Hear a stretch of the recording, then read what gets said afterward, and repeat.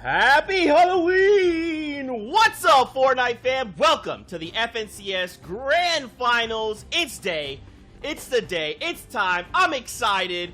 And guess what? Joining us here on the analyst test, we've got Deadfire, and we've got... Wait, Shio. Bro, I told you we were going to dress up, man. What happened?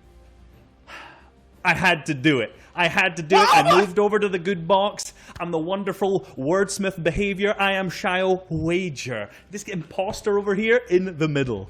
I'm excited. Yes! I'm animated. I'm elevated. Hold on. Let's measure my height levels here. They're off the charts, I tell you.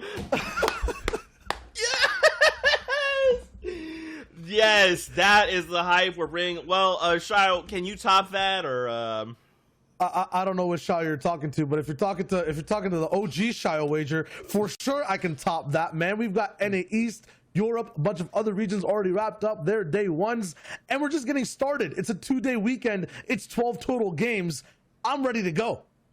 Oh my goodness, I like that. Looking back at Reso Wager's hype chart, that's where I'm about to be right now. Fortnite fam, I hope you guys are as well. It is grand finals time. But there's actually something very special as well. That's right. Don't forget, we've got the wild card match. That's what we're kicking off the day with. So you can't forget, a lot of these trios that placed 9th through 16th yesterday, they're coming into the wild card match of one shot to try and join the 32 team in grand finals. It's going to be an incredible next 2 days of Fortnite competition. I can't wait. I can't be more excited to be doing this with some of my best friends in the whole world. We're going to get into the show in just a moment. But first, let's talk about the overall format of the show, the points. Let's get all these folks who are brand new to the stream caught up and make sure they understand. But real quickly, there's a little something special happening. Headlining this year's Fortnitemares event, Reggaeton Global Ambassador and 4-time Latin Grammy winner J Balvin will awaken your spirit in the afterlife party.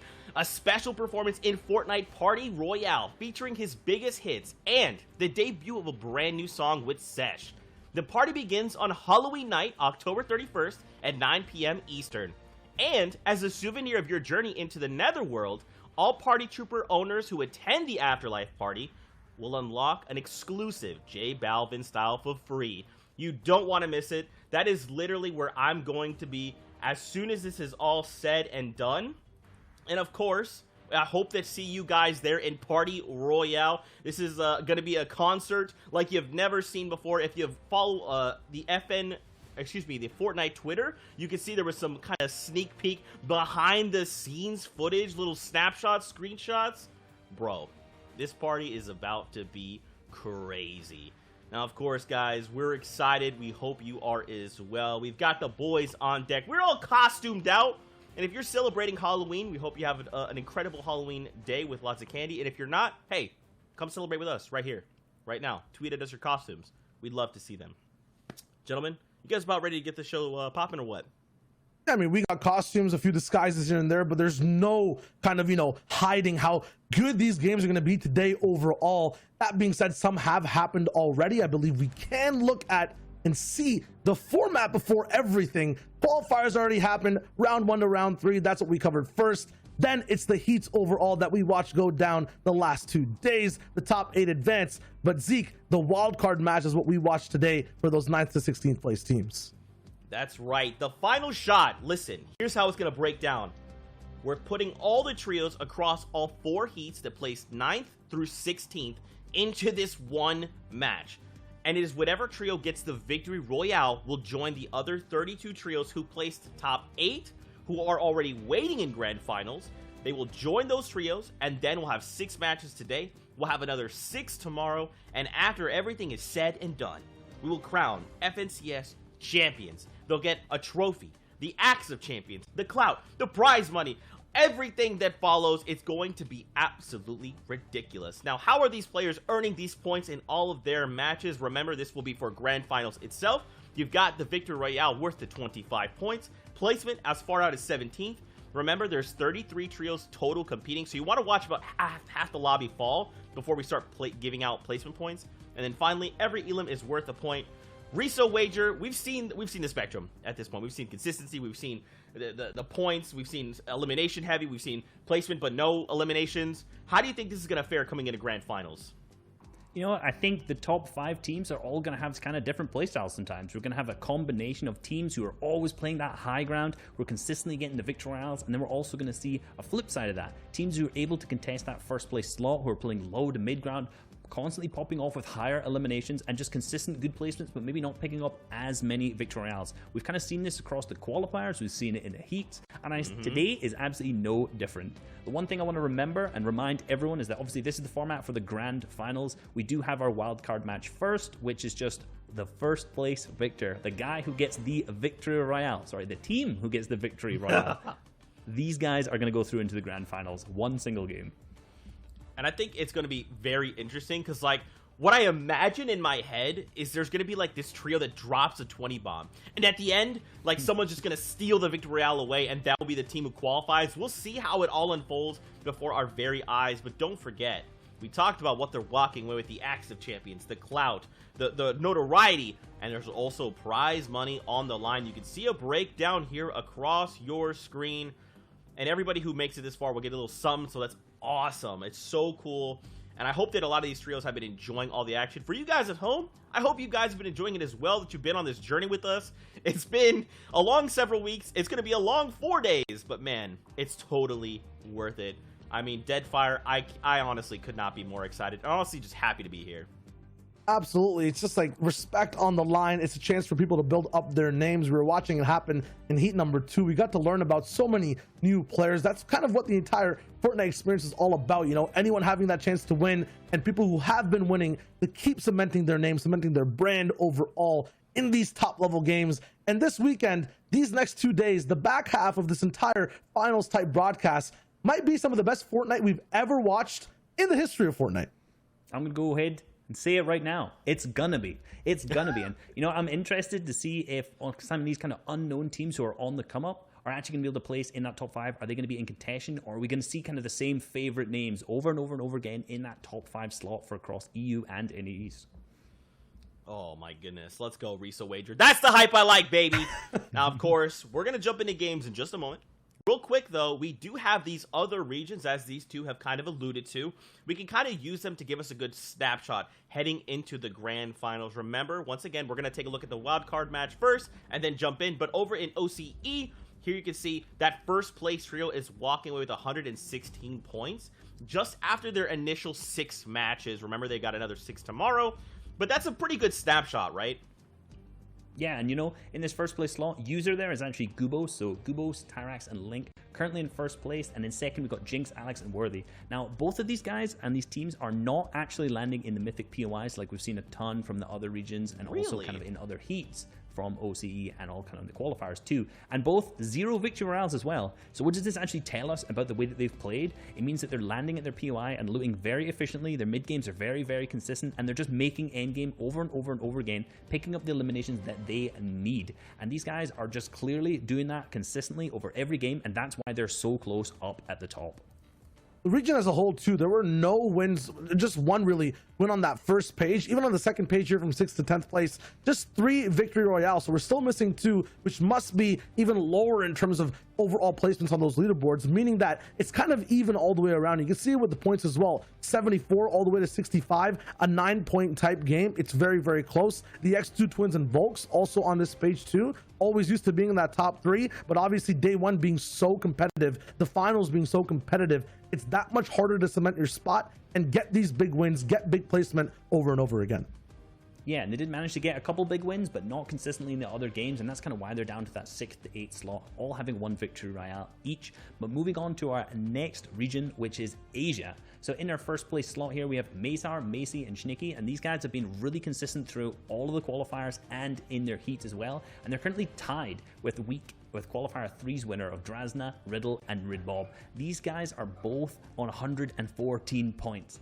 That's so close, and you can see our 3rd place team is only 3 points below them as well. So the fight at the top is so close, and if you notice, our 3rd place team also has picked up 3 victory royales, but isn't even in the top 2.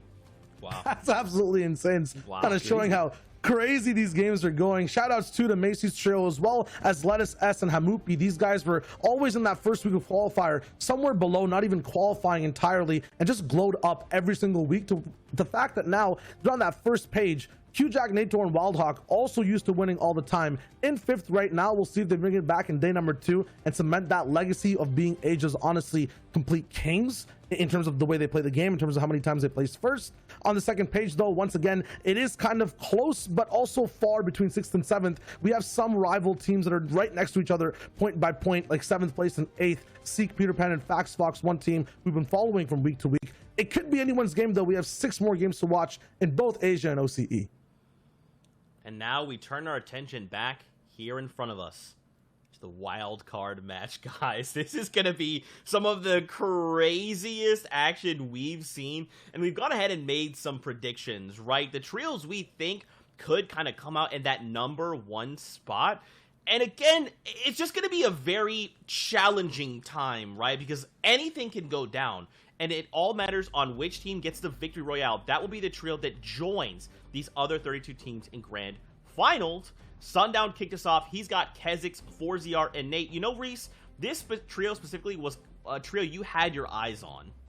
I had my eyes on them in qualifier 1, and they managed to pick up that first place slot. They also managed to do that in qualifier 2 incredibly consistently. Then got a little bit overconfident into going into qualifier 3, didn't make it quite to round 3, and then during the heats, you know, just didn't manage to perform that well, so managed to get himself into that 9th to 16th place slot. But these guys have got to be one of the best picks coming in right now.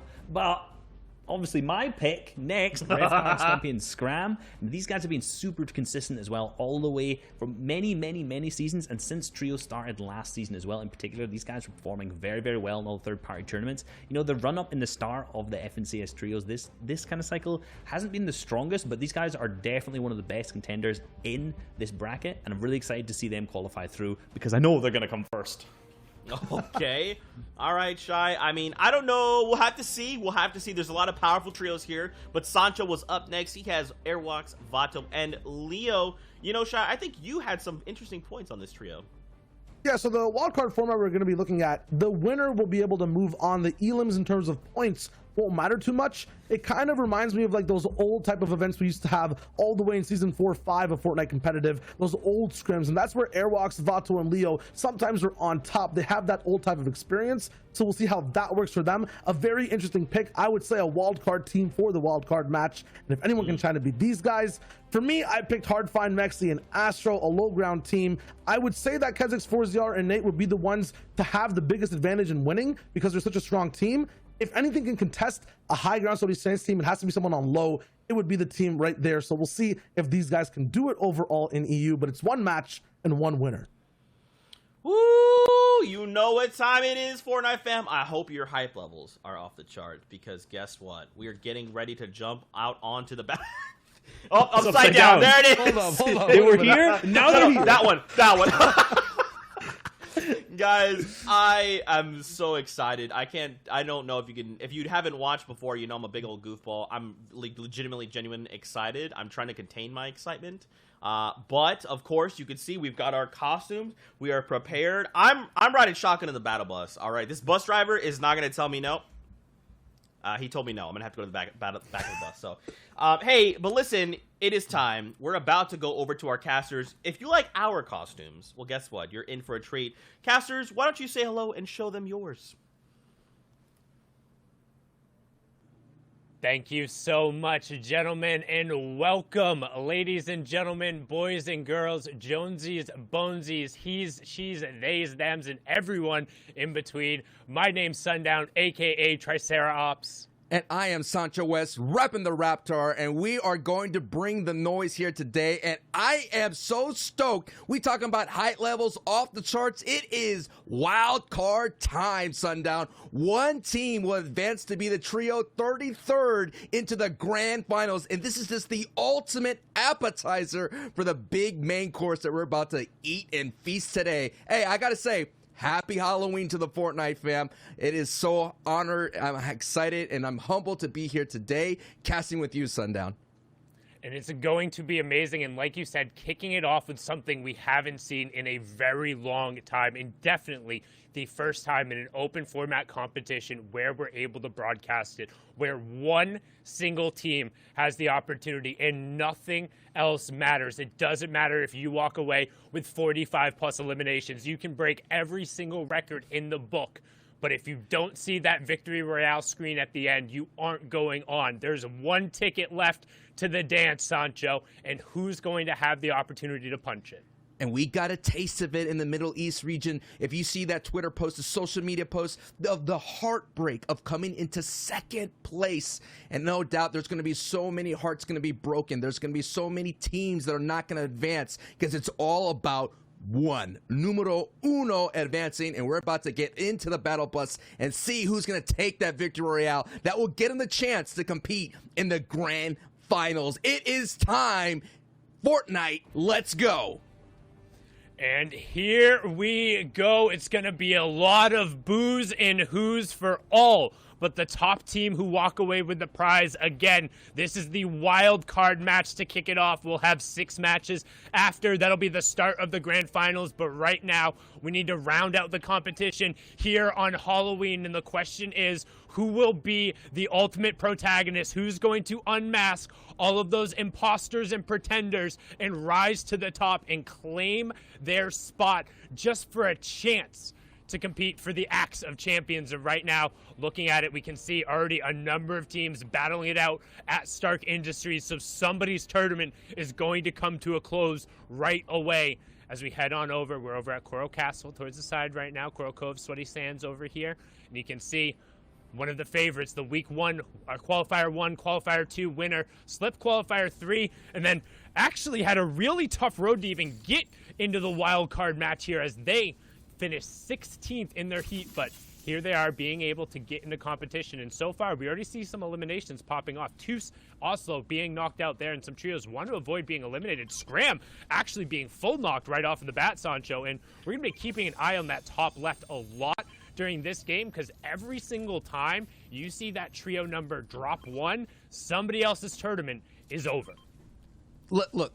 Let's keep it real, all right? I know we all have wishful thinking here, ladies and gentlemen, folks everywhere around the world, but this 4ZR team, they're not supposed to be here. Going back-to-back in qualifiers in week 1 and week 2, I mean, Reese gave him that stamp of approval, prediction after prediction, and we all thought that they were like the big hitters coming out into the heats, but they didn't qual. They didn't make it, and that's why they're here. But there's already a couple of trios not even going to advance. And actually, in our heat, this trio right here of 200, 200, 200, of Maestro, of Enzar, they were right on the cusp. They slipped right out of that top 8, and they fell to top 9 in a matter of a couple of points, elims, placement points. So they're out here with a vengeance, and they're out here to prove a point. And I like this aggressive play, because you can't be too gun-shy. You got to have that confidence to get you into that in-game situation so you have a chance. And look at that Ovation trio already going down. Rajas are already down there. They're not coming through. They're trying to push forward and convert on it, especially if you're able to get this Quinjet right by the lumberyard. You're able to very quickly upgrade the rest of your weapons, and we talked about it. This was the trio we saw yesterday who all they had to do was hold on. All they had to do was hold on in the final game, but they got dropped out, and now they're here fighting for their tournament lives. But so far, the fight's going okay as they're able to force out one Lusha to completely disengage from the situation, able to pick up 2 eliminations. No incentive to push, but all the incentive to sit there and make sure those reboot cards expire, as we've already seen 4 trios be completely knocked out, with one of them being Wakey, Michael, and Snappy. They're gone. Sayonara, see you later. A team that we saw in the bubble yesterday from EU Heat 1, 2 of our FNCS squad winners fall in the opening moments of the wildcard match, and that just goes to show how ruthless the competition is. And this is my pick. This is my prediction. And the ability to pick who's going to win this wild card is probably the most toughest thing I ever done as a caster. And I'm sure all the analysts on the analyst desk agree with me that it's literally a shot in the dark. But this is my probably most accurate shot in the dark I can make. Bato, Leo the Crack, and Airwalks. I just have a feeling about Airwalk. You know, he's been around. I feel like he has this cold-blooded mentality. He could keep the trio calm. He knows how to just win because he was like around during those times where it was just about the Victory Royale, Sundown. And especially, too, Halloween is the time of his Pro-Am duo partner there, RL Grime, and he wants to be able to capitalize on it right now. Again, Airwalk's best known for winning those back-to-back Pro-Ams right during the World Cup days, but also a celebrated competitive player. He knows when everything is on the line, he's able to put his team together, and they can walk away with the Victory Royale. And that's actually one thing I kind of want to talk about. Looking back at my prediction now, I don't want to say I feel bad about it because that team is very strong. But that team's not necessarily known for winning games, which is all that matters here. That team is known for being able to consistently make it into late, capitalize on key eliminations, and rack up points over the course of it. I believe in one of their victors, they actually did one of their week qualifiers. They didn't win a single one of those 12 matches. So kind of looking back on it in hindsight, I don't want to say I'm a little more hesitant of that prediction, but that's something to keep in mind, right? It doesn't matter how consistent you are. This is one game where all you have to do is make it to the end. And you talked about the social media taste we got in Middle East. We also got a taste out of OCE when Aussie was able to watch that #1 team go through. And you could hear the elation when they had finally clutched up. And who is going to have that celebratory Victory Royale? The kind of that great taste of victory, the sweet taste of victory before heading into grand finals. And who's going to take that momentum going forward? And on the opposite side of momentum was Kaspersa, Fixie, and Zini's squad. They were in the top 5 the entire Heat 1. For those of you, I know all the Heats hype simultaneously, and we were able to watch and broadcast here these Heat 1s for the EU region. This was the trio that got into this big old situation, all based on series points. They got there. They made a big statement in day 1, and then throughout the time, as time went on, they slowly slipped out of that top 8, and that is why they're here today. And this is one of those trios that we were all rooting for, the underdog in our Heat. I'm excited to see what they can do because they have that Victory Royale. They have that capability. They got one in day 1 in Heat 1, so they need one right here and right now. And just to mention your pick, Sundown, you're right. No Victory Royales, and actually 4ZR's trio literally had a pop-off game just to get to that 16th place, just to have a right to fight and compete in this wild card match right now. And it was the final game. They were always on the outside looking in. They had one of possibly the most unfortunate Heats experience, but in the final moments able to put it together to even get to right here. But right now we're watching potentially another tournament end as Exalti gets picked up, thrown away, and taken out. That's another thing that we have to consider here. There's actually a little bit more aggression than necessarily I anticipated. I figured there'd be a little bit more safety, but EU staying pretty much true to what we saw through the entirety of the broadcast, where the first couple circles, you're immediately looking for your fast drop, and then you're going and fighting because, hey, you're worried about Storm Surge anyway. EU prefers to knock it off by taking those initial fights and kind of winning them, if you can, rather than the NA East route of, hey, how much can we tag somebody from a safe distance? As now you see players realizing, like, hey, we can't afford to take any of this damage because somebody else is not taking that storm damage right now. And again, we're going to reiterate it time and time again. The only thing that matters is the win. So something else we're going to start looking at is in the inventories. Who has floppers? Who has medkits? Who has shockwaves? Where are the chug splashes? Because these are the things that are going to matter when we get into the late game high ground takes in the 5th and the 7th circle, but then also when we go to full zone close in the 9th circle, all of those meds are going to be piled onto one key person because all that matters is the victory. And if you can guarantee it by having more meds than somebody else, somebody is going to go that route. Somebody is going to have them stacked in that route, and you can't basically bank on relying on it. So it's going to be one heck of a finish. And it's so interesting to see. In our grand finals, of course, we have the Mitros and we have the Benjis, and all these power POIs, these mythical POIs are now up for grabs here. And we already seen a couple of trios kind of benefit from that. Now, this is what's really interesting is Refsguard, Scram, and Stompies. This trio had a very interesting exchange on Twitter.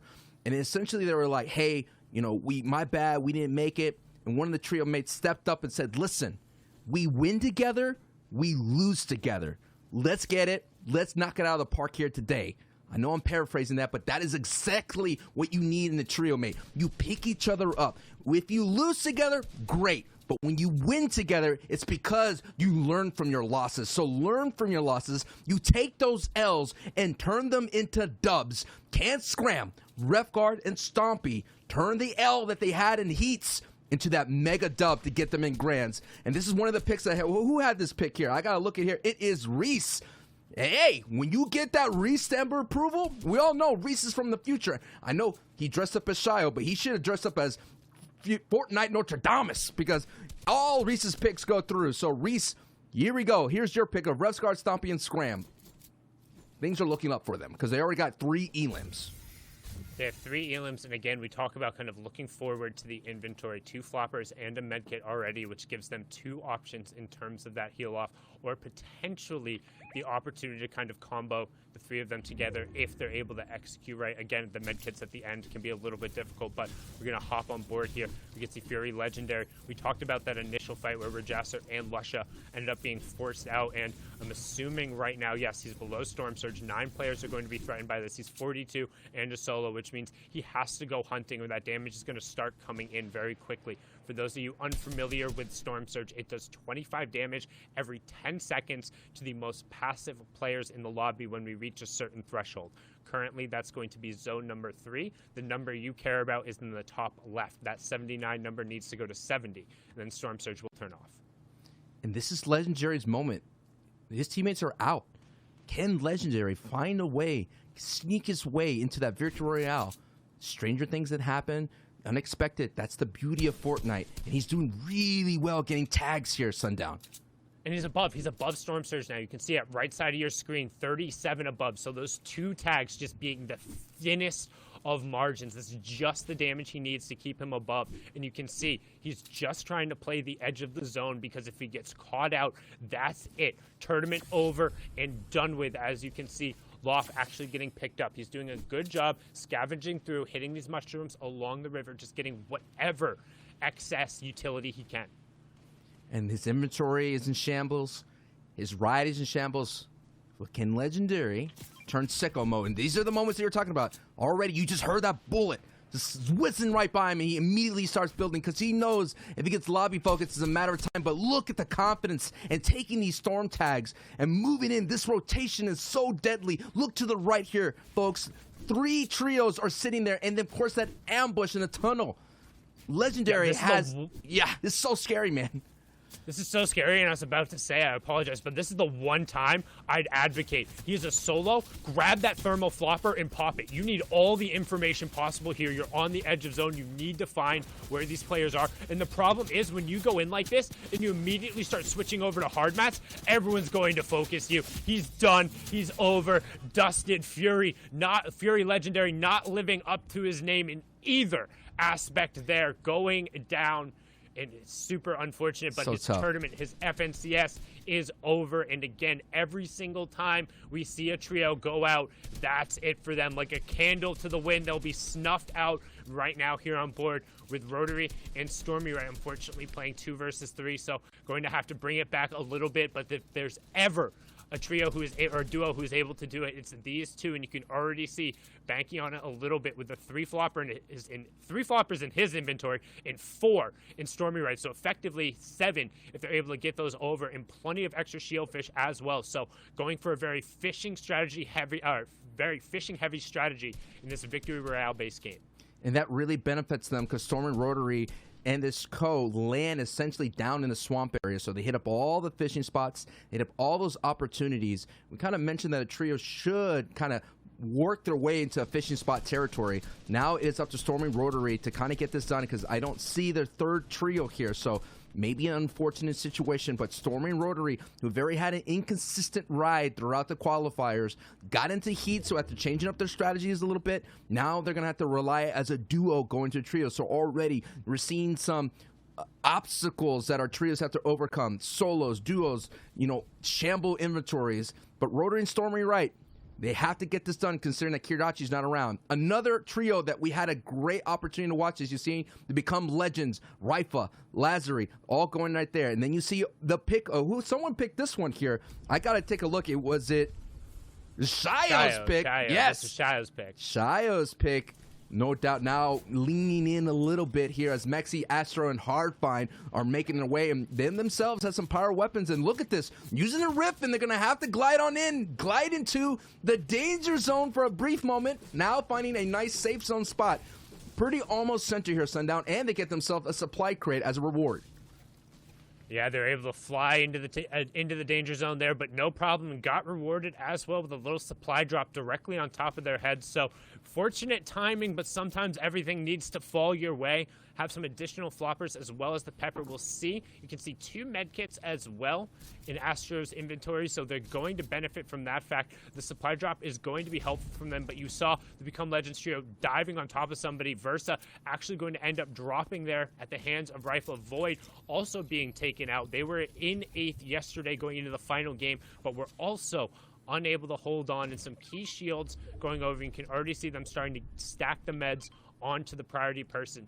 Again, that's all for that late game opportunity, as now we're going to swing over to one of the edge zone fights. This was the first team that hit the rift, and another very consistent trio. They've played together for a long time. They're going wall to wall, and they're taking the fights there, getting a good and quick finish, but they need to be careful to not take any excess damage. That's Slicks, Rifla, and Lariz of Become Legends. You can see already sitting on 3 eliminations, 6 shockwaves. My lord, that is a fantastic refresh. 2 crash pads as well if they opt to end up taking them. So we should be looking to see this team set up 4th circle for a high ground take.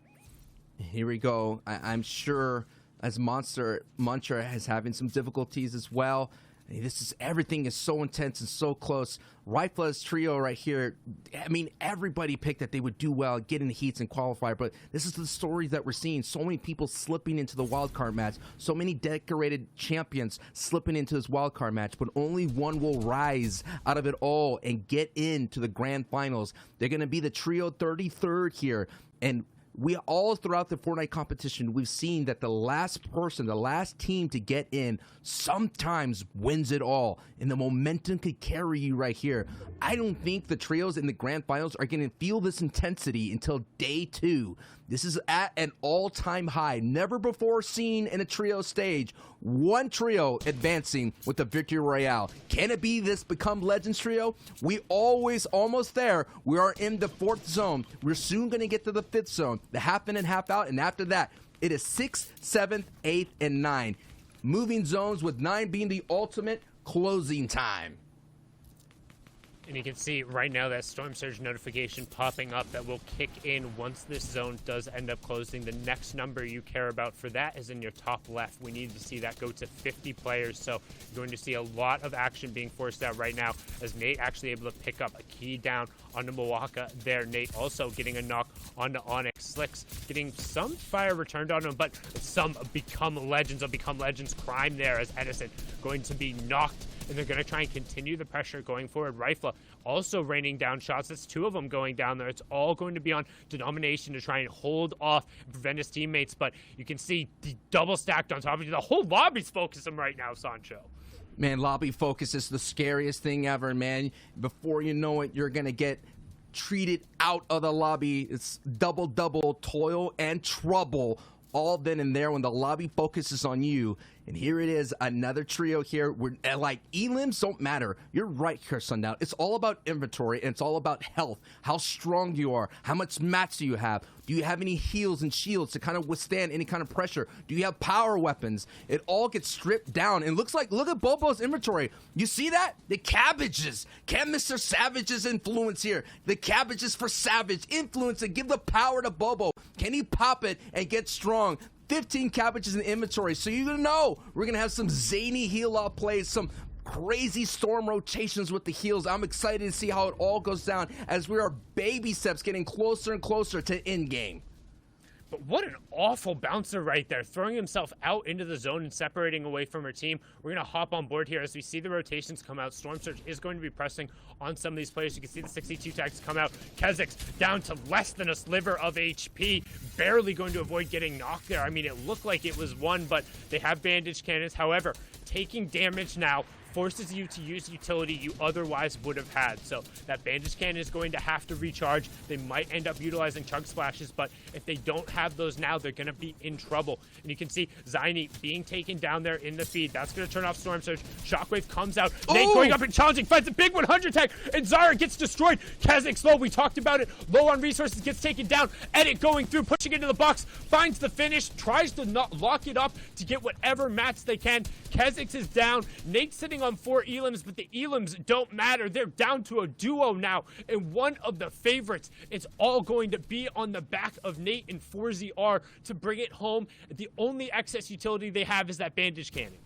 And it is the 6 rotating zone here. It's going to go all the way up to the northwest area. And we're going to see the chaos unfold. If this is your first time watching Fortnite competitive, boy, oh boy, you picked a doozy to watch. Because it's all about the Victory Royale. This is the wild card. The 33rd team will be able to compete with this ticket right here. This golden ticket. The Charlie buckets of it all. I'm interested to see how it unfolds, considering that we've always seen throughout the entire heats, low ground has been so great to win tournaments, but it's not about winning a tournament. It's just about getting this one match in the Victory Royale. You just need one game, and especially we've seen the low ground and the mid ground teams. They've done it by being hip-to-hip trios and just outlasting. They don't have any late utility to go. I'm keeping an eye on the top left feed, but I also want to know where the Become Legends guys are, because they had 12 shockwaves combined. And on this zone, that's going to give them priority on height. Right now, you can see Rotary still doing his best. Him and Stormy right without Kiriachi trying to do it as a duo. We still have Scram, Refsguard up as well. 4ZR and Nate. Nate out of shields. 4ZR trying to do it all by himself. Finds Gonzo with a sick peanut butter edit there. That's the box fighting skills over the triangle. The quick hop in the shot comes through. Fixie goes down. Kaspersa gets the confirm onto Rotary. He's out. Vato gets knocked as well. The confirm comes through for 4ZR for his first elims. Bouncers in front of him. The 71 tag into the box. He finds Hera as well, trying to make the run as a duo. A huge refresh and more mats gives them priority as 7th zone is revealed, and it keeps going forward, Sancho. Here we go. 4ZR's momentum with Nate's R keep pushing forward. The back-to-back qualifying champions essentially in the round 3s, slipping all the way down from a fall group to grace, needing a clutch moment to get into this, falling into the 16th place in their heat. Can they overcome it all and be the Victory Royale? Yes, they are answering the call for this brief moment. 4ZR, Nate, duo, trio, cleaning up on the low ground, but the story is, can they survive height? We all know height has a strong probability of getting that Victory Royale. Floppers, he found a flopper, has the bandage cannon as well. We're keeping an eye on it. You can see Nate, they're just loading the heals onto Nate right now. You can see has the chug splash. They're trying to make sure they can be box to box with double bandage cannon, chug splash, and floppers. 6 gets the pick there, but they're continuing on the low ground. There's 5 trios remaining, but somebody in the box. Nate takes a huge hit. 4ZR gets backed up. Can he find the shots he needs to? Opts using chug splash for some heals. Will that cost him? As 4ZR is separated.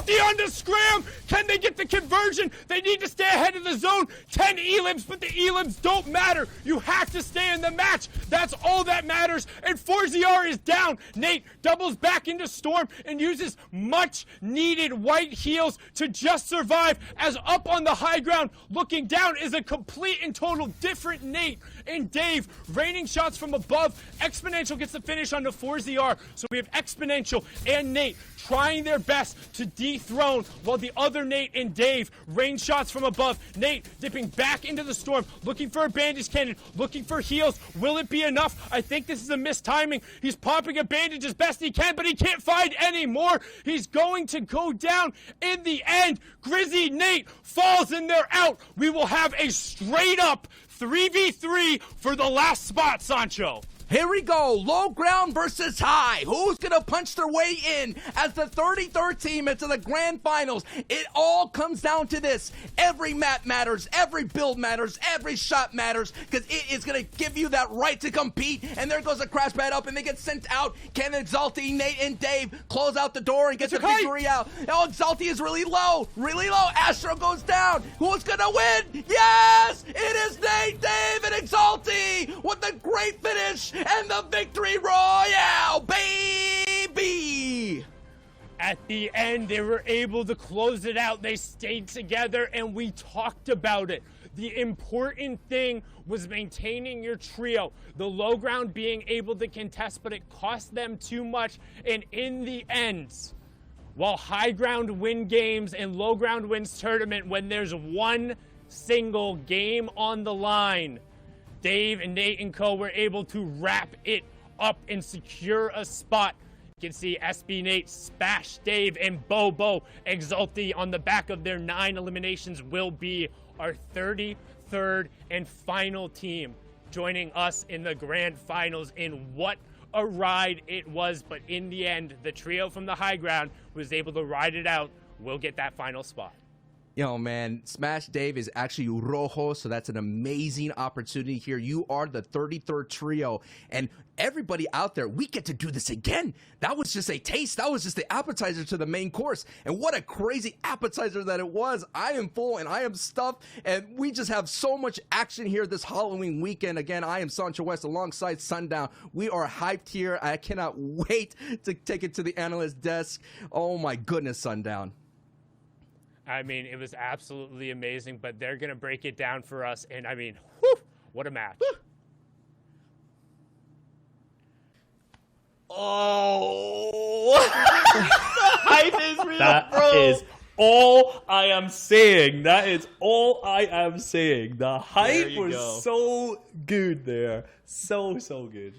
Dude, just like this constant story of like, which team, which trio is going to make it? Oh no, one person goes down there, but the trio's still alive, or their partner's still alive. I really thought Nate had it. He went back for the second bandage cannon, but it didn't work out, and now we get to see Rojo's trio coming on through the grand finals. As Sancho mentioned, that's literally just a snippet. That is the smallest morsel, the smallest sample, because we have 12 matches over 6 days. We got to take a look at the standings to kind of see how it all unfolded. But once again, congratulations. I cannot believe that this went the way it did. But on top of that, to see like a total amount of eliminations, right? 9 across the trio. It wasn't just like, hey, we're going to wait this out to the end. They fought for it. They earned that spot. So well fought.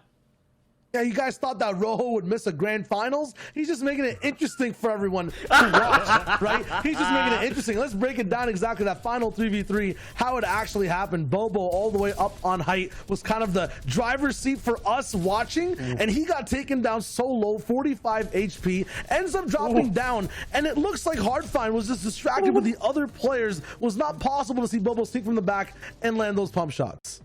I think I DM'd Rojo saying, let's go! And he's come back with, I was shaking. He was shaking. And you can see Bobo is exactly the same, kind of missing a couple of shots at the end, but they managed to stay together so well, continually pressure that 3v3 at the end, and just pick up the shots that mattered to get that victory royale. Oh my.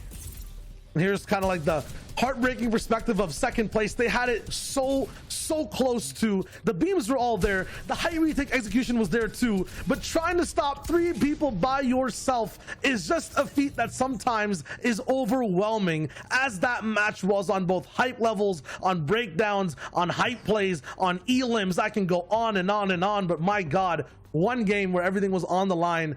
Rojo, Nate, and Bobo did it. I mean, you're dressed as a Wild Wild West character, but that game was A, Wildcard, and B, Wild Wild West. That was so hype. I'm so happy for them. They're qualifying through, and now we get to move on to the grand finals afterwards with them involved. Bro, so, you know, in the end, a Nate did make it through, but it wasn't the Grizzy Nate. It was the Nate that was part of Rojo's trio. So we'll still get to see a Nate either way. But I think what's the biggest curious thing going into these next games will be how they hang with the other trios. But Fortnite fam, we got to go to a break. When we return, the first game here of the grand finals. Stay tuned. You won't want to miss this. We'll see you guys real soon.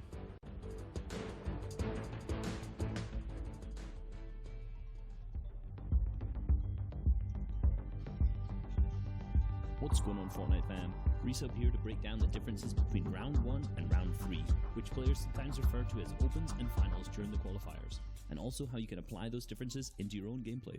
There are a lot of things you'll see in round 3 of this FNCS that you won't see in round 1, so I want to list out what these kind of things are and what you can expect in your own round 1 gameplay and in cash cups.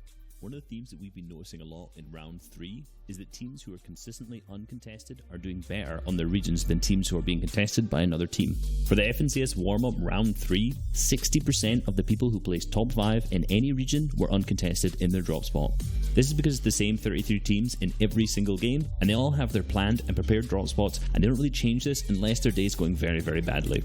So let's look at EU, where Rams Keziks, Grizzy 4ZR, and Grizzy Nate took home that first place slot in the FNCS qualifier week 1. In round 3, they were uncontested 12 out of 12 games at 20 sands, and they played their hearts out to win the overall tournament. In round 1, they were contested by an average of 1 team in Sweaty Sands, which means they had to fight in the early game in nearly all of their matches.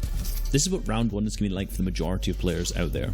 You're not going to be able to consistently get a POI uncontested in an open stage because you have no idea who is in your game and where their preferred drop is. So it's very unlikely that you're going to be uncontested all of the games of your tournaments.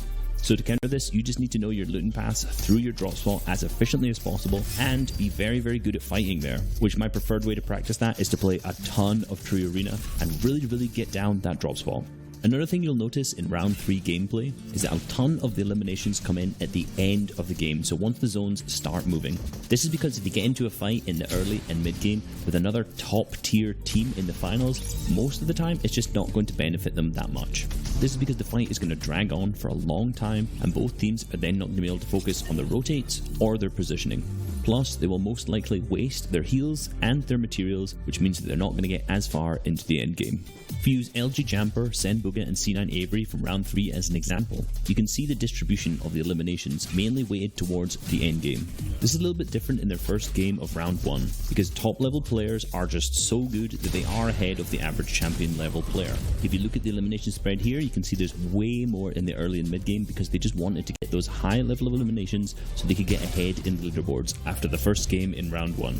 So if your trio is a really good fighting trio, you can definitely incorporate this into your first game, get you some high eliminations, and then after that, play very consistently. If your trio isn't confident in fighting and doesn't win a large amount of their fights, this is a strategy that I would not employ, and I would just recommend instead trying to be a lot more consistent in each individual game.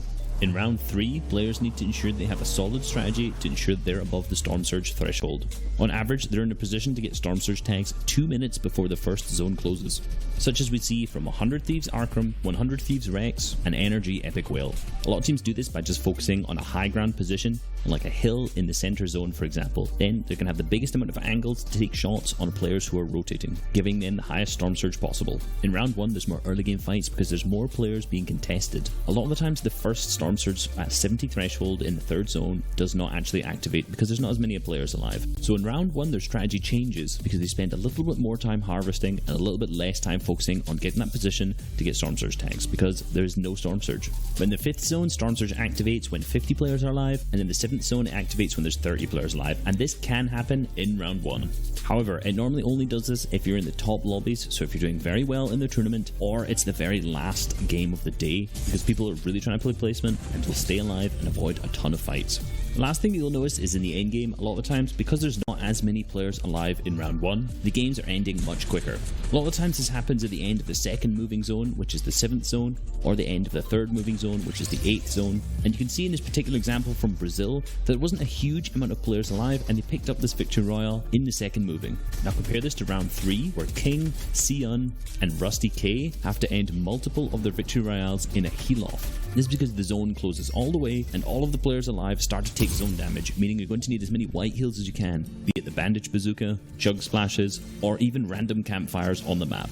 In round 3, this is something that a ton of teams employ a strategy for, giving all of their white heals to one player so that he can stay alive the longest, as seen by the fantastic trio of King, Sion, and Rusty K from the Brazil region, who actually won 11 of their 12 games.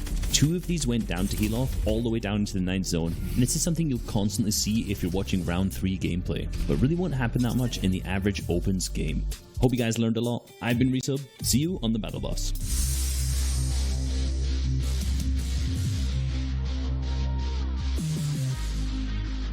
We've all seen it before. Maximum height, final zone, and a victory royale. 3 things that go hand in hand in every Fortnite endgame. But what if I told you there was a different way you can make every final zone get elims and not be on height while winning the game? Let's take a look at the X-Set trio and how they use low ground in NA East Day 2, Game 1 to beat Height, win out the match, and finesse the endgame. You've got AV, one of the best shot callers and solo clutch players of NA East, combined with Shark and Knight, a duo that's played together for over a year, having some of the most top consistent placements in FNCS duos and enough synergy to the point where it looks like they can read each other's minds. To get enough fuel to be able to make it into endgames, these guys land over at the Fortilla and Shantytown and Logjam Woodworks. That's right, a huge split taking over 15% of the map with a total of 40 chests. Let's take a look at this comparison between mid ground and low ground. While on mid ground, you're usually at risk of being shot by 3 angles at all times. There are multiple trios on your lair that can shoot your walls and battle for space in front of you, as well as try to break into your box behind you. If your base or tarp is too high and exposed, you can risk being pressured from height with shots, utility, and surprise all-ins. And while you're trying to keep track of all of that, there can be low ground trios that are looking to shockwave up, crash pad you down, as well as spray your floors, making a fully built metal box still vulnerable to anyone on the lookout. The X-Set trio always choosing to stay on low ground changes all of that. With the ground beneath them, there's no pressure at all coming from beneath their feet. They can spend more time looking around and above at other trios, becoming more aware of threats and dangerous paths. In terms of other low ground players on their lair, the main fight is for space and position, so they end up moving instead of shooting first, giving X-Set more time to make decisions while on the run. The mid-ground trios above X-Set can get their sightlines blocked by each other, and X-Set can utilize old builds like you see here to get even more sneaky and secluded, making there no chance of any pressure at all, giving these guys an easy route towards the front of the zone. Skip a little bit ahead, and this is where the magic starts. Having a hill on their backs, zone ahead of them, and their own builds behind them, it lets X-Set focus just on one angle, and a player on the other side of that angle gets pressured so much that he's forced up, giving X-Set more room to even cover on low ground. Seeing that it's a steep incline though, they build up a layer, forcing any teams rotating on their side of the circle to funnel straight into their floors, cones, and edits. They set up a perfect trap in their home turf, gain 3 points, drop back down to low ground for weapon upgrades, mats, and more. That final zone is the biggest issue for low ground though, as height can beam down and make X-Set use up all their mats. But this entire time they've been playing box to box, close to the ground, allowing them to save their utility till the 9th zone, and using it as a counter to height. They deal damage and really split apart the focus of Bizzle, Illis, and Clicks, with the huge reservoir of shockwaves that they have set up. X-Set just have to look up and spray, having an easier time keeping up with the zone, as they don't have to build floors to stay inside it. Both weapons can also just stay activated, and they flip the pressure onto the height trio, eventually winning the game. Low ground lets you stay together more, focus on one team at a time, saves your utility, and when played correctly lets you win insane games. It takes creativity and a lot of practice though. You have to move and adapt on the fly. These are just some of the cool things AV, Knight, and Shark do each game. Keep track of their journey during more games of the FNCS. We'll be seeing you on that battle bus.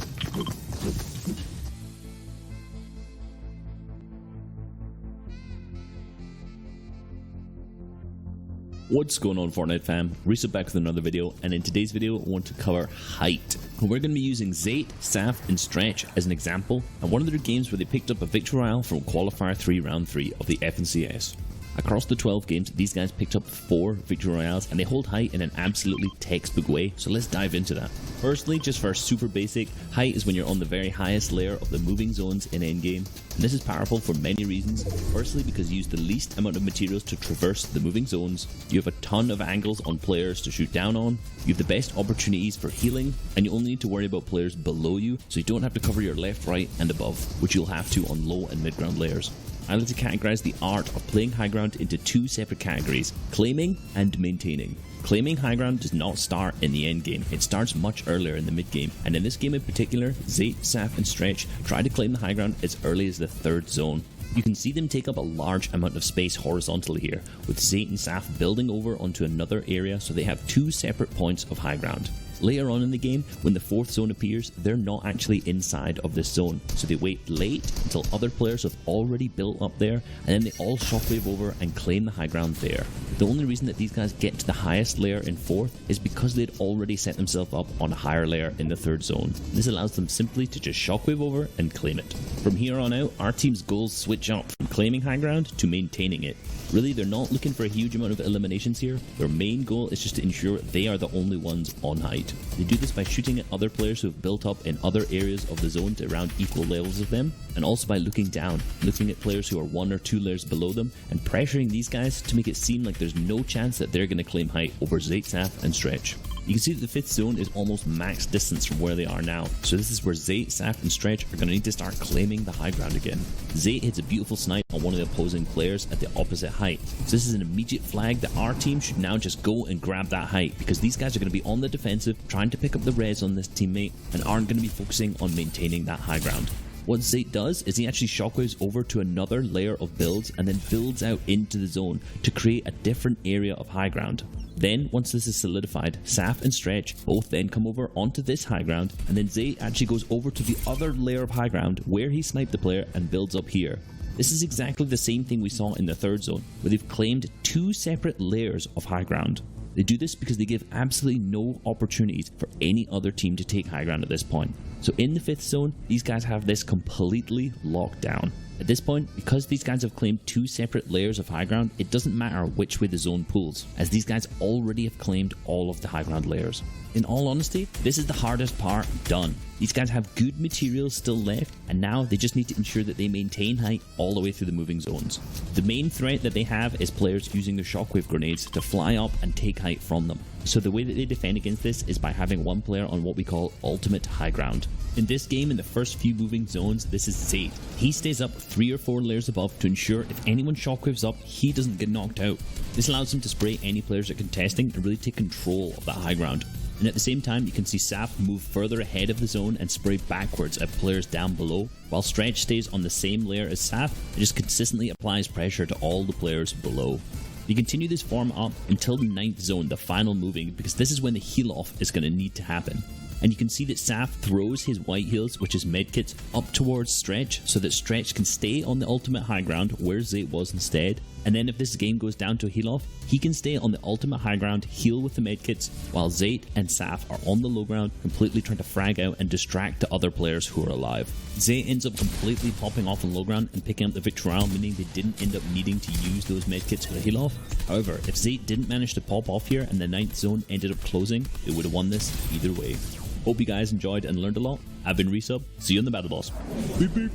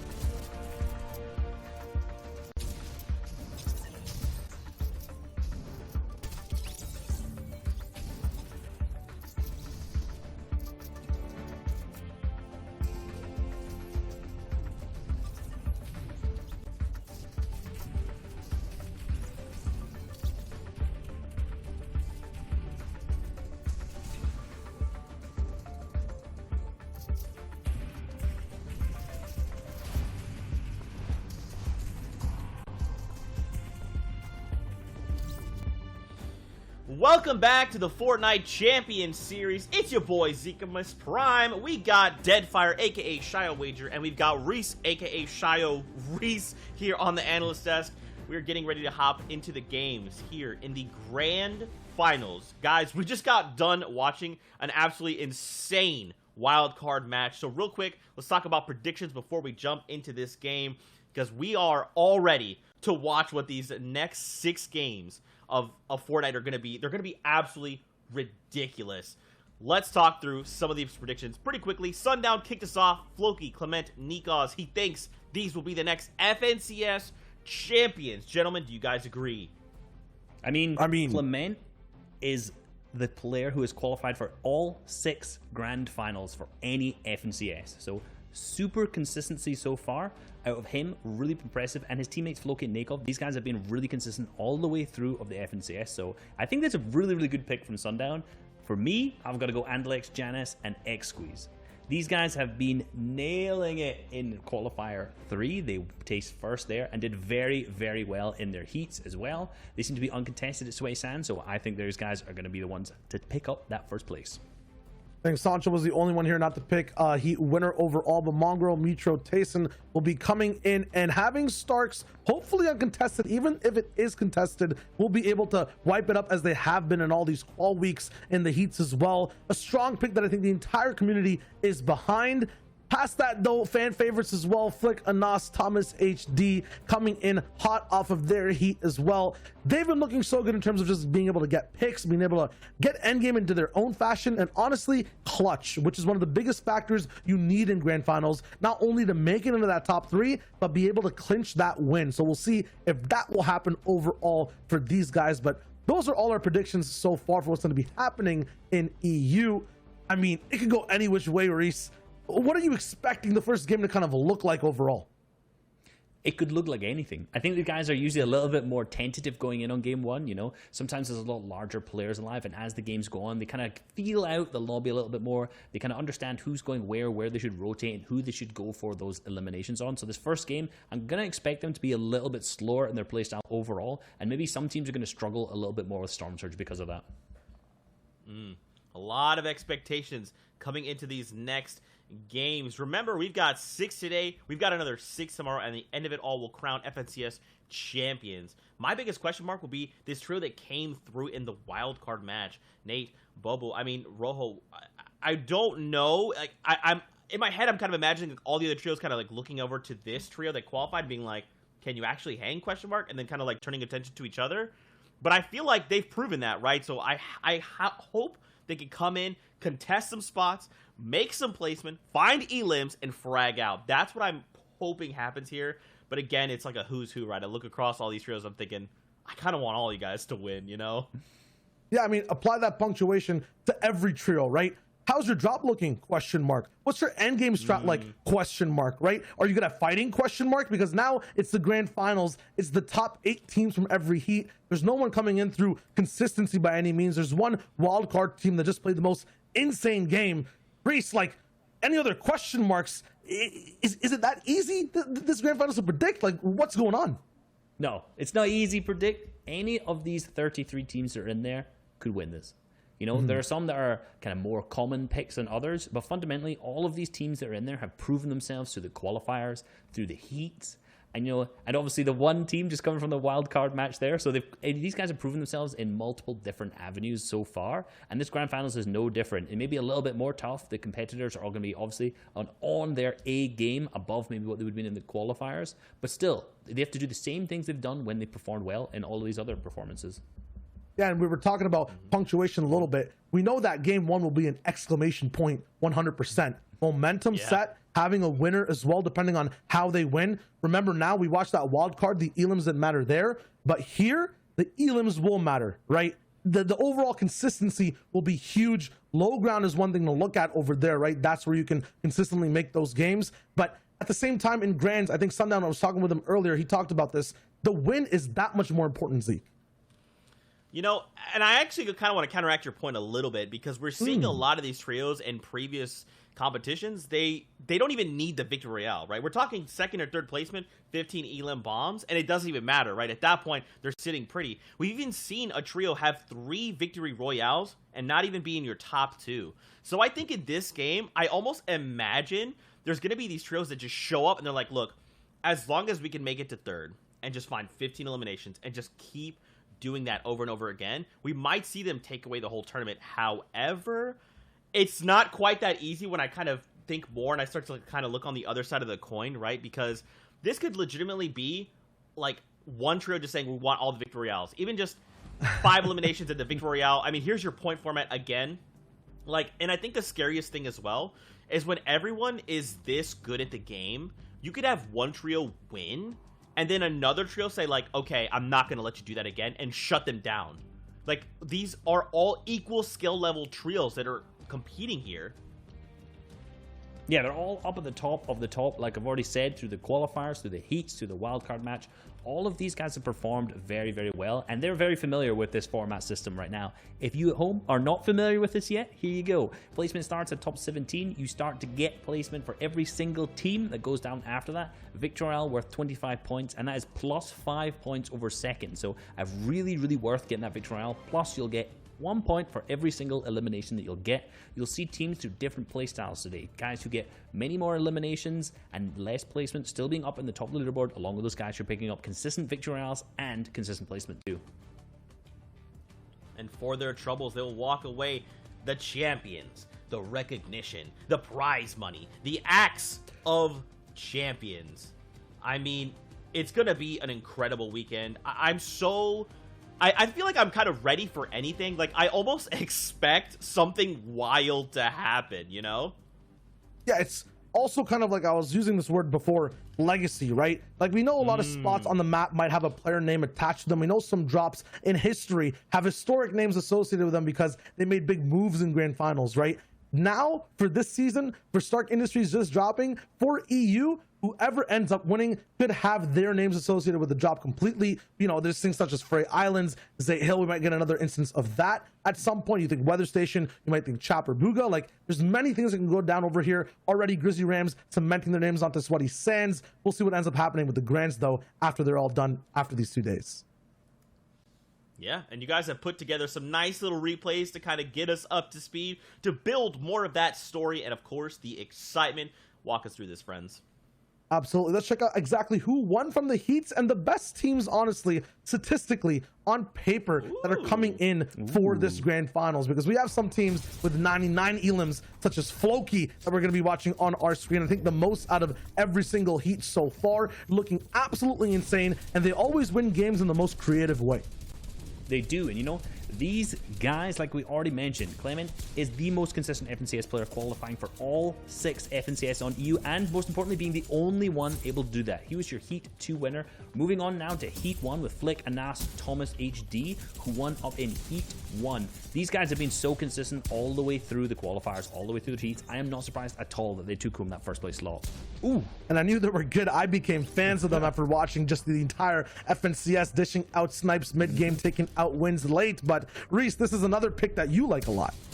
I like them a lot. I like them a lot. They were going to be my first pick for the first qualifier. Unfortunately, they didn't qualify. However, they came back in qualifier 3, took that first place slot. Then they also won their Heat 3 as well. So is this the round of 3s? Is there something going on here? Qualifier 3, Heat 3? I do not know. Okay. But they've been super consistent.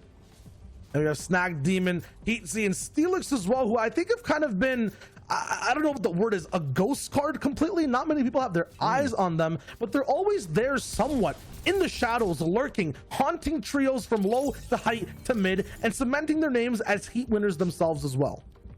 Yeah, and these guys are just really consistent through kind of all the FNCSs. We've not really seen much of the Steelix trio in terms of like at the top of the leaderboard so far for the qualifiers, but really, really good job for them picking up that first place slot in the Heat 4, and I expect them to do something similar today. They're spooky. Now, that's too spooky for me. Now, I think one thing I kind of want to talk about, guys, is like mental and confidence here, right? Like, this is going to be playing such a factor here because obviously you're in grand finals. You're always looking to be chasing that #1 spot. So if something goes right, you probably will start to either get overconfident, and that could lead to your demise, or if you're falling behind, that's just going to be something kind of like gnawing at the back of your mind, saying like you have to perform, you have to keep pushing that. How do we expect these players are either going to keep mentals clear, maybe mid-tournament swap things up, go to a different POI? Do we expect any of this coming into this? See, Zeke, you said it earlier on. I'm going to hit that note before answering the back half of the question. I'm looking at exactly what was going on in terms of when you said, what's it called? You know, these teams are looking to get first place overall. Is that really the wave to go? Or should these guys be playing their game themselves entirely, right? If they switch things up and switch their mental to try to win completely rather than play their own game, that's exactly where they could trip up in the mental. You might be right. You know, I rate that. You know, every team here has their own play style, and all of these guys are performing very, very well when they do their play style. If they weren't, they wouldn't be here in the grand finals. So they've got to keep playing their own game, and if their own game is good enough, they're going to take that first place slot. Obviously, there are teams out there who have that mentality: we're going to win, we're going to win, we're going to win. Nothing less than that is acceptable. But these kind of teams, a lot of times, if things don't go their way, you see them kind of fall down the leaderboard again. However, if they gain a bit of momentum, a bit of steam, that train is just going to keep on flying up to the first place slot in the leaderboards. Do you guys think there's going to be like one team that takes it and just runs with it? Do you think that's possible? Like, I know we kind of see this in certain of the heats. We've gotten glimpses, right? Like, over in NA East, we had Slacks, Acorn, and Jacques. Like, I don't know that that's just going to be the case. I feel like these players have already, this is a testament to their skill. And I think when the time comes and it's like you see one team do well, as all the other trios in the lobby are going to be thinking, we cannot let that happen again. Where were they last time they had high ground? Okay, at minimum, dedicate a person to just watch that high ground. Are we seeing more of the same happen, right? Like, I just feel like there's so much skill here that when it all comes to a head and they all come slamming into each other, it could literally be a coin toss as to who comes out on top. Yeah, we can talk about how that skill came into being and why it's actually so tight, right? In the opens, it's anyone that plays in your lobby. It's very different types of skill that are involved. Then you have the top 33 out of 1,000 players that have qualified. Then you have the top 15 out of that top 33, then the top 8 from those 15s, and consistency. Now it's like just truly the best players, which is why it gets so hard, which is why it's so difficult. Yeah, and you know, that narrowing down process sieves out the players who you know don't deserve to be here in the grand finals. And grand finals is for the players who are there. Like I said, I suspect the top to be very, very, very close. You know, if one team takes it away, this is going to be absolutely breathtaking. Okay, well, let's take a look at some of the standings that ended from yesterday. Remember, we had 4 heats going on simultaneously. We're kind of checking in on some of the other ones while we watched heat number 1. And we actually have the heat standings here. So remember, it's the top 8 trios that are coming into this that we will be watching. So out of heat number 1, Flick, Anas, Thomas. Look at that point threshold, right? 220 points. And remember, in that last game, they didn't even make points. And they still held strong. Yeah, and this heat has honestly some of the strongest qualifiers for these grand finals. Vidil, Fastroki, and Kylie, we were seeing how much damage they were doing on all layers yesterday. Also got 2 wins. Vettel, iDrop, and Stursix somehow alive every single game on low ground till the very end with 1 solo clutching. And then obviously the beasts of Mongrel, Mitro, and Tayson trio, and Benji, Savage, and Lechi, who might actually end up figuring out how to play these lobbies, getting Doom's Domain uncontested, and taking everyone by storm, surprisingly. I really hope they do. And you know, something that we saw back on the other page there, the difference between first to fourth was 12 points. And what we've just said is that we want to see this kind of same thing happen today. Will someone take it away? I don't think they will. I think it's going to be exactly like Heat 1, where at the top of the point threshold, these guys are going to be biting at each other's heels, just trying to kind of get up into that first place slot, and we're going to have a really, really close grand finals overall. And also, I hope it is, because that's way more hype. Like, come on, you know? Yes. Hey, sometimes it's fun watching a team absolutely destroy everyone else, but over here from 6th to 8th, we also have Blaster Nick off Alpha, Legends Cartoon Florix, and then the Noirix's trio as well. These guys coming in with a slightly different mentality, going to be affecting these games, trying to find their foothold first. Might not know exactly how to play it to their, end extremely, but we'll see what they do. Over here in Heat 2, honestly, a record for all the heats here with Floki in first place, Reese. Yeah, and they actually got 99 eliminations total, as you can see there, which the next highest was actually 84. So they got 15 more eliminations than any other team in any heat for EU. So these guys are really, really coming in hot with their eliminations. Clearly, these guys are very, very consistent. They're also able to fight extremely well. And if I was any of the other teams, I would be very scared if I came across these guys, right? Absolutely. There's another, honestly, that fear it is the one theme that's common with these teams on this page. We've got 80 and Amplify Matzo, who are always scary in endgame. Kinzel Wolfies as well, all the way there with CRR in second place for the Heat. But on this side, in seventh place, is a team I've always been looking at, who've been battling that Grizzly Rams trio 24/7 through the quals. Queasy, who's Alexa, Milan, and Chapix, who got one win, are qualified for the grand finals, and I feel like are going to put everything down on the line to make sure they stay in that first place slot. I think they will, and they had a really good run during the qualifiers as well, consistently keeping them in that kind of first and second place slot. Very, very good to watch. But moving over now to Heat 3, where Andalex, Janus, and X-Squeeze took it with 80 eliminations, 218 points, only 4 difference between Hen, Deceptos, and Putrik. And these two teams that are up here, so far ahead of the third and the fourth and fifth place teams, have been very, very consistent all the way through this FNCS in total. These guys have just been consistent every single time they make a round 3 in performing up into that top 5 slot. Yeah, Hendesitos Putrik as well, getting 3 wins, but ending up second. So something is maybe going wrong in those games where they don't have those wins. It's not consistent completely. They're getting the victory royale, but you need to have the complete package if you want the complete overall first place in Europe. Over there in 8th, we have Smudge, Wikisi, and Percolino. We'll see if these guys will be able to uplift it too. It wasn't that close when it came to the top 8. It was 109 points to 116, 35 elims on this team too. We'll see if these guys, maybe it's Dako's trio with Ginza and Nems, who gets to affect low ground like they did before in many other FNCSs. These guys are, I would say, one of those interrupting type teams. In Heat 4, though, there's that ghost type of trio, the haunting trio for every single other one that's in the lobby. Snack Demon, Heatsy, and Steelix. Mysterious is their playstyle, but consistent it is as well. You're saying ghost type. I see Steel in Steelix here, and they've got Heart of It. These guys performed very, very well, picking up that first place slot. You know, they, like I said already earlier, they weren't a name that we talked too much about during the qualifiers, but they were there. They were performing very, very well, and clearly they're warming up towards the end of the tournament. To getting into the heats and getting into the grand finals, they're getting better and better and better. So let's see what they've got today. Do you think they can kind of keep that up? I think for these guys, they're a momentum-based team. All comes down to game number 1, game number 2. If they have a good ride there, if they're staying somewhere in the top 10, definitely can elevate their competition, push more so up even more. Pink, Noword, and Verox are also a scary trio to look out for, but it needs to be their kind of flavor of the rounds, I guess. Like, grand finals should be going well for them if they expect a good performance. The hardest thing, honestly, for both of you, Zikaris, the fact is, momentum is such a big thing. I've mentioned it like 3 times already, but having a good start means so much for these 6 games. It's going to be which trio can find that start, right? Find that momentum. Maybe even game 1 or maybe even game 3, because remember, we have 12 total games, 6 today and another 6 tomorrow. And don't forget, sometimes we watch this happen. The initial 6 games, you have a trio that just comes out of nowhere. They start so strong, but then at day number 2, they can't continue that momentum going. So we'll have to see how, especially this initial break from the 6 games, will kind of reset the battlefield, if you will. Now, Fortnite fam, we're about ready to get into games, but before we do, we're going to throw to a break. We're going to be preparing and launching in on the Battle Bus. You don't want to miss these games. They're going to be unbelievable. So till then, go find some water, come back, and we'll be here. We love you, Fortnite fam. We'll see you after this break.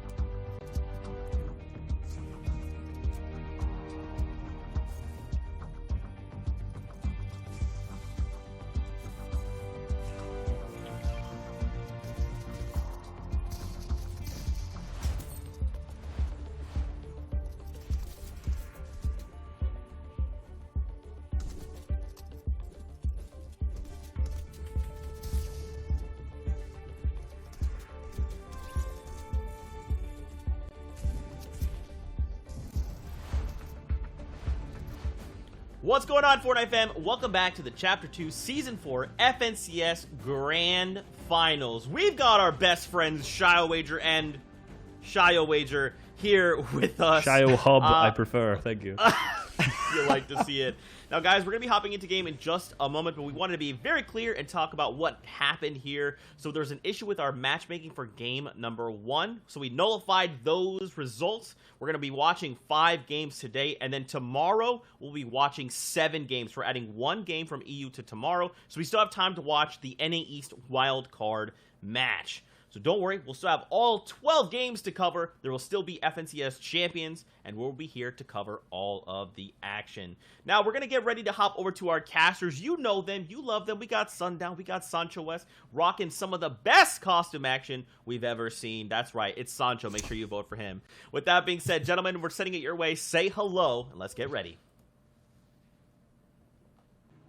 Thank you so much, gentlemen, and welcome everyone. Here we are. Thanks for bearing with us through that, but match number 1 is underway. My name's Sundown, and I'm joined here by the fantastic Sancho West, and I'd say, hey, even I voted for Sancho in the poll. I mean, look at that Raptor outfit. It's amazing, man. Thank you.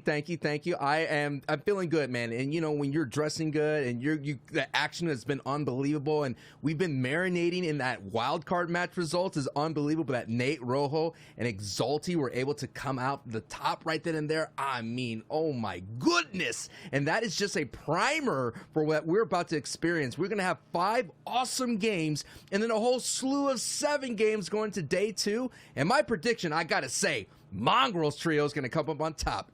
Put that in the books. I mean, that's a pretty strong one. We saw them capable of winning match after match, racking off some of the biggest victory royales, whether it's in number or just how massive they were with the eliminations combined. They're capable of kind of those high point plays, but we also saw a little bit in the heats what happens when you let Mongrel a little too far off that leash. You know, it's that extendable leash that gets run out, and then all of a sudden the dog reaches the end, and a number of times Vidil was able to put him into a blender there, got caught out, burned 2 shockwaves to then just get 200 pumped by a duo in the side. So I think they got to rein that in. But if they are able to execute and make it into the late games with Mongrel on his feet, we've seen time and time again, they just push that point ceiling upward. All right. What is going to all go down? It's happening here. A month's work all coming down to this 2 days. It's happy Halloween time. It's gonna get spooky, and the scares are gonna be real. Let's go. Game 1. It is time, baby. Sundown. It's gonna happen. We're gonna finally get to see who's gonna put that exclamation point to the start of the FNCS trios. And we know the hot starts could kind of catapult you on top of the boards and give you that confidence. Let's take a look at the map here. I'm looking for contentions. I'm looking for anyone that's going to start rambling early, and already and looking all calm right now. I don't see kind of any arrows all together here, Sundown. Yeah, just trying to look around the map. It actually looks like we have 2 teams sitting on top of Doom. So right away in my head, BLS, Benji, Lecce, Savage going to be contested over there. But we're going to hop on board right away. Smash Dave, you might know him better as Rojo, the World Cup duos runner-up with Wolfies. Bobo, the player for Exalti. And then SB Nate, a.k.a. the Clutch Factors, team number 33. And we talked about it. We actually kind of thought that the 33rd place team, that wildcard place team, would almost be guaranteed to be contested, but finding a little bit of free real estate over here, slapping the top of that bad boy and getting all of Fortuna to themselves. And hopefully that bad boy could fit a lot of points to get them on the leaderboard, to get them the confidence. These are the beginning moments. There's a lot of butterflies in our competitors' bellies, and this is the most exciting part. Like, who's going to be able to convert that nervous energy into extreme confidence? And already the big names, the who's in the zoo, just to give a shout out to my boy Fallout, are all here. They all competed. They all went through the trials and tribulations of qualifiers. They all sweated it out in the heats. But now the ultimate sweat is right now that's going to happen is in grand finals. And I'm talking about the cream of the crop are here. The elite trios are competing in the EU region. And the question is, who is going to be the top? And this is my pick. Mongrel, Mitro, and Tayson, the ability to pop off, the double factor of having an uncontested start. Now, granted, Jazz Space Trio is here as well, and Jazz Space Trio did kind of dip their toe into this deadly murky water of Mongrel, Mitro, and Tayson, and they paid the price. They got bounced on out, and that's why I feel already, look, they got some points here already, man. I mean, you can see that just the score coming over for them there, but I think that might just be a little bit of a visual artifact remaining from the last game and not quite being wiped because no eliminations coming through. Again, you did hear the analyst and Zeke talk about it. The first match, there was a little bit of a matchmaking issue, wanting to make sure all of the correct 33 teams were able to play all of their grand finals matches to the best of their ability. Made sure to get that resolved. So we'll be showing you the leaderboards and keeping you on up to date, but as for right now, just keep a hold on those yellow numbers, and it might not be 100% accurate while that gets updated. However, we talked about it, the uncontested drop spot, the mythic POI, and the vault, kind of the only detracting factor from having an uncontested drop spot is having to go find that Storm Surge. But when you're that capable of a team, you have no problem being able to convert, and we're going to swing from one prediction on over to another. You have the boys who I picked, Nakos and Clement of the Rams, and then Floki being able to come through, and Clement actually being the only player in the entirety of Europe to qualify for every single FNCS final. And then another fun little fact is the winner of Heat 2 for every single FNCS has gone on to be the victor. So a little, like two little bit of statistics coming into favor for this French trio. Who knows, man? Two coincidences may make a wrong here for Floki's trio. I mean, I agree. They've been very strong. They have a great drop here in Misty Meadows. And what's interesting is all the qualifiers and heats, we've been seeing trios kind of land in different places, right? And this is so cool to see that the Deals team, who's been landing in various places, now is going to go toe-to-toe against Lecce, Mr. Savage, and Benji. And what an opening engagement to this can be. But we saw the deal at the end of his heats run literally be a Grim Reaper and knock on all the trio's doors and took them out effectively. And actually, Lecce, Benji, and Mr. Savage was one of those trios that he took out here in those final rounds of those heats. And he was trying to see, it's almost like that first prod, you're poking a chink in the armor, you check the shield wall, find out where that weak member is, and then you focus your forces right there. And it seems like Vadil and co have decided, well, you know what? Let's test the mettle of Savage, Benji, and Lecce. Let's see how good they really are. They were battling up here against Aqua, Noah, and Raison time and time again during the qualifiers, but now Vadil, Fastroki trying to put the pressure over the top. They're running through right away. Shots coming over, but not quite necessarily connecting. Getting the cone control in and good pressure. Doors being shut in his face, but hasn't quite heard of that one coming through, and Vadil gets worked right there. You saw him put Mongrel in a blender, but this time he's being served up as a smoothie as they're going to line up the headshots and get as much Storm Surge damage there.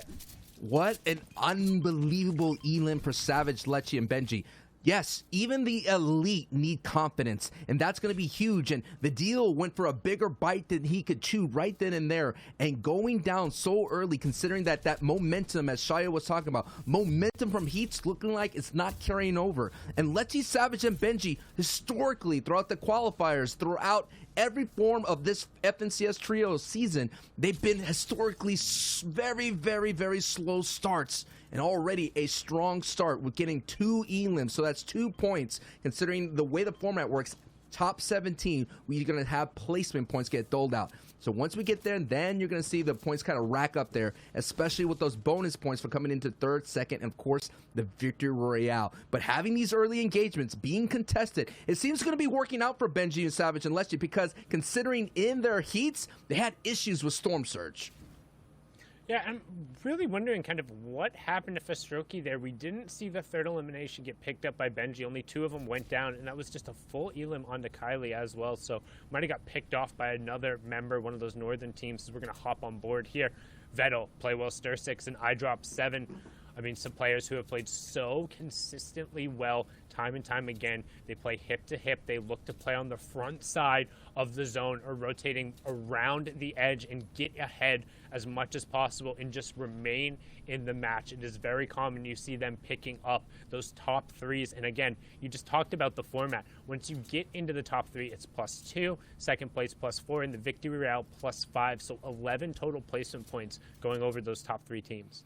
We always talk about the consistency. iDrop's third, sixth, and Vettel are that consistent factor. They don't play above their means. They stick to their textbook. They stick to that playbook so strong. And that is why they were in that top 5 in their heats. And they're very, very, very quiet. No one really kind of focused on them. And they consistently put that output, as we see gets snagged out by Kira right there.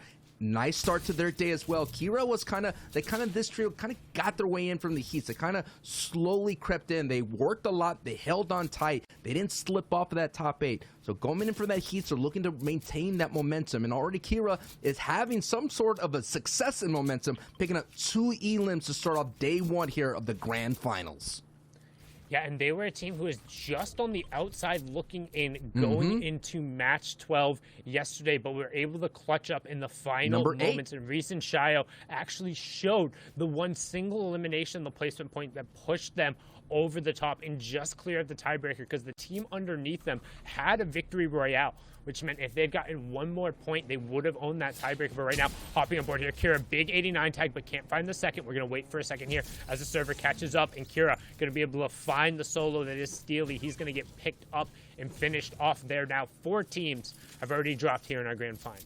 That's so interesting. That is a number 8 in their heat, taking out the number 1 of heat 4. So it's just so showing you a proof in the pudding that EU is just stacked. It is dense. It is thick and skill. And that is what we're going to have here. It's all going to shake out, and we're going to figure out who's going to be the one that take away that axe of champions. And the EU region, you mentioned it, Sundown, vast in population, so the skill levels are going to be so high. And one of these up-and-coming trios, these superstars in the making, someone could argue already a superstar, is Thomas HC, Anas, and Flick.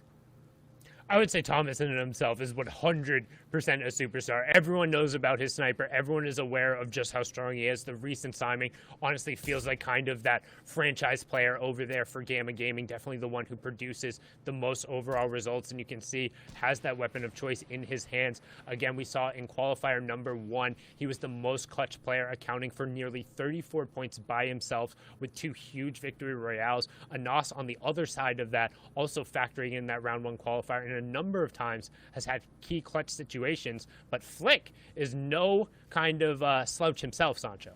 The question is, can Flick kind of always get those elims, tends to be the first one down. If Flick and that trio is all together, they're dangerous. And now this is a trio that we're all rooting for in a sense. This is the Wildcard trio. They got in at the very last moment, just about a couple of moments before the grand finals, riding that ultimate high. And right now, they have to solve this puzzle piece of Storm Surge. They have 40 below, and that's going to be a scary situation going forward, because I believe, Grand Final Sundown, Storm Surge could be a little bit more prevalent, considering that a lot of these trios are going to be a little bit closer to the chest. They're not going to be too aggressive. They're not going to take unnecessary fights, because they want to get to in-game to rack up maximizing their point output. Yeah, and it's about finding the early tags when possible, especially there's still 86 players left. But I don't know if you saw that real quick up in the feed. It was a little bit of a flash, but Andelix got a knock onto Tayson. No immediate action after that, but I'm kind of keeping an eye up there to see what else goes on. Now, for those of you who are unfamiliar with Storm Surge, it's present in every single Fortnite lobby, but it only kicks in when there's a certain amount of players left as you get into the next zones, and that's based off of player density. So when you have more than 70 players at the third circle, they start taking that damage. And absolutely, in the way zones 1 through 4 work is they go centralized. It's a different from pubs from then on out, because it no longer does that. In zones 5, that's a half in and half out. 6, 7, 8, and 9 are full rotating zones into the storm. And that is where the craziest happens. And that is where here in the FNCS Trio competitive scene, that is where we've been seeing placement points start getting racked up there in between zone 6 and 7. And to get to that point, it requires so much energy. And you have to have a strong in-game leader to kind of focus the trio. You're going to have max resources in both utility, mats, and power weapons to get you to that point. And here is a trio that we've all been watching as well. Matzo, Amplify, and ADN, who do really well in their heats, have a great centralized drop there at the ruins. And they were one of 2 trios to make every single one of those round 3 qualifiers. It was them and the uncontested Stark Industries trio of Mongo, Mitro, and Tayson. So just showing the kind of prowess of them there. And the key thing is for them, they land at the Authority, now the Ruins, and then they sprint. And I mean they sprint over to Risky Reels. And they say, if you're landing there, we're fighting you or we're pushing you out, because they want all the resources from both of those POIs. I got to give a shout out to Clay Staling, a caster of the FNCS. He said that their communications is so funny. They're so jumbled up, but for some reason, that bonkers communications puts them on the same page and nets them an elim there on Cartoon's Way. So that's going to be another elim going forward, starting them up, and now here they go. Legend gets eliminated. That's a second point here. We're about 10 placements away from placement points being doled out, but already you're seeing Hen go down, and I believe Deceptos went down as well. So many big names are colliding, and Nos and Stir6 colliding.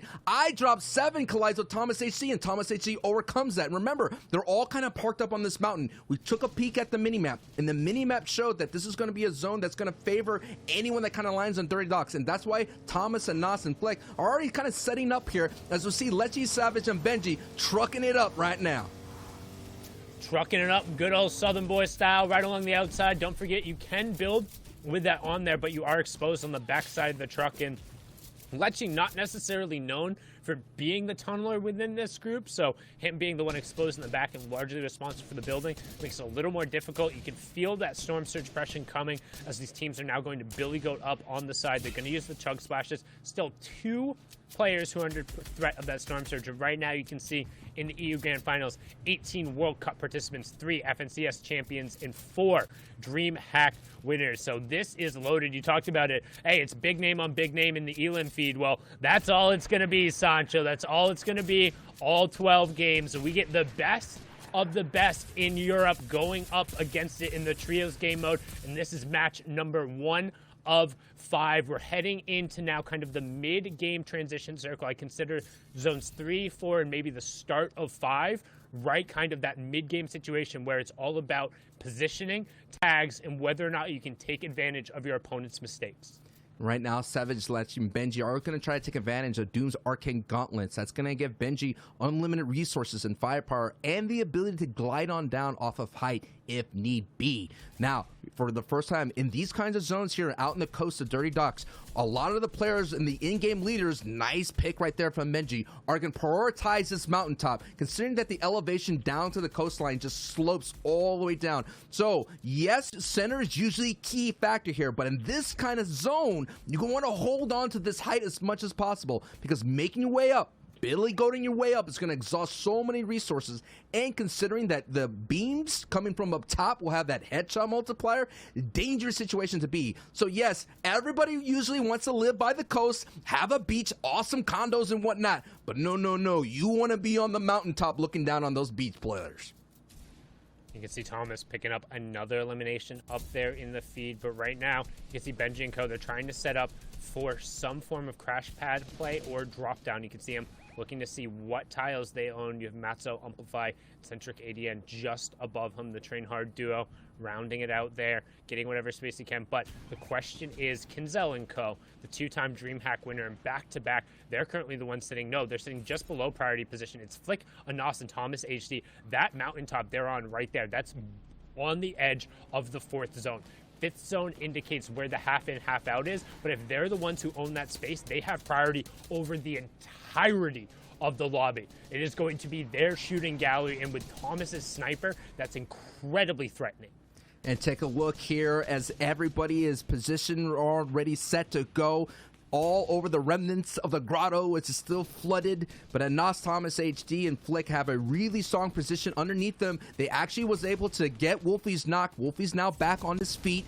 Wolfies, Kenzel, and CRR, the superstar trio who've been kind of molding together, concreting their chemistry in front of our eyes during the qualifiers, and especially did really well during heats. But a trio that's been really awesome on a meteoric rise is Thomas HD, Anas, and Flick with prime positioning. And we're going to take a look here in about 50 seconds. The zone will reveal for that half in and half out. So essentially, it's going to pick somebody around that trio that favor that. But the good thing is, Sundown, they have that high priority, that one shockwave, one crash pad, one bounce, one strong rotation will give them that ability to control height once again.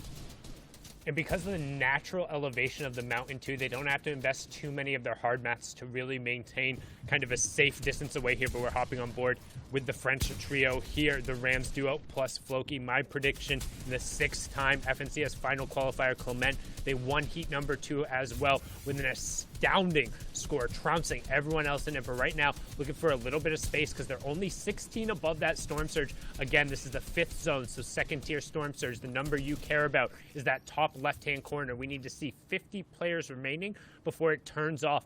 Otherwise, 25 damage every 10 seconds to the most passive team. That's the one who has done the least amount of damage to the opponents to encourage some action, as we see plenty of action here. Nakos, Clement, and Floki during the qualifiers got a lot of elims. They're averaging 5. They could input a lot of damage into the lobby, and they get an elim, a knock right then and there, and a confirmation. 1 point then, another beams. This triple beam kind of strategy is so strong, and look, it favors the people on the mountain. Zone 5 is pulled, so Thomas, Anas, and Flick are sitting pretty. Now, all the people who are down below are in danger, so we're going to keep an eye on all those people making those rotations. Ooh.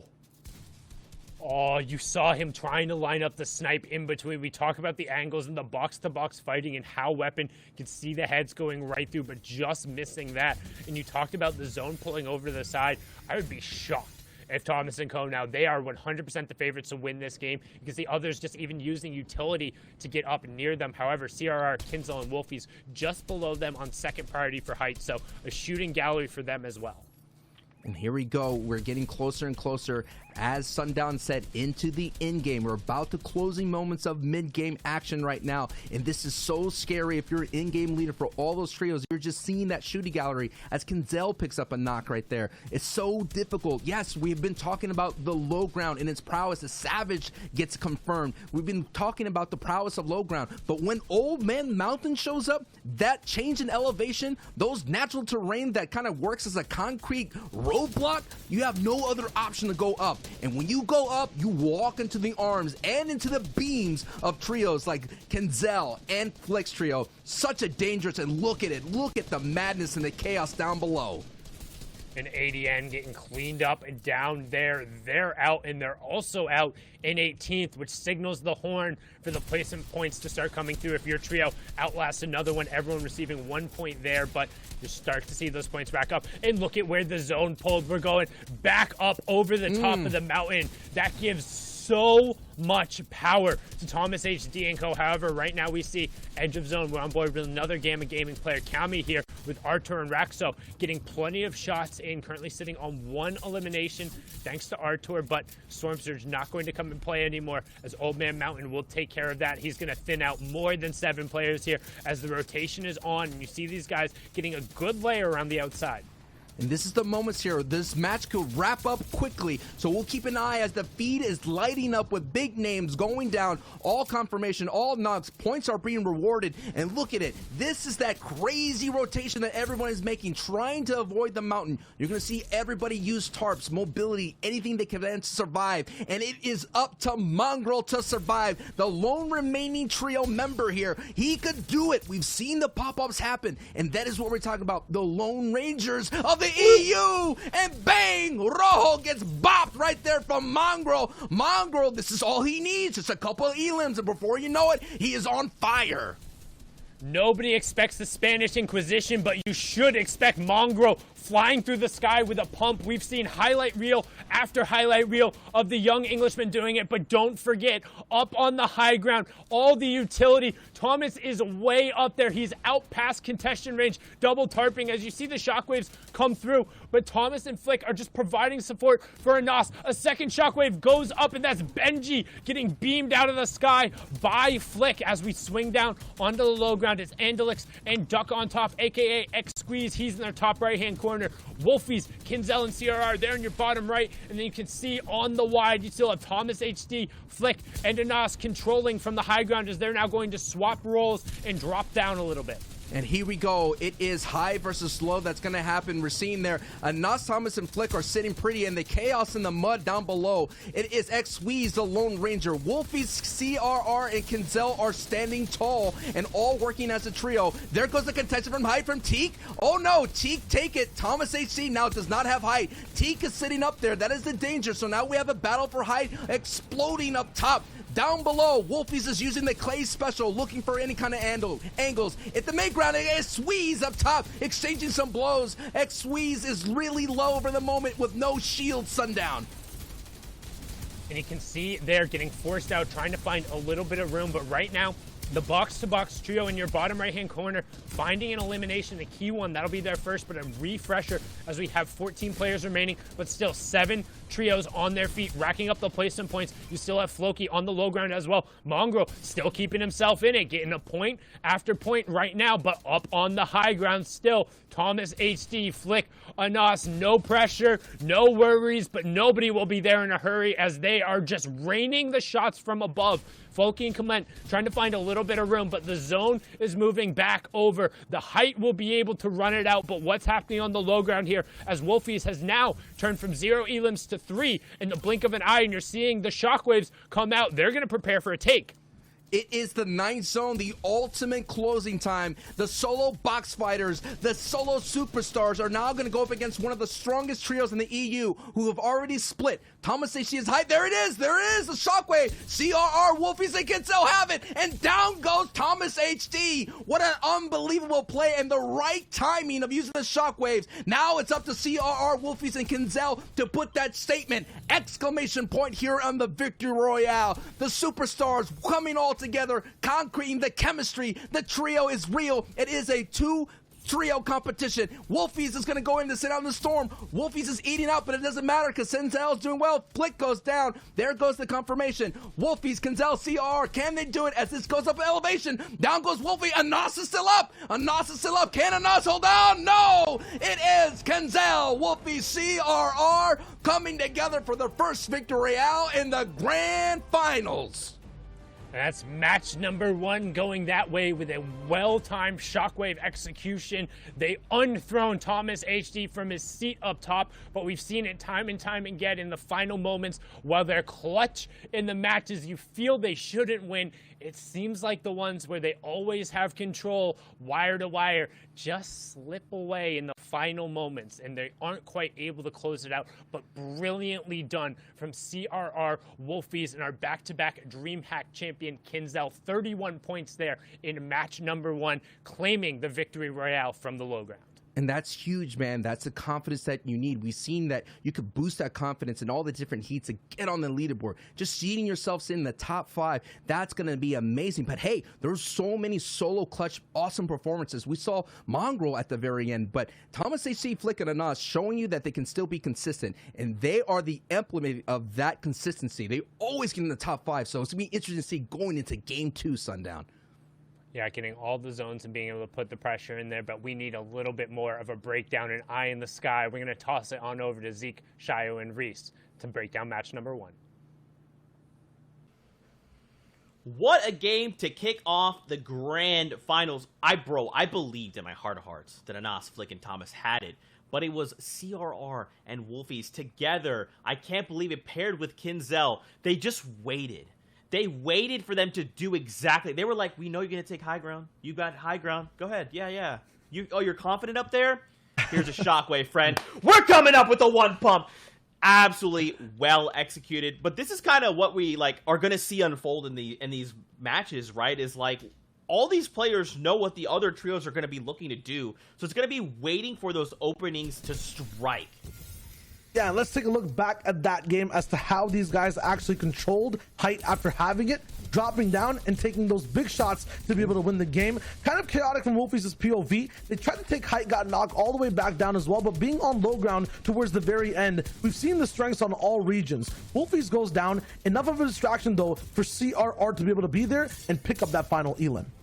And that's exactly what it was. Wolfies knew they were up 1. We knew it's a top 2 situation, a 3v2, and he had low amount of HP already. So he just committed. He says, I'm going to go into the zone here, try to pick up that elimination, and see, make it a 2v1 for his teammates CRR and Kinzel can really easy clutch up on.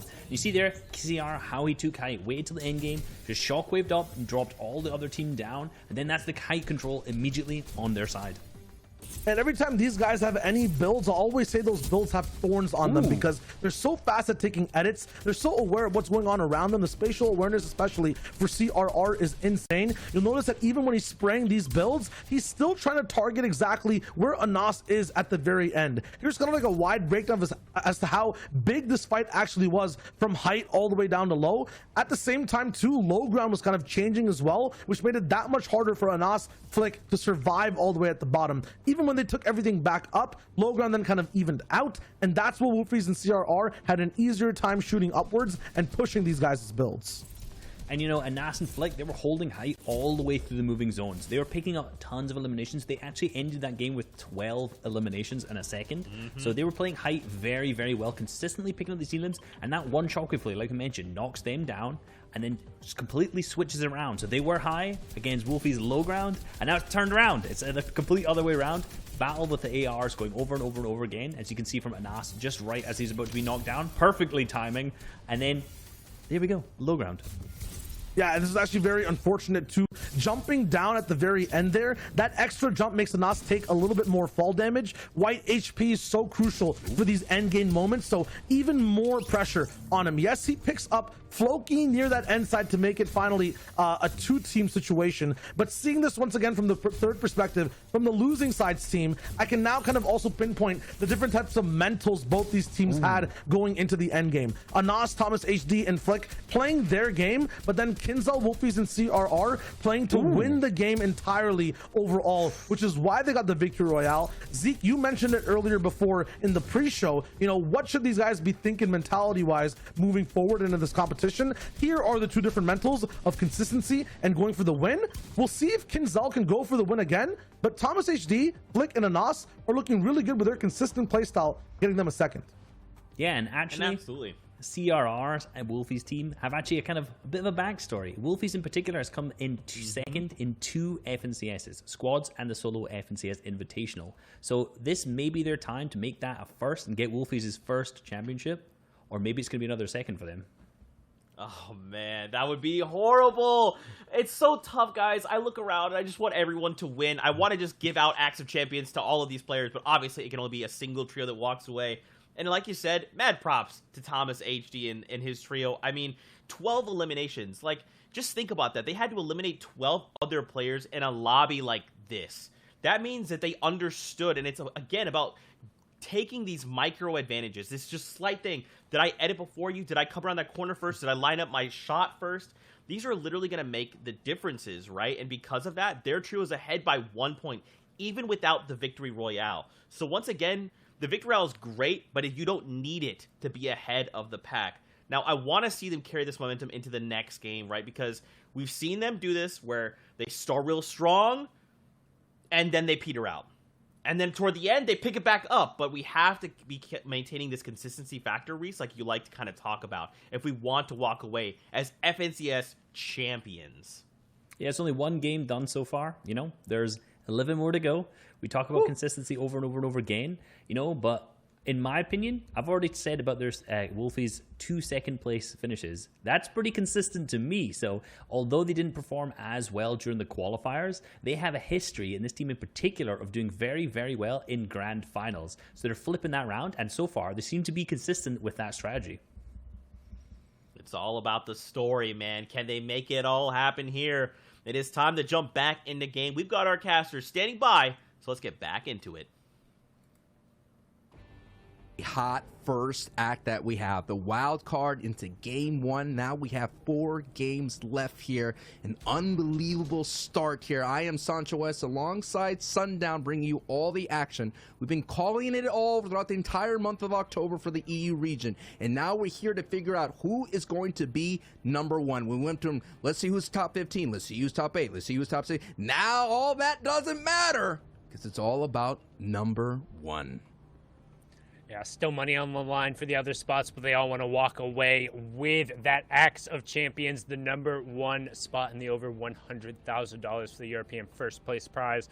We're going to hop on board here with Wolfies. If you're a little unfamiliar with this area, they're doing a scavenger or a split route drop on the southern side of the map. This specific area on the map is called Plumberton, and the reason why you'll see it so generally focused is there's a ton of fishing spots in the area. This is about 800 metal, so 2 people can max out on their metal if one person opts to just farm all the way through. And on top of that, there's also a Quinjet spawn down here. So while it looks like it's like, wow, why would this such a strong trio be dropping in this area of the map? It's very frequently completely uncontested, and you have tons of room to be able to just get there and get as much loot. You can see there, they actually have a decent amount of real estate in Slurpy Swamp as well. And this Kinzel Wolfies CR got the victory royale. They're sitting currently at 2nd place. First place is Anas Flick and Thomas HD. They had an unbelievable performance with 12 eliminations. No victory royale. And I gotta say, though, yes, they came in 2nd place, but I gotta say, though, a big factor in it, I guess a third factor in that entire round was Old Man Mountain. That mountain took out so many of our competitors, and it allowed Kinzel and Flick, who were basically neighbors. Kinzel was down below in the lower flat, so to speak, and up above them was Flick, Anas, and Thomas AC, and they had all the utility. But what was really cool was when push comes to shove, and Kinzel, Wolfies, and CRR had to go all the way down into the retail side of Retail Row, they were able to box fight their way and get the utility to overtake height. So interesting. We're actually seeing Vadil Frostroki opting to do the drop we saw in game number 12 yesterday, where they landed a little bit north of Steamy Stacks and tried to come in with whatever loot they could. However, Andretta, Flois, and Luis, our current 10th place trio, more than ready for that, getting a huge knock right off the bat onto Frostroki. Vadil also got forced out, and you can see just the plethora of fishing spots down over there and why that area is so plentiful if you're able to kind of get down there and get a harpoon or get a fishing rod quickly. But the hunt is on right now. I mean, Andretta, Luis, and Flois smell blood in the water. They're going to try and execute and close this one out, because when you're on one of these scavenger routes, if you do get jumped on early, you have no resources, man. It is so hard. Kylie gets destroyed. Shakedown coming out there trying to show where Vadil is at, but rough game plan now from this co. And we're seeing what's happening here, the waves of the butterfly effect of trios changing their spot because of the respect or the conditioning that other trios. Vadil had that free in his heats. That's why he was able to come into the top 2 and heat 1. But now you have Flois's trio there sitting there, and they get pushed out to a scavenger route. And that is where you're going to have to figure out on the fly. There's literally not any moment to breathe to change your game plan. Yes, you have an overnight sleep to kind of figure it out, but the deal already, we've seen him in 2 different spots there and contesting Benji's trio at Doom's Domain. And so far, that hot team coming into the grand finals has gotten cold so quickly. And actually, Savage goes cold a little bit, and now it's up to Benji to get the dual media single trio right there. Benji's going to have to step up, and Lechi's going to have to step up, and Revenge Savage is going down and out. Yeah, so a different trio coming over and contesting. You can see dual media. DKS trying to get over there, was able to pick up one, but then Benji wins that kind of 50-50 AR fight right afterward. A couple key headshots being the difference maker there. But the full dual media trio did finish 2nd in their heat yesterday. And now looking to try and get a little bit of a fight here. We didn't see them necessarily off-spawn in that first match, but Benji was able to grab Savage's card, and now you see Shockwave immediately going over, going to prioritize getting the man-up advantage while the dual media group has now taken control of the vault area. So they're going to try and re-execute a 3v2 take on the vault, and the question is, can Benji, Lechi, and Savage get out with this heist and get out cleanly? The question is as well, is I think Benji, Savage, and Lechi want this. They want to be contested. They struggled so hard in their heats looking for those valuable storm tags, and they suffered a lot in their opening game in heats because they didn't know how to solve it. But this is more of what they practice. They expect to be contested. They were contested throughout the qualifiers. They're probably contested throughout their scrims and practices. So this is what they want. They want to have these early fights, but I know what they don't want is someone sitting on the vault. That vault has so much ability to kind of expenses. But like I said, they practice this. They know everything you're going to do as well. The question is, can the dual media trio kind of solve this issue? Benji's trio coming in at 9th place at the moment with 13 points. They got about 5 eliminations in that first match. And they just pulled a nice little trade places. You can see there in the bottom right-hand corner, the almost, I think that's brown. I apologize. I'm a little bit colorblind there. Brownish pink or whatever. The separate color there. Tried to go back and go over to the reboot van. I'm assuming they were able to grab the card and try and make it into a 3v3, but not quite able to execute on that as now Benji, Savage, and Lechi are able to rotate over, get some pressure onto one of them, find the AR shots to crack the shields, and it seems like, yep, pings are coming out right away. They want this fight bad. And here it is. These early engagements are kind of settling in Lechi, Benji, Savage. Kind of shaking off that slow start they had during heats. And we kind of mentioned that. It's like, Benji, Savage, Lechi, they've been struggling qualifiers, crunching the heats, but everybody's like, no, calm down. Everyone be cool. It is in grand finals, and Lechi is kind of pushing in, being that ultimate pressure, trying to go in, box dive. We mentioned how Lechi is no fear when it comes to box diving, and they have the expensive shockwave. That dual media trio does not want any part of this business. They're trying to get a moment to breathe, but Lechi, Savage, and Benji, they know this. They're not going to give that, Lechi's in trouble now. He's going to have to retreat for a brief moment as he eats a big shotgun blast. And this is what we talked about in the fights. Yeah, they got the first elim, but never really got control of the vault. Lechi has next to no materials. You know, Savage was rebooted, so he only had the gray pistol plus whatever wood, and he was able to find off of the body. Like, no excess utility now, no shields. You don't leave a mythic POI like this.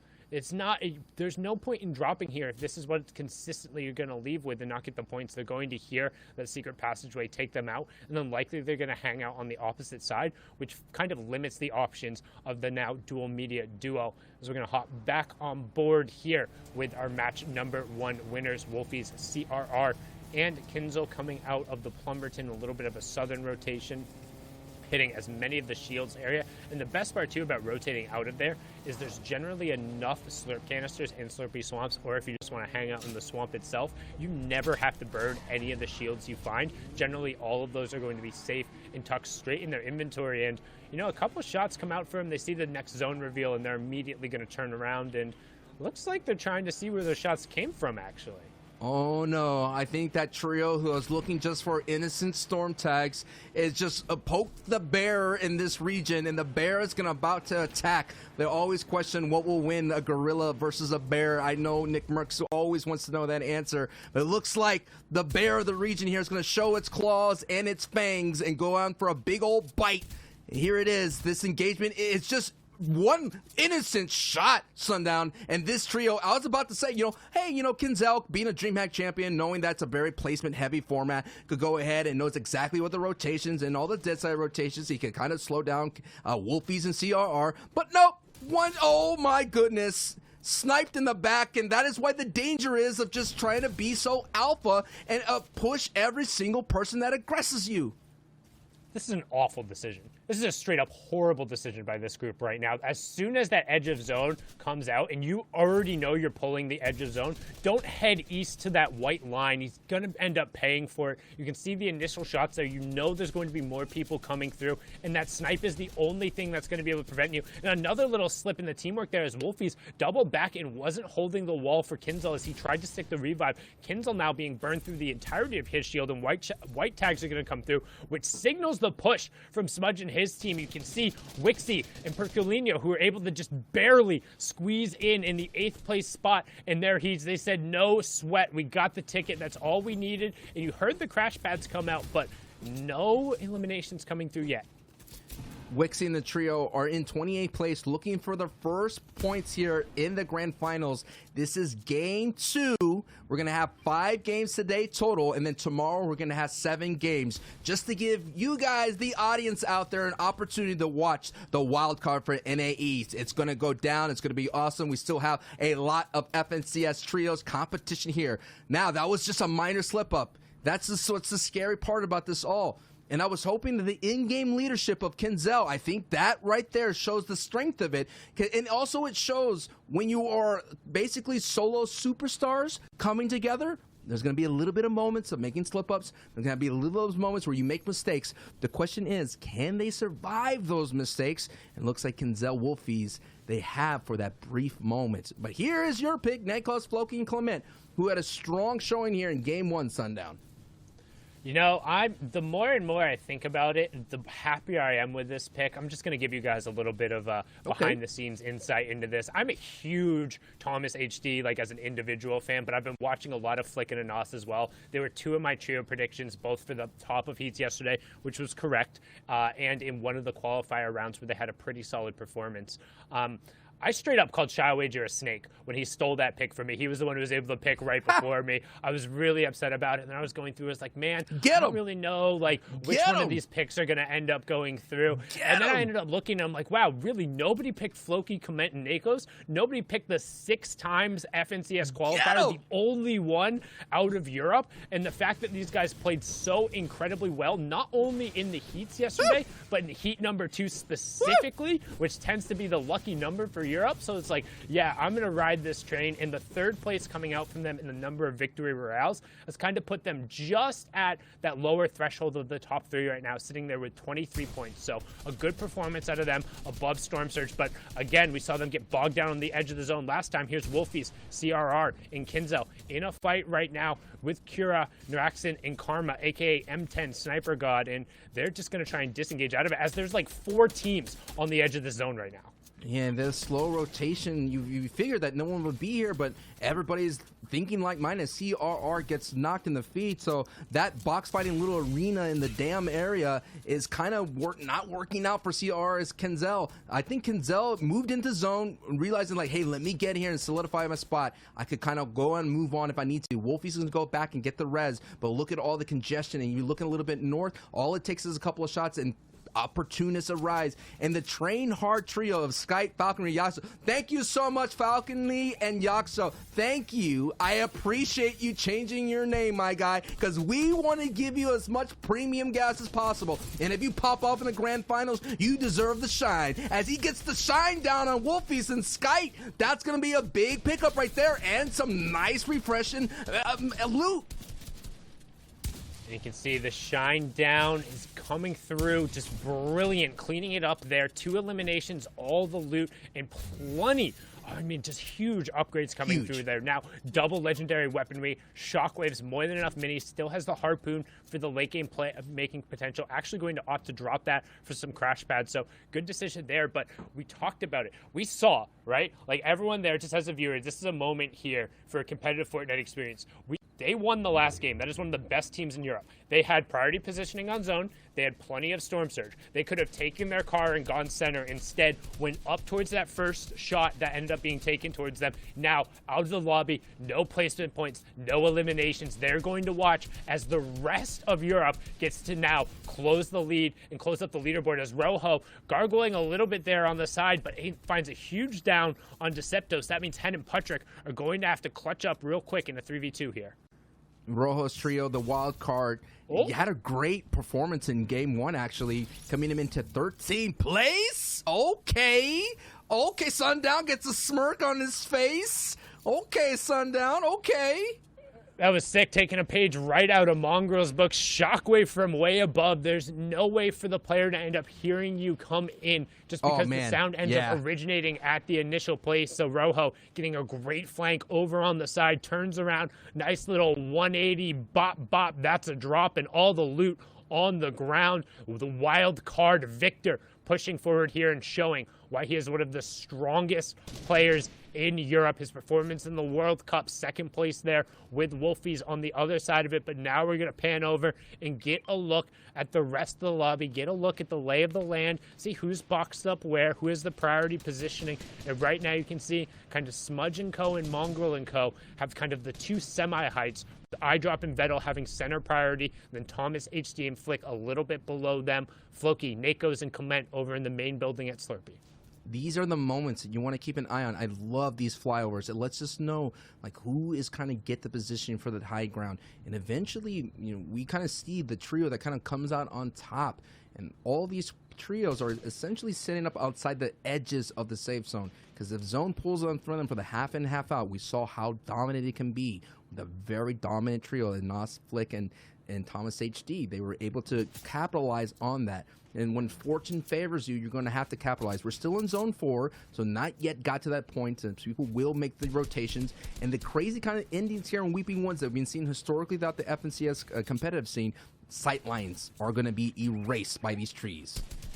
Yeah, and more importantly, too, because of those sightlines, a lot of people don't like to dip in there in case you have to come back out. It's a little bit of a valley. There's a little bit of kind of an area you don't really want to be pushing yourselves into. You want to stay more towards the main building. However, the zone's not giving you that option. So everyone is going to be cramming in around this outside, and you can already see in the bottom right-hand corner of your screen how there's going to be a natural congestion along the entirety of the east point of that white line. Everyone is going to be packing in there, hoping they pull the 50-50 zone. That's zone number 5. We're transitioning now from the kind of the mid game into the beginning of that end game in the half in, half outs, and that's where the action really gets spicy.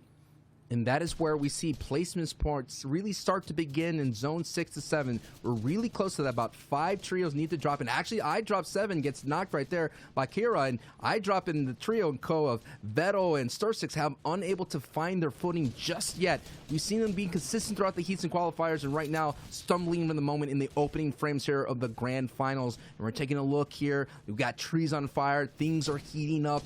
Mongrel, Tayson, and Mitro have yet to kind of pop off yet. We know they have it in them. They came into this match in 9th place with 14 points and 3 elims. So a lot of bulk of the work coming in from placement. And that is all thanks to Mongrel, who was able to hold on tight, snuck his way in, ratted his way in, however you want to say it, snake his way in. Middle geared his way in as much as possible and was able to walk away and gets a knock as well. We've seen it time and time again. The beams and the aim with the AR of this trio, providing them to get those easy elims and points. And that 5th zone coming out right now, and you can Thomas see pulling to the south and west. But Thomas, no, that's not. It's coming through. It's Thomas who was able to capitalize on the Mitro getting knocked, but it was Seti who gave him a little bit of a gap. To me, that indicates Thomas snuck a sniper bullet in there right as Seti ended up coming through. Mitro being the one who caught that with his teeth, but fortunately, no follow-up coming over. Again, I thought it was Thomas right away, but then I saw the knock come on to Seti, so it was that snipe that he's so vaunted for, just going to eat them through a little bit of the resources. However, getting chunk splashes away and forcing them to burn that, and a little bit of a misuse in terms of utility there, ended up losing 10 shields, so not necessarily value there. You can see a Nos getting knocked. That'll turn off our Storm Surges. He's going to end up getting picked up almost into our placement points now as we have our top 18 trios. Percolino going down there right now, but we're on board here with Mitro, who's just looking for some angles. And Mitro trying to do his best to get back to his trio as the shockwaves spread them all about, and they pulled max pull right there. But you're showing it that, yes, as a trio, you work together hip to hip, but there's going to be moments that you're going to work as a solo, and Mitro showing that true and getting a nice elim point right there before he's going to connect, and they're going to have a strong opportunity now sitting at second height as you see the train hard trio of a Sky, Yaxo, and Falconry sitting up there, so they have the advantage there. But we've seen it time and time again, the shockwave play and how dangerous it can be if you're second height. You just gotta break the focus from height. And now we're gonna take a look at the trio that loves to be down low, and they pick up a big elim, a big knock on Lunef, and the triple beams is going through, and they're getting some white tags. It's being informed and noticed that Vettel, Eyedrop, and Starsis are gonna get a big trio out of this competition. and they're huge in terms of playing hip to hip in the low ground. Very similar to kind of how the XSET crew plays over in NA East if you watch those matches. But what I saw in the top left was our #1 team going down. Flick getting cleaned up there. We have 17 trios remaining and going on. I think that was the full wipe going through, but now we've seen the zone has pulled back, and currently our low ground team does have a decent amount of priority. You can see Savage and Benji over on the side, but we're going to hop back on in with the monsters themselves. It's Halloween. They got the masks on. They're ready to go hunting. Shockwave or bouncer crash pad combo will come out. They're going to go for the high ground take. That's Mongo, Mitchell, and Taysom with plenty of positioning now over the rest of the lobby.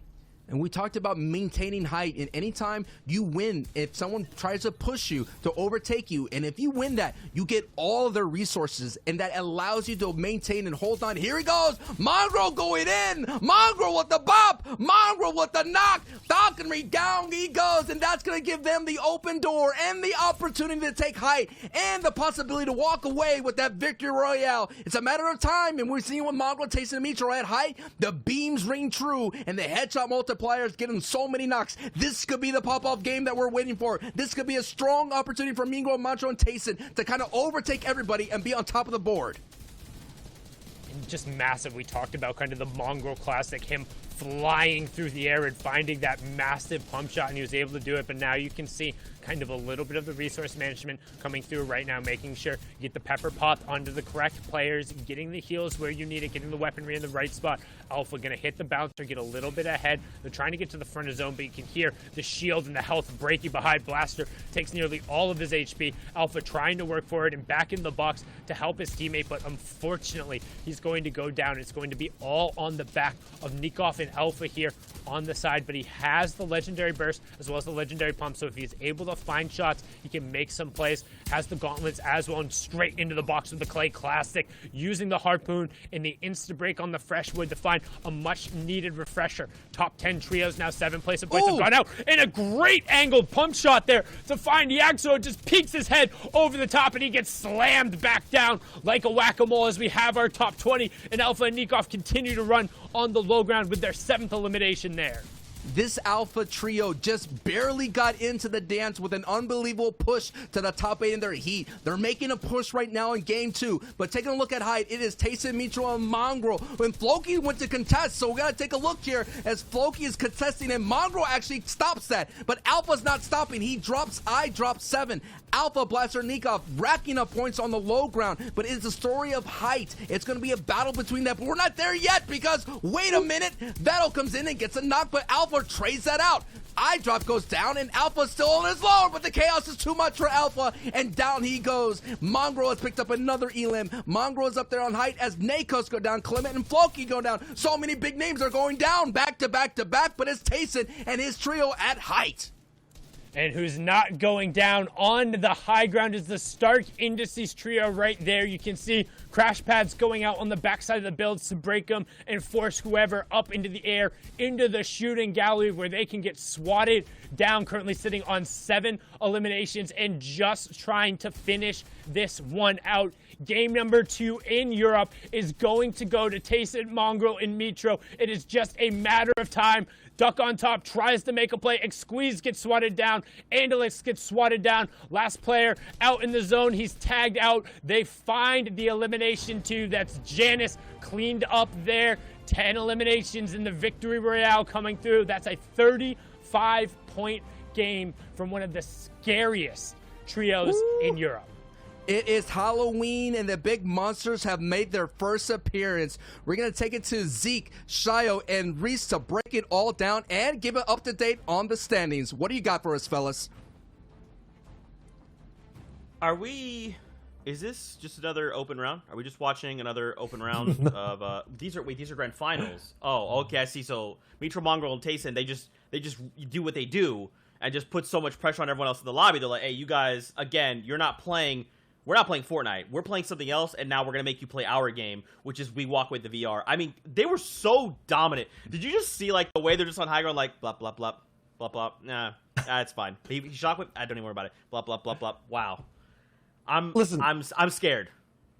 Scared because they're also trying to, they're breaking down trios mathematically in a different way, right? Usually when we go towards and look at how people play, it's always in threes. For these guys, it's always a 2+1. It's always a 2-1 split no matter what they do. Regardless, let's add up all these numbers and check out exactly what the standings look like after that game to see if these guys are up there in first place or exactly how those teams look. Because remember, in game number 1, there were some big changes when we had Thomas HD at that end game fighting off against Wolfies, who ended up going down a little bit earlier. And there it is. Absolutely, yes, sir. First place, 13 elims. The VR puts them 5 points ahead of Floki, Clement, and Nakos.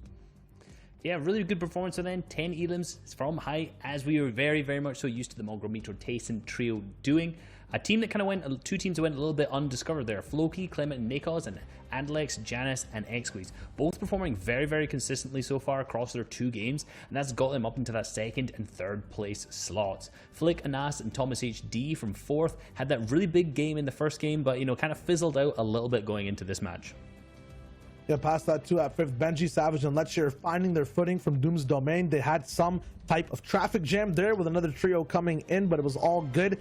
Got it sorted, got some points, but now it's all about who is going to be ending up in first place. There's no more talks about the top 8, the top 15, a wildcard match in EU anymore. Vettel, iDrop, and Stir6 made it to that low ground endgame as well. Kinzel, Wolfies, and CRR still carried that momentum with the 31 points they got in the first game too. You were saying that Mongrel, Metro, and Tayson had been doing their maths. Well, Kinzel, Wolfie, CRR, I don't think they've been looking up their times tables very well because they performed very well in the game 1 and then not so much in game 2. There's been a little bit of rumors of Wolfies potentially going out and doing some trick-or-treating later on tonight for the last 2 games. So we'll see. Maybe that he was a little bit away this last game and maybe that's why they didn't perform as well. I honestly don't think so. They just kind of made a little bit of a bad rotate, unfortunately, that game. That could be some distractions here or there, but it's also very distracting and hard to focus when you have such a good team on height that knows how to pressure you down. Moving on to the next page here, we're going to be looking at our top 15. Pink UK, who ended up qualifying in 8th place overall, will hold that slot with Verox and Noword. 15 points there. The one thing to focus on, since we are still a little bit earlier in this entire round in terms of how the grand finals are looking, is that it's very close so far. 18 to 15 points for all these teams. So once again, a single shot, a single good game could skyrocket these guys way past this slot, up to maybe even the top 10 or the top 5. And this list really is just like a who's who of names here. These guys have all performed so well in previous heats, in qualifications as well. And you know, these first 2 games have been very, very tight in terms of point spread, like we've already mentioned by Shio, the real Shio there. Sorry, I'll call him by his actual name. And what we're going to see across the next few games today and tomorrow is that any of these teams that are just playing consistently and get one big pop-up are going to completely fly up the leaderboards because it is all so tight. Competition, man, it's heating up, but for this winning trio, Metro, Mongrel, and Tayson, it seemed to be more of the same business as usual. We gotta take a look at this game, guys. I'm trying to process how it is they made it feel so just effortless, right? It wasn't even like they were playing a grand finals. It was like an open round for them. What happened here? They turned it up to 100%. Usually we have kind of like a default Metro, Mongrel, Tayson 2-1 split that I mentioned on earlier. They really put that in a full effect this time, holding nothing back, showing teams that, hey, you could try to copy this too, but we do it the best. Yeah, and we saw kind of Mongrel take height in that fashion, early moving zones with a big shockwave grenade, and that is really what's kind of solidified them at that high ground. Most of the time where they go for it, they kind of always seem to take a little solo play. Someone tries to get that advantage on the high ground team, and then the rest of the team just goes up. They've got high ground committed at this point, and that's them on height. Yeah, just a little bit earlier from this clip, it was Mongrel all the way down on low ground, pressuring the box right beside it. You can see it from this angle towards the other side of everything. There was so much pressure down below. He goes back up and meets with Metro, but he's already pressured these guys so much that they're forced to shockwave. Tayson already shooting their boxes. They get split up entirely. Janice can't survive inside the zone by himself. Here's the perspective. All around them, there's just chaos. There's shots from up top. There's headshots being dropped down by Tayson. He takes out 2. There it goes, Janice, all the way back over into the storm. The flopper heal game is there, but Mongrel was doing the job of tracking where the last person could have gone. He finds the shots off, no more time to delay. They ended up ending the game super quickly. And let's do a little bit of a contrast between Game 1 and Game 2 there. The exact same strategy tried to come out. At the end, last moving zones, team tried to take height using the shockwave grenades. But why did it not work in Game 2? Well, it's because, as Shayo already mentioned, they had that great split on high ground where when he shockwaved, Tayson managed to stay up and then just beam the player who shockwaved down, securing height all the way through. Executing like this, right? This is what we need from FNCS champions. This is what you require if you want to hold on to the Axe of Champions. My question would be, can they do this again? Another Victory Royale will just continue to solidify them as that trio that could make it that far. But again, we only have a handful of games left on the day, 3 to be exact, and then 7 tomorrow. So will they keep this momentum going forward? Will someone else like Thomas HD look to dethrone them? Well, we'll find out. Fortnite fan, we're going to step away. When we return, we'll have the remaining games here in EU, a break, then we're on to NA East. Stay tuned. We'll be right back.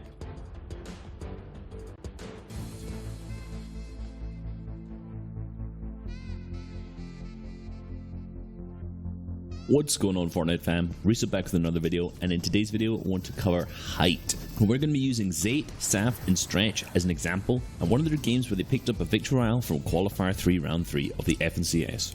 Across the 12 games, these guys picked up 4 Victory Royales, and they hold height in an absolutely textbook way, so let's dive into that. Firstly, just for super basic, height is when you're on the very highest layer of the moving zones in endgame, and this is powerful for many reasons. Firstly, because you use the least amount of materials to traverse the moving zones, you have a ton of angles on players to shoot down on, you have the best opportunities for healing, and you only need to worry about players below you, so you don't have to cover your left, right, and above, which you'll have to on low and mid ground layers. I like to categorize the art of playing high ground into 2 separate categories: claiming and maintaining. Claiming high ground does not start in the end game, it starts much earlier in the mid game, and in this game in particular, Zayt, Saf and Stretch try to claim the high ground as early as the 3rd zone. You can see them take up a large amount of space horizontally here, with Zayt and Saf building over onto another area so they have 2 separate points of high ground.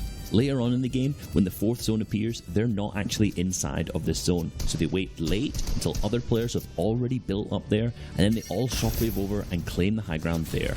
The only reason that these guys get to the highest layer in 4th is because they'd already set themselves up on a higher layer in the 3rd zone. This allows them simply to just shockwave over and claim it. From here on out, our team's goals switch up from claiming high ground to maintaining it. Really, they're not looking for a huge amount of eliminations here. Their main goal is just to ensure they are the only ones on height. They do this by shooting at other players who have built up in other areas of the zone to around equal levels of them, and also by looking down, looking at players who are 1 or 2 layers below them, and pressuring these guys to make it seem like there's no chance that they're going to claim height over Zayt, Saf and Stretch. You can see that the 5th zone is almost max distance from where they are now, so this is where Zayt, Saf and Stretch are going to need to start claiming the high ground again. Zayt hits a beautiful snipe on one of the opposing players at the opposite height, so this is an immediate flag that our team should now just go and grab that height, because these guys are going to be on the defensive, trying to pick up the res on this teammate, and aren't going to be focusing on maintaining that high ground. What Zayt does is he actually shockwaves over to another layer of builds and then builds out into the zone to create a different area of high ground. Then, once this is solidified, Saf and Stretch both then come over onto this high ground, and then Zayt actually goes over to the other layer of high ground where he sniped the player and builds up here. This is exactly the same thing we saw in the 3rd zone, where they've claimed 2 separate layers of high ground. They do this because they give absolutely no opportunities for any other team to take high ground at this point. So in the 5th zone, these guys have this completely locked down. At this point, because these guys have claimed 2 separate layers of high ground, it doesn't matter which way the zone pulls, as these guys already have claimed all of the high ground layers.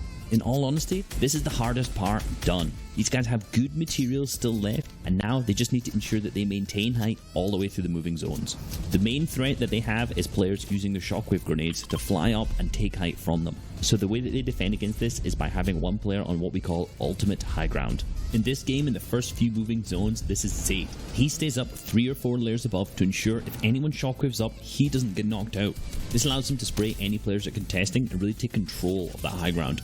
And at the same time, you can see Saf move further ahead of the zone and spray backwards at players down below, while Stretch stays on the same layer as Saf and just consistently applies pressure to all the players below. You continue this form up until the 9th zone, the final moving, because this is when the heal off is going to need to happen. And you You can see that Saf throws his white heals, which is medkits, up towards Stretch so that Stretch can stay on the ultimate high ground where Zayt was instead. And then if this game goes down to a heal off, he can stay on the ultimate high ground, heal with the medkits, while Zayt and Saf are on the low ground, completely trying to frag out and distract the other players who are alive. Zayt ends up completely popping off on low ground and picking up the Victory Royale, meaning they didn't end up needing to use those medkits for the heal off. However, if Zayt didn't manage to pop off here and the 9th zone ended up closing, they would have won this either way. Hope you guys enjoyed and learned a lot. I've been Resub. See you in the Battle Boss. Beep beep.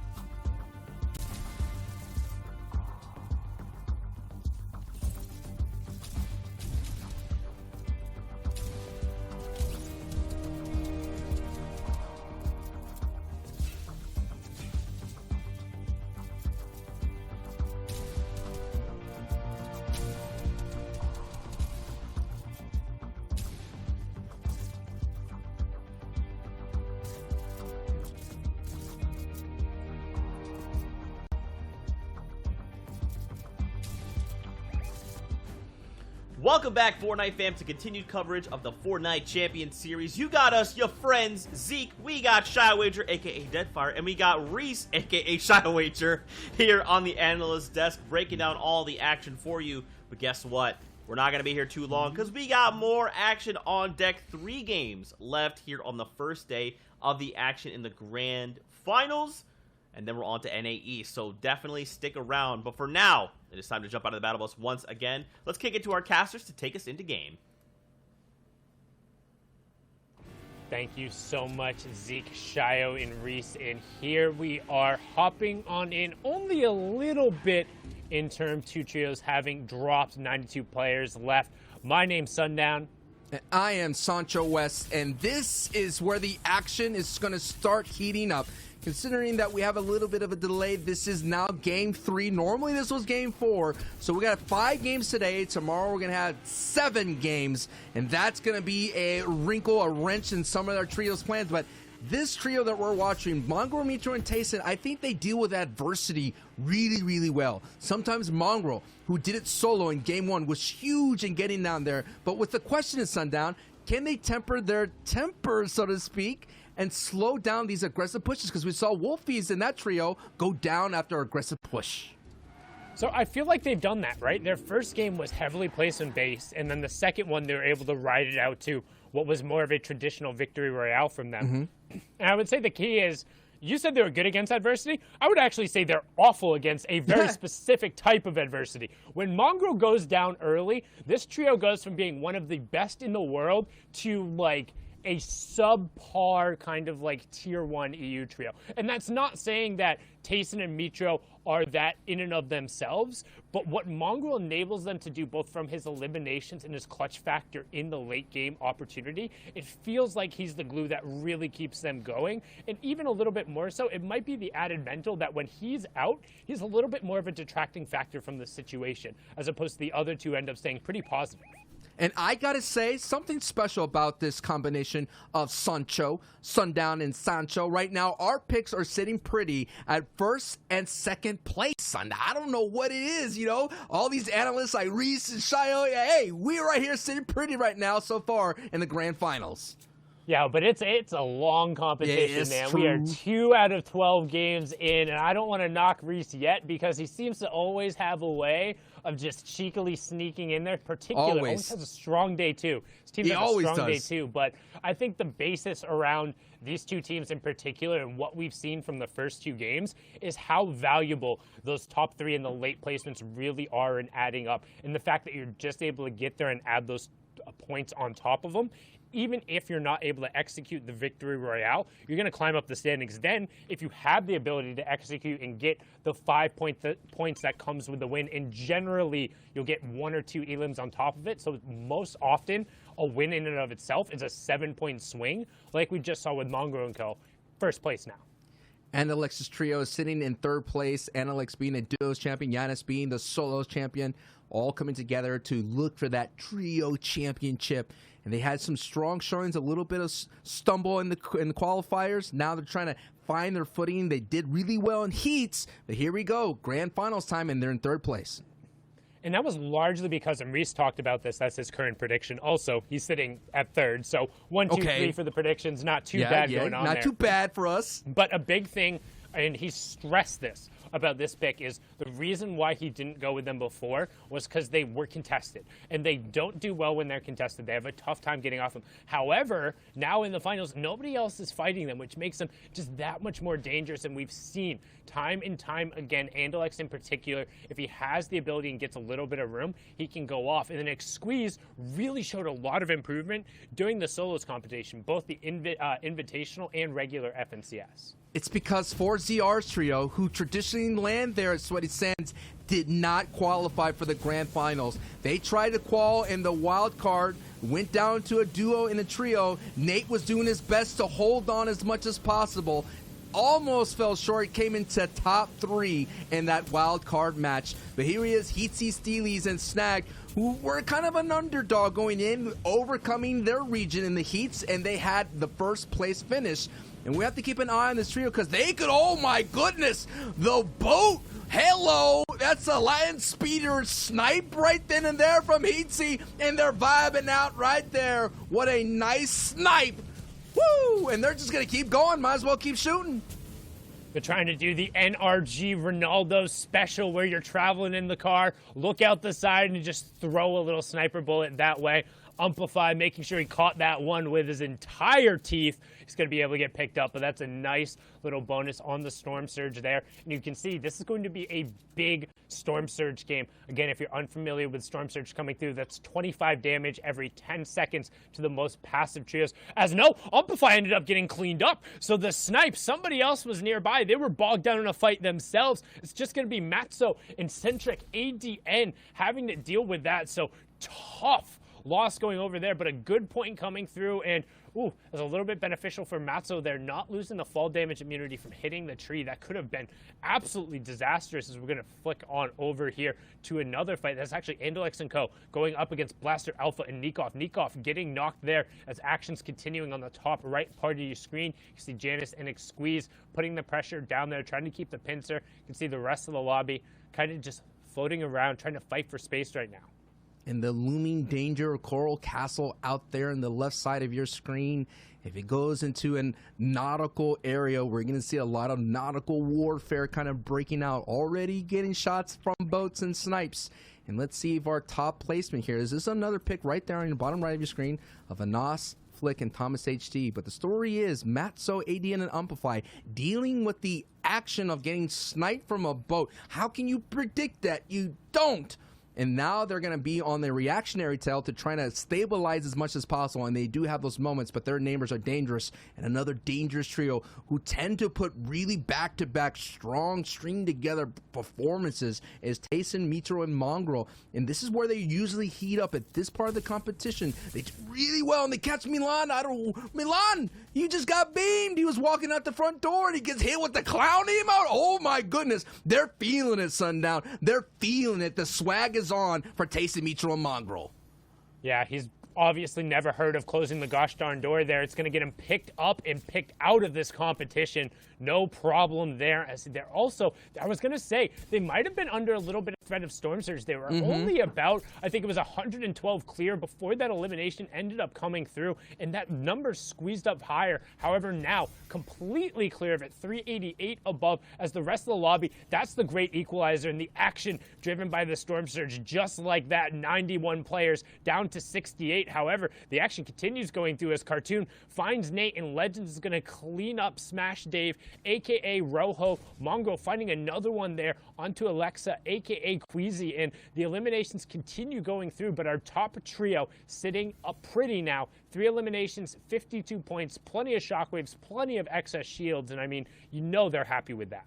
Absolutely. Currently sitting in first place, right behind. We got a couple of Floki sitting second, and Alexa's trio in third, Flick's trio in fourth, Benji in 5th and Kinzel's in 6th. I mean, I was just trying to think of like what the grand final is going to look on the EU region, because so many of these trios have the ability to win. It's any given time for them. And all of a sudden we're seeing there is an elite, if that's a thing. There is a premium cream to this crop right now, and Mongo, Tayson, and Mitro are proven to be that premium cream for everybody to kind of see what they could test their mettle. And so far, everyone that's contested them have kind of fallen. The only ones that do really well is Flick and Nos and Thomas HD. They can contest, and I think it's that kind of that haymaker of hit factor that Thomas HD has with that sniper. We already saw him that he kind of almost messed up Mongrel when he gets sniped at that height in game 2. They were able to recover from that, I believe, and it was just showing you how dangerous Thomas HG can be on the rest of the lobby. Vidil just cleaned up Floki and Co. Those were full eliminations coming out. So Vidil making it off of his initial drop. It took him 3 games, but now they're going through and beginning to scythe the fields, collect the grain and the bounty, and the first one to fall is that second place team currently going down. But on the other side of that Flick, Anaxa's swift revenge, and Vidil falls back to him. Some good pressure coming through, and this is when Flick does all of his work. We've talked about it time and time again, how Thomas and Anas are the strong ones, and Flick always seems to go down. Well, that's because he accounts for 75% of their eliminations in the pre-zone 5 phase. He's the one who's going through and taking those early box-to-box fights, and he might trade out, but it sets Thomas and Anas up to do more in the late game. It's like he's a starting pitcher for American baseball, and then you have great closers out there in Thomas HD and Anas. But the games are still going. We are just in the opening throws of the grand finals. This is game 3.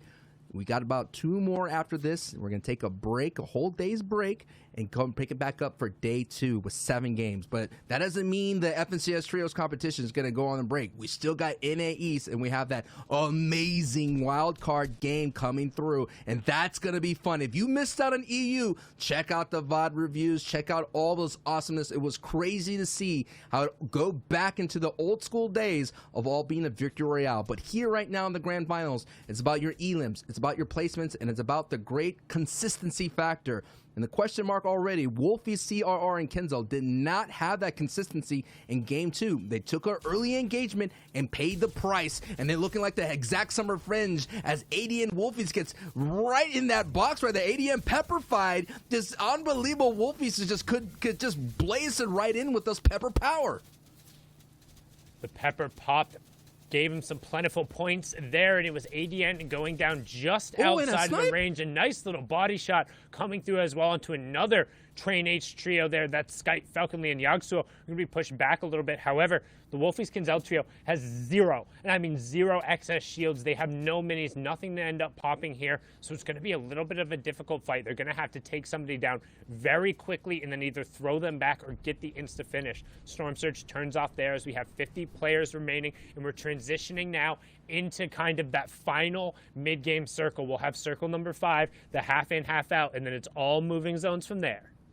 And this trio that we're watching here has 4 Elins, but look at the loadout here at the bottom, Peppermints. That is the ability to have that pepper power, that instant movement speed, and that's going to give you a lot of movement and ability. We just saw an example of a Wolfies, and he was just able to surprise someone who just had an open edit, who didn't close that door in the backside, and they paid the price. So pay attention to that. They do have a shockwave as well. There's different ways to take height. Crash pads, bouncers. Yes, shockwaves is going to be the greatest way considering that they're so rare, but an old school ramp rush with a pepper is an option. We did see that as well from Giannis's trio, who did a old school 3 metal ramp rush and overtook it and did a lot of connections. Tayson, Mitro, or Mongrel are trying to connect their game 2 pop-off, and if they have back-to-back pop-offs here, that's going to be a big-time lead on the rest of the lobby, Sundown. Yeah, they're going to be able to open up a huge lead, but right now a long distance pull and a lot of triangles between them and their destination. You can see placement points about to start coming through as we have our top 18, but this is when Mongo can be the most dangerous coming through, and we talked about it right away. That's Pink catching the pump shot on the other side, and that's going to signal go for them as they're going to try and get high ground, make sure they box around this. They want to clean up this trio. Already sitting on 5 eliminations, another down coming through. Can that be 6 and 7? That's Flois who gets converted on. They're trying to find the space where the revive is going. You can see him sticking it, just a little bit over there on the side. They're not quite able to find it yet. They should have identified. Now they was able to rebuild, and they're refocusing their fire. There goes Mongrel to pick up the mats, and instead they're just going to regroup. So a little bit of caution coming through, but 6 points as well as the 2 for placements right now. So an 8-point performance from our Game 2 winners. Looking good.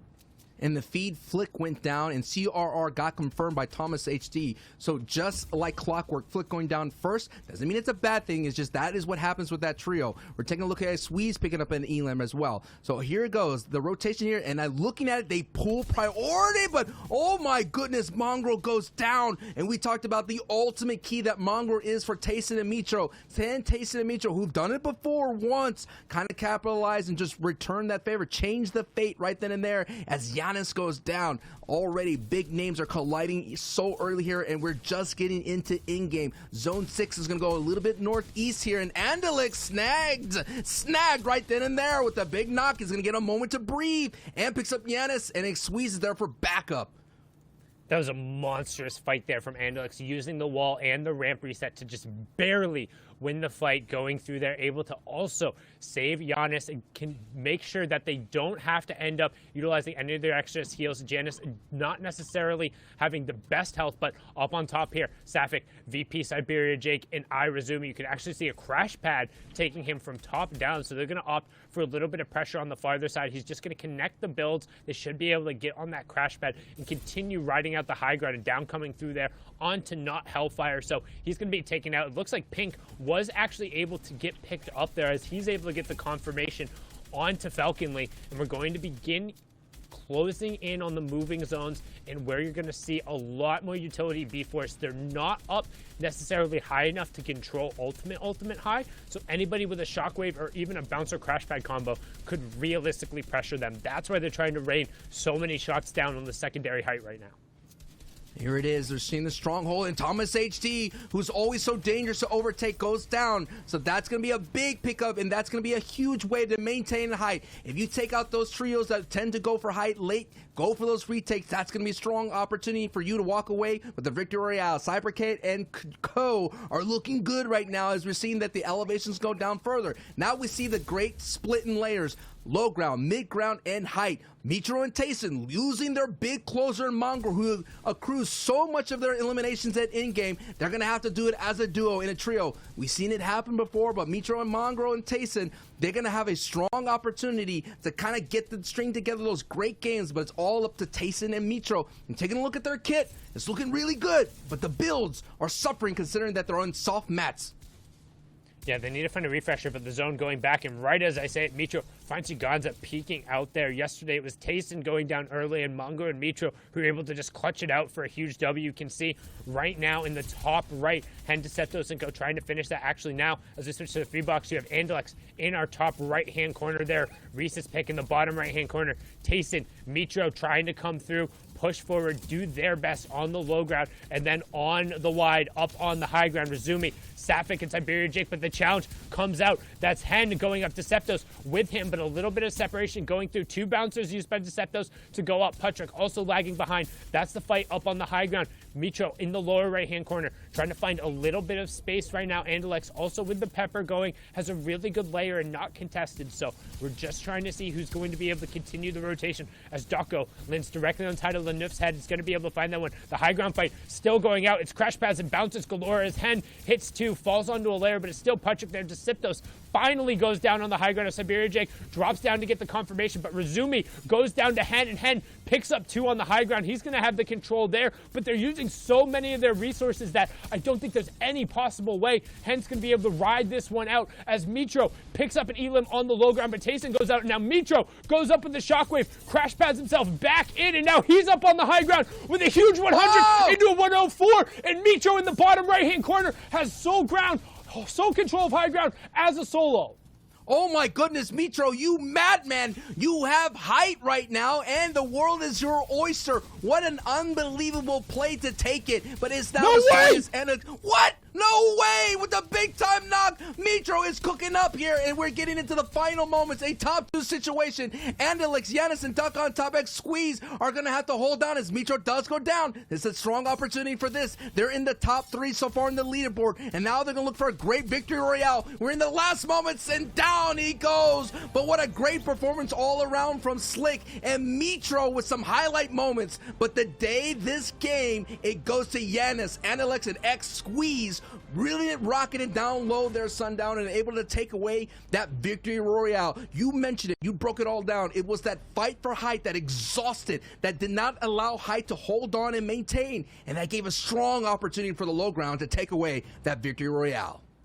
Yeah, and you can see right there at the end all of the bouncers that were placed on height. Yeah. It wasn't even shockwaves, it was crash pads and the last little bits to try and get above it. But man, I want to see that individual run from Mitro. It felt like he just racked off back to back to back. I think that was 5 straight eliminations there. However, the Reese Hub pick, or the Shio Hub, whatever we're calling him today, his predictions don't change regardless. He's no chameleon there. 40 points, 15 eliminations in the victory royale there, marking the quarter way through mark. We're going to toss it back on over to Zeke, Shio, and Shio or Reese, whatever. Take it away.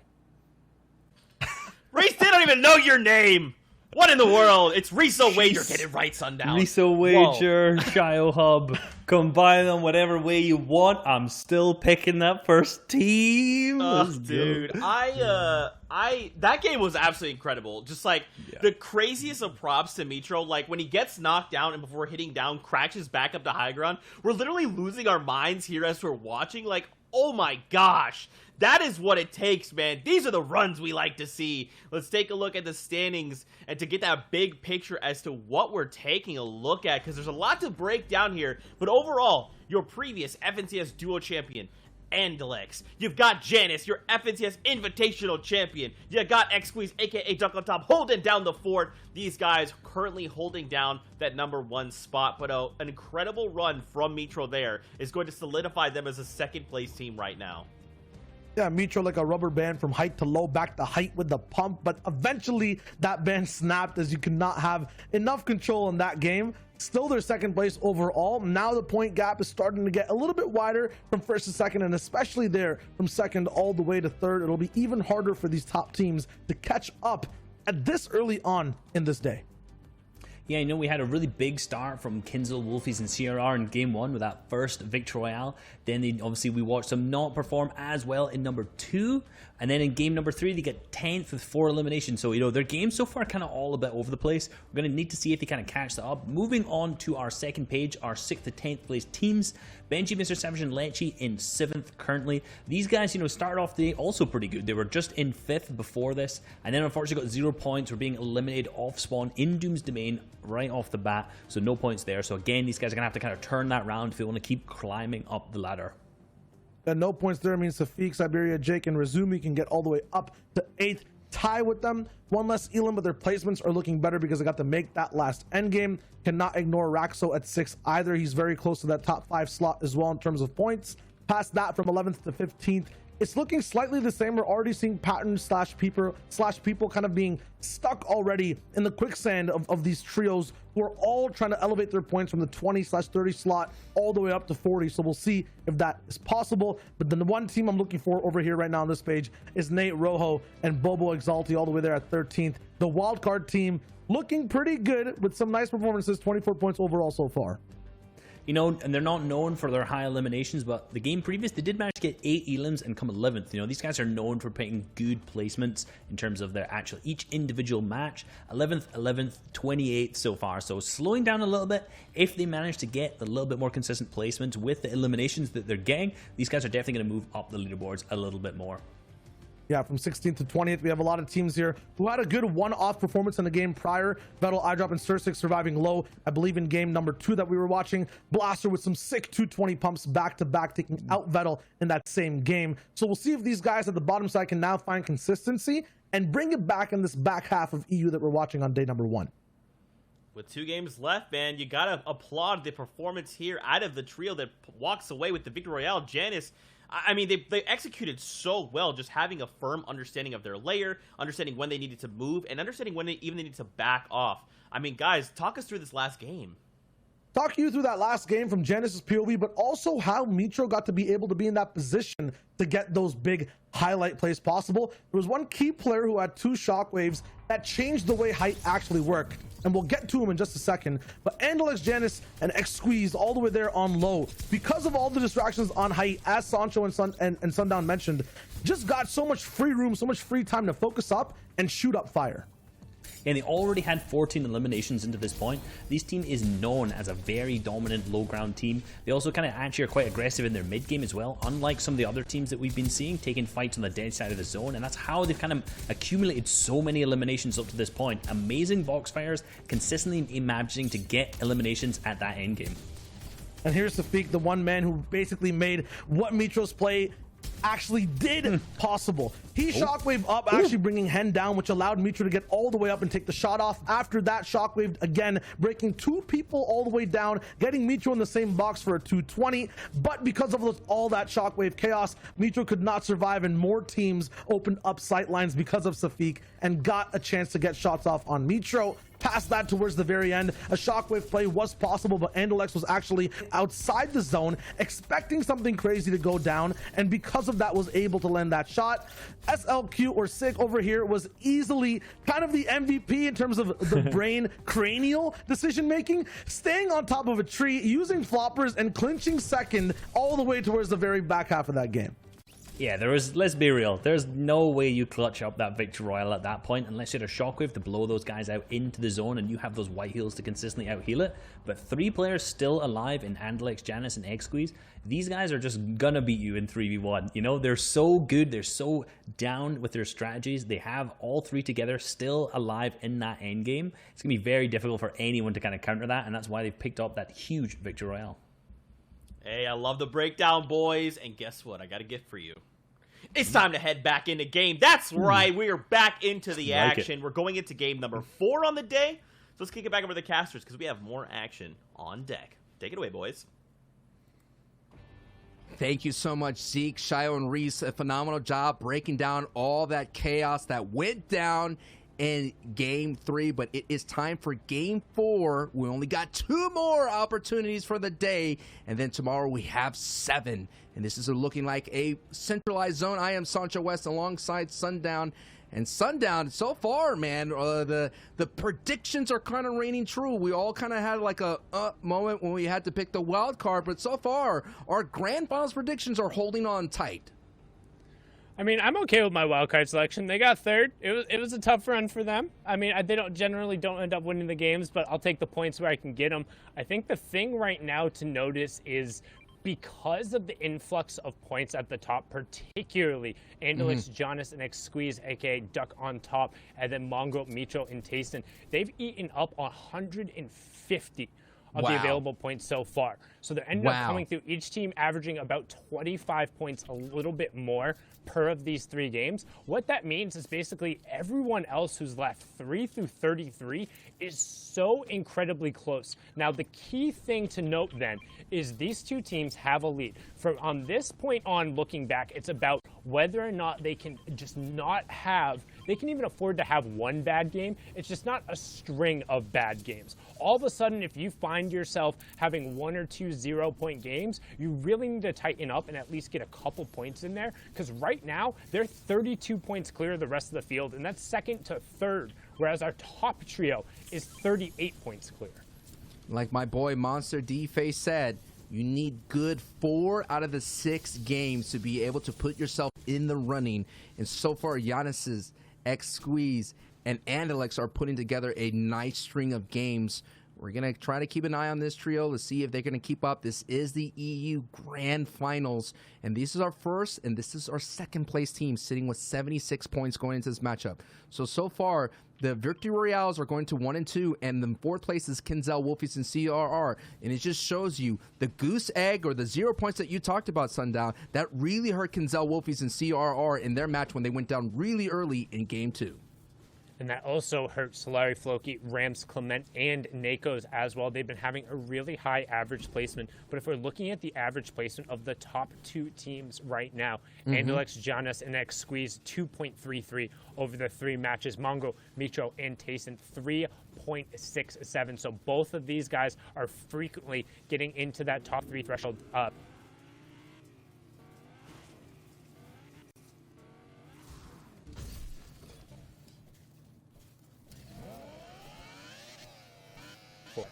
And you got to, you mentioned it already, you know, the points will be eaten up by the people at top, and that's not going to be a knock against all the fantastic trios that we have in this region. It's just a matter when you have these set lobbies, it's just so tough to accrue points because there's not going to be a lot to go around. Safik, Rezi, and Siberia Jake were able to kind of get a little bump in the leaderboard because they were there at the end, at the high ground. But it was just so chaotic and so crazy because we had about 3 trios contesting. You had Mitro contesting as a solo. You have Hen Putrick trio as well that they were contesting, and we haven't talked about that trio of Hen, Putrick, and Deceptos. They're a little bit struggling, looking for their footing, but that trio was so hot going into these grand finals. Yeah, they played very well in the heat. Able to win 3 of the games coming through there, 3 out of 12. But nice little ambush coming out here from Safik over at the Shark. A good rotation coming through, and immediately gonna box the player out, probably opt for a quick shakedown, then try and get as much of that Storm Surge damage as possible in no rush to get the conversion over here. But instead, actually just going to take down Antarak. And Antarak and his team was the one who kind of relied on that cheeky little play there from Sick at the end, hopping into the tree, just kind of using the natural island itself to eke out the extra placement points, but it ended up being a relatively massive swing for them. However, Safik going to find Sluzzy there. It's all going to be on the back of Sick again, and this time no trees to hide in there. Safik's palm cleaning that one up. 3 clean loops from him. Up on the high ground, Safik sits, feeling really good right now, considering those are those scary moments. We're talking about Halloween that you kind of have to avoid. Going down so early in the second game, and those big, huge momentums, second place, and then getting out in the 30 placements, are the ones that are really going to affect you. And those are the ones that are really going to test your mettle. And they're going to test your mental as well. As Floki and that trio, like you mentioned, they had a test because they went down a little bit earlier ago. That's something they don't do very well, right? As soon as one of them ends up getting taken out, it's very difficult for this trio. They're known particular for their versatile ability to get into the late game and then play from every side of kind of the positioning, right? They're looking to either try and go over to the left-hand side or the right-hand side. And here it is. Look at the stat. On average, Floki's trio's first elim comes 8 minutes into the game. And throughout the qualifiers, they had an average of 5 elims. And already, this trio is averaging 5 elims. And they average placements of 10th place. So they're holding on tight. And we're going to take a look at as well as their performance. I'm seeing right here, they have 15 elims so far in the grand finals. That is such a strong showing considering that second and first have more. Mitro's trio has 24 elims. And Alex Yanis has 23 elims. So this is one of those Slayer trios out there in the lobby, and they're taking away a lot of valuable points and at the same time eating up resources as they're already picking a fight with Videl's trio. And you can see now we're going to switch on over Anas Thomas HD.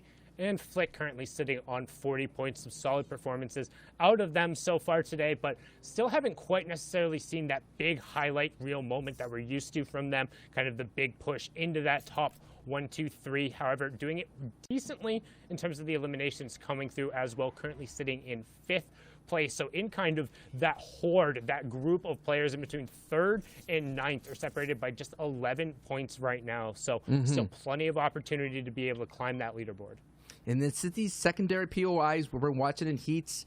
We've been seeing like these skirmishes, these engagements break out here in Lazy Lake. And this engagement right here has been so dangerous. And these are the kind of engagements you want to avoid. There's a reason why the people are on top of the leaderboard. It's because they're getting to in-game and getting those placement points. And Clement, oh my goodness, what a clash at the top of Anas. Just barrel stuffing right then and there Clement and getting a big-time confirmation. That's going to be huge because that is the top of the board clashing together.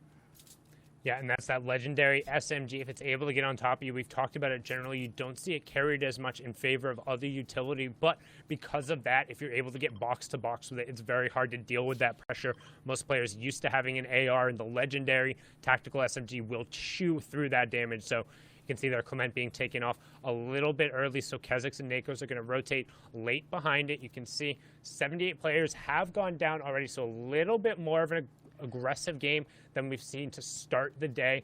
And Thomas and Co. right now still just looking to see where that duo comes out, because you can assume there is a reboot van over there. They're probably going to look to grab Clement's card and grab a reboot, which to me indicates Flickanos and Thomas want to wait for that trio to come out and see if they can't punish for all three. Make it a 4-point swing. 4 points off of a trio in terms of eliminations. Hey, I'll take that. Absolutely. As you're seeing the feed, Savage picking up a pick on Jaspe. So those qualifiers butting heads are now making an appearance here in the grand finals. And I got to tip the hat to Thomas HD. They were landing Dirty Dogs successfully. They realized Vorox is in the grand finals as well, that trio. So they decided to back off and retreat, going down to Retail Row. The change of adjustments, we're seeing that can be a big factor here. And now we're on board with Kenzel, with more than 35% of Kenzel's trios elims occur during Storm Surge. So that's going to be in zone 3, 5, and 7. That is when we see a spike in the graphs when it comes to elims, especially in-game. That is when you're going to rack up the most. But it looks like Kenzel, CR, and Wolfies have the ability to kind of find the players and the trios that are being a little bit erratic and capitalize on that Storm Surge pressure.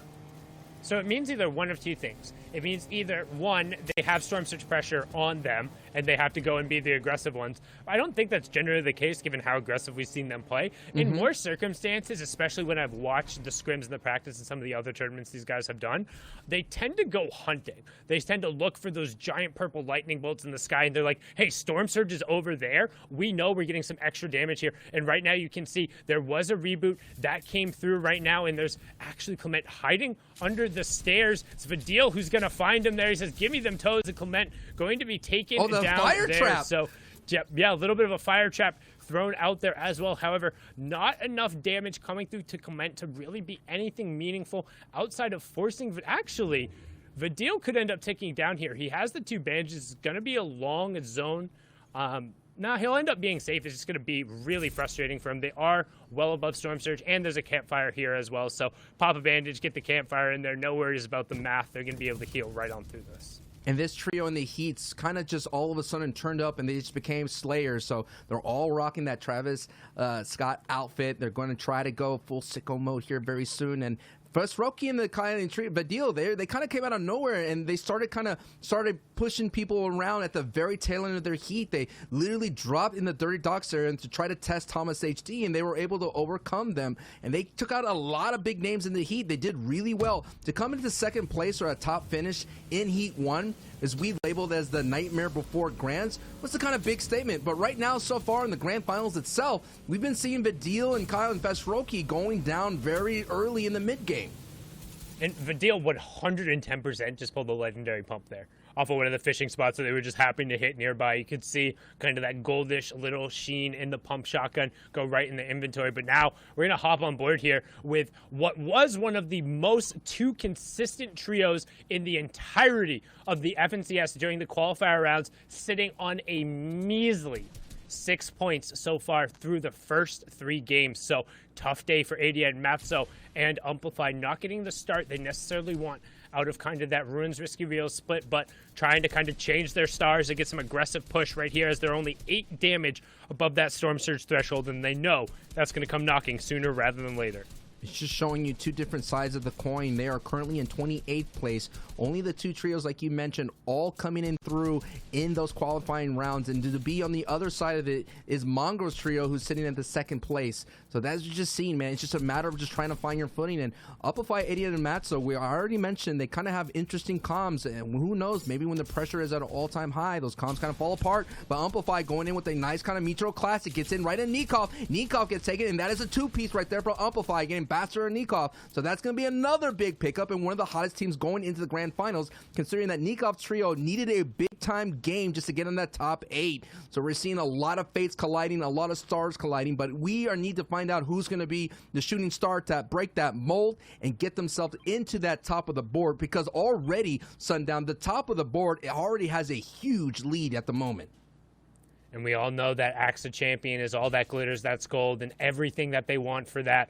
Right now, the 3 eliminations, hopefully it'll be enough to get this trio rolling. There's somebody who very much so needs to feel like they're able to fight, needs to feel like they're able to get the tags. If they're not feeling confident, it makes it really difficult for these center drops to then go out and find the fights, because otherwise you're just kind of passively rotating. But you can see right now, if they go and rotate to zone, they have a straight shot, but if they don't go early and they're popping the peppers and trying to get out, it's going to take them a little while. There's a team on their back and a number of teams over to the eastern side, and ADN needs to be careful because there's also one team who just came out of the storm left. I think that was an Otterworld player just on the backside. Storm Surge about to turn off here as one more player will fall down, and we'll have our top 70.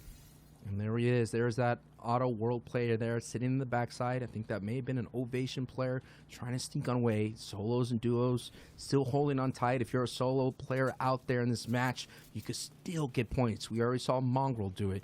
We've been seeing the clutches of having to be able to hold on. Mitro did it, and that is why they were sitting so high on the board, considering they got a victory royale. But you're going to have to find a way to clutch, and Nakos goes down, and Floki goes down. So that is not going to be a clutch moment for that trio, and that's going to be a couple of games right there, a little slip up in their climb on that leaderboard. And now we're going to see a shake up top, considering they're sitting in third place. So we got to see if any of someone on that trio is holding on tight. But it is ADN, Umpify, and Matzo who are trying to turn it around here. Now, we saw Clement get cleaned up under the stairs, trying to be the person just hiding there, but he's going to get cleaned up, not going to end up being the chosen one in the end there. It was all a dream for him, as the trio will now go down twice, and that's a problem when kind of you focus on those consistency base points. Like, yes, those first 2 matches, you feel great. You're pushing into those high placement thresholds, but then all of a sudden you drop. And it's like, oh, okay, next game.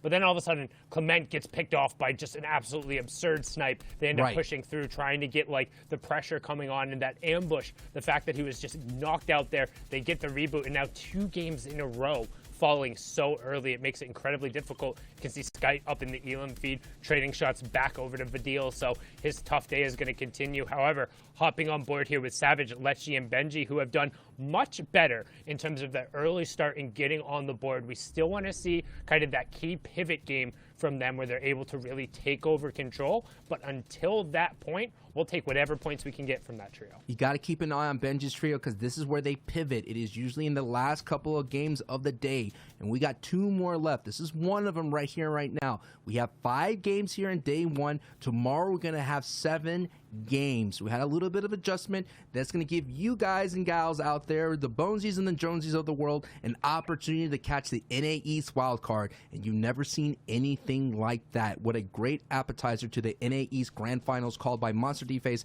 and Aussie Antics, and some big tags we just flew on over, and the lobby focus is going to be on that trio as they're in danger with a lot of white tags. But here it is, Savage, Lecce, and Benji, who are currently sitting in 7th place with an opportunity as they're going to get some nice, easy elims right now with these beams. And this is the benefit and something we've seen particularly about the very top-end trios, and it's something that Mitro, Mongo, and Tayson do almost better than anyone else, is it's the coordinated rifle fire and being able to turn what is normally just a little bit of wall pressure into actual points and eliminations. Right now, they're going to set up that shock wave bouncer combination. A good job landing relatively close to each other, and instead, double ramp rush right away. They're going up and above, saying, hold this. We're going to take the high ground right on the edge of the zone. They'll have the northern side priority there, and a good push coming out from Savage, Benji, and Lecce. Now, we haven't seen Benji utilize the Arcane's Gauntlet at the moment. That is going to be something that you could kind of throw at builds to kind of cause a little bit destruction. I think more it's going to be used for its mobility, the ability to sit at height and not worry about any kind of fall damage capability. And also, you could kind of vault back and forth. It gives you a little bit of mobility, and that mobility right there could be strong in Benji's hands. And we've been seeing Benji able to clutch. He's going to catch someone who's going to go right into this box. It is Marine. Down goes Marine. He's going to get thrown into the box and get siphoned right up and loot vacuum right into Benji as he absorbs that one. So this is going to be a strong start for this trio. As we're taking a look here, we're about the closing moments here of Zone 4. We're going to get to the Zone 5, the half in and half out. And already Benji, Savage, and Lecce invested in so much in this high ground. And then actually, you know, since they capped on somebody, it's going to be a strong opportunity because they have a lot of mats. And we also saw Tayson take out a Nos there in elimination feed, just knocking down one of the clutch factors there for that trio. It's all going to be on Flick and Thomas to make sure they execute here in the end game. And right now we can see That 5th zone is coming out, so everyone, if you're on height, just trying to make sure you build up a little bit more, waiting to see where the priority hops onto. We're going to hop on board here with our number 1 team who's under a little bit of pressure, but more importantly, they're the 2 under Storm Surge. So right-hand side, you see that damage coming down, that 25 every second, but the 2 headshots coming through there from Duck on top being everything they need. That's going to shift that Storm Surge threshold to somebody else, so the shots are going to come through, but that could have been the difference, and we talk about it, how sometimes every little bit matters. Those 2 single medium bullets pushing them above the threshold when they had no extra utility and were burning through the last of their minis as a duo on the side will be what rescues them from the jaws of defeat. So a monstrous play there. And hey, shout outs to the observers for catching that moment, because that was huge. So we're going to hop on board here with Hen, Patrick, and Deceptos as they begin the rotation to the northern pull of the zone. That is where Benji and Co. had boxed up, so you can see them up on height trying to rain shots down. Wildcard winner and World Cup runner-up Smash Dave, aka Rojo,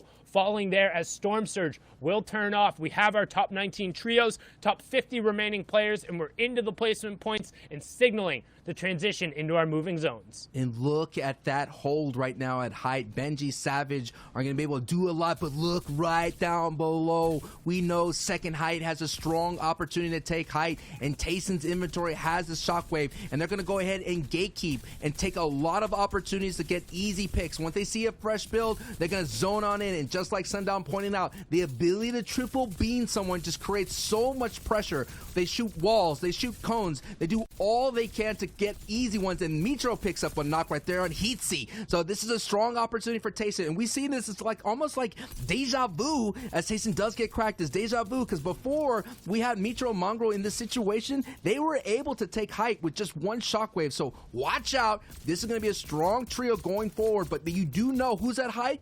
It is Savage, Lechi, and Benji, and already Benji now utilizing Victor Von Doom's Arcane Gauntlets, and he's just going to cause so much problems for people who are in shambles and using all their fresh builds. Yeah, and you can see right now just trying to utilize the side priority pressure. They did pull priority on zone as well. So you're going to see first shockwave out. He's going to build up on the other side, and then they're going to connect with him. Boom, right on over there. Good job making sure they were there. Now they're going to be ahead of everyone else. Finds a 52 damage headshot, but also note right now, well above Storm Surge threshold, and we're into the placement point. So every time a trio goes down, additional points will come through. Bouncer shockwave trying to get ahead of them, but Savage has already spread out. Shout out to Reese, kind of showing how the high ground takes a go out, and the fact Zayt and Saf kind of really starting off the multiple edge. Well, Benji and Savage showing a great example of it here. You can see Lechi bringing up the rear, Benji working the in-between, and then Savage being the one to connect. Then they use shockwaves and whatever utility necessary to leapfrog across, as Skype is going to have some Train H on Train H crime there. Amplify eats a huge shot and goes down. Patrick also falling to Mongo as we have our top 15 trios. 37 players left. 7 need to go down before Storm Surge will turn off, but there's plenty of chaos going down the low ground to make that happen. And look at that. The high ground is pushing CRR trios down, and they were getting right into Mongrel's and Mitro's area, and that is the power of height. But now we're going to take a look at the chaos that's happening in the mid ground. You see so much utilities, crash passes, all the layer changes, all this kind of chaos, and like you said, you could hold on to it. You could be very creative and getting a lot of elims, but it's going to be so dangerous because at a moment notice, as we see Mitro picking up a kill on Kenzel with a big-time elimination, you're going to see this chaos here unfold. You got to have your head on a swivel. You have to make sure that no one edits you down, and that is the danger of it. But they're going to try to stay as close as possible to low ground to have this max output capability. Antique, one of the DreamHack winners, World Cup qualified players, one of the stars who doesn't really get enough credit, is on the low ground here. Cub X-Man as well with him. Seti on the front side. Plenty of room to be made as they find a big down across the side for Wixie. Mongo still on his feet, but Mitro has been taken down, so it's all going to be the Mongo and Tayson show. But again, we talk about that trio. All that matters is Mongo has his feet planted on the ground. Good conversion there onto the down they had before, into the harpoon, and Cub doing a fantastic job making sure he's prioritizing getting the mats, ammunition, and upgrade weapon there. Good job using that utility as they're going to stay ahead of the zone. 8 eliminations so far. Top 6 trios, 13 players remaining. We're seeing some textbook mid-ground plays, the front side, the back side, the support player, all working. Cooler ZQ gets knocked right then and there, and look at it. This is where they say the low ground and mid-ground, they get a lot of elim points, and they get a lot of placement points if you play together on the same page. You could imagine the comms in their head, all going back and forth, opening up edits, working as a unit right there. Teak is on the backside, gets Nate trying to get in, and the reason why that backside is going to be so strong is a lot of players are dealing with that storm, pushing them closer and closer, and that's going to go right into the arms of Teak's trio. And that Teak trio has so much real estate. They control a lot of builds. They just have to be sure that the people on the low ground don't have to deal with it, but at the same time, with a change of elevation, they become the second from height, and that is what Lecce, Benji, and Mr. Savage are going to put that pressure. But oh no, they jumped down a little too early. This could be dangerous here, and oh my goodness, Lecce with the clutch shotgun pump gets the knockdown and confirm on Teak. Finds the 180, then or finds the 200, then finds the 180 on the Cub there, but it's all going to come down to him. Shockwave up onto the high ground, finds the first pump, can't find the spray afterward, catches himself, but he has zero math. He has to find a conversion. He has the 4 chug splashes though. It's a 1v1 v2. Lecce goes looking, and he finds it. He gets the siphon in the back of the zone. Still has 4 more chug splashes. He's going to be able to walk out, but he knows he has time. Spray coming through, and it's a 1v2. Lecce trying to hold it off, but right now from the low ground, BDS and Robabs trying to keep it off. Chug splash 1 out, chug splash 2 out. Does he have more? Chug splash 3 out. Bouncer back into the zone, and he gets swatted down. Nothing coming through there. ZQ, Robabs, BDS, they take match number 4 on the back of 9 eliminations. 34 points there. Brilliantly done from that. That was a huge game 4 right now. We're going to kick it to the analyst desk, Zreek, Ryo, and Sheets to break it all down. Sacha? You good, dog? You okay, man? You okay? Happy Halloween? We're hey, here? This game, though. Man, that caught me so off guard. I wasn't ready for any of that. Wow, let me think about this game. Okay. Great game of waiting there. We watched. You know, when you have 4 chug splashes and you're chilling out in zone, it's pretty apparent what you're trying to do. So I like that they applied so much pressure that they gave him no choice, but he had to try and make a play to get back in the zone. Now, taking a look at our standings overall, we got Mongrel, Mitro, and Tayson still locking it up in that top spot. Andelix, Janice, X-Squeeze still holding down spot number 2. And now our top 5 are kind of solidifying themselves right now. Yeah, and it's pretty early too, but sometimes you see this happen on day number 1. The biggest thing in terms of solidifying their spots as well is that the point gap is still the same after that last game. What that means is Mongrel, Mitro, and Tayson actually got to play this game out a little bit more to increase that lead. At the same time, Andelix, Janice, and X-Squeeze, them two, having that point gap between second and Benji, Savage, Lecce, they're still on their own islands, which is very good as a setup for day number 2. Yeah, and you know, these guys performed very, very well in the first couple games, but this game ended up going down in 13th with only 2 eliminations. It's obviously Mongrel, Mitro, and Tayson have kind of taken that lead ever since then, but Kinzo, Wolfies, and CRR brought that back up into a 4th place slot with a really good 15-point there game, securing 2 eliminations and 5th place. Yeah, Safik, Irazumi, and then Jake are still on the outside looking in, still also making plays from that position as well, almost there in the top 4 or 5s from game to game, but just falling a little bit short. So it's still a good pedestal, it's still a good place to be in, especially if you can only improve from there in day number 2. Past that too, ZQ, Robabs, and Blackie, amazing game they just had, but this is kind of what we see from these guys. They get a VR, they get some good placements, but then end up fizzling out. There is no more room for that. You could get away with it in the qualifiers and the heats, but now it's all about shooting for the top 5, shooting for first place. That's true, and we see a lot of teams do that very, very consistently, like you already said, in the qualifiers and in the heats, and I think we're probably going to see a team or 2 do that today. 1 victory royale and not go very far with that, but a team that we saw there, which did very, very good, the Cobb, is actually our wildcard team. Nate, Bobo, and Rojo. Up into 9th now after placing 4th with 5 eliminations that game, so another very consistent game for them, climbing the leaderboards again. And then this page, and from 11th all the way to towards the 20th page that we'll see, in just a little moment, it's also looking a little bit solidified, but at the same time, swapping back and forth. Daka was there, up now, down towards the bottom side. Hen, Deceptos, and Putrick still having those issues where if it's not a game they're completely winning, they can't find enough consistency to get towards the 40 point, the 50 point mark. Right now, 27 still. It's so close between all these teams. From 28 down all the way to 23, from 60th to 20th, it is only a 5-point game. Yeah, and Hen, Deceptos, and Putrick kind of struggling a little bit with the Storm Surge today, so hopefully they're going to be trying to figure that out for the next kind of few game today, and then all of tomorrow's games as well, because we know this is a team who can dominate. We know this is a team who can do very, very well when they're on fire. So hopefully they'll be able to figure those Storm Surges out and continue on tomorrow, and then for the rest of the game today, performing very well. That's right. We've only got one game left to go, so it's all about trying to cement yourself in a solid place, getting ready for the 7 games tomorrow. But I'd like to relive that last victory royale. What transpired there? What forced him to just run into the zone and have to make these last-second desperate plays? I mean, he did find extra chugs, but still, talk me through it. Yeah, well, that last game, we were looking at a 2-1 split. Now there's a new theme. I would say for this game, it was the game of sprays. I'm not talking the things you put on the walls in-game. I'm talking triple beams all the way from height. Ooh. I'm talking from down below on low ground towards the end. A revengeful double spray onto Lecce, who had no room to peek in and try to take shots. We'll go back and actually review all those sprays and how they happened. But for the final moments, Blackie and Robabs, shoulder to shoulder, make sure Lecce has no room to really even bounce her towards them fast enough, and Blackie, it's a nice pump shot to wrap that game up. Yeah, and this is exactly what we're seeing again from our high ground team here. Triple spray over and over and over again down. Oh my lord. The pressure that's applied to these teams under that just drains their materials and gives them no opportunities to heal. If any other team then starts to spray them from below or above, it's going to be very tough for these guys to heal at all, and they're going to be going down completely. This is another wide of the shot that we just saw there of Lecce in zone. He had a huge pop-off, picking up a ton of eliminations, but it's just not enough, right? Blackie just ramping up and picking up that massive pump shot on him to finish things off. And he's kind of frozen in time in midair, and this gets taken out.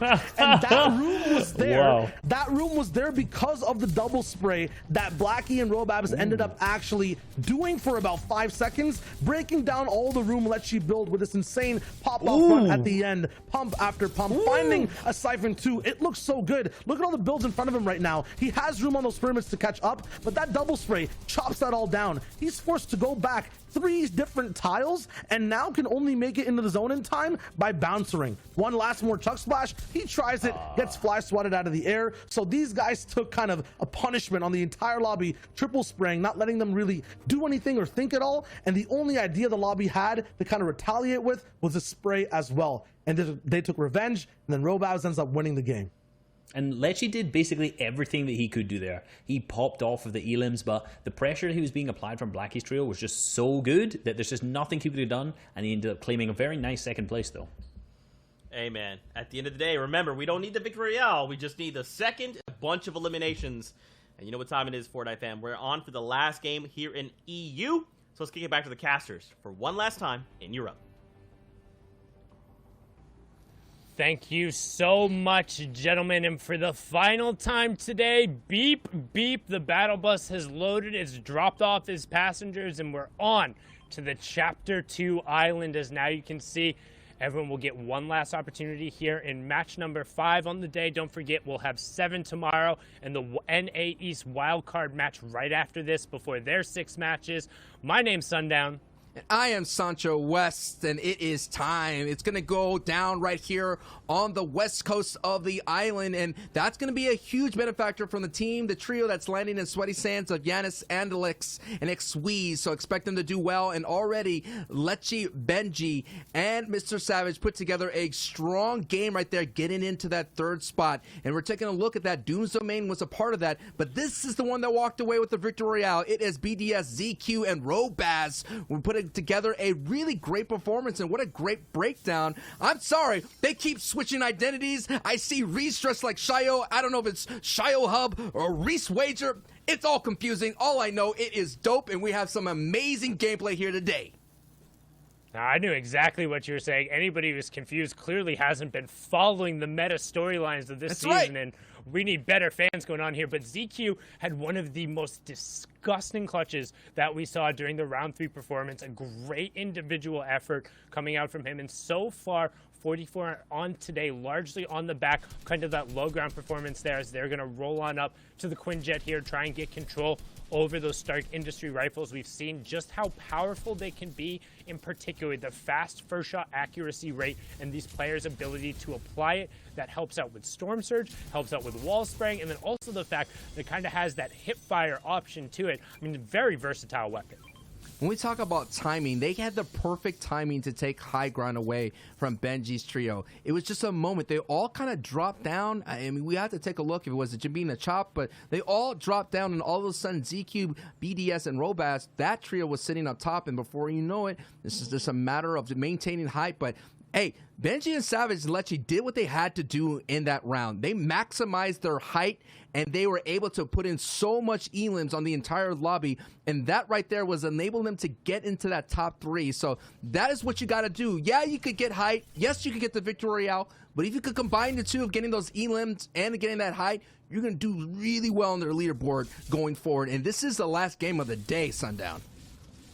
Match number 5 out of 12. We'll have 7 for you tomorrow, but right now it's about climbing your way and clawing your way up the leaderboard, and ultimately all of these teams are trying to battle for that number 1 spot. But right now, the power trio uncontested over at Stark Industries, the southern side of upstate New York. You have Mongo, Mitro, and Tayson. I mean, 97 points. Granted, Andalex, Janice, and Duck on top were able to close the gap a little bit last game. There's an 8-point difference between number 1 and 2, but then after that, it's 38 points all the way down to Huge. Benji, Savage, and Lechi. So as we talked about before, right now, it's a battle between 3rd in the field, and then 1 and 2 are just bopping each other in the face back and forth, trying to be on the top spot. And actually, we say uncontested, but it looks like these guys cleaned up another fight here off of the start. So somebody came over and decided to give them effectively 3 more points.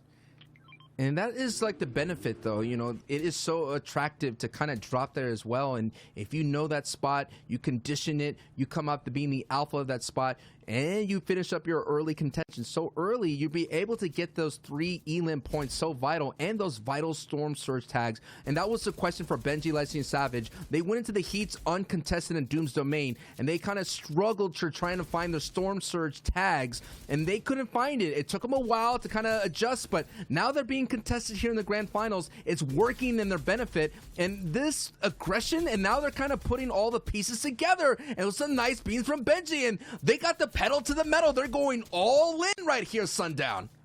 Well, it's interesting, too, because there was a second team there as well, so they're trying to resolve this fight as fast as possible, because you saw them throwing some more shots towards the northern side, and right now, Lechi able to convert on the down onto Mirza, burning plenty of their utility right here to try and close this fight out. You can see that he's trying to throw him away and just disengage from the situation, but Benji using all of his crash pads to get to the front side. I was just in awe, absolute awe of the AR tracking from Benji there, being able to follow the shockwave, disengage, finding back-to-back 35 tags, and then also being able to find 2 hits on the player with such a small angle. I mean, it's something that really separates him, but Lechi is going to be the one who gets all 3 of those converted, and a good start here, and what feels like for the first time, they're clearing out Dooms efficiently, getting the Storm Fight tags that they need, or the Storm Surge tags that they need. Now they're going to be able to hopefully rotate into the mid game. However, as I say that, there's still 2 other teams who are lurking nearby. And that is always the danger of Doom's Domain. When I was kind of breaking on down between the 2 POIs, I always found that Doom's Domain, a lot of trios rotate through there late. And if you don't have your engagements wrapped up, before you know it, the third party is there. But it looks like Lenji, Savage, and Benji are figuring out. They're getting those engagements done. And at the same time, they're kind of blending together the strategies of pushing that team up north. It's kind of like an opposite thing that was happening to them, because they were always getting pushed out of their POI. They were always on the north side on that scavenger route. So they saw that, and now they're implementing that strategy. Now, Thomas HD, Anas, and Flick, who started off the day, they're kind of slipping a little bit. Now they're in the top 10 for the longest time throughout the day. They're in the top 5, and now they're slipping. And it's just a matter of just colliding with some other big names in mid game, and that's what we're seeing. You mentioned it already. First and second place, 30+ points away from third. So it's just a matter of who's going to be able to take down first and second to at least let the rest of the lobby breathe for just a moment and get some points. And Can I get a point? Yeah, and a little bit of a different kind of pace to this game. As you saw, Flickenos and Thomas just swam around the Ruins Island, which normally in every other time we've watched, we've had Matzo, Amplify, and ADN putting out shots there, but instead they were just kind of hanging out and then opted to Shockwave push towards the north. Now you can see them in the bottom right-hand corner actually opting to disengage and go back over to the ruin centrally and just kind of forward up. But now these guys are just hanging out, waiting to see where the next zone reveal is. In the bottom right-hand corner, it is going to be in 15 seconds. So everybody just worrying about where positioning is going to be for zone number 2. And we're seeing that effect because Thomas, they like to land in Retail Row, but because Zone pulled all the way to the other coast, they didn't have the time to loot up. They didn't have the time to utilize that upgrade bench. And you took a look at their inventory, sitting with a green pump shotgun. And I can't wait to see what the rest of them, but they usually are getting that Dirty Docks drops, which they had to switch to. They usually were able to upgrade so much lethal power. So we'll see if that power affects them. But here it is. Seti's trio has 42 elims before 5th zone. Seti is responsible for 32 of them. So we're seeing MVP type performances in all across different trios here, Sundown. Yeah, a little under 80% of the early eliminations coming on the back of Seti, which is a good performance from him. It's something, again, we've kind of talked about how players fill different roles and how Flick so often is the one who's going down on his trio. Well, it's because he's a little bit more of the aggressor here, so no surprise that sometimes we see this trio and Seti's gone down. Well, he's the one who accounts for most of their early round points here, so doing a good job making sure he's still finding room and, of course, enabling Teak and Co to be able to keep playing. And Teak is somebody who, again, we've talked about it before, definitely doesn't get enough credit for just how long he's been around the scene and how consistent and resilient he's been, being one of the last players to qualify for the Dream Hack that he then turned around and won. We talk about that 100-to-1 run, but now somebody who had a 100-to-1 run during his qualifier was Cooler. ZQ, you can see Blackie also still up on his feet, the BDS team player there. However, Robobs has been taken out. They were able to win the last game, but now in shambles and a half. This is what it is, adversity. And if you're going to be a strong Fortnite competitor, you have to overcome adversity. There's going to be times where you're not going to be full strength. There's going to be times where zone doesn't pull your way. There's going to be times where you don't have the full kit. You're going to be in shambles, and you have to figure your way out of that shambles town and get yourself up to the upside. And that is what BDS, ZQ, and Robots are trying to figure out. They do have an opportunity, if they can, I'm not sure if they have their card or not, to kind of reboot him, but that's going to be such a dangerous thing. Already saw in the heats, actually, Mongo's trio was able to pull off a 42 moving circle reboot on Tayson. So it's there. It's possible. I know Holly Hedges is just on the outskirts here. Not a lot of opportunities for reboot vans, but sometimes pulling that off is going to be monumental for your trio to push forward.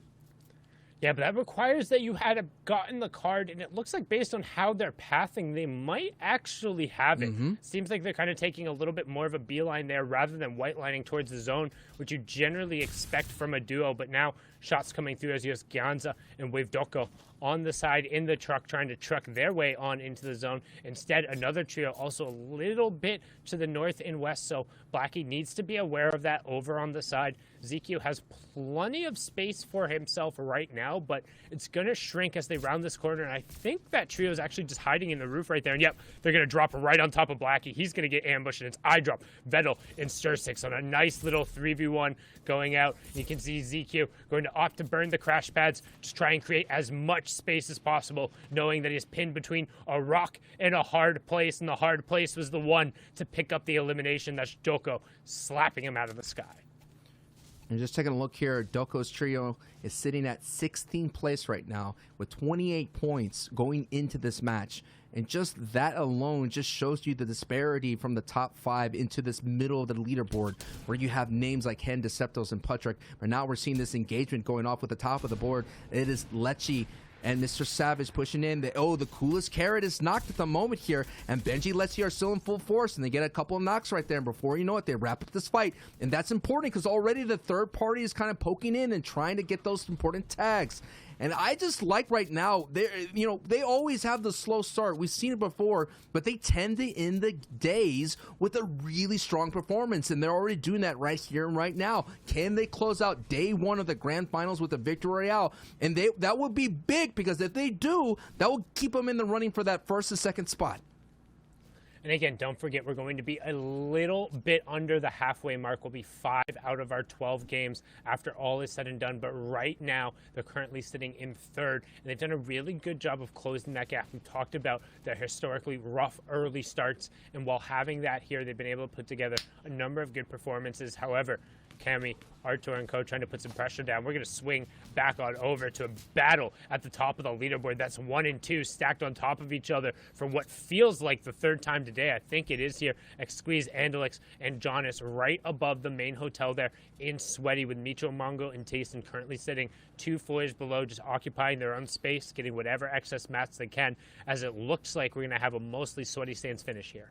And this is the difference, as I mentioned, Thomas HD trios had to go all the way to this coast, but when the zone revealed and landed right on top of Analix, Giannis, and Xsqueeze, they have the opportunity to loot, to take their time, to get all the resources, hit that upgrade bench, and now look at the power that Xsqueeze have, a purple pump in the inventory, and look at all the inventory as well. They don't have to use any materials, and they have 12 peppers on Xsqueeze. So that is why, yes, no elims, that is fine, but they know they have a strong central position. Yes, they have crazy neighbors down below in the Mitro, Mongo, and Tayson, but right now they have that dominant position, and if zone continues to favor them, they're going to have the ability to kind of build a bigger lead against Benji's trio. We've actually seen Micho, Mongo, and Tayson in that exact same position before, where they're building out a fake tunnel into the bottom of the hotel, hoping to bait teams into it, and then they're going to be camping on the end of that tunnel and trying to get an early elimination. We've seen this ambush done before, which is just seeing the practice and kind of the execution, which to me shows just the number of times they've had Sweaty Sands finishes and had to rotate from that northwest passage. They know they're not going to have priority on top of the hotel, but everyone else in the lobby knows that as well. There's no way you're possibly going to get up there first. So the next option is, hey, let's check out these old builds where somebody is probably not going to be, and then surprise, there's a monster at the end of the tunnel, as you see Hen get taken out there by M10 Sniper God, aka Karma. So that trio again struggling to kind of stay completely on their feet even into this mid-game scenarios. And we're just sitting here like the audience of a scary movie, like, don't go in there.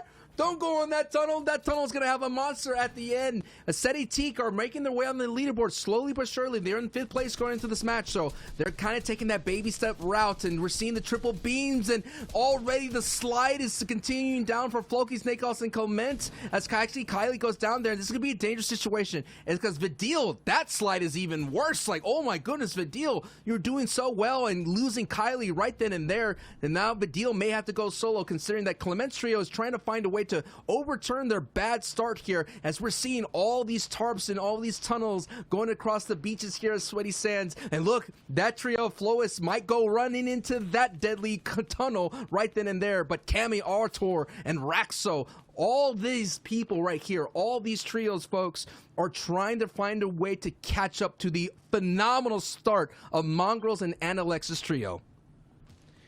And you can see right now Floki, Comet, and Co kind of just digging in a climbing hook, setting up whatever ropes, saying, hey, we're free falling right now, but we've got to hook in a number of eliminations, a little bit of priority zone. They have a little bit of real estate to work in. And finally, after their solid start now, they aren't knocked out early. They have everyone hip to hip. This is when they're enabled to play very, very, very well. However, you can only close the gap if those top 2 trios go down, and we've seen they have priority positioning on the zone. To me, now that everyone on the north side is utilizing bouncer combos already, that means zone is pulling either more towards central or more towards the south. You can see Seti and Teak trying to force through, but now it's just going to be Cub X, Anas, Flick, and Thomas smell like blood in the water. They're going to circle in onto the backside. Cub is going to try and stick the revive in the midst of all the chaos. He has the moment. Hello? What happened to the other 2 teams? Did you just assume they got finished? Can you guys not do math? No finishes ended up coming through. They're going to be able to get the first one. Second one, Teak gets thrown out,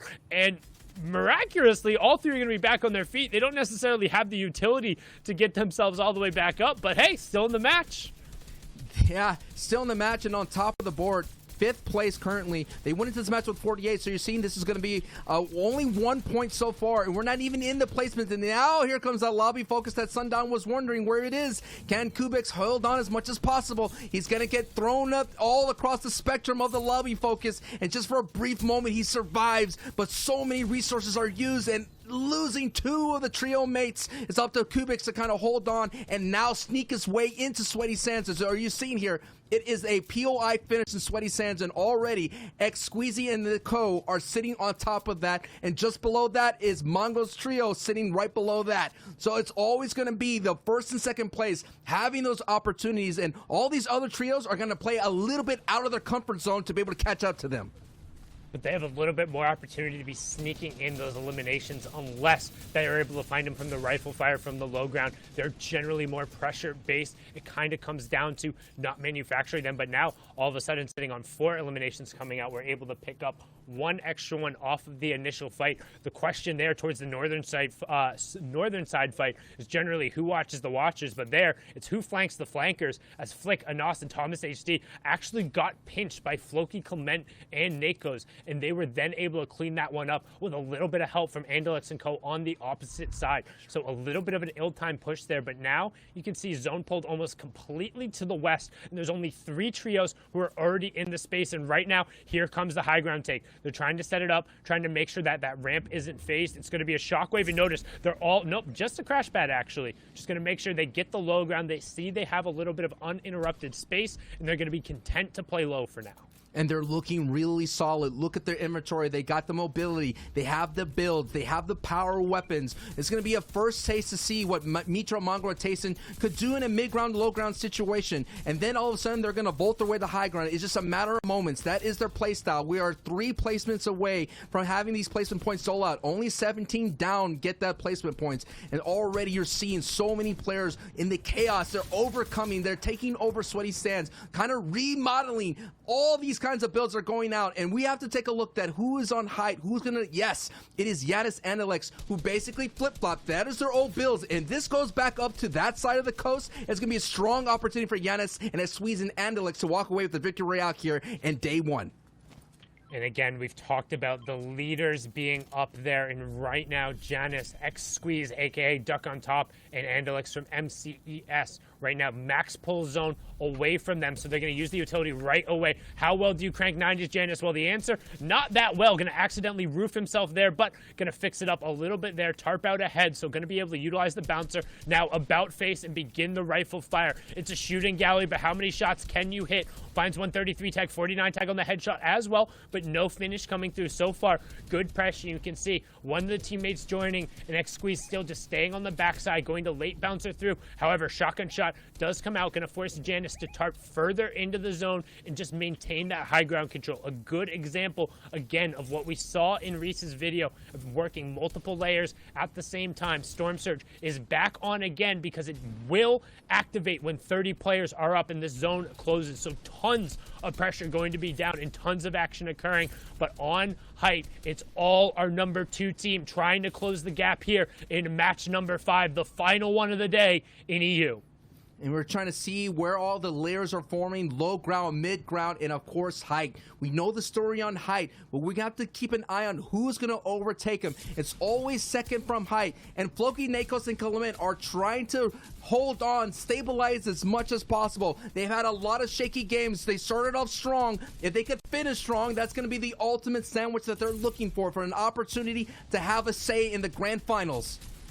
And this is 7th round placement points. The first placement points just ticked over. There's still 38 players left out, and the aggression's going to come out now as Kinzo gets picked up by Nakos. A little bit of a misplay there in terms of the timing with the bandage cannon. A little bit of fumble as well. Needs to make sure that he has enough bandages to get himself back into zone. Just going to be enough with the pop of bandage. Keep running straight, my lad. There you go. 5 elims so far now, but trios are dropping like flies as we went to 17 to 13 in the blink of an eye. 7th zone almost completely closed in. And this will be the final moments in day 1, and it's a 180-200 flick shot from Clement. The 6 out of 6 time qualifier shuts down Lecce's run right there. They look so good, but our number 1 team is still up on the high ground as Mongo gets the finish onto Bobo Exalti. Nakos and Co grouping up, trying to utilize the bandage cannon. They're so good on the low ground when they're hip to hip, but can they close it out here in match number 5 and push their way back into the top 3 where they feel they belong? top 12, and Anilix gets knocked by Nakos. We're seeing the chaos in the low ground as so many strong teams, and Savage gets taken down as well. Benji's gone, but Mongrel is still up. Giannis is still up. The height is causing so much chaos down below, but Nakos, Floki, and Comment are the low ground warriors, and they're going to keep going, but Nakos has to survive as much as possible. Down to the green HP, no shields. Floki, Comment, Nakos are in shambles. They're going to need a refresh. Nakos goes down. Sapphik is coming in and plays the spoiler of that run, and there's only one member left in that trio. Yeah, it's just Clement. He's on the backside of the zone there, but you can see all high ground all the time. Stretch the lead out. They're being the best from start to finish, wire to wire. We called them the favorites. We called them one of the best trios in the world. If Mongrel's on his feet, he is mowing down the competition. And from the top down, E11 Tayson, FaZe Mongrel, and Liquid Mitro says Europe is ours, and you're going to have to pry it from our hands here. And Dreda falls like a fly. I drop down on the backside. Stursix and Vettel are going to try and 2v3 clutch it up, but honestly, they're heading into a buzzsaw of our top trio. The Stark Industries veterans closing it out here, and can they get yet another victory royale to cement that top spot on the leaderboard going into day 2? Stursik goes up to challenge, but he just gets swatted back down, and you have to think this is just a matter of moments, Sancho. A matter of moments, and there it is, the moment complete. The victory royale, 2 of them here at the grand finals, accrued by Mongrel, Tayson, and Mitro. They are popping off, and they're going to get themselves a huge lead on the leaderboard. Oh my goodness, Sundown. The young lords are doing it. Can they win it all? We're going to have to wait and see for the whole day to pass by. But what a way to close out day 1. I mean, it was an insane performance from that trio, start to finish, and we talked about just how good they were, and the fact that if Mongrel is able to stay up, they just keep accruing those points. And now, all of a sudden, we were talking about how kind of the top 2 had a 30-point lead. Well, now the top 1 has a 30-point lead on the top number 2, and then the rest of the field is playing catch-up to them, being 26-plus points behind. But that is going to be it from us today. The games were a blast, but there is still plenty coming after this. My name's Sundown. And I am Sancho West. We're going to kick it to the analyst desk to break it all down and check the leaderboards. Wow, what a finish. You know, Mongrel's sitting there going, "Ah, I'm the best!" Ah! To replicate something that Sundown once said. Words of wisdom just dawned upon us. You like to see that. So let's take a look at our final standings. A massive congratulations. 2 victory royales in grand finals. That in itself is a feat all its own. So let's see how the final results are looking here in day number 1 of Europe. Don't forget, we've got 5 games today, another 7 tomorrow. Let's take a look together. Well, actually, we'll have the standings in just a moment. Guys, I'm just so impressed. Like, I can't tip my hat enough to this trio, Mongrel, Mitro, and Tayson. 2 victory royales. Thank you, Shio. 2 victory royales. That's very impressive. Yeah, and like the standings will be there for a sec. We're too hyped, so we got to sit down first and really just try to take in what happened in that last game. We all got good costumes. I think Reese is the best, but a little bit of bias over there from me, myself, for myself. I agree. Regardless, for that last game, Mitro, Mongrel, Tayson just bringing it right back. Sundown said it best. Everyone else has to try to pry away not only the hold they have on Europe when they get, kind of rolling, but the passion they really have to win these games. You don't see it really in every other trio. The dominant type of win that these guys have every time. All 3 players always left alive, and it seems like it's always a 3v1. Yeah, and are you surprised? I'm not. I'm not surprised to see them up there dominating. They're currently 30 points in the lead. Spoiler right there for the standings. However, 2 victory rounds out of 5 games. Do you think they can continue this into tomorrow's 7 games? Possibly. The thing is, right, if you have like these random things that are happening, because you're saying, you were not surprised at Mitro, Mongrel, Tayson. What I am surprised at, but at the same time expected, was Floki, Clement, the way these guys just operated that end game right there, taking people out, one pumping, surviving, pushing placement forward, and really making it harder for every other trio. I think Savage was taken out, Letchi taken out, and Alex not getting a chance to do much at all because of this trio that last game. If this happens and Mongrel, Mitro, Tayson are all on height in a different world, then yeah, I agree with you. Maybe they'll do it on day 2 as well.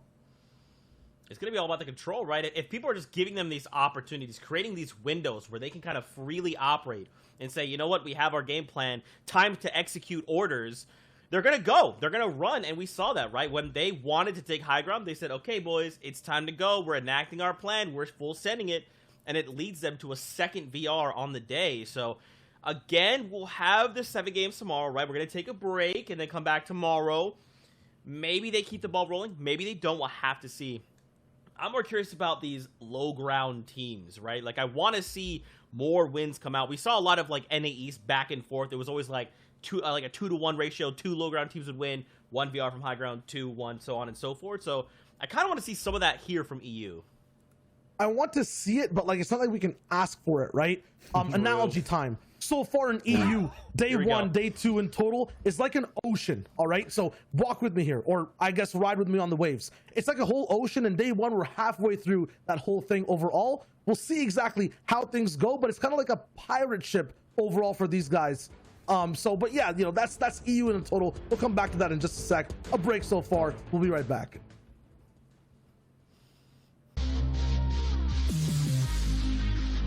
We've all seen it before. Maximum height, final zone, and a victory royale. 3 things that go hand in hand in every Fortnite endgame. But what if I told you there was a different way you can make every final zone, get elims, and not be on height while winning the game? Let's take a look at the XSET trio and how they use low ground in NA East Day 2, Game 1 to beat height, win out the match, and finesse the endgame. You've got AV, one of the best shot callers and solo clutch players of NA East, combined with Shark and Knight, a duo that's played together for over a year, having some of the most top consistent placements in FNCS duos and enough synergy to the point where it looks like they can read each other's minds. To get enough fuel to be able to make it into endgames, these guys land over at the Fortilla and Shantytown and Logjam Woodworks. That's right, a huge split taking over 15% of the map with a total of 40 chests. Let's take a look at this comparison between mid-ground and low ground. While on mid-ground, you're usually at risk of being shot by 3 angles at all times. There are multiple trios on your lair that can shoot your walls and battle for space in front of you, as well as try to break into your box behind you. If your base or tarp is too high and exposed, you can risk being pressured from height with shots, utility, and surprise all-ins. And while you're trying to keep track of all of that, there can be low ground trios that are looking to shockwave up, crash pad you down, as well as spray your floors, making a fully built metal box still vulnerable to anyone on the lookout. The XSET trio always choosing to stay on low ground changes all of that. With the ground beneath them, there's no pressure at all coming from beneath their feet. They can spend more time looking around and above at other trios, becoming more aware of threats and dangerous paths. In terms of other low ground players on their lair, the main fight is for space and position, so they end up moving instead of shooting first, giving XSET more time to make decisions while on the run. The mid-ground trios above XSET can get their sightlines blocked by each other, and XSET can utilize old builds like you see here to get even more sneaky and secluded, making there no chance of any pressure at all, giving these guys an easy route towards the front of the zone. Skip a little bit ahead, and this is where the magic starts. Having a hill on their backs, zone ahead of them, and their own builds behind them, it lets XSET focus just on one angle, and a player on the other side of that angle gets pressured so much that he's forced up, giving XSET more room to even cover on low ground. Seeing that it's a steep incline though, they build up a layer, forcing any teams rotating on their side of the circle to funnel straight into their floors, cones, and edits. They set up a perfect trap in their home turf, gain 3 points, drop back down to low ground for weapon upgrades, mats, and more.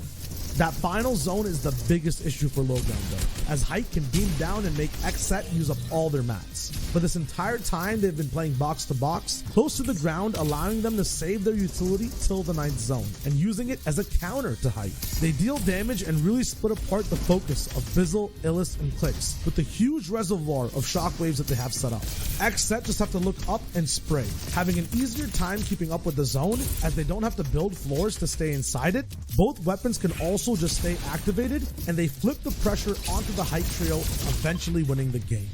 Low ground lets you stay together more, focus on one team at a time, saves your utility, and when played correctly lets you win insane games. It takes creativity and a lot of practice though. You have to move and adapt on the fly. These are just some of the cool things AV, Knight, and Shark do each game. Keep track of their journey during more games of the FNCS. We'll be seeing you on that battle bus.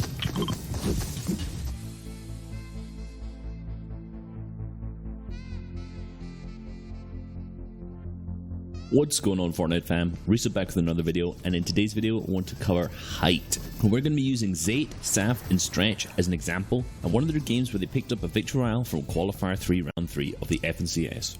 Across the 12 games, these guys picked up 4 victory royales, and they hold height in an absolutely textbook way, so let's dive into that. Firstly, just for super basic, height is when you're on the very highest layer of the moving zones in endgame, and this is powerful for many reasons. Firstly, because you use the least amount of materials to traverse the moving zones, you have a ton of angles on players to shoot down on, you have the best opportunities for healing, and you only need to worry about players below you, so you don't have to cover your left, right, and above, which you'll have to on low and mid ground layers. I like to categorize the art of playing high ground into 2 separate categories: claiming and maintaining. Claiming high ground does not start in the end game, it starts much earlier in the mid game, and in this game in particular, Zayt, Saf, and Stretch try to claim the high ground as early as the 3rd zone. You can see them take up a large amount of space horizontally here, with Zayt and Saf building over onto another area, so they have 2 separate points of high ground. Later on in the game, when the 4th zone appears, they're not actually inside of this zone, so they wait late until other players have already built up there, and then they all shockwave over and claim the high ground there. The only reason that these guys get to the highest layer in 4th is because they'd already set themselves up on a higher layer in the 3rd zone. This allows them simply to just shockwave over and claim it. From here on out, our team's goals switch up from claiming high ground to maintaining it. Really, they're not looking for a huge amount of eliminations here. Their main goal is just to ensure they are the only ones on height. They do this by shooting at other players who have built up in other areas of the zone to around equal levels of them, and also by looking down, looking at players who are 1 or 2 layers below them, and pressuring these guys to make it seem like there's no chance that they're going to claim height over Zayt, Saf, and Stretch. You can see that the 5th zone is almost max distance from where they are now, so this is where Zayt, Saf, and Stretch are going to need to start claiming the high ground again. Zayt hits a beautiful snipe on one of the opposing players at the opposite height, so this is an immediate flag that our team should now just go and grab that height, because these guys are going to be on the defensive, trying to pick up the res on this teammate, and aren't going to be focusing on maintaining that high ground. What Zayt does is he actually shockwaves over to another layer of builds and then builds out into the zone to create a different area of high ground. Then, once this is solidified, Saf and Stretch both then come over onto this high ground, and then Zayt actually goes over to the other layer of high ground where he sniped the player and builds up here. This is exactly the same thing we saw in the 3rd zone, where they've claimed 2 separate layers of high ground. They do this because they give absolutely no opportunities for any other team to take high ground at this point. So in the 5th zone, these guys have this completely locked down. At this point, because these guys have claimed 2 separate layers of high ground, it doesn't matter which way the zone pulls, as these guys already have claimed all of the high ground layers. In all honesty, this is the hardest part done. These guys have good materials still left, and now they just need to ensure that they maintain height all the way through the moving zones. The main threat that they have is players using their shockwave grenades to fly up and take height from them. So the way that they defend against this is by having one player on what we call ultimate high ground. In this game, in the first few moving zones, this is Zayt. He stays up 3 or 4 layers above to ensure if anyone shockwaves up, he doesn't get knocked out. This allows him to spray any players that are contesting and really take control of that high ground. And at the same time, you can see Saf move further ahead of the zone and spray backwards at players down below, while Stretch stays on the same layer as Saf and just consistently applies pressure to all the players below. You continue this form up until the 9th zone, the final moving, because this is when the heal off is going to need to happen. And you can see that Saf throws his white heals, which is medkits, up towards Stretch so that Stretch can stay on the ultimate high ground where Zayt was instead. And then if this game goes down to a heal off, he can stay on the ultimate high ground, heal with the medkits, while Zayt and Saf are on the low ground, completely trying to frag out and distract the other players who are alive. Zayt ends up completely popping off on low ground and picking up the victory royale, meaning they didn't end up needing to use those medkits for the heal off. However, if Zayt didn't manage to pop off here and the 9th zone ended up closing, they would have won this either way. Hope you guys enjoyed and learned a lot. I've been Resub. See you in the battle boss. Beep beep.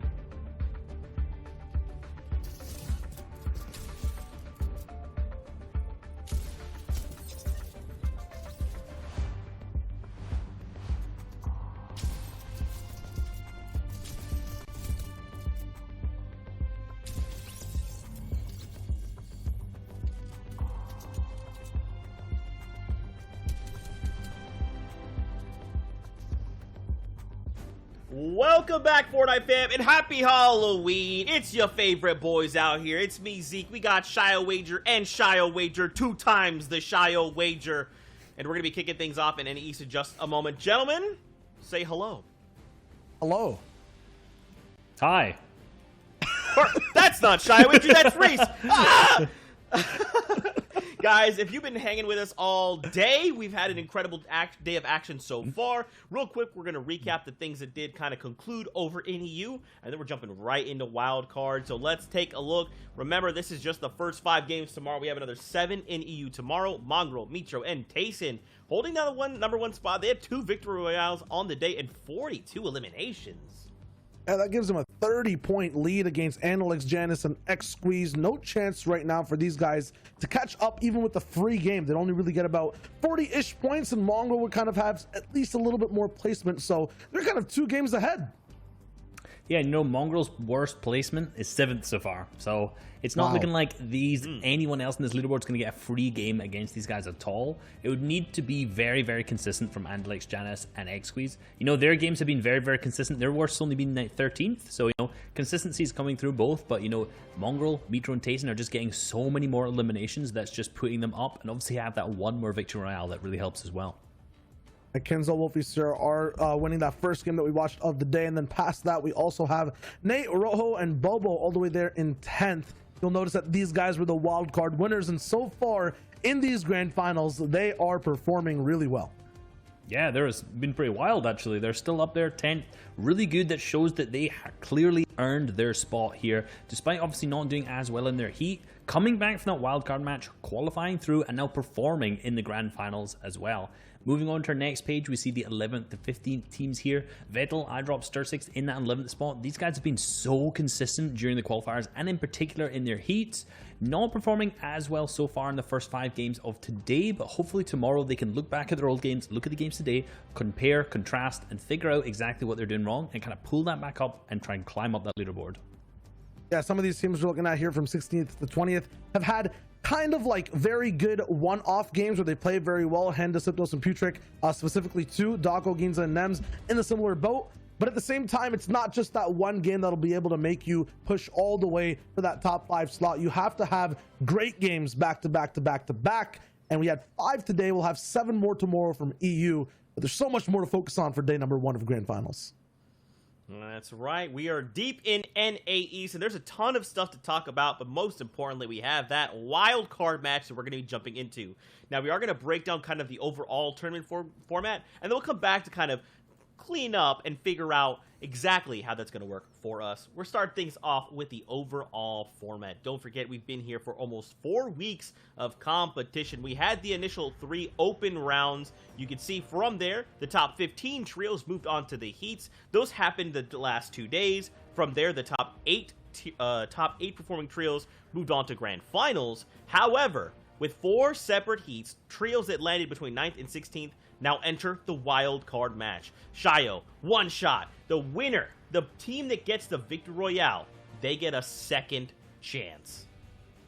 Yeah, in Middle East, we saw that it went down to literally a microsecond of a difference on HP. In Europe, we saw that it was a 3v3 that went to an all-out brawl in the 9th zone. I'm wondering what it will be for NA East. The elims don't matter. It's who gets that first place finish. That being said, after that, the grand finals will have 33 teams battle it out over 2 days, both days having 6 games. And at the end of that, we will have a trios FNCS champion. That's right, the notoriety, the acts of champions, the clout, the recognition, the prize money, all of this earned from a single weekend of competition. Which trios will walk away as the brand new FNCS champions? That is the storyline we're chasing. Which trio will come out in that number 1 spot after 2 days of competition? We've got 6 games on deck for us here in NAEast today. Don't forget, we're back same time tomorrow, same place with the last 6, and that's when we'll get to see which trios will be crowned. Now, as we're going to get ready to hop into things in NAEast, we had made some predictions, kind of figuring out who we thought would be the overall winners and the new FNCS champions. We'll break this down. We had Shia Wager, Reese here, and as well as our casters. MDF started us off. He has Durant, Taken, and Hart. Why would you think he would choose this trio? Doom's Domain, 100%. The issue is, I think MDF might have seen that Durant taking in heart. We're going there uncontested. Rokane might be contesting them over there. Past that, Aussie, Chap, Coop, Hoofishy, a team that plays for height, a team that plays for the win, can easily get that win here today. I went with Sebi, Nano, Fernando, one of the strongest teams in that wildcard match. 3 big pros who have a history of winning games. You need to win, so I picked this trio. And Reese, you rounded us out with... Nico, Haji, and Pandouche. These guys have been very, very consistent all the way through. Obviously, just did not manage to make it through to the grand finals. So these guys are definitely my pick. I think these are probably the most consistent team that we've seen from that has not qualified through. So that's why I'm taking their pick. That's right, man. We'll have to see if they can make it on through. But guys, you know what we are here for. The wild card match. We saw it in EU's hype. It came down to the final moments of the game. And now we get a second wildcard match, a brand new set of trios over in NA East. We've got some costumes. We've got brand new casters, so you'll probably want to see what they're dressed up as. Say hello, my friends. There you guys have it. We appreciate it, Zeke. What's up, man? Monster D-Face here, and whoa, did Midas show up? Hello, Ozzy. How's it going? I went for regular Midas. I was going to try and pull out the solid gold, but I thought my setup maybe wouldn't handle it the best, but... You're looking pretty comfy, mate. You're looking good. Hey, I showed up ready to do this. I've been sitting here enjoying the EU broadcast, and now I'm so ready to bring the action because this wild card was one of the greatest for the EU, and you best believe NA East is going to bring us the same exact action. Aussie, the battle bus is right underway, and this is it. It's for all the marbles. 1 victory is all that matters here. 1 victory royale. That's it. This isn't most points earned. It is just whoever gets that big victory royale at the end, which changes everything. You already heard with our picks at the start. We're not just picking teams that we think will play consistent this game. They won't pick up a bunch of elims. We're picking teams that we think will just win this one match and go through to the grand final. Definitely. And take a look here. The battle bus is underway. Look at your favorite drop spots and see who is contested where. Obviously, you can tell already slightly lighter congestion going on here, which means that there's going to be a lot more room to play with for the majority of the players. Hoofishy, Chap there do have that drop spot to himself. High Sky did not make it through to grand finals. This is one of the biggest names, Scoped and 2xe. And think about this. These are veterans, right? When we look at the players that didn't qual through, I was just going to say, like, there's a lot of big names in there. There's some big names in there. I'm seeing Scoped already down there. I don't know if you've been following on social media, but a lot of pros have been talking it up as High Sky season, and High Sky unfortunately didn't make it out of heats, and a lot of people had big hopes on them. I was potentially going to pick them today to win this one, but Scoped already down. They're fleeing. They haven't got the best loot. I don't even know if they have the reboot card. That's a really bad start to a game where you just need to win this one game. That's all you need is just one big pop-off performance. And you said it, Monster. This is one of the best regions in the world. There are so many big teams in this that could win it. Yeah, 100% here. And like you mentioned, I mean, the loadout is pretty shambles for High Sky. 2xe looking a lot better, though. He does have a well-rounded loadout. At least it gives them a little bit more comfort to play with. They are making their way. They're pretty much beelining what it looks like for that reboot van. So it seems like they do have the reboot card, if I had to guess here, because now they're going to try and play to pick up their teammates. Wait, maybe, maybe not. Yes, they are, of course. Okay, so this is good. At least we get to get Scope back in this, and this drop spot seems like it's been ran through, so maybe clear as day for them. Ooh, this is interesting right now. Sebi, Fernando, and Nanolight look like they got uncontested Stark, and you and me were talking about this before the show started, Monster. This is a team that's done really well. Or maybe, no, they were contested, but they won it. But they haven't hit the reboot yet. This is interesting. I'm not really sure how this is gone right now. Maybe... the reboot van is still recharging. The other team reboot. I don't even know what's happened here to explain this situation, because if he's going down at Stark, it's not a big drop. You have to imagine they maybe got the card. But I was going to say, this is a team that has been so consistent with a relatively shambles drop. They've been dropping kind of south of Stark right here, up on the mound, but they haven't been going Stark. And now with this kind of loot, even as a duo, this is still a decent chance to win this. 100%, and you can see that A couple elims, I mean, they don't really matter. The eliminations do not matter. It comes down to the Victory Royale. Yes, of course, you want to play your traditional style game of Fortnite because you're going to need your Storm Surge tags. You're going to need to play to get that damage off. But what you do not want to do is unnecessarily risk your entire position. We saw how close it came down. It comes down to the wire, the final moments, the wins. I love that Lazar, Stroud, and Strep here are playing for heals because they're setting up for the longevity, right? They want all those quick heals in a loadout. So floppers, that's a plus for me.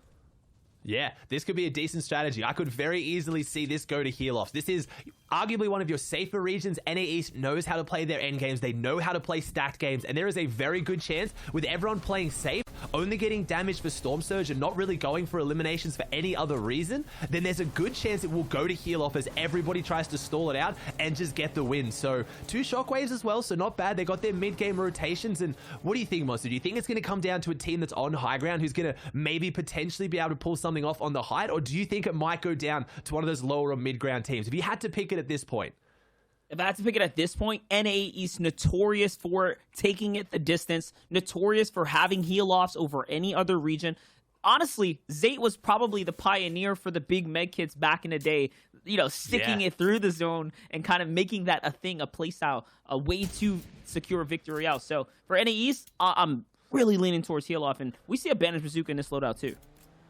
And now this is interesting. I talked to this team last night. I talked to Chap. He said he was potentially going to be going Lazy Lake because he thinks one of the main reasons why they didn't perform in heats was because they didn't have good enough loot coming out of caddy corners. But I'm seeing not the best loot, unfortunately, but I'm seeing Peppers, which makes me think maybe they decided against that. Maybe there was another scary team that was going Lazy Lake. But this is my pick to win today, and I can't overstate how big of a deal it will be if this team does not qualify. Chap has not only qualified for every team mode grand final for FNCS, he is also one of 3 NA East players who's come top 6 every time he's been there. So he doesn't just make grand finals, he places in grand finals. So if they don't win this game, it is going to be probably the biggest upset on NA East.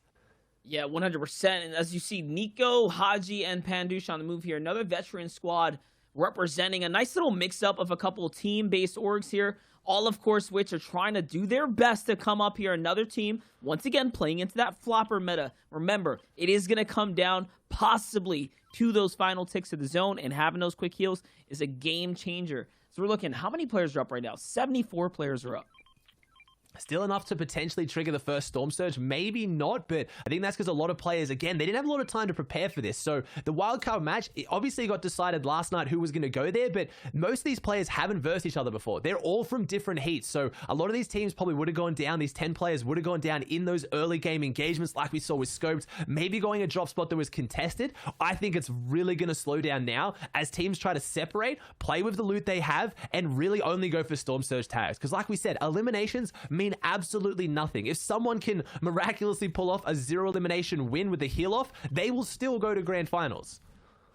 Yeah, 100%. As Haji here is making his rotate through, trying to get up towards that risky reels right now. Loose looking pretty good for this team so far. Very well balanced. They do have a couple options to make as they hit up to this location here. Remember, just looking at the zone, judging by the zone, this is pulling players pretty far off. We saw what the end of the tournament yesterday looked like coming out of the heats for the Heat 2 grand finals, or the Heat 2 finish lead up to the grand finals. We noticed that this zone played really, really awkward for a lot of players, and it was the first of which that dropped this far. So now moving over to another team looking for tags here. You can see they're just using those rifts as bait options for players flying across.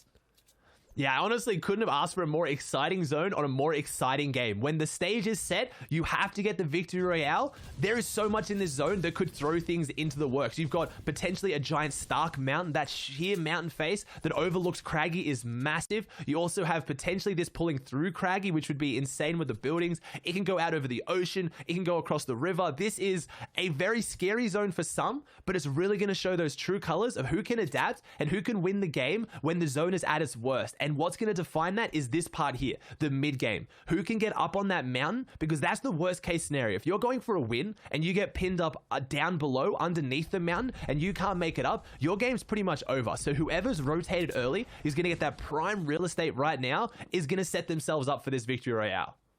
Definitely. You can see there's a couple teams housed up inside this little shack over on the side right now. This little how do I call this little mountain house right here, this wood home right here. The basement level is actually full of metal, so anyone that secures that first is going to get themselves a nice strong base, as Spade and crew are sitting up on top of it. This is a team that we saw here yesterday as well, in this same exact setting when we were in the last game. Chap, Fishy, and Coop played this particular mountain, and they had the vehicle, the Stark Industry vehicle. Remember, they opted to not use it to rotate off of this. They actually used the shockwaves instead, but seems like they're set up. Yeah, but Fishy taking some unfortunately unnecessary damage, as they are about 154 above, so maybe going for tags, but hopefully we're going to let Coop just go for those tags with that sniper rifle, see if he can pull off something big. But they've made the rotate, they had a pretty south zone, and that's something that touched on in this as well. When only one game matters, this zone was really, really important. Any of those teams up near Crag here looking really good, and any of the teams at Doom's Domain, which we talk about a lot, really strong loot, they also got quite a good zone for this, so things are kind of playing out in their favor. I like the Peppers here though, but the problem with this team is they really drop their eliminations when they make to endgame. That's how they got so many points, because we casted on this heat. This was heat number 2 that this team played in. They really got their eliminations endgame. They got decent placements, but they didn't get a single victory royale in those 12 games. So to pull it off now would be so exciting. And one thing that's a little alarming for me right now is that this team does not have max material by any means. They've used so much wood, and they're all sitting on 80 to 90 builds. This is very early in the competition to not have max material, and also not even have that much shield to depend on. Just take a look. Chap has a bandaged bazooka. Fishy sitting on a med kit, a couple mobility, and Coop's got just a few minis because Fishy just got tagged big time. So they're in a very rough situation, a very weird predicament, in all honesty, if you really think about it. And they're content, I guess, with holding out this side angle. This is a bit scary for a team that needs to play for the win. You think they'd be trying to set up for like maximum loot possible. Yeah, and they're set up in a wood base as well, so even though they don't have the good mats like you talked about, they haven't even used their hard mats to build that base, so any team that's feeling aggressive, looking for Storm Surge tags, will probably spray at them. But if anyone can pull this off, I'm sure Chap has got a plan here. It's going to be hard to do so, and oh, that was a close shot. Almost gets one in there. 201 above for this team, and it's pulling far north, Monster. This is going to be such an exciting endgame. It looks like we're either going to get like a craggy or ocean endgame, which would just be so fantastic, which means I feel like it's pulling away from the mountain, but it could always come back. But all these teams here, I'm counting about 6 or 7, they need to move, and that's a big elimination. That's a big refresh and some shockwaves. That's a huge pickup for this team, and they're going to need them because there are so many teams between them and this victory royale. And I want you guys at home to feel every single elimination. For everyone that gets dropped, your run is over. There are no more chances. The opportunity for grand finals is out of the window. What we're looking at is the wild card match. One single victory royale is all that matters and nothing else. If you get taken out here and now, that means your Heat's run was a bust, and now your wild card opportunity was over as Fishy eats a snipe to the face. And we were just talking about how they do not have sustainable heals, but lucky for them, at least the bandaged bazooka is one that replenishes infinitely.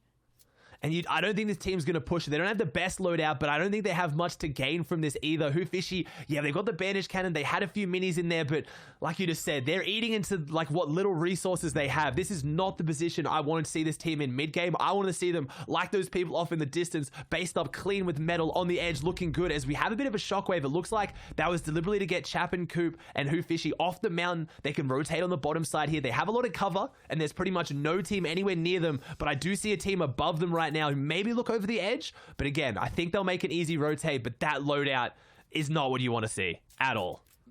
Yeah, this is a very interesting play here. Chap and company deciding to come down to just break all line of sight. And you can see no other team is really down here. I don't think there's a single one. Everyone else is possibly mountain goading up on the side here. Yeah, just take a look. They have this entire area as a free rotate to themselves. They can really play for prime position. As I say that, Jay Word jumps down. Fishy gets tagged. Remember, he already used the 2 minis from Coop. That's it. This team does not have any more shields, and they're forced to build out for Jay Word and company. They're going to get a free tarp out of this.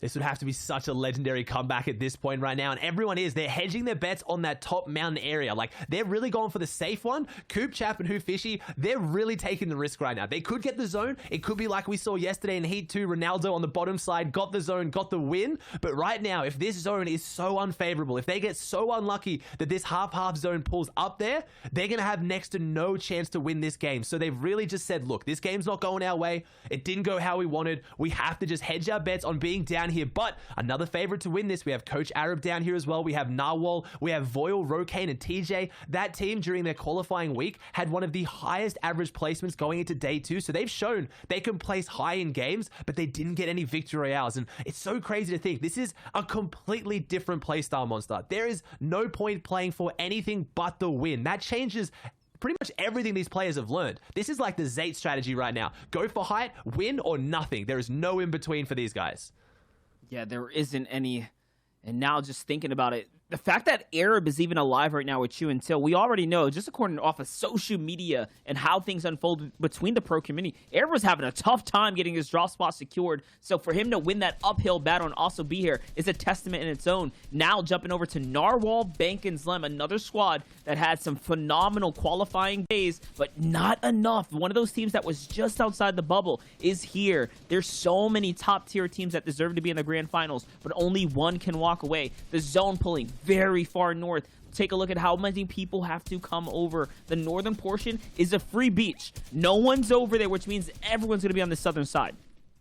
Everyone's making this big rotate off the mountain. It's going to make this edge right here so congested. Whichever team that is on that kind of northeast section, I'm seeing those 3 little like kind of white arrows. They're really in a good spot because they're so far away from everybody. But if they have to rotate, they're sitting behind a hill. As we see now, Fishy and Chap both have no shield and Coop has it. They go for the crash pad refresh. This team is known to do this, setting up the stair, throwing the crash pad to break down the team from above and seeing if they get the refresh. Unfortunately, they don't, but it shows they know that they're desperate right now. They're looking for it. They're trying to find it, and unfortunately that player was 1 box further over. They drop him down though. Good damage. Can they find something? This team needs this more than anyone. They do. They get the knock, but unfortunately Coop goes down in the process. Chap's trying to protect Coop. He's on the back foot now. Grey pump. Can he upgrade to the legendary? He might need that right now. They get the splashes, but no, they don't have any of the shield. Coop gets finished on. Chap's down here right now. They get the elimination. Fishy has literally 1 health right now, and they have to hold off this onslaught. And they actually clutch it up, and they get access to all of this material and heals here. They needed these minis. Talk about a big clutch, but no! Chap lets his guard down, and shots come in from the angle on the side. And there it is. Chap is out of the game. Fishy at 3 health runs away with his life in hand. But for how long? There's another team in front, and just like that, he gets taken out. The run, the biggest upset that we're going to see of the grand final stage has now occurred. That's it. Chap is out. That's it. That's one of the biggest blows to NA East. Like I said, the most consistent player in NA East when it comes to team game mode grand finals will not be playing. But all that shows you is the caliber of these players. What's at stake? That there's some new names. There's some old names. I'm seeing Gage, Connor, and Pledge here. Definitely can't count them out. And it just shows how good they all are. The fact that Chap couldn't even make it through this means that whoever does has seriously played some of the best Fortnite of their life here today. As this team cops rotate. They cop half-half, which gives them really good potential now for this next rotating. And they get to sit here right now. Connor, a good friend of yours, Monster, trying to make something happen. They're going aggressive. They drop all the mats down, which is so good because remember, eliminations don't matter except for what you get from it. You can't just play safe though. Sometimes, like this, you get a big pot, you get extra material, and that can secure you the win. 100%. Let me gas these guys up real quick. Connor knows how to play for high ground. He is one of the best when it comes down to this type of setting, these heat settings, these practice settings. Literally, one of the few people that are admins on the scene, like a practice server admin, but also a pro player. There's not a lot of people that operate at that caliber, and you got to give these guys a lot of love. Pledge and Gage, they have been having quite the qual weekend, right? You talk about Gage and crew, they were there. They actually opened up their weeks, their heats with the lead, but then fell behind. One of the few teams that made it that far as well. This is a squad to keep your eye out on, as right now, Pledge is not looking too good. He actually doesn't have any heals. He does have a sniper in hand and some crash pads, though. That's the key for finding yourself a nice refresher. Yeah, those crash pads, you saw that a Chap's team tried to use them, unfortunately fell a little bit short, but they had the right idea, and they're playing this ultimate low ground, and this is a good position to try and get a win from. It's going to get a bit tumultuous, but if you can control it, high ground is where most of these teams are going for, as we're getting an even further northeast pull zone now. It's pretty much going completely off the coast now. There's only a little bit that's still going to be on land. If it keeps pulling, this is going to be ridiculous. This team has 0 eliminations, but they manage their surge, so they're playing this Victory Royale game perfectly. If they had a couple of shockwaves, I'd be a lot more confident, but they do have everything they need for this right now as they're on the edge and they're controlling this mid-ground layer. They're setting up for a crash pad rotate, and as long as they make it off this, as long as they don't get beamed out of the sky, they're in this with a really, really good chance. 100%. Now take a look at a little bit of a wide shot here. Shade Squad and COD Genesis, another scary team in front, is going to have that zone lead here as Pledge is now going to bounce on over. They're trying to get this rotate through. Shots are coming in from all different angles. Remember, Pledge does not have any heals. He cannot afford to get tagged, but wait a second. Big 56 here. Where's his teammates? Looking around in the scramble right now. He has to get to them. Gage and Connor are up above together. Pledge is by himself, and yes, finally, they all get with one another. For a second there, Oz, we saw the big tarp. You can just see how many players are trying to stay up right now. The congestion is real. Nice knock here, and that's on to Walk, and a huge come up for them. That's going to recap them just a little bit more now. That's a really good knock, and a bit of a recap on the feed. I saw Arab go down in the feed as well. I saw Fernando up there getting elimination, so big team still in this, and it's Strep Lazar on the high ground, and Stroud, if they can hold this right now, they have the firepower. Lazar does not have the mobility. They have 4 eliminations in the hands of Strep, but he's gone down right now, so it's up to Lazar and Stroud to do something. Are they going to try and go for the revive? I don't know if they have time. If they get off a rotating zone, high ground, end game revive, and they go on to win, this will be legendary. No, he can't go off. Unfortunately, too late. Lazar takes some health from that. I wonder what they were going for there. They would have had fish or something, and right now Lazar P needs to make something really big happen here, Monster. 100% as a two-man team, and definitely in shambles right now. He can't even afford to take any fall damage. The pressure's coming in, though. It's not looking like he can hold height. Someone's already cranked up. Who is this above him? Oh, he's going to have to give it up. All right, down he goes. Remember, Gage is also just found a knock in the feed as well. Onto TJ. So the Elin feed is lighting up. With every player that gets dropped, their run for grand finals is over. It's down to who can get the win right now. The zones are starting to close here now, and Zone 8 is just in front of us. Lazar's going to find a huge one now, and a conclusion there, too. They needed that. They needed that. That's the refresh. That's a little bit of the siphon as well. And this is what you need, the confidence. You can't play scared right now. Everything is on the line. You have to make grand finals or you're going to sit out and watch it. But you can't sit back and watch now. You have to step up and have the best performance of your life. As Narwhal right now, Bank and Zlem looking really good here. They have the gauntlets in the back pocket, but they've given up the high ground. They're confident here in the low ground. They have some builds. They're breaking through. This team can really wreak havoc down here right now. But I saw a really healthy team on the high ground, and we know high ground wins games unless Narwhal's team does something massive. 100%, and you can see that now it's time to put that pressure up and get it done here. Is this a low ground battle? Trying to use these ramps here to look through. There's another team on the backside. Harpoons through the wall, and now they're going to follow up. It's an all-out gunfight, and yes, they win it. It's a 3-man team wipe, and just like that, they siphon their way all the way up to max HP. It's looking very good for them. Even a bandage bazooka is now accessible. If they pick this up, that could be a winning formula for them, but it's not over yet. It's definitely not. The confidence to just harpoon through a wall, 3v3, toe-to-toe, and win it completely. No one got knocked. That is the confidence I want to see. Now, Narwhal going for high ground. They actually have it. I think their teammates Shockwave's on the height. Narwhal's going up for it. They're stepping up today. This is what I wanted to see a team do. Narwhal is building up. He has the gauntlets for a little bit of a high boost. He only has 2 builds, though. He needs to win this fight. He's won so many fights here in the end game, but he is stranded. That's it. His teammate needs to help him. They edit down the big shot. He knocks him, but he's stuck. No he knocks way! him again. Oh my gosh, Narwhal. What are you doing for this qualification? Can he get 3? He full wipe! The entire team. Narwhal has everyone on his back right now. They're dropping down. He has stepped up in the biggest way possible. And Zlem stays alive as well. As a 2-man team, somehow they figured out, but Narwhal, you are an animal. A full squad wipe for the high ground control, and it's theirs. On the low ground, though, Connor and Pleasure still alive, though. So there is a matter of who can come down. He's going to come out. Was this a mistake? So much HP he lost there, but he's going to follow up, and no, the animal gets taken out. Narwhal is down with 5 eliminations. Can Pledge clutch here? Now it's Buck T2. He's inside the storm line. Zlem's up above as a solo. Everyone is for themselves right now. Pledge is still alive. He has a siphon. He's actually going to get it. Is it going to be enough time here? I think he has to lead too. Zycoma has no more meds. Zycoma can't win this. He's spraying in. He's desperate and no. Pledge's team comes out on top. Zycoma trying to claw his way back in. Went for the heal off too early. But Narwhal with the freak effort here and Pledge clutching it up with the heal off right now. It was Pledge, Connor, and Gage. Oh my gosh. I love the wild card.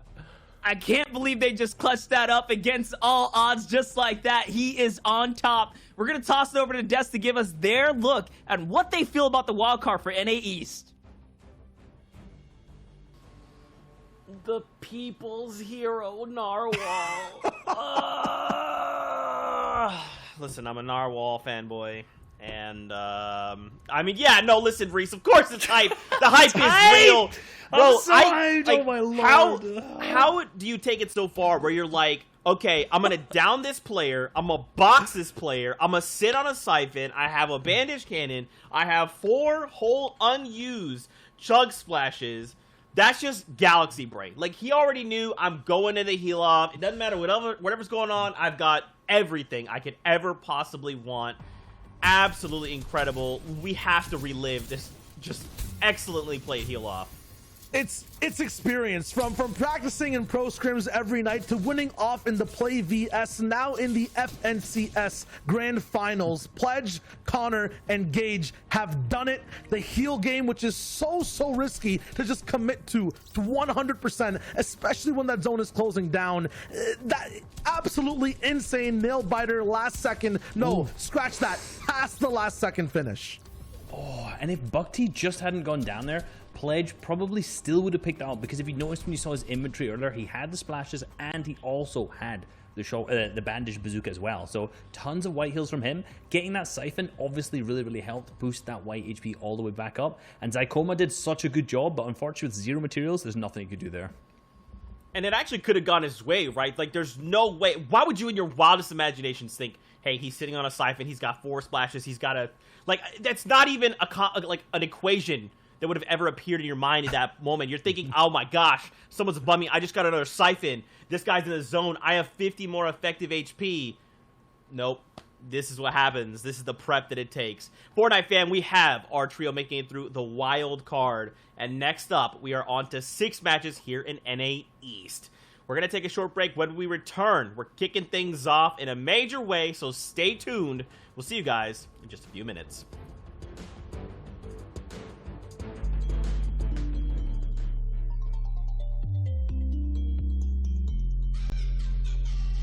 What's going on, Fortnite fam? Resub here to break down the differences between Round 1 and Round 3, which players sometimes refer to as Opens and Finals during the qualifiers, and also how you can apply those differences into your own gameplay.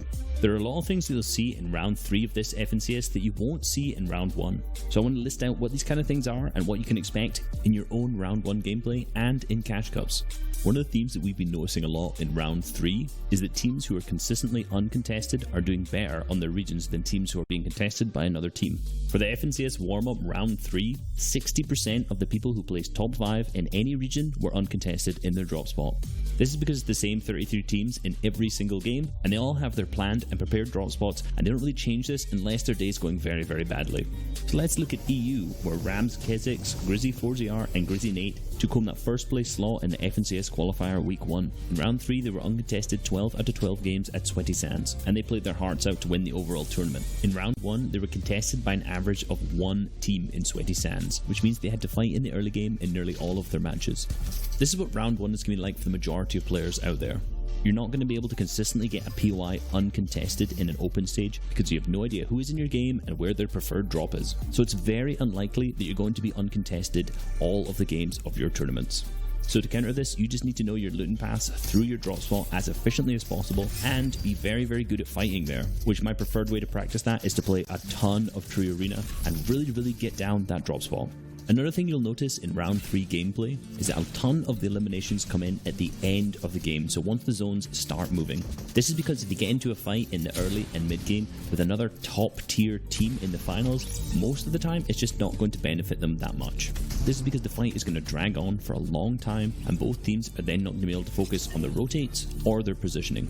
Plus, they will most likely waste their heals and their materials, which means that they're not going to get as far into the end game. If you use LG Jamper, Senbuga and C9 Avery from Round 3 as an example, you can see the distribution of the eliminations mainly weighted towards the end game. This is a little bit different in their first game of Round 1, because top level players are just so good that they are ahead of the average champion level player. If you look at the elimination spread here, you can see there's way more in the early and mid game because they just wanted to get those high level of eliminations so they could get ahead in the leaderboards after the first game in Round 1. So if your trio is a really good fighting trio, you can definitely incorporate this into your first game, get you some high eliminations, and then after that, play very consistently. If your trio isn't confident in fighting and doesn't win a large amount of their fights, this is a strategy that I would not employ, and I would just recommend instead trying to be a lot more consistent in each individual game. In round 3, players need to ensure they have a solid strategy to ensure they're above the Storm Surge threshold. On average, they're in a position to get Storm Surge tags 2 minutes before the first zone closes, such as we see from 100 Thieves Arkham, 100 Thieves Rex, and Energy Epic Whale. A lot of teams do this by just focusing on a high ground position, like a hill in the center zone for example. Then they can have the biggest amount of angles to take shots on players who are rotating, giving them the highest Storm Surge possible. In round 1 there's more early game fights because there's more players being contested. A lot of the times the first Storm Surge at 70 threshold in the third zone does not actually activate because there's not as many players alive. So in round 1 their strategy changes because they spend a little bit more time harvesting and a little bit less time focusing on getting that position to get Storm Surge tags because there's no Storm Surge. But in the 5th zone, Storm Surge activates when 50 players are alive, and in the 7th zone it activates when there's 30 players alive, and this can happen in round 1. However, it normally only does this if you're in the top lobbies, so if you're doing very well in the tournament, or it's the very last game of the day, because people are really trying to play placement and will stay alive and avoid a ton of fights. The last thing you'll notice is in the end game, a lot of the times, because there's not as many players alive in round 1, the games are ending much quicker. A lot of the times this happens at the end of the 2nd moving zone, which is the 7th zone, or the end of the 3rd moving zone, which is the 8th zone. And you can see in this particular example from Brazil that there wasn't a huge amount of players alive and they picked up this victory royale in the 2nd moving. Now compare this to round 3, where King, Sion, and Rusty K have to end multiple of their victory royales in a heal-off. This is because the zone closes all the way and all of the players alive start to take zone damage, meaning you're going to need as many white heals as you can, be it the bandage bazooka, chug splashes, or even random campfires on the map. In round 3, this is something that a ton of teams employ a strategy for, giving all of their white heals to one player so that he can stay alive the longest, as seen by the fantastic trio of King, Sion, and Rusty K from the Brazil region, who actually won 11 of their 12 games. 2 of these went down to heal off all the way down into the 9th zone, and this is something you'll constantly see if you're watching round 3 gameplay, but really won't happen that much in the average opens game. Hope you guys learned a lot. I've been Resub. See you on the battle bus.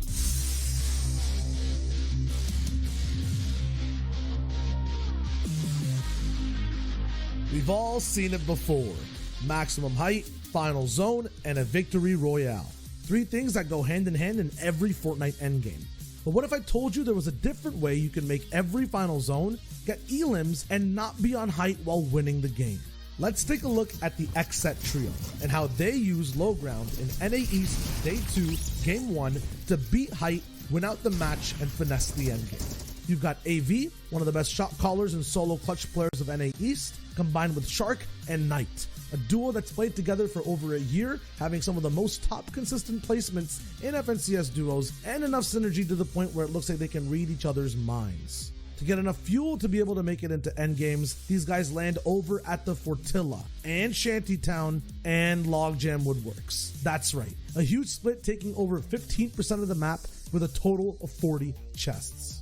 Let's take a look at this comparison between mid-ground and low ground. While on mid-ground, you're usually at risk of being shot by 3 angles at all times. There are multiple trios on your lair that can shoot your walls and battle for space in front of you, as well as try to break into your box behind you. If your base or tarp is too high and exposed, you can risk being pressured from height with shots, utility, and surprise all-ins. And while you're trying to keep track of all of that, there can be low ground trios that are looking to shockwave up, crash pad you down, as well as spray your floors, making a fully built metal box still vulnerable to anyone on the lookout. The X-Set trio always choosing to stay on low ground changes all of that. With the ground beneath them, there's no pressure at all coming from beneath their feet.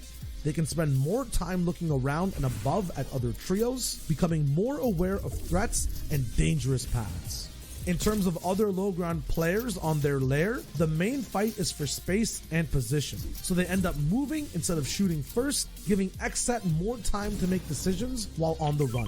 The mid-ground trios above X-Set can get their sightlines blocked by each other, and X-Set can utilize old builds like you see here to get even more sneaky and secluded, making there no chance of any pressure at all, giving these guys an easy route towards the front of the zone. Skip a little bit ahead, and this is where the magic starts. Having a hill on their backs, zone ahead of them, and their own builds behind them, it lets X-Set focus just on one angle, and a player on the other side of that angle gets pressured so much that he's forced up, giving X-Set more room to even cover on low ground. Seeing that it's a steep incline though, they build up a layer, forcing any teams rotating on their side of the circle to funnel straight into their floors, cones, and edits. They set up a perfect trap in their home turf, gain 3 points, drop back down the low ground for weapon upgrades, mats, and more. That final zone is the biggest issue for low ground though, as height can beam down and make Xset use up all their mats. For this entire time, they've been playing box to box, close to the ground, allowing them to save their utility till the 9th zone, and using it as a counter to height. They deal damage and really split apart the focus of Bizzle, Illis, and Clicks, with the huge reservoir of shockwaves that they have set up. Xset just have to look up and spray, having an easier time keeping up with the zone, as they don't have to build floors to stay inside it. Both weapons can also just stay activated, and they flip the pressure onto the height trio, eventually winning the game. Low ground lets you stay together more, focus on one team at a time, saves your utility, and when played correctly lets you win insane games. It takes creativity and a lot of practice though. You have to move and adapt on the fly. These are just some of the cool things AV, Knight, and Shark do each game. Keep track of their journey during more games of the FNCS. We'll be seeing you on that battle bus.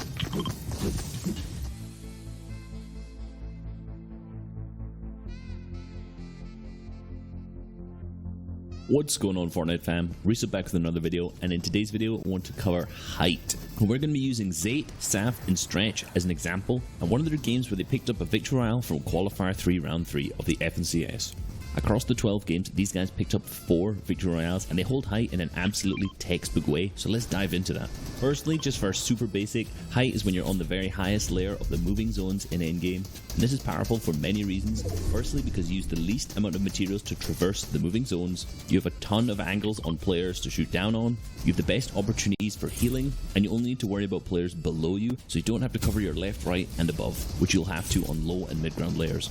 I like to categorize the art of playing high ground into 2 separate categories: claiming and maintaining. Claiming high ground does not start in the end game, it starts much earlier in the mid game, and in this game in particular, Zayt, Saf, and Stretch try to claim the high ground as early as the 3rd zone. You can see them take up a large amount of space horizontally here, with Zayt and Saf building over onto another area, so they have 2 separate points of high ground.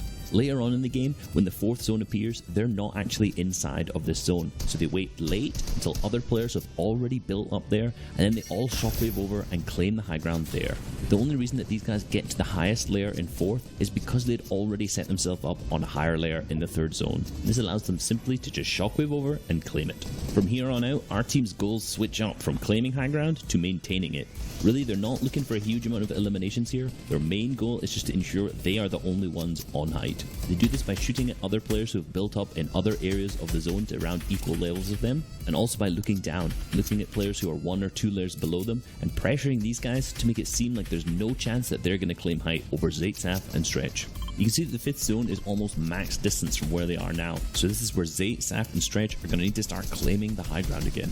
Zayt hits a beautiful snipe on one of the opposing players at the opposite height, so this is an immediate flag that our team should now just go and grab that height, because these guys are going to be on the defensive, trying to pick up the res on this teammate, and aren't going to be focusing on maintaining that high ground.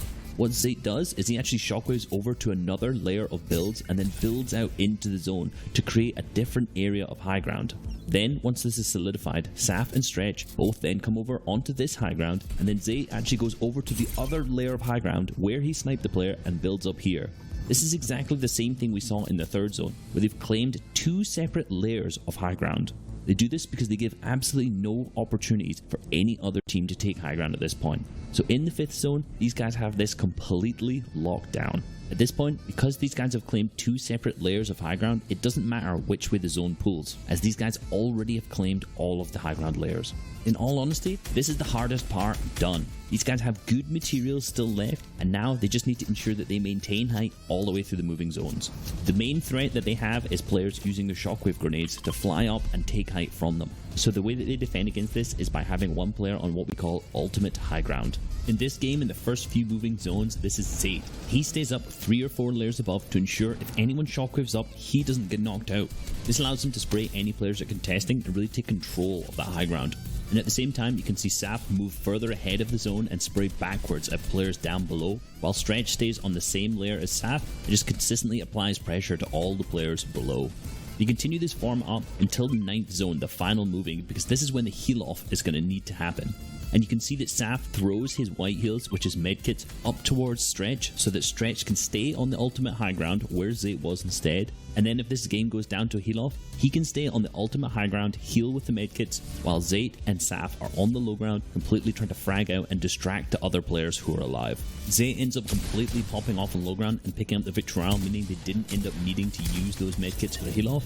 However, if Zayt didn't manage to pop off here and the 9th zone ended up closing, it would have won this either way. Hope you guys enjoyed and learned a lot. I've been Resub. See you in the Battle Boss. Beep beep.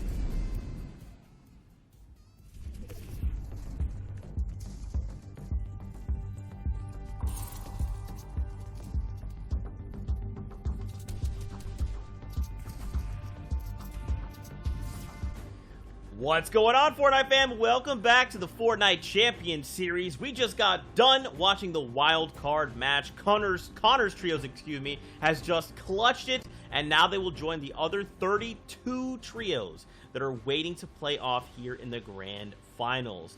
Now, we're going to get to the show in just a moment, but there's a few things we got to talk about first.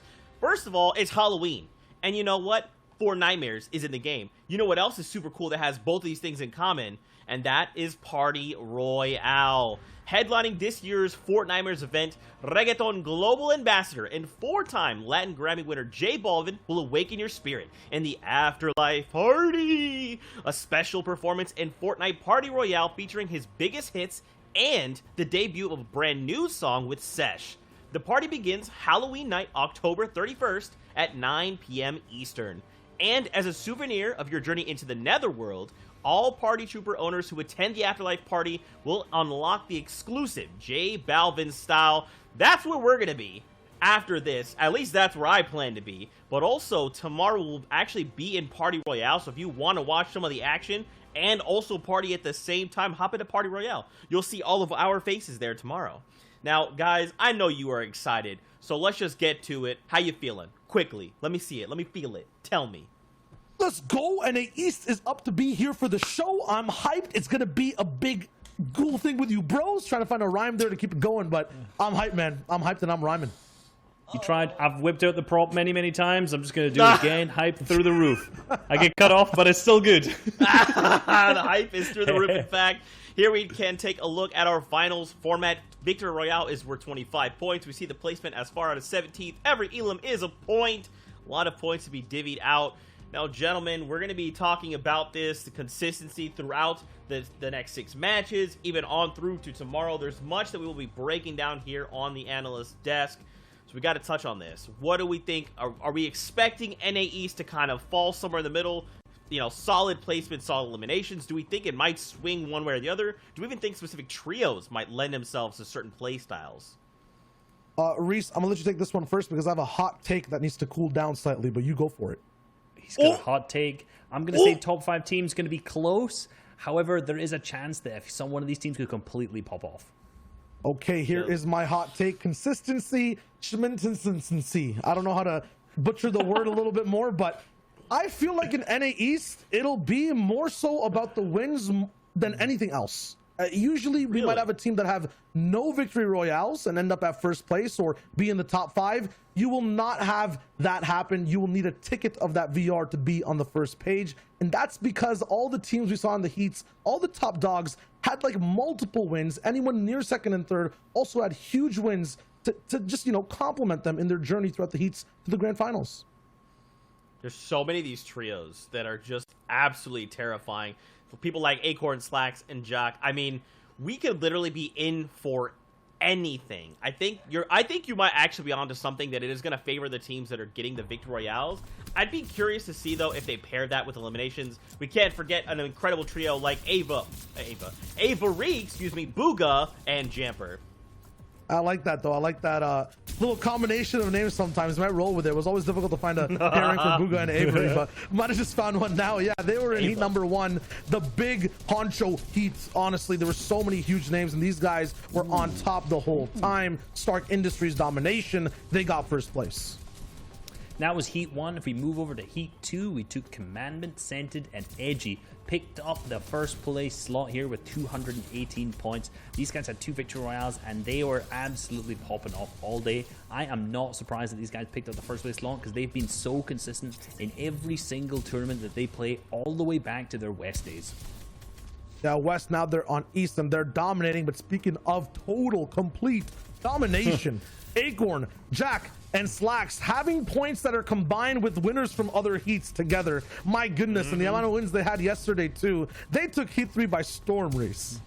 6 Victory Royales out of 12 games. 50% win ratio in a heat. It's insane. It's absolutely insane. They ended with 340 points, which was almost 100 points more than the second team who won their victory, which is crazy. But talking of 6 Victory Royales, we had another team who had 6 Victory Royales. Yeah, might have been not as dominant in terms of the points, but these guys know how to win. They know how to run the entire region, and they have been on top for a while. That's Zayt, Saf, and Stretch. Doom's domain, but honestly, might have to just rename the trio to be the NA East Domain God Kings, because honestly, no one's been able to stop them in practice. No one really is able to stop them when they're actually trying to go for wins. Is this the team mode season for Zayt, Saf again, now with Stretch to just 100% stay on top? That's a big question because they're one of the best teams on the planet at playing team modes.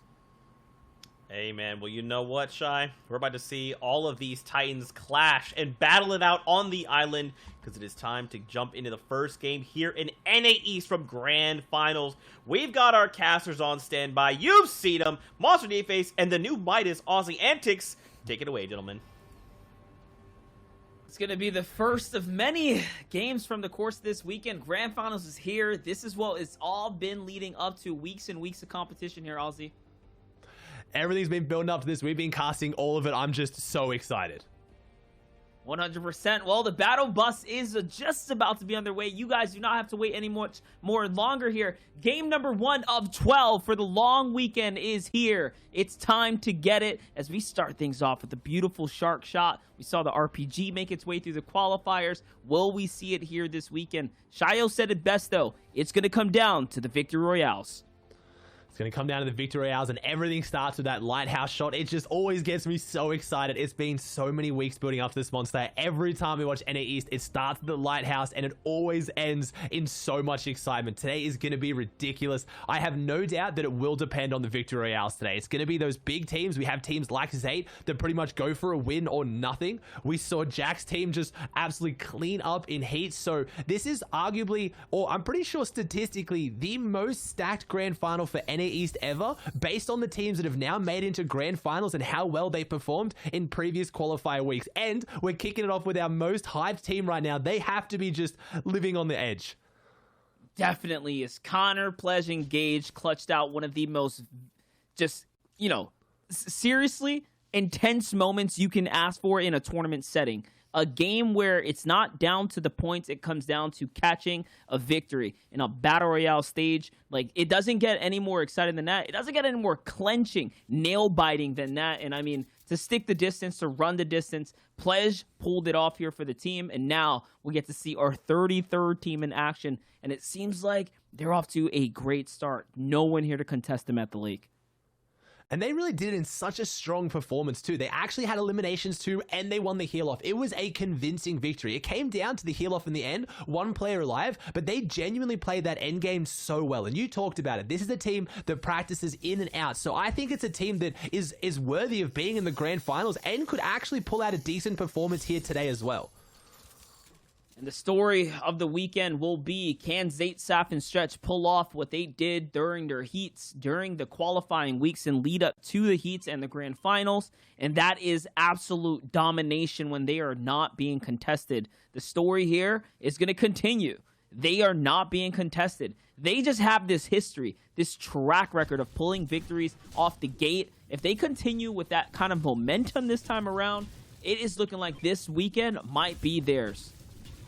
it might be theirs as well, and it would be such a big performance. No one would be surprised, but at the same time, there are some teams that have performed really well in the qualifying weeks without the mythic drops. I think maybe Booger's team does also have uncontested Stark. We saw what that did over on EU. Yes, just as I asked that, thank you, production team. They do clearly have uncontested Stark, so we've seen what Mitro's and Mongrel's team can do with that in EU. Maybe Booger's team can do the same, but we've been asking more of this team because they've had it uncontested more than Zate's team has had Doom's, and a lot of people now arguing with Doom's Mythic Bomb out of competitive during these grand finals that this team actually has the advantage with that. I mean, you can already see 6 shockwaves. They have the epic pump, epic burst rifle, those incredible Stark cars which just get you so far into the lobby. So we'll have to see. I don't know, but we've got some other teams that could easily win this without the mythic loot.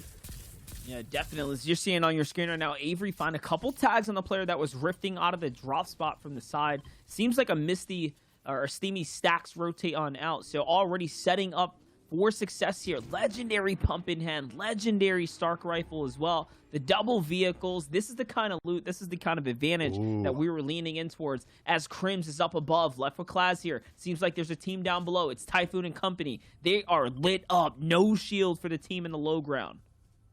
Yeah, this team on the high ground is looking pretty good. They've definitely got the advantage, but I also see eyes off in the distance kind of looking in on this one, so they've got to be careful. I think that was Knifer up there on the hill or kind of on the beach line looking into this one from the island, and yeah, this isn't looking like paradise right now. Coral Castle, a beautiful spot on the map, nice and peaceful with the music, but right now it is breaking out. It's one of the biggest fights we've seen here already in NA East, and this is a big area of loot, and you've got to cover it, but it's actually not that much loot unless you can really push in. You need pretty much all the loot inside Coral Castle, maybe even a little bit of the islands to really have a good run at this, but this fight scares me because they're very edge map monster, and I'm noticing that zone is kind of close. You can just see it in the bottom right, but they still have to get there, and this fight could drag out, and that's a splash. I don't think Class meant to throw that one unless he was trying to put out the fire.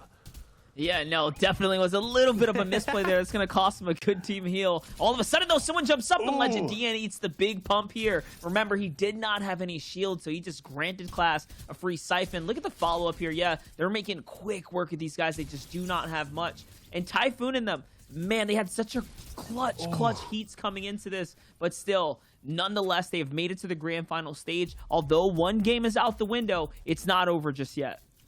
Now, I'm going to defend Class there. I'm pretty sure that was definitely deliberate, right, Class? I mean, it's definitely deliberate there. I think he was that confident. He really just wanted to throw the disrespect in there, show you, hey, we can win this drop, even if I'm actually helping you there. They get 3 eliminations, and they cleaned that up so quickly and so confidently. But I'm noticing one thing. Their loot still isn't that great, and they've got to start moving. So this could be an issue for this team going forward, as I see another issue now that I didn't expect to see at all. What is this? We have Clicks, Bizzle, and Illust, who normally have uncontested Sweaty. Right now with Dave, Miro, and Reverse on their heads, that we're dropping at Dirty Dogs. I don't think they've rotated here, Monster. Have we got 2 top tier teams contesting each other?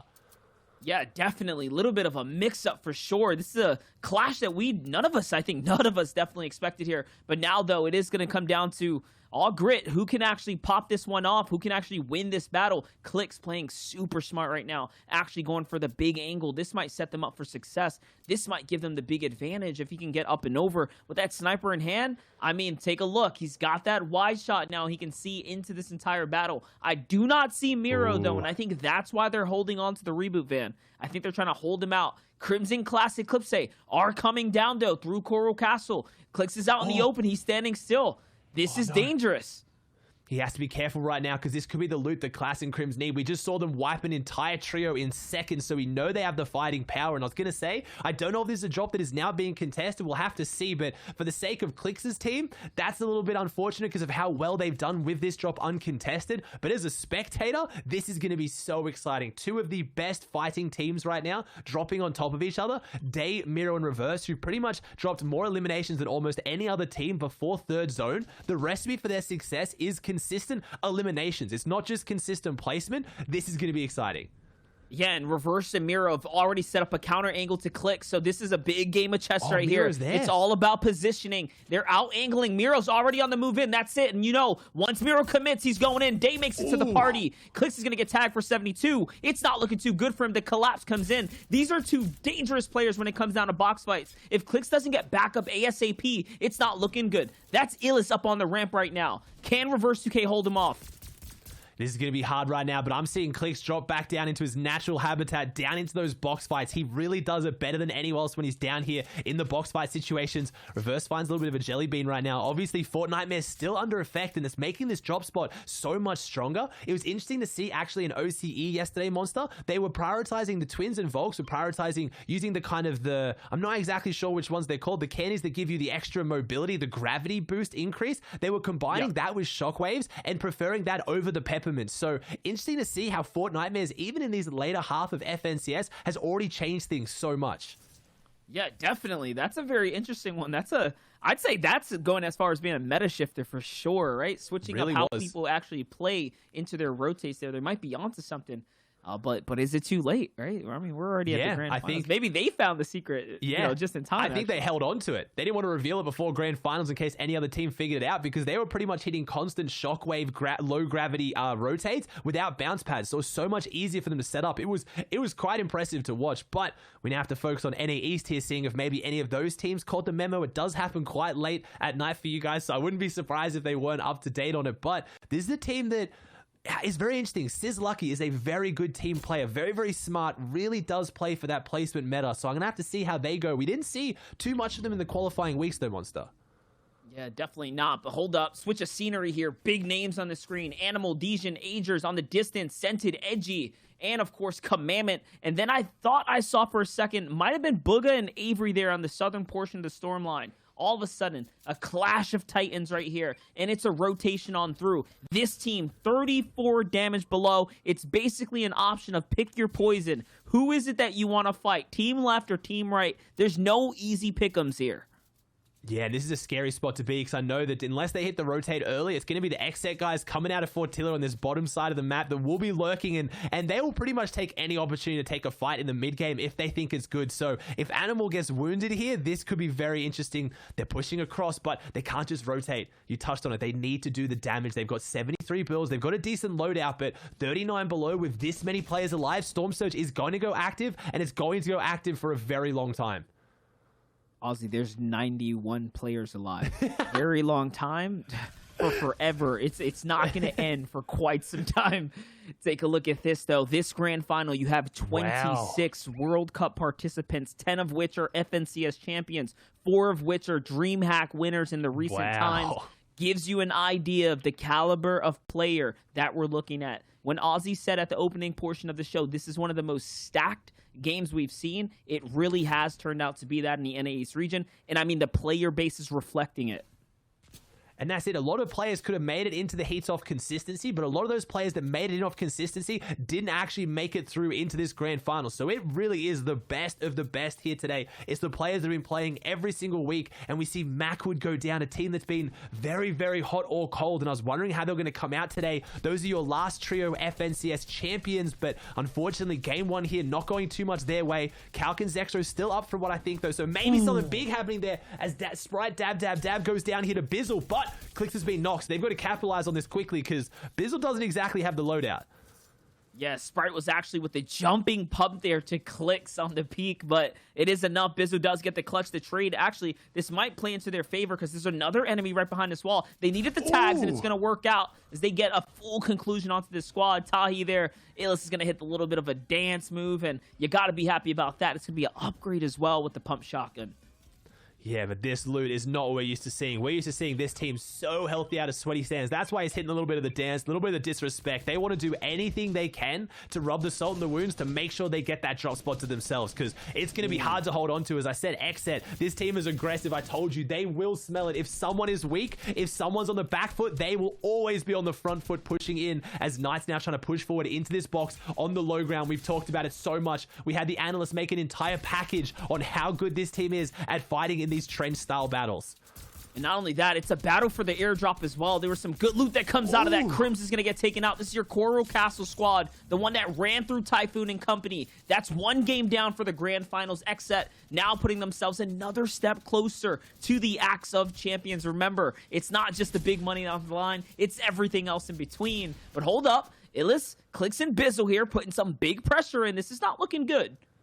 Yeah, they need to be aggressive right now. I can see why they're pushing up on this because they're all alive. They've got a decent amount of firepower. We saw some decent shotguns, but they really don't have much else to their name. But trying to push in here, and no, they're just going to take over the leftovers. And this is not where you're used to seeing Bizzle, Clicks, and Illis. They're used to commanding lobbies. They're used to being the ones going toe-to-toe and standing up. Right now, they're taking leftovers. They're taking scraps. And XSET is a scary team to have to take scraps from, as we see two players hitting the rotate here, identifying that it's really not worth shooting each other because they've got a long rotate to go. And geez, oh no, things are getting really ugly really quickly for Booger, Jamper, and Avery, one of the favorite teams today, who's come out of Stark and gone all the way south and now have to push back further north. So I'm not really sure where they went for their mid-game rotates.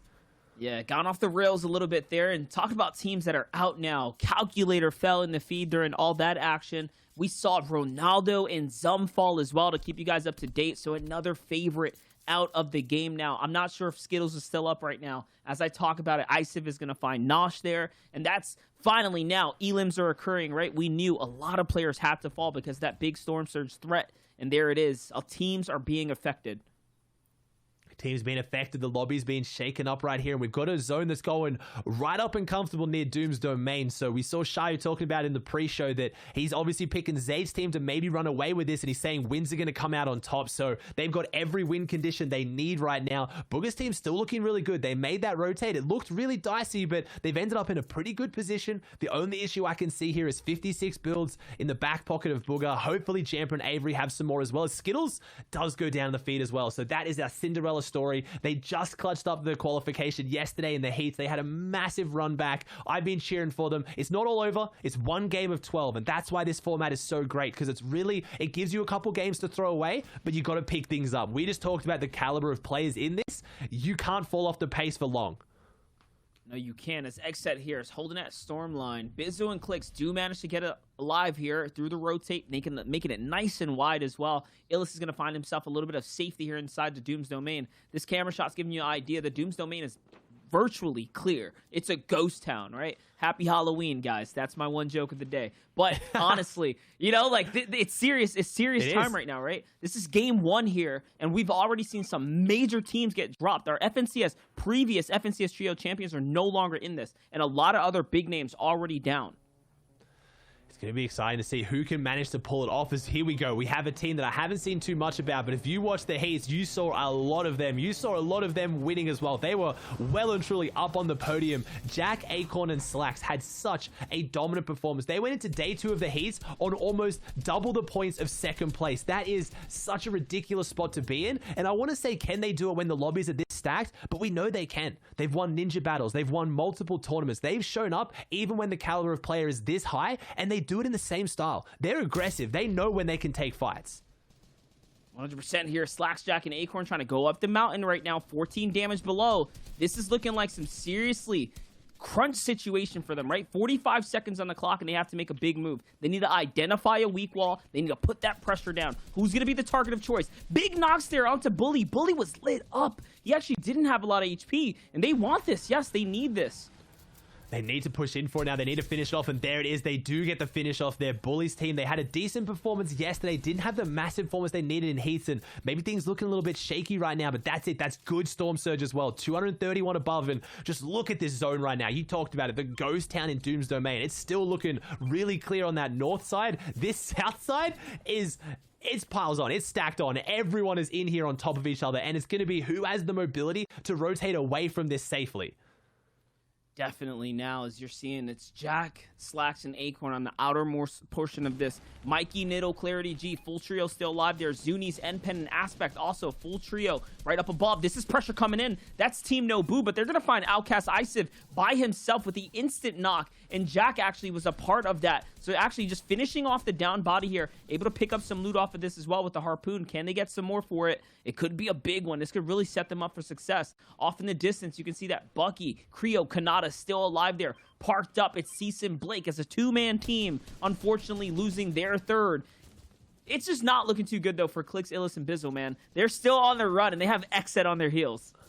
It's not looking the best for them, but that wide shot monster just I'm so excited. This is just what it's all come down to. I'm like a kid in a candy shop right now. I watch a lot of Fortnite, and this is possibly the most excited I've ever been to watch a grand final. This is stacked on stacked. As you see so many big names going in the feed, I can't even call them. Zuni's getting eliminations, Smacked going down, Aspect, Cease. These are just a who's who of competitive Fortnite going toe-to-toe, and whoever takes out this game one is going to have such a good position as Saf going for the high ground. Such an exciting way to take it. They go off the bounce pad with the shockwave, get the massive high ground retake, use those extra shockwaves to launch the team off, and here it is. This is exactly what Shayo predicted. Saf, Zayt, and Stretch are set up on the high ground where they live, where they play best, and they're looking to capitalize on game one. It's unfortunate Saf doesn't get assist points for sending Cease flying right there. Like, it really is unfortunate. Yeah. That was one of the craziest plays you've probably seen this week. It's not going to be the last crazy one, right? This is a team that's going to play for height every single game. If the Heats wasn't already enough of an indicator that they want wins coming out of this, I mean, I don't know what to tell you, because they're going to continue to bring that action. They have the confidence. They've literally built the confidence to take high ground every single round after round. Zone favor is going to fall to the other side. Zayt already looking off in the distance. This is what he's a master at. This is what he does, but he's going to get chipped. It's Kanata who finds the shot on the side, and now they have to play the pickup game. Yeah, I was just going to say, Bucky, Kriya, Kanata just beneath this right now. They're coming up here, so this is very, very scary right now. Stretch is going for the revive. Saf has clutched up so many of these moments. He really is the clutch factor on this team, but even he has to retreat now, play a little bit more safe, potentially give it up. I think he has. There's players above them. Zayt is now not looking too healthy. They had everything they needed, and it switches just like that. When you have this caliber of player, it really does turn on a dime, and not only that, they're 34 below, and they're not on the high ground anymore. They can't beam down. They need to find their damage on this rotate, and there are so many players. This is very sketchy for them.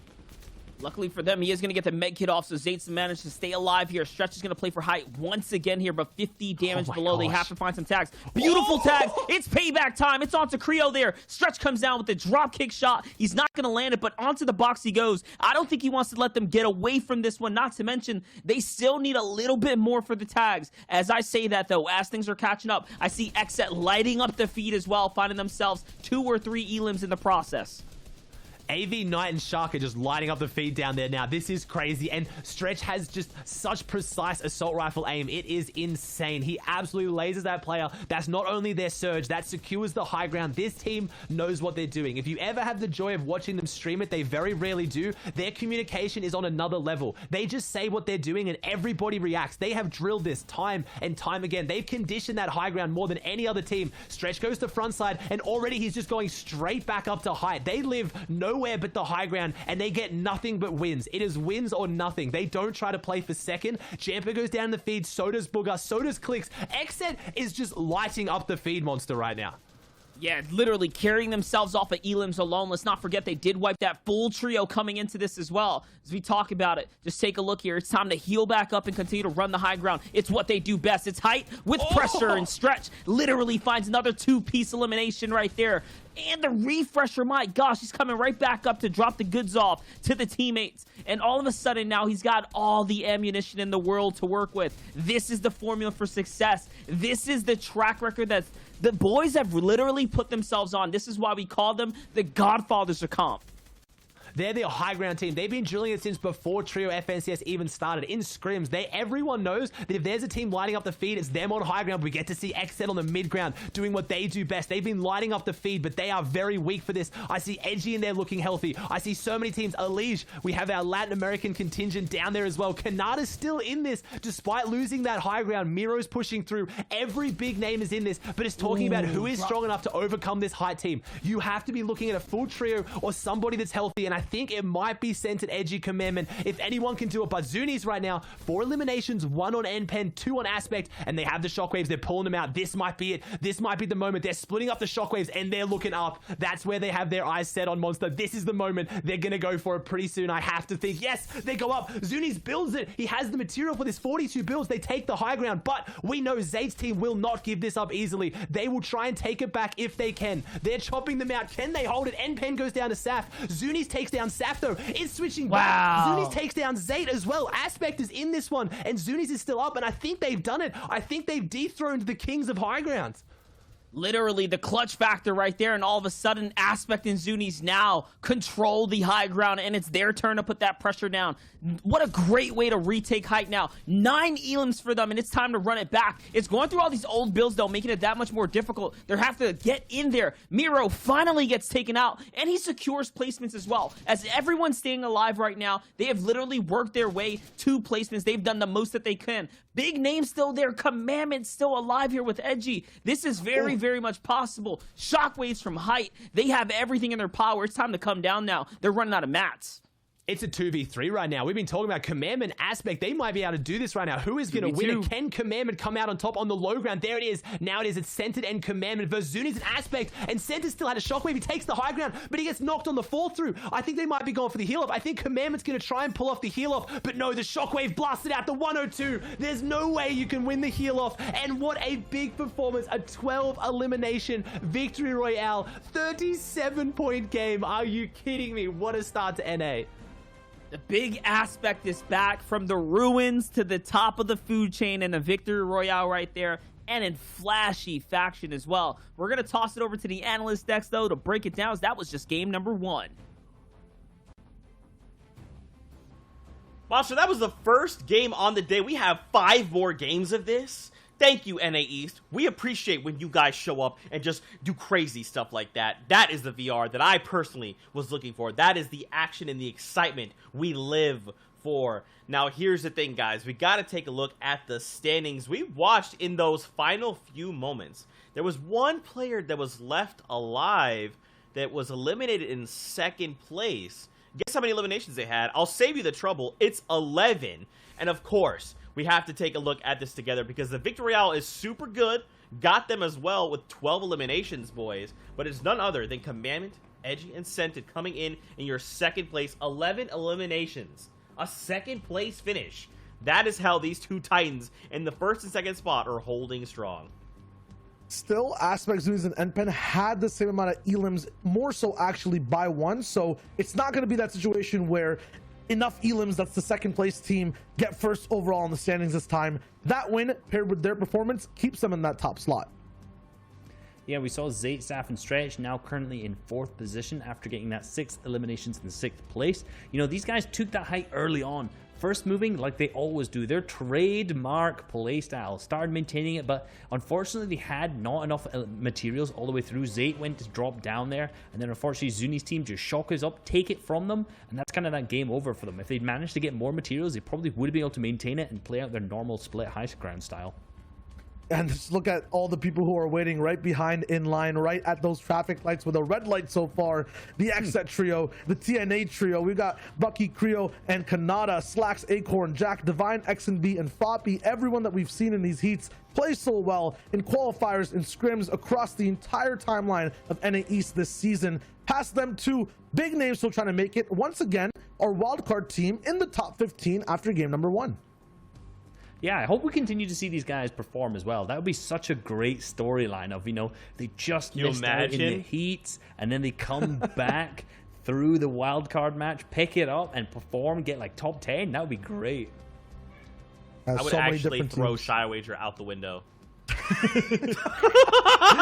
Hey, he has been working out. He's been talking about it a lot, and I definitely think he can lift me up too. So my man Zeke is up there. These teams though need to start doing some of those crunches right now. 5 to 3 points. It's a good start off, right? It's a little bit or a few eliminations extra if you're talking about all the performance just happening in the next game we would watch. But some guys who maybe had some mid-game prowess, maybe had some fights that they ended up winning, but didn't make the right decisions in end game. We talked about it in the pre-show. Yes, you know, consistency is a big thing, but making it to end game is step 1. Winning or getting top 5, step number 2.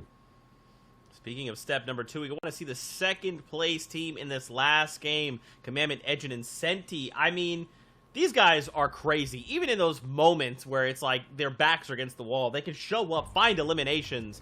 This trio cannot be overlooked, but of course, the winners of the game. Yeah, I thought you were going to send the name Aspect Scented and Aspect and Zuni's. Now I messed up too. Oh no. These guys are just so good overall in terms of claiming height late and playing with shockwaves. This entire game for them was shockwave based, and they played it so crucially, so well. And they were popping off with eliminations when they were playing low ground before that. In the first 3 moving zones, these guys were just going for it. Getting these eliminations, that's kind of where they ended up with 12. And then obviously in that endgame managed to clutch it up. The other team who was popping off low ground tier, Commandment, Scented, and Edgy. I said it right, let's go. And these guys are performing in all of their heats, all of the qualifiers, everything. And even right now, game 1 of the grand finals. 11 eliminations second, very impressive. The crucial thing there too is just the fact that everyone had room and space to be able to play how they wanted to, right? We didn't get to see that in EU too much. There was a lot of pressure coming in from height, but I think it's because all these low ground teams like the TNA trio, like the XZ trio, are so dominant and alive in these end games, makes it very tough for everyone else to be able to really, you know, focus down and pressure on from other spots.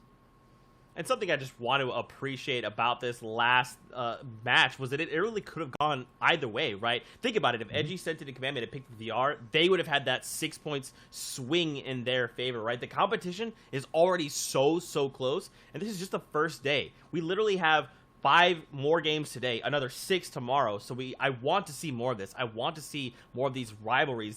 This like, I don't want the end just be like, oh, well, that team walked away and they were the winners from the beginning. I like having it so close. The story is way more exciting. Now, we have made some predictions, gentlemen, coming into this. You two made some. Our casters made some. So we got to talk about which trio we think is going to walk away as the overall FNCS champion for Chapter 2, Season 4. Monster started off Zayt, Saf, and Stretch. I mean, I feel like this was pretty self-explanatory. Absolutely, and I'm kind of angry at it too, kind of karma from EU. Unfortunately, that's the pick I wanted to take, but I was actually 50-50 down the middle with Creo, Bucky, and Kanata as well, winning qual week number 1 all the way from Slurpee. Very strong team. Aussie taking that X-Set trio of Knight, Shark, and AV, the low ground God Squad, and Reese, you had a good pick as well.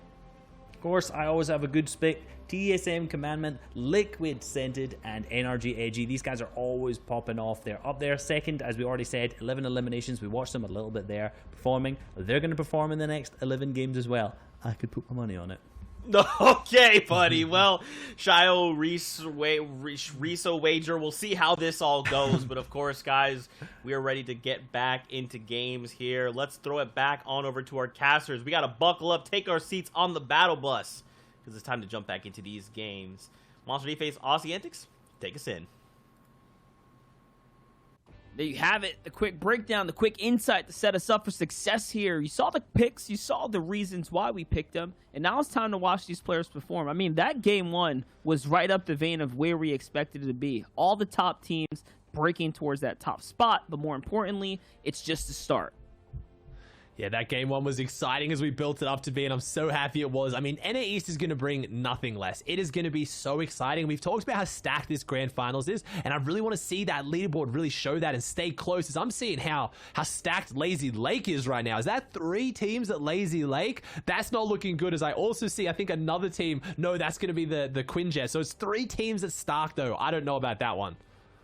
Yeah, it looks like, you know, NA East doing NA East things, keeping it very, very interesting. We're always going to have those players that want to get wild with it. Here's Dubs, Mega, Riverson trying to play for the lake here. As we know, Furious, Cease, and company on the other side. I'm not sure who's the new third factor jumping into this, because there was already like a heated rivalry between Mega, Dubs, Riverson, and then Cease. I think it's Blake and Furious there, right? Playing with one another, trying to own this drop spot, trying to be kings of the location. So, new blood in town.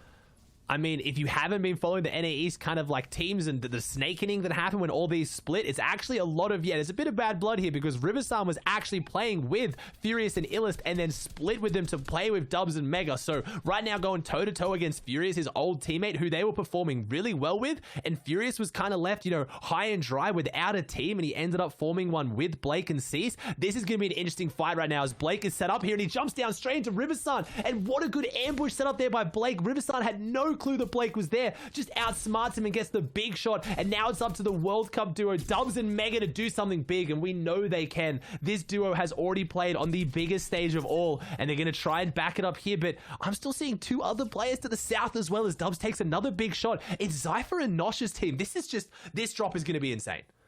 Yeah, and Nosh looks like he's trying to get in here. You can see The revive is going to come off. Riverson's going to get picked up and healed back up, so he does have just enough time to get some of the heals off as he's running out of mats now, has to get back down to the low ground. There's still loot here. This is how quickly this battle broke out here. Lucky for him, he is going to find a Bam's Bazooka, allow him to bounce right back into the game like he never left. In the feed, though, Illest is going to fall to Gabe, and Clicks is going to get the revenge elims there. So that's a battle in Sweaty Sands as well. There's action unfolding all across the Fortnite world. Yeah, NA East it always plays out slow, but it's these drop spots. There's not enough loot on the map for everybody right now. Somebody needs to fight. We've talked about this. It's not just about the mythic POIs. Everyone wants to get a good POI under their belt right now. You see Riversun stepping up here. Not the heaviest shot, but now he's got the wall. They've got him pinched. He edits out. Gets another shot. He just can't hit. Oh, there it is. That one healthy big hit he needs. We're going to see the dance. Of course we are. Mega hits a bit of the disrespect dance there. Zypher's still there, but we've seen in EU especially as well in the qualifying weeks coming into this, big POIs can do better than Mythic sometimes, so you can see why all these teams are fighting over the loot. Sweaty, you've got Steamy performing really well, Lazy Lake as well, so they need to get some of that, but this is where it all started in Game 1, Monster. The Ruins. Yeah, right here, this is where your Game 1 winners took it all home here. Aspect, Enpen, and Zunies, what a game. Way to take back high ground from Zayt, Saf, and Stretch, and honestly, they didn't just take high ground. They just dropped them out of the competition as well, making the team that historically wins Game 1 under these super intense pressure settings, Zayt, Saf, and Stretch, get dropped out of the competition in 6th place. So just showing how quickly things can change here. But again, like I said at the start of this, it's the big names that we expected to make it that far, though. So already it's just showing the consistency is there. Consistency is going to be there, and it has to be. This is the first time we've seen a team game mode FNCS of this format. 12 games. It is a consistency meta through and through. If any team is going to be able to do it with maybe less than consistent games, it's going to be a team like Zayt that really goes for the big victory out or nothing. But these other teams really need to play consistently, because unless you're just going to go for those height games every time, you need to still be getting those top 5s really consistently. You have so many other big teams to put up against today, like Centered, Edgy, and Commandment, who had such a ridiculous game yesterday as well, Monster. Not just today, they played so well out of their heats. We watched this team almost drop a 20 elimination game in their last game of heats when they just put everything out there, so we know they can back it up. This team is so stacked. You saw in the wide shot there was like 10 big pots on the bridge, extra minis as well. Look at this. Scented literally gets to pick his poison right now. He gets to pick and choose what it is that he wants to roll with. Look at all of the POVs there. You see for a second, 6 minis on one, multiple triple big pots on the others. This is a drop spot built for 6, and they gave it all to themselves as a 3-man crew. Wow. You can see how confident they are that no one's around as well, right? They literally leave all the loot on the bridge because they just know that no one's around. No one's going to take peeks in. They're just that confident of how well they've conditioned their drop. They haven't been dropping here since the start of the qualifiers. They were actually going Stark Industries for a little bit, but everyone knows as soon as this team switches up to a drop, it's probably not the best one to contest. Yeah, and they legit only mixed it up because they were like, hey, Booga's not in this one. Like, we can take Stark for free. Who's going to battle us? Nobody. We have enough respect for it. And they took first place. So showing you guys that they know how to make it work no matter what. This is a team that definitely knows how to make it work. Zayt, Saf, and Stretch on the rotate early as well, already coming out of here. Not even at max material, but just enough to be comfortable on the hard mat section. And they're going to play for some big positioning. Remember, they also have to play for the tags. It seems like there's a fight going on inside of Sweaty too, though. If they can see the builds off in a distance, they might be looking to park up. And yes, that's what the marker was for. I think they're going to want to look into this build fight here. And you were talking about setting up, and this loadout shows that. Right now, I think it was Stretch reaching out with the sniper rifle, and Zayt has the scoped assault rifle. That's not because they didn't have better things they can take. They're prioritizing those items they're going to be able to get them the Storm Surge tags. They have Dooms uncontested. They gave up things like the Mythic Arcane Gauntlets. They gave up all the candy. They chose that loadout for a reason. It's because they know how stacked these games are. 91 players alive. They need their Storm Surge, and that's what they want, because that's the biggest weakness of an uncontested drop. How do you get your Storm Surge damage when no one is dropping on you? I mean, they don't seem very much worried about Storm Surge tags. They're literally moving outside and further away from players for some high ground here so they can see the majority of the map. It's going to be down to that ace shot, see what they can do with it. Or if they do face the Surge Demons, I mean, it's going to cost them a lot of heals. You don't want to have that. That's giving away the lead that they opted themselves in for early.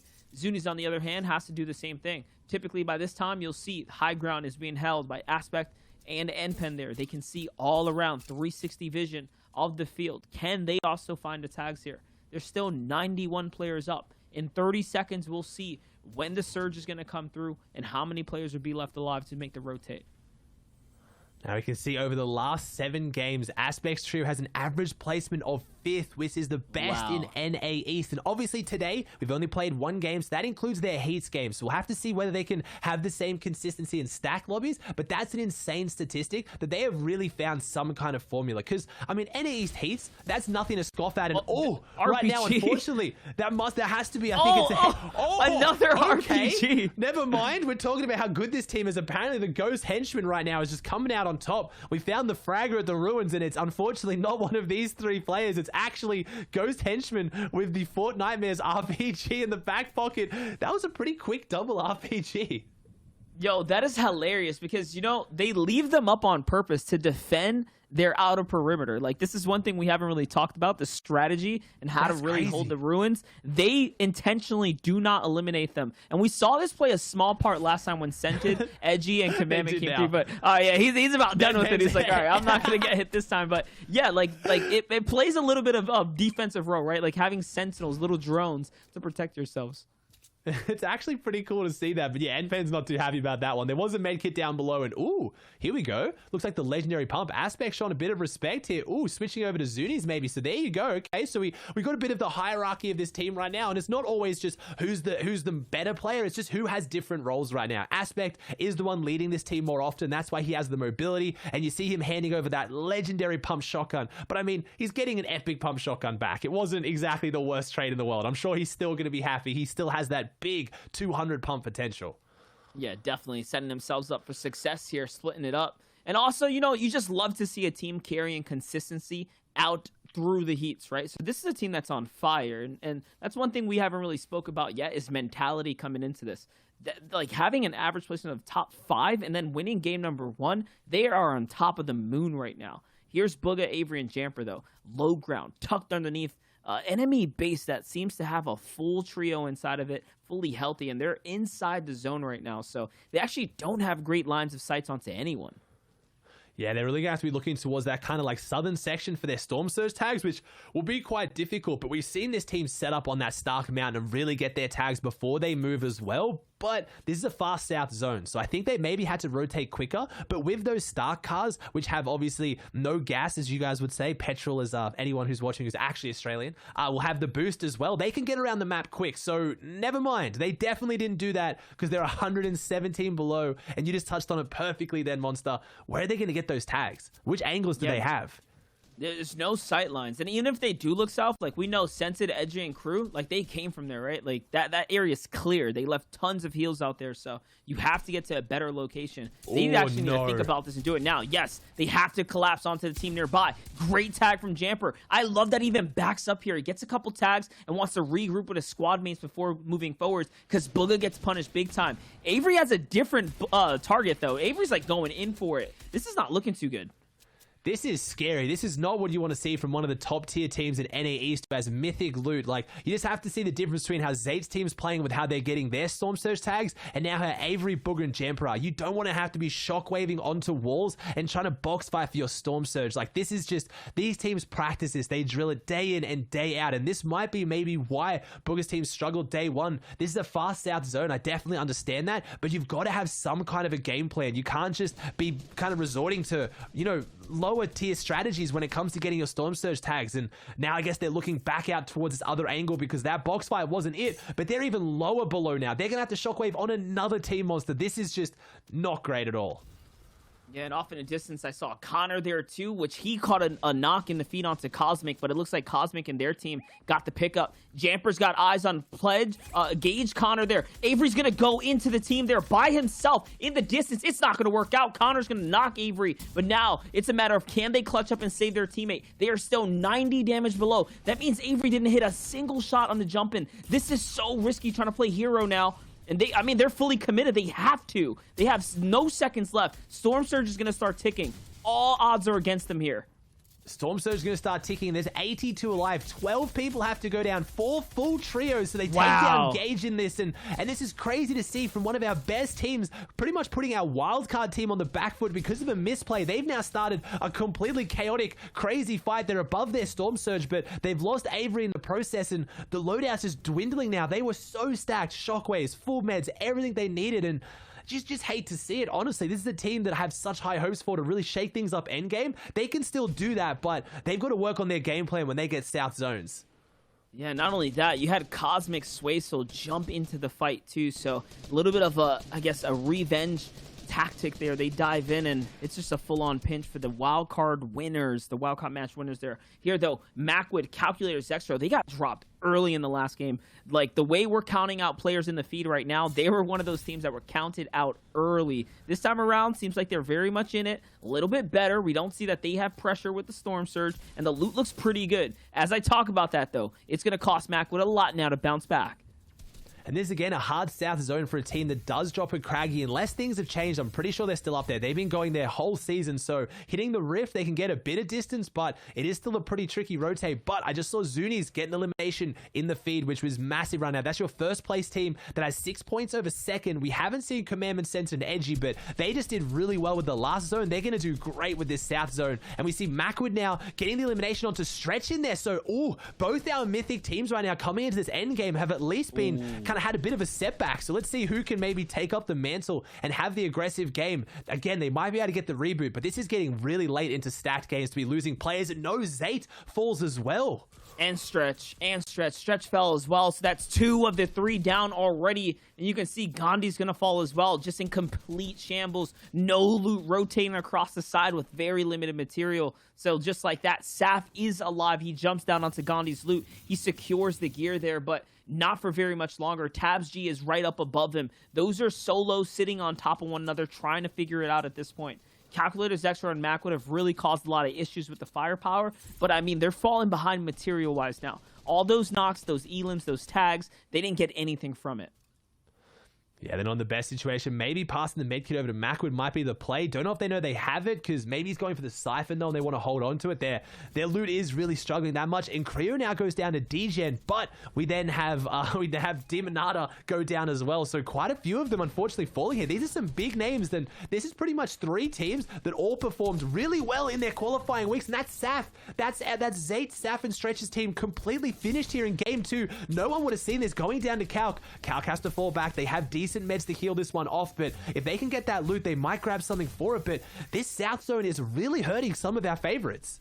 And the crazy part is Calc, Zexer, and Mako, they have struggled through the qualifiers, struggled through third-party tournaments, struggled through, just literally every game mode. But when it comes down, grand finals, big stage settings, they managed to figure it out. Can they do it? Can they prove to everyone they still have what it takes to operate against the best of the best? It's not looking too hot right now. They're pinched between 6 different players, a team up above, a team to the side, and another crew. Actually, make that 9. Yeah, Calculator himself has said he's an inconsistent team, but when it matters, that's when they really perform. And I believe it here. They're coming back only 3 points on the board, though. So game 1 was a 0-point game, but they're feeling confident trying to hold these angles. It's a really awkward angle to hold, though. Right down here on the low ground, it slopes down towards this team, but Summer gets knocked here. Macwood having the confidence to take that peek. And if this team is nothing, they are definitely confident, though. That's the one thing they always have going for them. Even after a struggling first game, you know they'll clap back as Calc now takes down Legendian, and they're topping up quite quickly, Monster. This is looking a lot better for them now. Yeah, that means this might be Typhoon right there in front, and he has to clutch up and know he's by himself, and the hunt comes down. The control as well, the piece control. It's Summer who falls, so Typhoon was already knocked in the process there. Good trade for him, but not enough to take out the Titans themselves, the big boys, the ex-champions, who's trying to come back-to-back for the acts of the FNCS champs here. The zone's going to favor them, though. This zone is actually going to pull straight upwards towards them, so the big elims, the frags, the refreshers, it's going to work out. In the process, though, TNA, Miro, and the entire crew is getting closer and closer. They're going to give that up and now rotate into the new zone. We finally get sights on our second place team as well. Commandment sent an edge in. I can see why we haven't seen them there. They're looking great. They haven't done much, no eliminations, but man, they're healthy on Storm Surge. They're healthy on Loot, and they're really looking to back it up here with a big game too as well. They're standing up against these walls, pretty confident no one's going to peek in, but yeah, there you see Scented closes out, getting a little bit more scared. Now, sorry, as I say that, Scented has 2 eliminations. My bad. They have been putting in work somewhere on this rotate with the uncontested drop, and they're doing great on the South Zone, and this is what you want to see. They're doing well no matter where zone goes, Monster, because some teams have been struggling more when they get the zone. Yeah, definitely. You can see, I mean, they've done what they had to do to get to the northernmost portion, so they've been really maneuvering the map here. And you can tell that the bridge is going to be that hotspot, that contested spot. Young Calc is going to be the one that gets picked off here, though. And, man, the legendary AR, so much firepower. It is underrated, grossly underrated, especially when you consider a 3-man team with upgraded rifles. They can literally firepower their way through these builds, and that's what they're doing. The pressure is undeniable here. Who's left of the trio, though? It's just TNA on the side. It seems like everyone else is done. Ditch the body. Zexro has no shield. He's off to the left. He has given up the heals.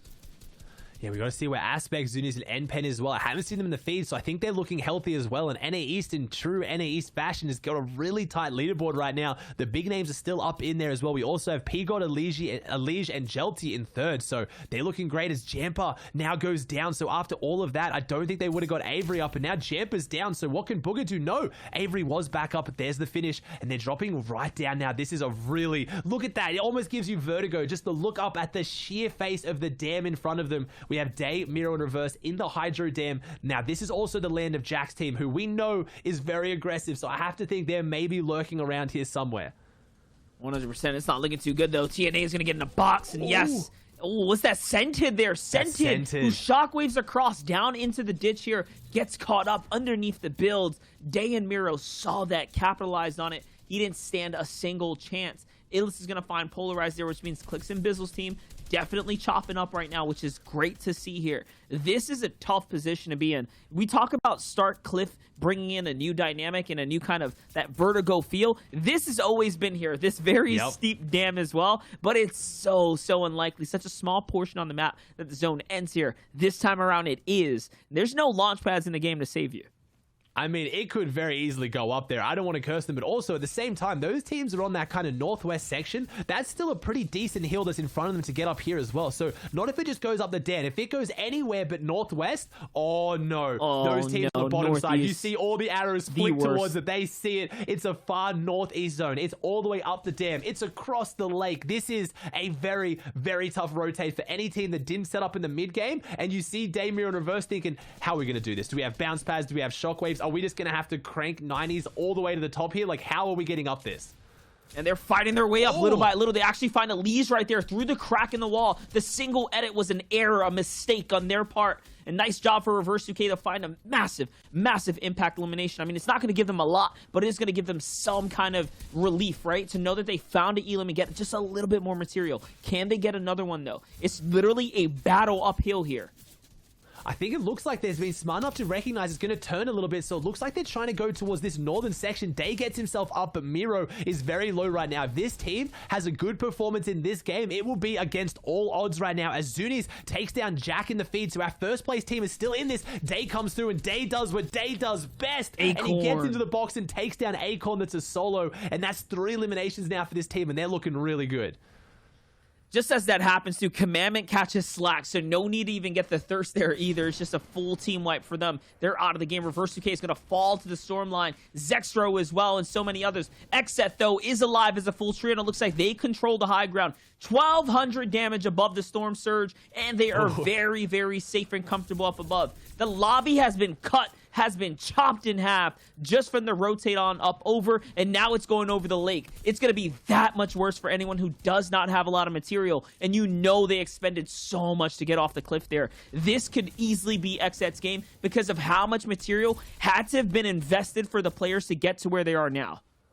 I was going to say, this is following very Fortnite's Halloween style. If you're thinking of Nightmare rotates, going up the Hydro Dam and then across the lake is pretty much as bad as it can get, but it's as good as it can get for the Xset guys because they're on high ground, and this is the spot where you have full control. Bad rotations on high ground are so much easier to deal with. You're tapping in regardless of whether it's water, whether it's a mountain. You're sitting up there, you're sitting pretty. So all these players as well, they would have gone through a lot of their mobility, not just material monster. They would have gone through their shockwaves. It's Clarity G setting up right now, getting the big beams onto Illust. So this is either Bizzle or Clicks, and it is. They fall down. That whole team gets wiped, and unfortunately Bizzle does fall, so Clicks was already gone. What can Clarity's team do? Because they're looking really good, and they might be able to challenge Xset on hype, but it's going to be difficult. 100%. They're trying to set themselves up for success, and credits to Bizzle, who hit a monster shot onto Niddle. You can see it's really digging into his health pool. He does not have much left now. 4 eliminations for the mid-ground team. Like we mentioned, it's going over the water. They have the best position to be in. They're just a layer up above. They can actually look down right now and find players swimming in the water. I do wonder if they're going to be looking to do that or just continue to play it safe here. It seems like safety is the way to go right now, though. They're just inching their way forwards right now, trying to stay alive. The hard maps are going to be a huge benefit for them as well right now because it can't just be harpooned out. Look at Xset. You know they're still up above them. The target comes out. It was a free ramp and a breakdown here. Will they find one? I mean, it's a few tags. A little bit of an upset for them.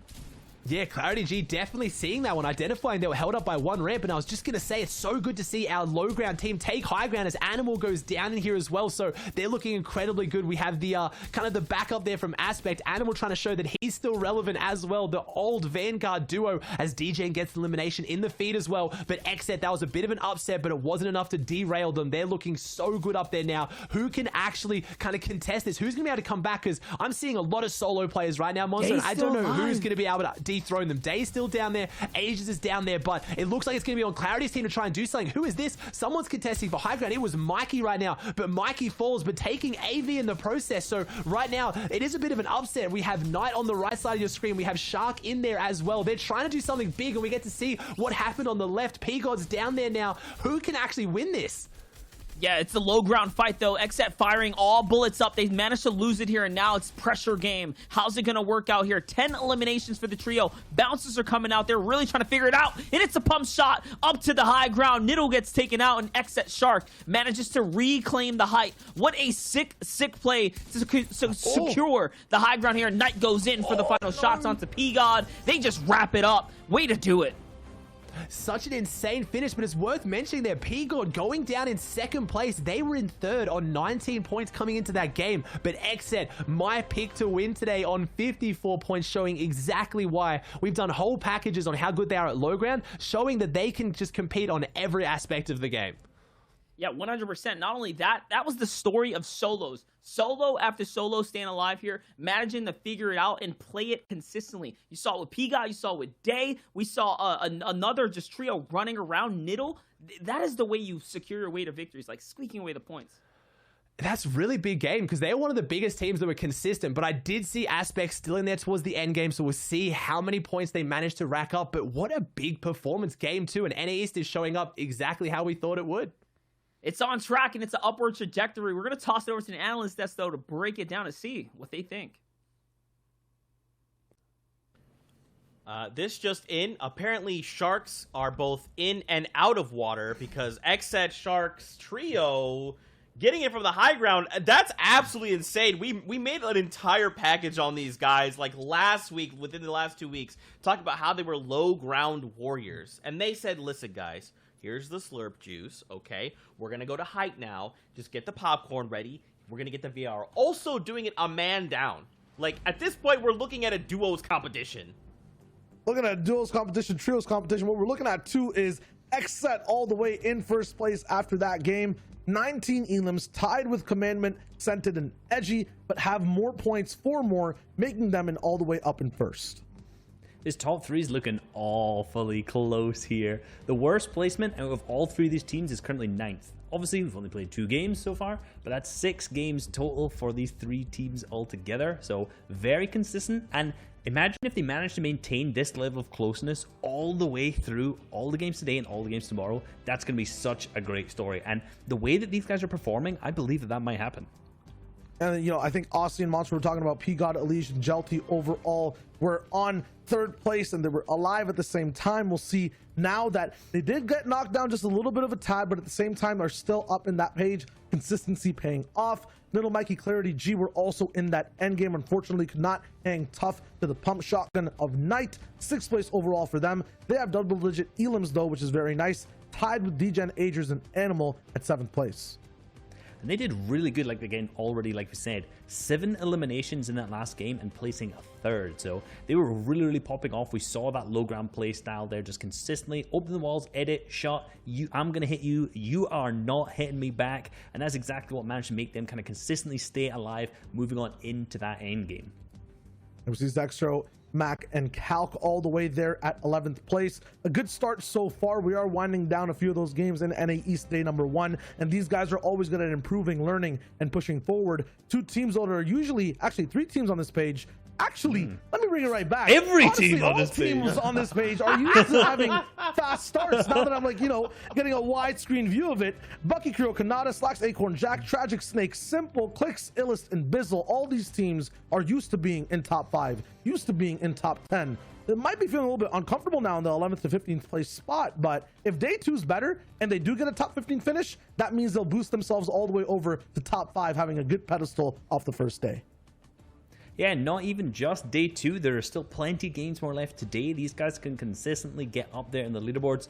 2 kind of poorer games off the start does not mean anything this early into the competition. It's still clutch time. We've seen teams always being able to kind of bring that back up after just kind of a couple poor games and then turn it all around. Like we said, we've already also seen teams not perform that well on the first day and then pick up huge performances on day 2. It's a new day, new energy, new mindset, everything. So even though these teams are kind of in that 10th to 20th spot right now, that does not count them out of first place.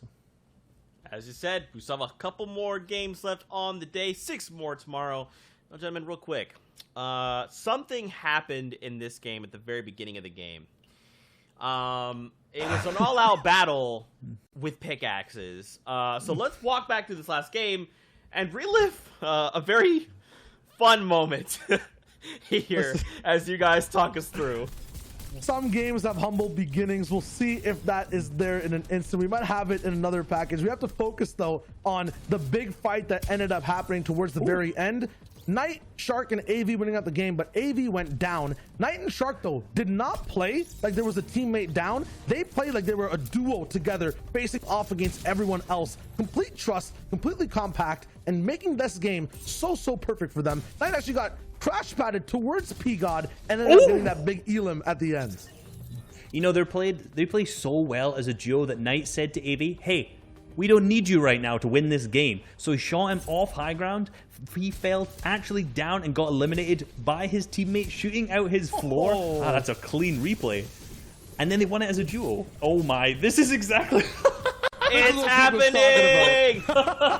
This is a 6-man pickaxe experience at Lazy Lake, the most active I've ever seen it off of Spawn. Oh my gosh. I thought we only got this special at Stark Industries, but apparently other shops have it open too. Not sure how many more are left in quantity, but we will see. Oh man. Either way, maybe we need a triple take of that one to see it a few more times. I hope hope not, because that's too intense. It's way too intense. Was that 9? Was that 9 people on a chest?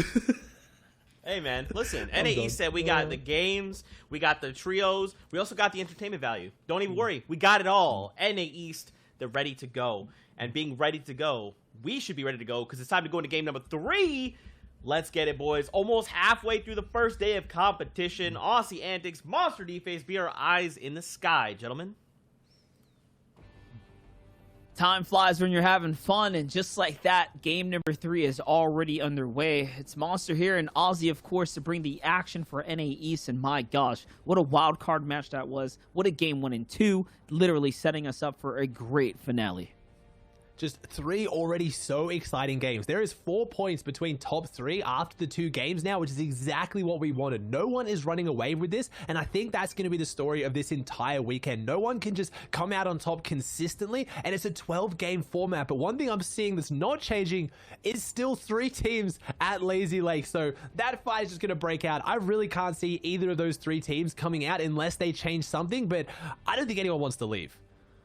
I mean, and there's so many options, right? When you really look at the world map, like, you can choose to go any other which way, but it is what it is. They've decided to lay in that bed, and that's how it's going to be for them. Big mix-up for everyone there. Definitely unfortunate. May one team come out on top. At least someone can possibly benefit from it. Here's the XSET team, though. Already has secured the Victory Royale. Shio set it up for us best, right? It's not just consistency. You're going to need wins to take this all home. You're going to need the wins, and that's what it's going to be, and that's exactly what we've seen from the XSET trio. And again, it's so crazy. Again, we talk about these players, and they're the kings of low ground, and they pull it out on height, which is just such a good thing to demonstrate early on in a 12-game format, that while you do have a strength, and quite often their playstyles lend to that strength, if they identify that height is free, they're going to take it. And I feel like this team is smart enough to have recognized in that mid-game, when they saw Zate's team fall, when you saw Booger and Jamper go down really early on, they knew that high ground was looking like good for that game, and they set up for it and they took it. It's those kind of things you need if you're going to be an FNCS champion. You can't just be good at one aspect of the game. You have to be great at everything. But as I say that, Aspect's team is doing the same thing.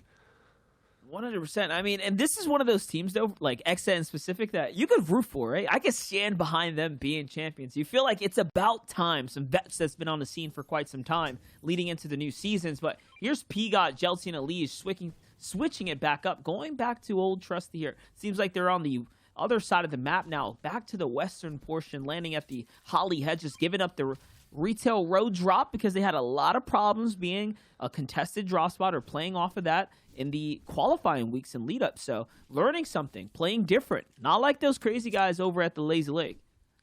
Yeah, they're adapting, and you and me talked about. You and me actually casted, I think, Monster, when Pigot did phenomenal out of here in the solo FNCS qualifiers. He actually won a week from this drop spot, so we know Pigot at least is very comfortable here. And Jelty and Elise, this team is crazy, and I have so much respect for them as a team. They are the Latin American contingent in here today. They're so much fun to watch. They've got the best mentality, and they are normally going that retail road drop. They gave it up. They were like, look, Unknown's team, very scary. We've gone head to head in every single week. Let's try something different.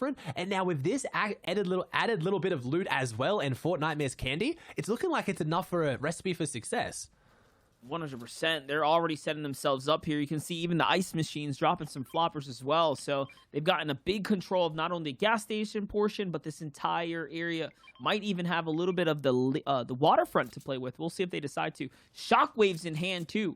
This is great. Such great finds. And you got to give your hats off to Pigot, who clutched up. Like, absolutely clutched up. They lost their teammates on that rotate through the reverse. Like, Elige got absolutely bodied by the low ground peak, and he still, as a solo, figured it out. That's why he's holding the shockwaves.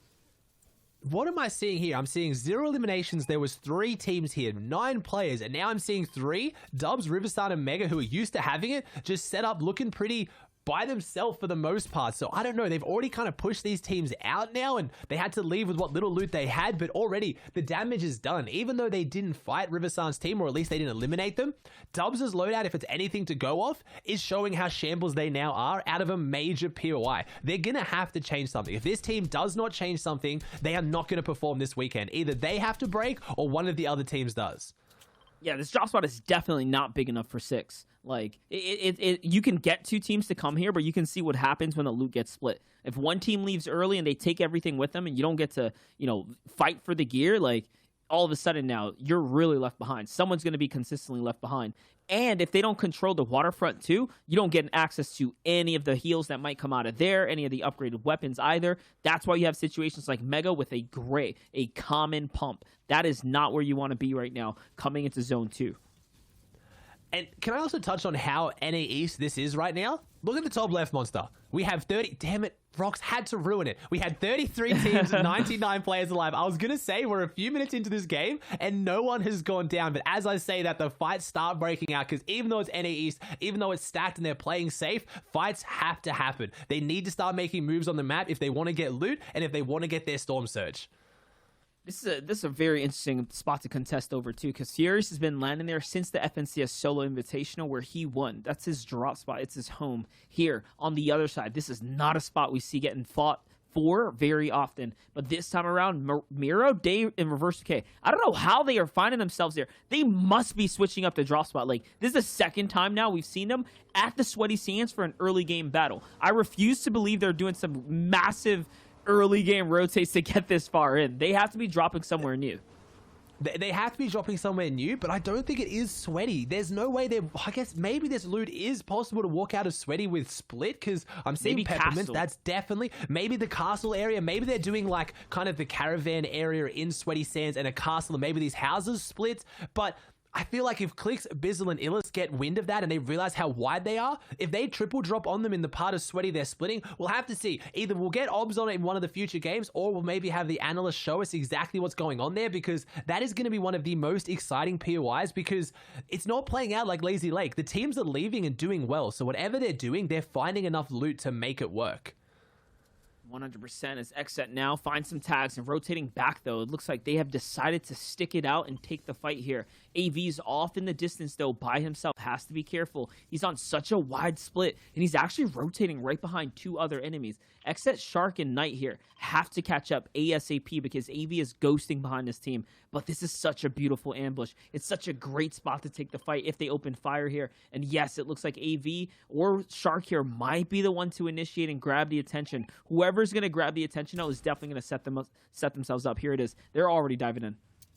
And the sniper shot rings out, and it's crazy to think these are the top players in the world. This is where their mechanics are at the best, aiming, editing, building. But this is where things go back to the Battle Royale-esque roots, where you kind of sit up, you set for ambushes, you go on the roof, you find the angles. It's crazy because you need every advantage, because even though you're one of the best in the world, you're going up against one of the best in the world. And it's those inches that lead to miles to get ahead on the leaderboard, as Xset is setting up to try and find this one. And you can see already the angles, they're pinching them, they're just suffocating them. Every single player is on a different area, and all three of these Xset players are phenomenal fighters in their own right. They're comfortable to stand off on their own as Knight play up against the wall. Knight proving that just now, shows full confidence to stand here. Now they find the angles because they've pinched them. They split up these angles and they take them down. Post falls, and they're even going for the shakedown. They're that confident, so they're now going to be able to see these enemies through the walls. They know where they are, and there is nowhere to hide now.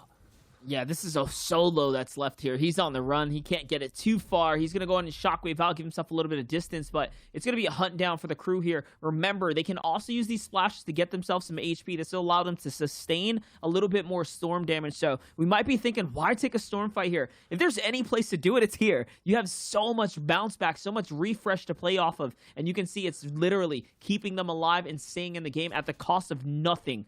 Absolutely nothing. All they gain from this is obviously points for the lead, and then of course more of that elim, more of those points to drop them up that the food chain here. And look how close they are to the zone now. They're very much in the game here.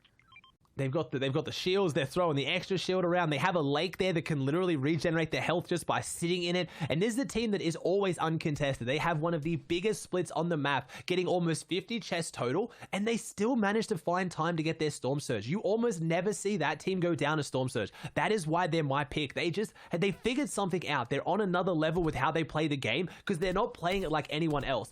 Any other team, that'd be an incredibly risky fight that you would expect them to not take, but they win it so often. It makes sense.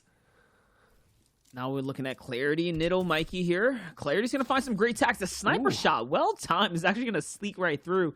That was an AR sniper follow-up, just timed fire range coming in here. It's going to punish up a fair bit for making some edits. But on the other side, you can see he bounces back. No big problem. It's just going to be a minor setback. Off in the distance, though, they seem to have gotten themselves in the center of the zone here, center of the map. It's all about trying to find the tags now. And for me, that really is like the Arkham special. Arkham, Epic Whale, and Rex, one of the most dominant trios on NA West. They do that so well. They time the sniper shots through the walls. They drop Doom's Domain. They have the choice of any loot they want, and you will always see Arkham with a sniper in hand if possible, because they phase those shots through better than anyone else I've seen. And like that you just saw, it's the easiest 100 Storm Surge of your life, and 100 is a big deal, because this team now is only 91 above. They've got decent sight lines around them, but there's not too many teams in the area. I'm only seeing 2 teams on a pretty big mini-map right now, and they're all boxed up looking healthy. So if they need more tags than this, because we have 93 players alive and 31 teams, that's NA East on a whole nother level of NA East. Yeah, and just looking at this, just to give you guys a little bit of context, like their team so far has been doing very, very good. They're in 6th place after 2 games. This is game number 3. After this game's over, that's the halfway mark. That's the quarter way if you look at the grand scale of things, because this is a 2-day competition, 12 full games for FNCS Grand Champions, and then you get to take home the big money. And of course, the unique one-of-a-kind axe of champions, the pickaxe of champions. That's really what these guys are fighting for. And it's that exciting as well. It's the biggest flex of all, and nothing scarier than when you have a player on your wall. I've ran into it a few times in OCE. It's not a big region, so it's quite often you get in the games with the pros, and never mind Aspect saying, focus on me. This is NA East you're talking about. Gets the big headshot snipe all the way across the map up onto Stark, and that is exactly what they needed. They're now 500 above, and it's just these little things. This team can do everything. They play mid ground well. They play high ground well. They now apparently have Aspect, who is a god sniper with those long range shots, and this is what you need if you're going to be a trio FNCS champion, and you're going to get that Axe of Champions. As now NPen's in a nice little base, and look at the way they've got this set up. Any of these teams rotating at them, they've got such open edits and so much control as a big fight is breaking down with teams that we know can make big fights right here. It is Unknown Army. Yeah, this is one that's breaking out right now, and already it's looking like a dirty fight here.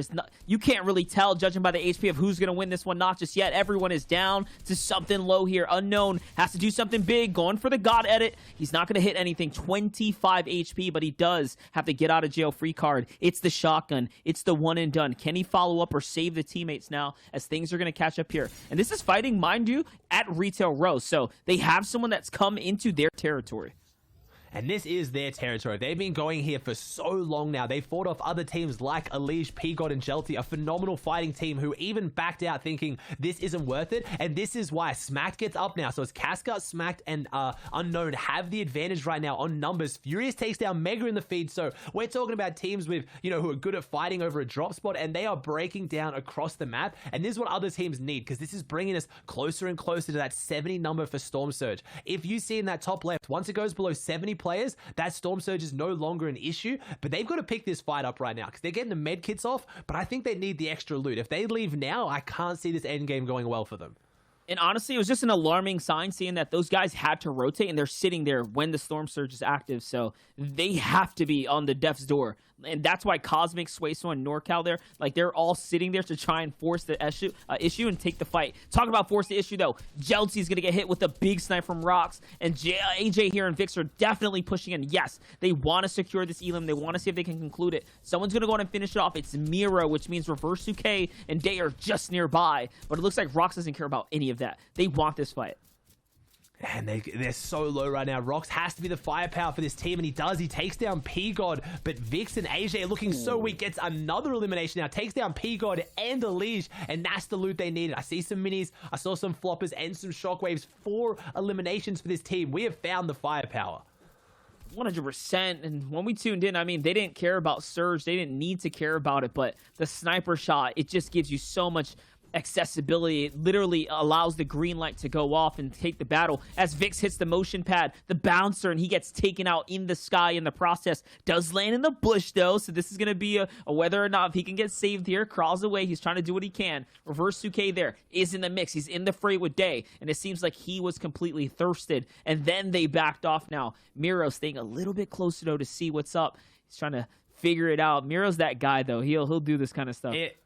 The confidence of this team, I was going to say, when they get a knock like that or a finish, they very rarely back up. And I saw them back up, and then you see Miro go straight back in. But his teammates have the confidence. They're listening to him. They know. They trust him to pull this off right now. Oh, that's why the 103 tag, I want to say the split second that was open, but I think it was the split millisecond to time that shot through there right now. So this player's on the back foot again. Miro just stepping up, showing how confident he is. And they're in a great spot, Monster. They have Storm at their back, and these players have the whole lobby in front of them. So they can pinch them right now. As long as they stay on this western edge, they're not going to get lobby focused. They're going to try and get these players lobby focused to apply the pressure to get in. And another shot. I swear I could not even see where this player is, and Miro is hitting his shots on them.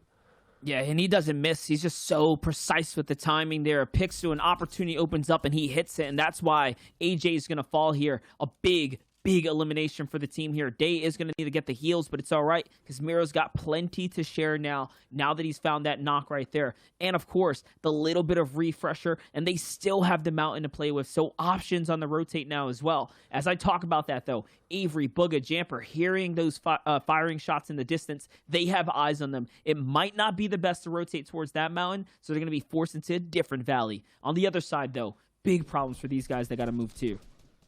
Yeah, this area of the map doesn't have any of those massive mountains, but it does have a lot of valleys and a lot of small hills and areas where teams can kind of, find their footing, and XZ's looking like they're set up there in the distance. We see Ronaldo, Zums and Skittles, a team that I don't think has made it this far yet, or usually falls around this point. They've been struggling a little bit, and there we have our Kings of High Ground already a few layers up, looking like they're set up for it. Zayt, Saf, and Stretch, and they build the most interesting bases, and we fly over Edgy, Centered, and Commandment. Riversun and Dubs in this too, so a lot of big names that we haven't seen previously looking to have an impact on this endgame. 100%. Commandment, though, down to no HP. Okay, he is going to have to heal here, but at least they are inside the zone. As I talk about that, Kanata falls in the feed, so big knocks happening already. What can Commandment do right here? A Siphon will be so nice, so he doesn't have to dig into these chug splashes here. They have the pressure. They have the focus coming in onto this team down below. And the fact that they're on metal, I mean, might just show that they might be running out of material here soon.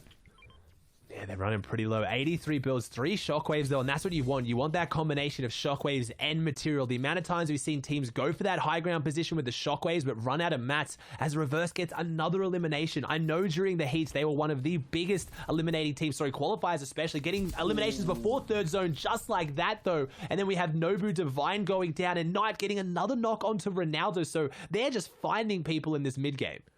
Yeah, Ronaldo's fallen quite a few times now early, not making it to that half in, half out zone. As we talk about that, though, take a look at this. Cosmic's team has gotten out of retail row with Doe, and it seems like they rotated into the wrong Savages here, into Scented, Edgy, and Commandment's domain. So unfortunate for them to take a drawn-out fight outside of retail row, only to then rotate into Edgy, Scented, and Commandment, where he gets absolutely bodied. Nothing for the struggles there. And you can see it's split up between Riverson and Liquid Dubs there, or FaZe Dubs there as well. So it is going to be a spread of the two. They're going to get one for each of them. Little bit of a loot delivery. We're seeing so many healthy teams that have just already at the top of the leaderboard still in this one right now. We've seen there's 4-point splitting, XZ, Aspect's team, and Commandment's team, and they're all still up. They're all looking healthy, and they're all dropping eliminations. The only team we've really lost so far is our 4th place team. So this leaderboard is going to stay as tight. Who can make something big here? Because XZ's team has 4 eliminations on the board, and I'm pretty sure Commandment's team did. So this is staying so tight as we get a pretty vanilla half-half. It's going towards the edge over here. Not too much water. No major mounds as Miro gets another elimination in the feed. It's just like a who's who. Calling off the feed is so hard, Monster, because everyone is relevant. Everybody is a big name. Yeah, I mean, so is Booga there. Booga gets Aegis too. You talk about big names, relevant people. Jampers is going to get the follow-up. Miro is going to fall from Zexro, though, and Day gets the fire back onto him. So exchanges happening, trying to get to this new zone. And you talked about a vanilla zone. What a team to follow during this kind of session. XZ, the team that has been pioneering the low ground push to tunneling, the outskirts holds on the rotates, and then the force outs just like that. They will push teams out. And just look, on this wide shot, that's all their builds. They control such an awkward looking build section here, but this is the style that they've created consistently. They operate in these zones. And it's hard. Not many other teams can replicate this because it uses a lot of materials, but they're so confident they'll get their refreshes using these builds to ambush people. But this could be it. This would be the kind of packages we've both built up as the analysts and the casters have combined, talking about Zayt's team on the high ground, XZ's team on the low ground. And it is really shaping up as we see Aspect, though, still in this. Someone we haven't talked too much about. So where is that team going to find their purchase? Where is second place going to go? Are they going to try and battle the low, the high, or are they going to play it through the middle? Because they need to make a decision right now as Edgy falls. So that's one of the players in our 3rd place team. This is shaking up, and right now, again, you talked about a Monster. XZ on the other side of zone instantly transition to front side, and they build this, again, very awkward but very effective looking tarp where they control all this area, all this low ground. It's just, they do it every time. Oh my gosh, that was a vehicle explosion there. So many teams are going to be collateral to that. The fire, the range, and all of a sudden now, yes, Knight's going to find one from that. Oh, that was like a sweet little surprise. I was just geeking out at how great of a rotate we're watching unfold on a grand final sound. Like, this is the kind of footage you sit back, VOD review, learn, and then learn again from. They have done that beautifully. Now, finally, they get focused. A little bit of target practice coming in from up above, but still, what a beautiful rotate, and still have so much room to breathe with. They just have control over this lobby right now. It is, really. It sounds so bad. We watch a lot of Fortnite and we still geek out this hard over just phenomenal gameplay. And the reason why we geek out so hard is because they invented this. They pioneered this. No one else does this. No one else was doing it. And you can see So that. good. Teams just don't know how to react. So good. They control everything on the low ground. They control everything on the edge. They look like they're in the open right now because they don't fully box up until they have to go straight like this. Now we have Jampa, Booger, and Avery beneath them. A phenomenal team. But can they hold off as Zayt, Stretch, and Saf are on high ground? But does it even matter? This team already has 10 eliminations. High ground's up there. They're going to try and get their eliminations now. They're going to try and catch up, but XZ's team is jumping ahead with their gameplay. 100%. We talk about piece control. Forget that. This is space control. XZ literally controlling all of the lobby and forcing players back and off of their spacing. Back up, Acorn here, because they want the room to play with. It's another 2 eliminations now for Knight. Another one's going to tick over from Slacks. That's going to bring them up to 12. And the end game is only now starting to collapse into the final zones. And it's like they haven't even had that much sweat, right? Everyone else is playing like what feels like a World Cup game. For them, they're breezing through what is more like an arena game, right? They just have so much room to mess with. You talked about space control. They have room to breathe, literally, as we have 4 floppers here. Zuni's going for something we haven't seen much. We're going for the late high ground retake with the floppers.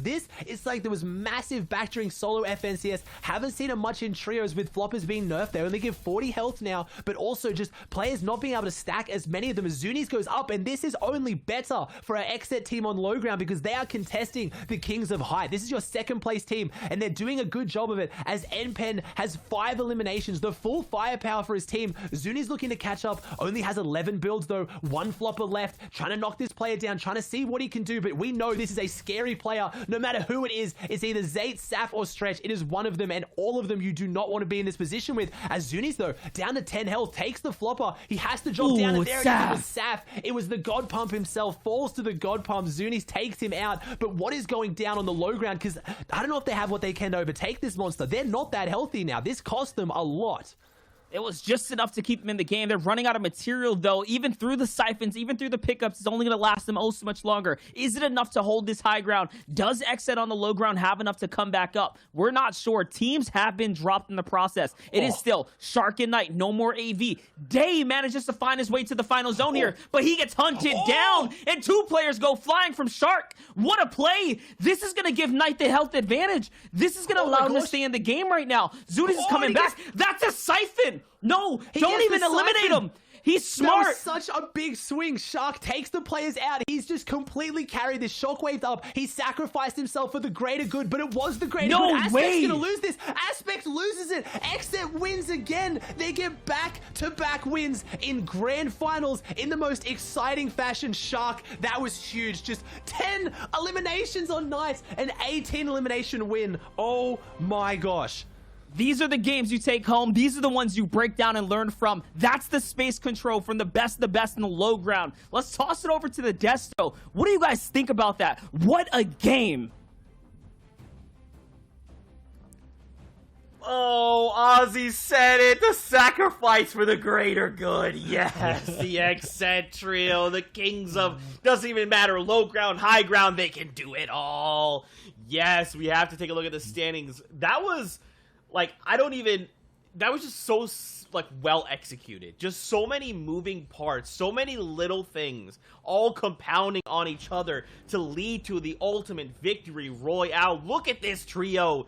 2 victory royales on the day, 37 eliminations.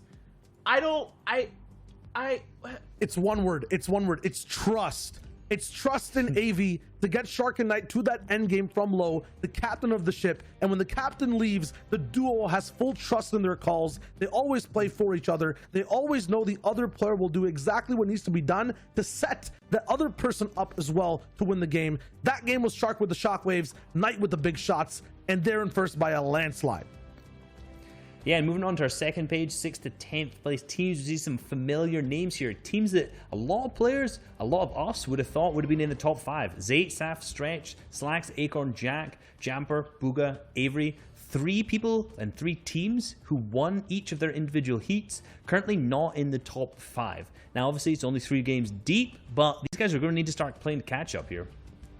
Bully, Slick, and ICF are now in that top 15. A lot of people having some uncontested spots, but it seems like Endgame is the place which is the most difficult to traverse at the moment. No more off-spawn fights being complicated. I mean, people are pickaxing nowadays at Lazy Lake, so it kind of has changed when we're getting towards those grand finals. Still all the way over to 20, as we can see the point difference kind of get a little bit more even and closer. Mega and Divine from 16th to 20th split apart by just 5 points.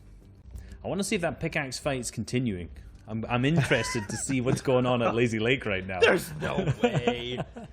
Bro, there's no way. Guys, I gotta say, this lead from 1st all the way down to 10th, 70 points. The Xset Trio, they are dominating here in the first 3 games on the day. If they keep this up, they're gonna be pulling too far ahead. Gentlemen, as I mentioned, there's a lot of little things that kept propelling them forward and forward to inevitably getting the victory royale. Please, break this down for me. I have to understand. Well, let's take a look a little bit thing different here. You can see their positioning in the 5th zone is on low ground. Remembering back to our game 2, these guys were a high ground trio, which isn't their normal playstyle. This is much more familiar to what they're actually used to doing. Low ground on the dead side, as you can see, they're not covering that backside of their wall because they're just able to stay on the edge of the zone, focusing the same opponents over and over and triple spraying from all of the different angles in their tarp.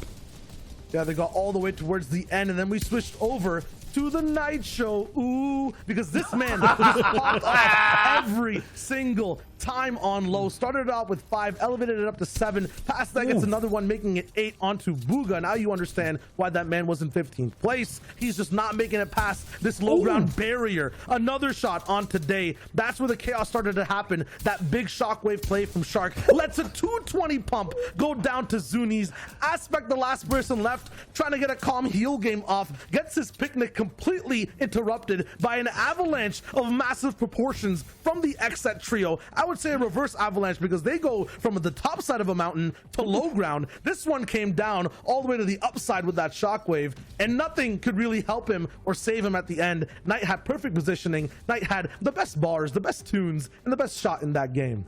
And I think the Knight just hit 3 209 pumps in a row.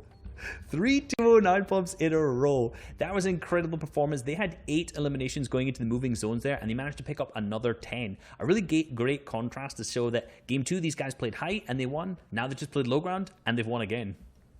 They can do it all, and showing their prowess here in grand finals. Fortnite fam, we're 3 games down. We've got another 3 left to go. And don't forget, tomorrow we're back for another 6 games. We'll be crowned a FNCS champion. We're going to step away, but when we return, we've got the last 3 games here in NA East before we call it quits. Stick around. You won't want to miss the exciting conclusion on the day. See you guys in 5.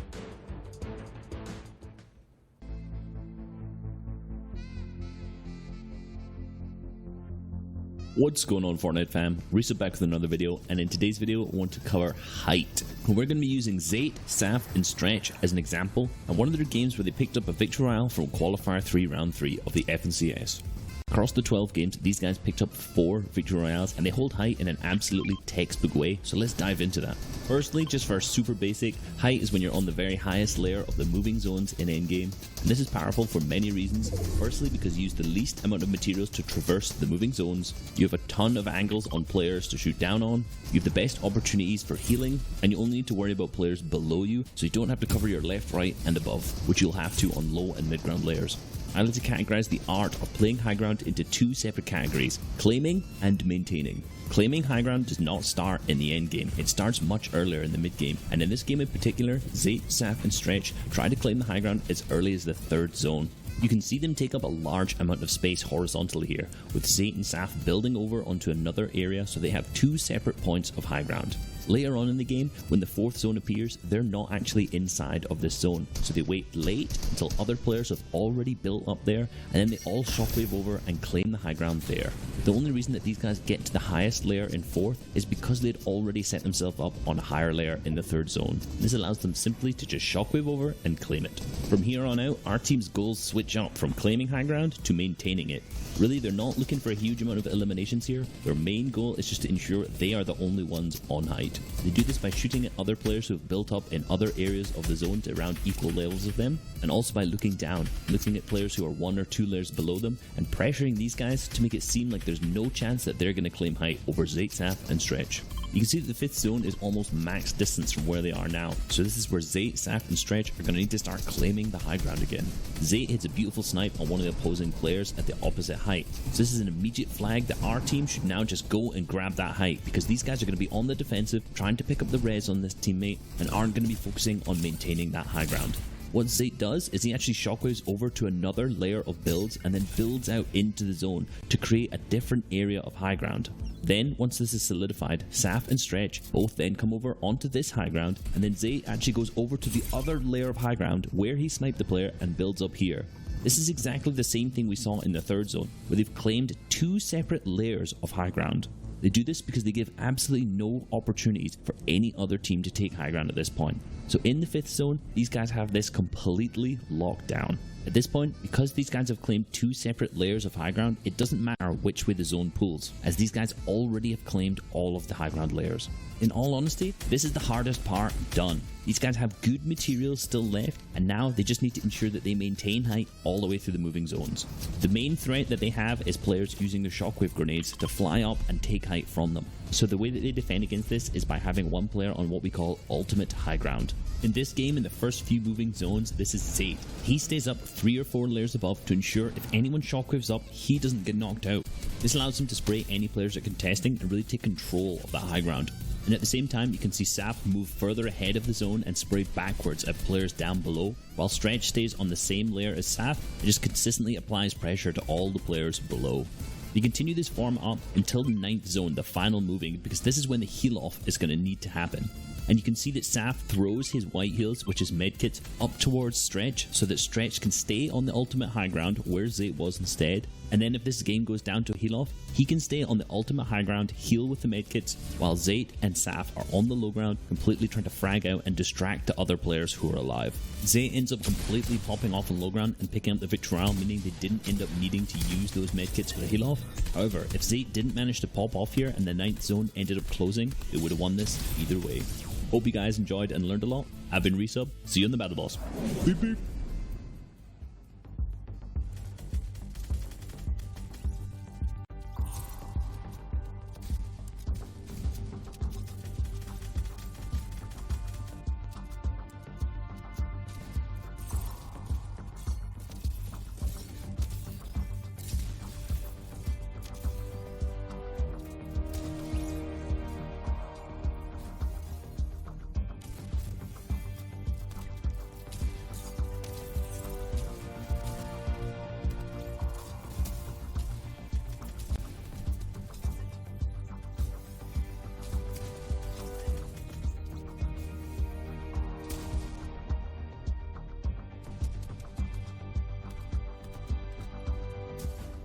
What's going on, Fortnite fam? Welcome back to the FNCS. We are here 3 games deep in NA East, and we just saw Sharks in the water. X-Set Shark and his trio dominating 2 victory royales back to back.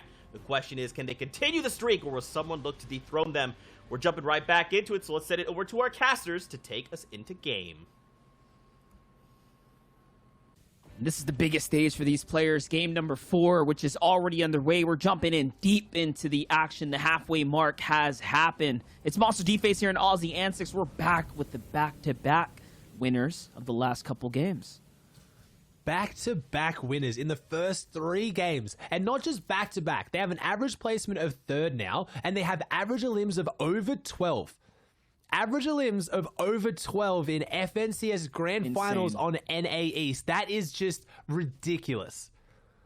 Just so insane, man. You don't see that very often. You don't see a team with accolades like that, and they're setting up what is history for themselves. And this is not something that's happened overnight. This is something that has been carrying through. You really have to give credit to the community that have built up Knight and Shark as a duo team, AV that has been built up as an individual player, obviously since the duo days as well. Now all of a sudden finding their way together in what is honestly, we used Cinderella's story for Ronaldo yesterday. This is a story of just great accolades here for a team that's on the rise. And you talk about building it up. This team had trios in their sights. When last season, when there was the solo FNCS, but there was the trio daily cups, they were playing the trio cups over solos because they wanted to build up that chemistry that well. So this has been not just months in the making, it has been seasons in the making as well. And I feel bad because Aspect, Zuni's, and NPen are doing so well. 79 points, 3 games, a victory royale with also, again, over 8 average elims. That is insane in its own right, but it's being overshadowed by just how ridiculously well the XZ team is doing. Yeah, right now. And just talk about teams doing well. Teams to keep your eyes out on. Commandment, Scented, Edgy, Miro, Day Reversed, and Niddle, Mikey, Clarity. They're also literally just right up there on the bubble for breaking into those top teams. Remember, we're talking about a 2-day format. It's about how well you can play today, how much better you can play tomorrow to hold your lead or catch up and close the deficit. This is game 4 of 6, so the halfway mark has already occurred, right, for the day 1. And this team they've handled everything so far. They've played low, they've played high, they've done north zones, they've done south zones. So you have to imagine, unless something drastically changes, which hasn't for this season, because no one is going to contest this team. That has been proven now. No one is contesting this team. Maybe some will try and drop in and take a little bit of the loot they get. Maybe someone shows up and tries to get like the edge of logjam. But even then, every time that's happened, even in heats and qualifiers, they've muscled them out. So they've proven that unless something changes massively, and it's going to be on teams maybe like Aspect or someone in the mid game to take them out, but every aspect of their game has been flawless. So we'll have to see. Zuni's, NPen, and Aspect have definitely found the pieces of the puzzle as well. They're just maybe missing that one extra one to really go ahead of it, and looks like they'll be finding out how they get their Storm Surge tags, but unfortunately not finding too much here. Yeah, this is not normal for them either. They normally are hitting all these tags. The fact that they didn't is a little bit alarming, right? This is what they bank their Storm Surge on. As I talk about that, Lazy Lake still being contested. I saw Furious lighting up the feed. As I say that, Cease is going to find Grozka. So it seems like another team has entered into that portion of the map. Like we said, it is a little bit later into the zone, so they did survive and they are still getting contested. This zone, once again, drawing way northeastern right now. Everyone's going to have to make a sharp move outwards. It's Jack, Slack, and Acorn down below for Zuni's Demon Aspect and NPen to make a move on. They don't want that action, though. They're already on the move out. I can see shots coming in from the cliff, which means Booga, Avery, and Jamper are looking into this fight. Yeah, and short of getting Storm Surge tags, I can't imagine they take a big fight because that is a very, very far northeast zone, and I'd be scared. XZ's my pick to win this. I haven't managed to get the first place pick of any of the cast and analysts. I'm pretty confident in them. This is a far zone, and for any other team, I'd be nervous, but I know they've got it down pat, and this is another one. Scented, Commandment, and Edgy doing so well today. Also, a South team coming out of Misty, so they're making the big rotates, but this is NA East. These guys have practiced this time and time again, day after day, so they know what they have to do here, and they know how to get there. And it just shows how high the caliber of player is with the Storm Surge thresholds. You see these teams have 0 eliminations and have over 1,000 Storm Surge on their rotates. Just think about that, doing 1,000 damage while doing far rotates and not taking that damage back. It's Fortnite that's only played at the very highest level that 99.9% of us will never experience. Yeah, definitely is now. The big rotate here, though, cutting down this riverway and not a single shot being fired in. Talk about a well-timed push here for Commandment, Scented, and Edgy as they get all the way to center zone. Finally, Scented's going to get tagged once or twice from a team on the bridge. Also on the late rotate here. This is a weird situation to be stopped up and paused on, though, because everyone has to make a move. So you do not want to be burning through anything excess here. And now they're going to have to hug this river bend and a cliff face all the way around if they don't take the waterway. So still, very close. And we've had some exciting endgames today. We've had some exciting endgames throughout the heats and the qualifiers. Stimmy stacks always brings the excitement, and it is going that way. If a zone goes through the stacks, it is one of the craziest end games you'll ever see. And the one thing it does is it shakes up those game plans. It's going to be so much harder for XZ's trio to do the space control, as you just coined, which I love, by the way. Zate's team on the high ground, when you've got the stacks involved, everything shakes up. Everyone hits the sky literally, so it does really kind of change it up. So we'll have to see whether it does go into there, or even this Stark Mountain. This is just already such a difficult zone. Yeah, it's a really good point, right? The only time you can't play that kind of style is when it's going through a major POI. You think about what's going to stop a team from being able to back everyone off them. It's when it hits those locations that, you know, structures are immovable, like the bridge, like the stacks, like these really hefty locations with tons of builds around them. The way they do it very well is when they do those outside rotates, and they tend to hold everyone out. As this team right now, Team TNA, has been held out just a little bit right now. Even amidst the pressures, looking backwards to fire at other teams, there is no pause in the action for them. No pause at all. They've got their 5 peppermints. Have we figured out where this team is going yet, Monster? Did I miss that one? Did we finally? No. We don't know where they're going. I mean, it's a fun mystery, though, at the same time. Wherever they're going, it is working, but it's coming from that northwest part of the map that already has so many people, but showing their versatility. This team has now dropped it, including this, 3 different locations, and found ridiculous success. Dirty Docks was usually their go-to. Unfortunately, one week, it was a little bit too contested. This was week 3. XZ's team didn't make round 3 of week 3, so TNA's team moved in. They went to Fortilla area. They had great success. Now they're at another drop spot, still finding great success. That is so impressive. Yeah, and the rotates don't differ that much, right? You talk about they learned how to rotate on the western side of the map, and it seems like they like it more. Like we said, we knew that they were getting contested the majority of the times. There's something about that Dirty Docks location, the way the geography of the map plays out. They were hitting wall after wall after wall. And when I say wall, I'm talking players. And you don't want that much friction on your rotates through. And that's why they switched it up. And I'm happy they did. Being in 4th place right now, that is massive. Like, that is a W if I ever seen one. Carrying that kind of attitude and energy into the next day, if they can, they're going to be on their way to success.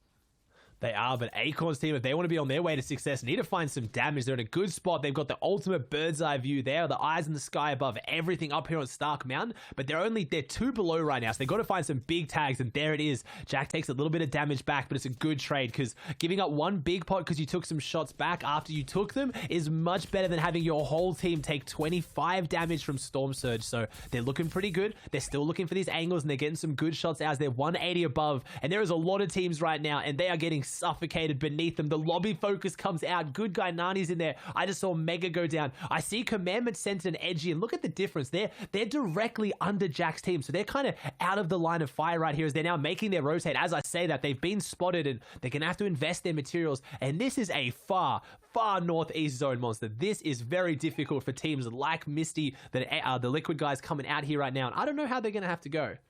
I mean, that's the first thing we said. It's going to cost them so much to hold the cliff face here, and it already has. It's forced them into fights. It's now forced them into builds to get out and through. As we talk about that, though, I just wanted to say that Zate also fell in the feed, so another big upset there for Zate. All of a sudden now they are falling their way down the standings, and they're falling quickly. They need to, catch a lifeline here to stay up and stay within the top 10 at this point, because it's up to the last 2 teams, last 2 players on their team to survive and do something. It's a steamy stacks ending, though. You called it. You kind of had a feeling for it, and it seems like this is the place it's going to go.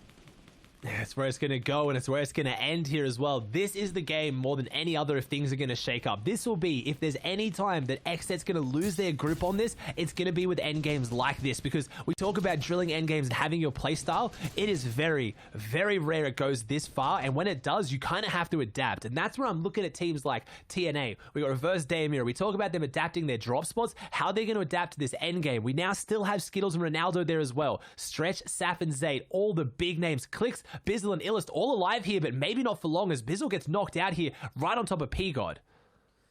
Yeah, that's one big down here. As we get to tune in with Stretch and Saf here to really see how they're doing, they're taking a little bit of a storm fight, so they don't have too many tags, especially being down to members. They being one of the just ace shots on the squad here. It's a late rotate. Clicks is going to fall, though. The little bit of damage is going to be worth it. The sniper shot's going to come in, too. Doesn't hit it, but this is an important one. He's going to have to get into it. Yes, this is a great refresher for them right now. The body being down, and you know Clicks' comms are giving that one away. They're going to definitely be letting everyone know that he is here, and he's on his way. Another double bounce, though. There's only one player in front, and yes, he hits the shot onto Illis. What a flashy one there as Saf falls in the feed. I mean, great points to pick up to at least do something here, but now is a solo.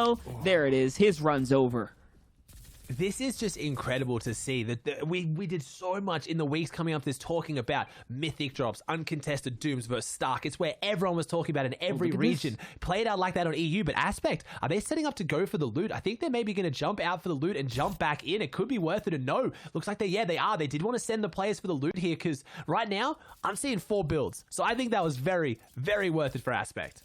Yeah, and they have the Harpoon to work with as well. So good. So these are crucial elims onto Stretch and company, and now they get to pick up everything on that line there. Literally a big delivery. Remember, Illis' loot is there as well, so much of a gear pickup. As you see that, though, Booga, Avery, and Jamper are the ones nearby. Storm's coming soon, though. They don't want to wait. They don't even care to take out the first place team. Little do they know, or the second place team is right there. They're just like, all right, let's play for this new zone. Let's play it smart.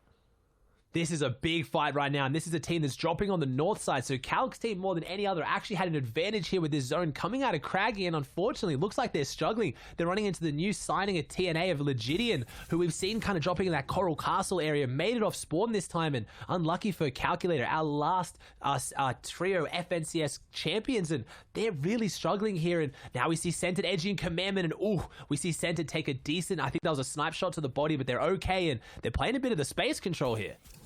Yeah, it's a big follow-up from Ronaldo, who was right up above Zum and Skittles there on the outermost portion. I saw the center zone there. The Exet team also parked up, already inside the heart of Steamy Stacks. They actually have the outer perimeter of it. So just, honestly, prime positioning for them already. If they weren't already in such a dominant position, now they have the middle of the zone. They seem super healthy on the flyby. Commandment on the other side, these guys, they just made a bad call. One bad call, not to commit up the mountain, and it's cost them so much, hugging the face of it, trying to play it safe. A little too safe, instead of just picking a side.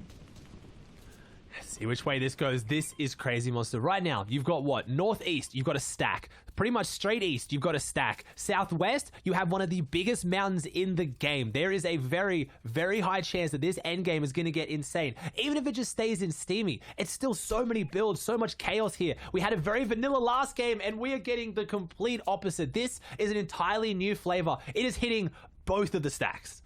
Yikes. So, I mean, players have options. You can see the migration already happening. You're going to want to claim a piece of that. It's going to give you a lot of accessibility to the rest of the zone here, and obviously that prime positioning on high ground. But it can come with a double-edged sword. But we're in the meta where mobility is just a thing, right? We're going to have crash pads. You're going to have bouncers and shockwaves. So you can play these elevation points more than ever so before. As we say that, though, Creo, Bucky, Kanata, I wouldn't say they're struggling today, but they're not on that prowess that we'd expect from them. 16 points already in day one is kind of rough. This is a major impact right here, and yes, they're going to find it. It's on to Connor's trio. Pledge, Engager, and Pledge is already down here. Will they find another one? Unfortunately, the wild card winners already being taken out in game number 4.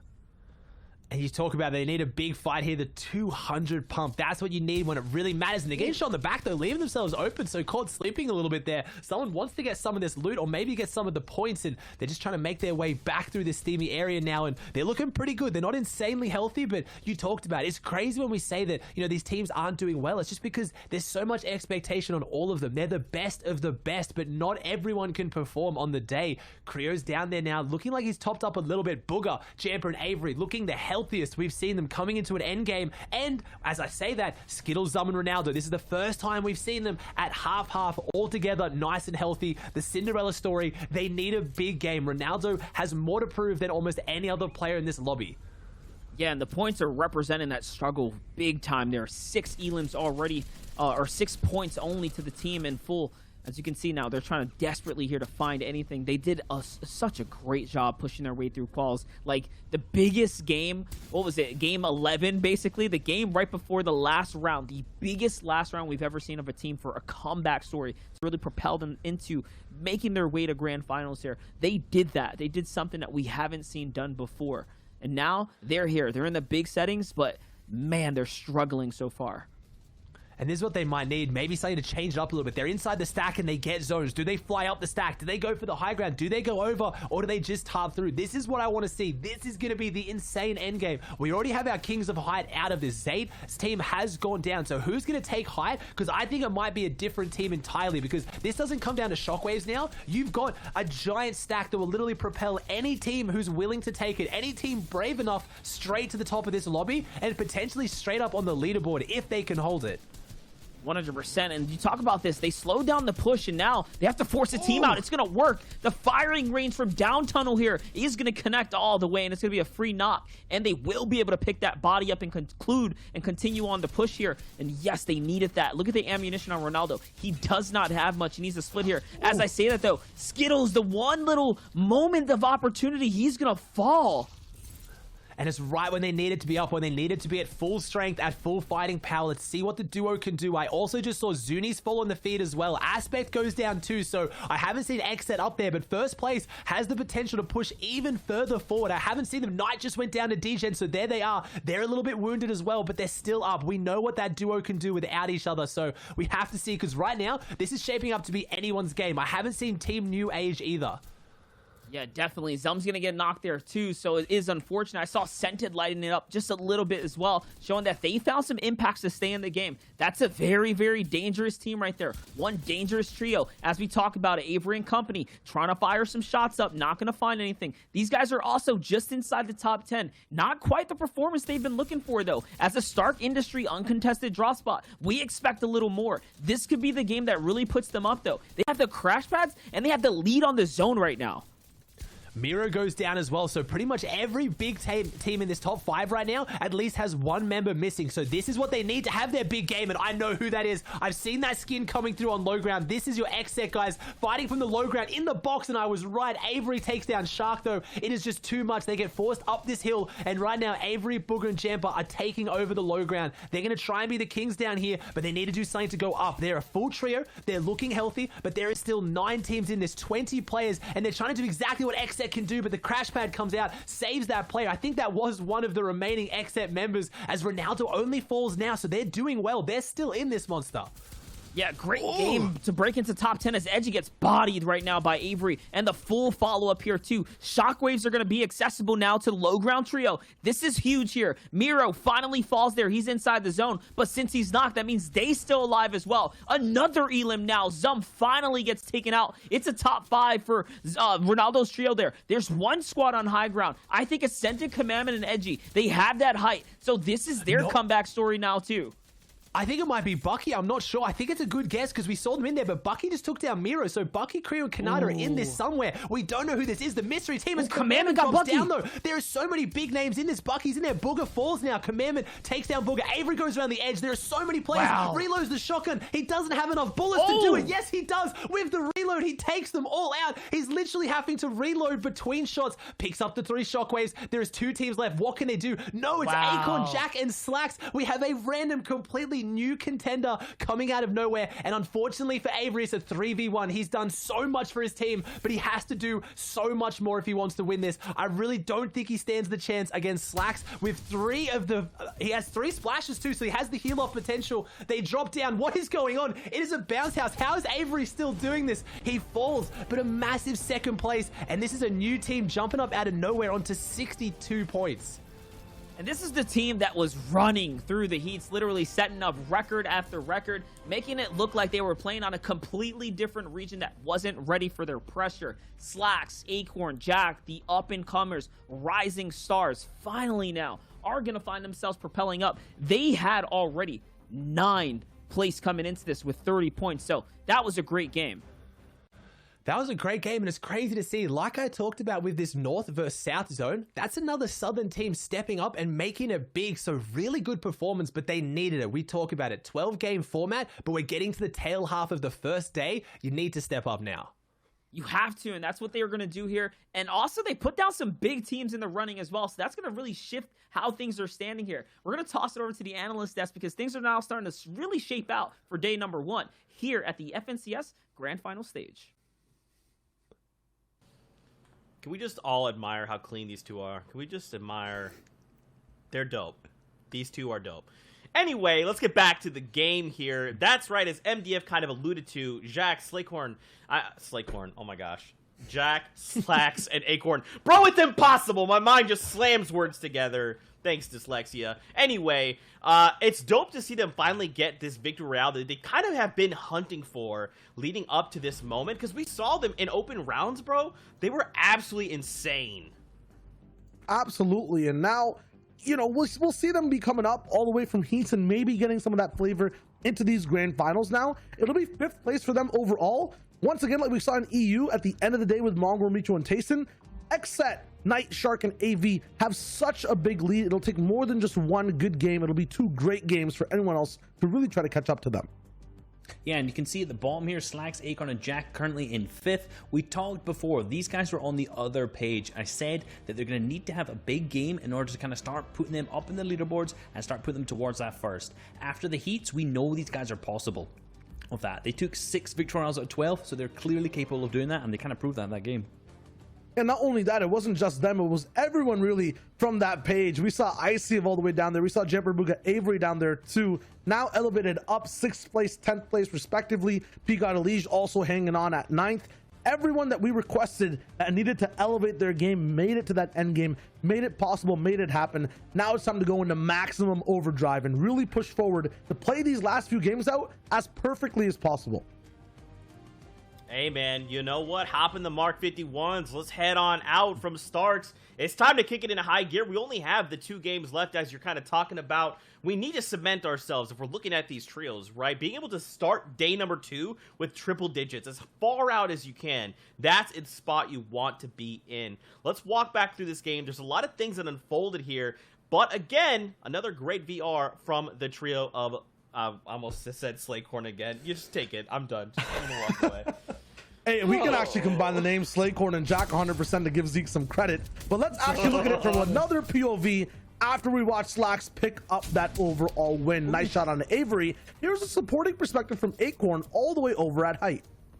You can see using the old builds as the zone pulls back. These guys are consistently staying up there. You can see in his inventory he has the bounce pads and the crash pads. Using one on cue, how perfect, to ensure he goes a little bit lower down, not going to take any fall damage as the zone pulls in. Gets a really nice supporting shot on Avery, just like Shao said. And we saw Avery at that end game really just pop off and steal away a lot of eliminations from Slacks, Jack, and Acorn. Eventually couldn't get that very final one. That was the last shot. Yes, it was a right-hand peek, but there was just too much pressure. A 3v1 left back in the storm. It's just not possible to be able to connect 3 different shots at the same time, you know, in that position. So good on Avery for getting as many elims as possible on Logan at the end there. And that took away some of those points from Slack, Jack, and Acorn, who would have been maybe in 3rd or 2nd, but get that VR and stay in 5th. And one thing to add to that there is that Avery, I think, his team probably could have won that. We didn't quite see in the replay package there, but Avery popped off big time, which was awesome. But just before that, he actually, one of his teammates, I'm not sure if it was Booga or Jamper, where they're all alive, made an edit without Avery actually looking the same direction, and he got knocked by a pump at that same time. So if their communication had been a little bit better and their time would have been a little bit better, that player may not have gone down at that point, and they could have all stayed alive into that moving games, and they probably could have clutched up at that point. On the other side of that coin, too, we would even say that could be like a mistake, right? Like, these small errors literally cost them that game. So if we could see some of these things cleaned up, they could potentially turn more of these games into victory royales, right? Of course, hitting 2nd place with 10 elims, dope. But if you could just turn that into a victory royale with 10 elims, we're talking high placement games. We only have 2 more on the table, at least for today. Overall, I'm enjoying the game so far, but I just really want to see some of these trios like Jack, Acorn, and Slacks performing, especially when they just gave us these unbelievable numbers out in rounds. Yeah, it's like the transition from, like, you know, playing quals to playing heats, especially from heats to grand finals. There's some missing pieces in those heats, right? Like, you don't have to face it off against Zayt if you're Acorn earlier on in the last 2 days. Now you kind of do. Now you have that elevated lobby experience. It's that much more difficult. Sometimes teams like to thrive and survive in these stacked games, more so than not. You know, that's kind of what we talked about kind of earlier in the day, that, you know, each of these teams in their individual heats were completely popping off the 4 teams who took first, but you got to combine them together. And like you said, Chow, these guys have to then fight each other, so they can't all be as dominant then. Hey, look, you know what? At least if we take these new games to just learn, then we could end the day, we could VOD review, see what we need to clean up, come back stronger tomorrow. That's what I'm hoping and I expect from a lot of these trios, because I want to see a close competition. That's what I live for, the drama. But of course, Fortnite fam, we're getting ready to hop back into games. Let's send it back over to Monster D-Face and Aussie Antics for game number 5 here on day 1. We're in the final stretch now. It's game number 5. This is it. Last couple opportunities here for day 1. How are you going to write the history for yourself for the FNCS day 1? The second time trios are going to come around. I mean, if I had to guess, you want to throw it all out there. You want to chase down the big money. Got to chase down the big money and the big clout as well. Managing to be the victor in NA East is such a tall ask, especially with these games. They are so insanely stacked. We cannot say that enough. As people who are literally, they make their living from watching Fortnite, I am still so excited for this on a whole nother level, because the games, the caliber of these players is on a whole nother level. And it's 12 games, so it's all about consistency. It's not just one team coming out, maybe having 1 or 2 good games, they got a bit lucky. No, this is going to be crowning the best trio in NA East undoubtedly after this weekend.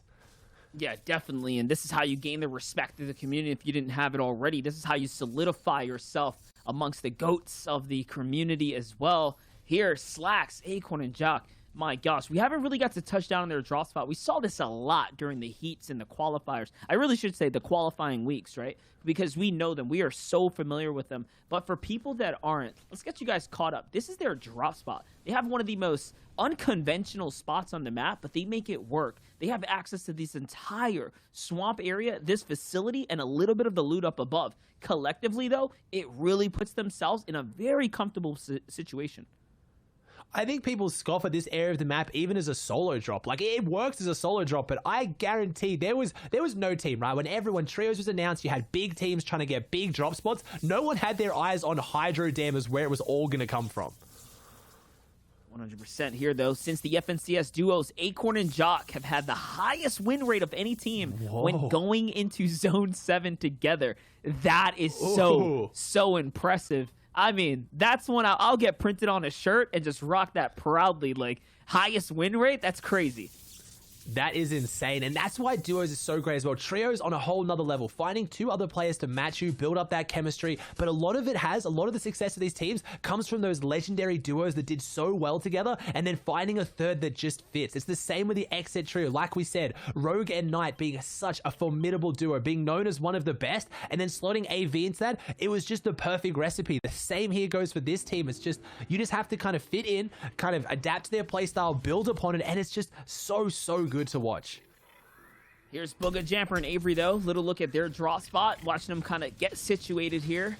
This is that nice early game calm. As we get into the later portions of the NA East region, things do tend to cook up a little bit. You can see a couple more elims than we saw before. For the first, I'd say like 3 or 4 games, we saw 90 plus players being alive at this early set. Now, the grooves are turning and everyone's kind of get comfortable here. The battles are going down, but not for this team. No one wants to challenge them.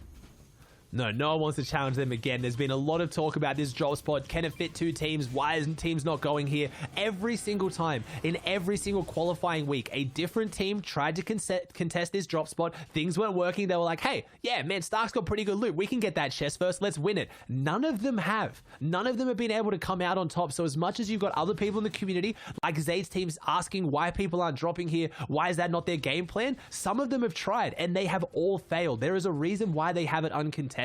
And it's after that, this team needs to just kind of fit the pieces together after that, getting into the end game and then capitalizing on that insane loot and the mobility they have with these cars to really jump up there, because they're around there. They're 6th place, but they could be higher, Monster. Yeah, and that's the crazy part too, right? It's the fact that they have access to these vehicles as well, which we didn't even talk about how much access that gives you to the whole of the map. So when it comes down to positioning and loot, like, they have everything. They should be up there with the best of the best, but like we said, everyone has their days. Up until this point, they have been on a dominant run. You'd hate to see that this is the time where finally, Lady Luck catches up to her. In this instance, I guess that bad luck, right? The other factor, that anything can happen side of it. Ultimately, though, it is one of the 2 days. And you can see the XZ trio is one of 5 trios in NA East with back-to-back wins, and they've done it in grand finals. On the first day, they showed up. They were ready to play right now. They are still on an average placement of 4.5 and an average elims of 9.5 after that last game. So they're not just getting wins, they're doing it with the eliminations, and that's what they're going to need as well. You've seen them take those mid-game fights that on any other team you'd be concerned, you'd be confused why they were taking them, but they just win all of them. As we see something different in the loadout right now. Looks like Shark's got double food right now. So he's got the peppers and he's got the cabbages. We usually see the cabbages, haven't seen too much of the peppers, and that could be interesting. 3 peppers, that's enough for each of these guys. We talk about how good they are at running through people on low and mid ground. Do that with a bit of a movement speed bonus, they're only going to run through people faster.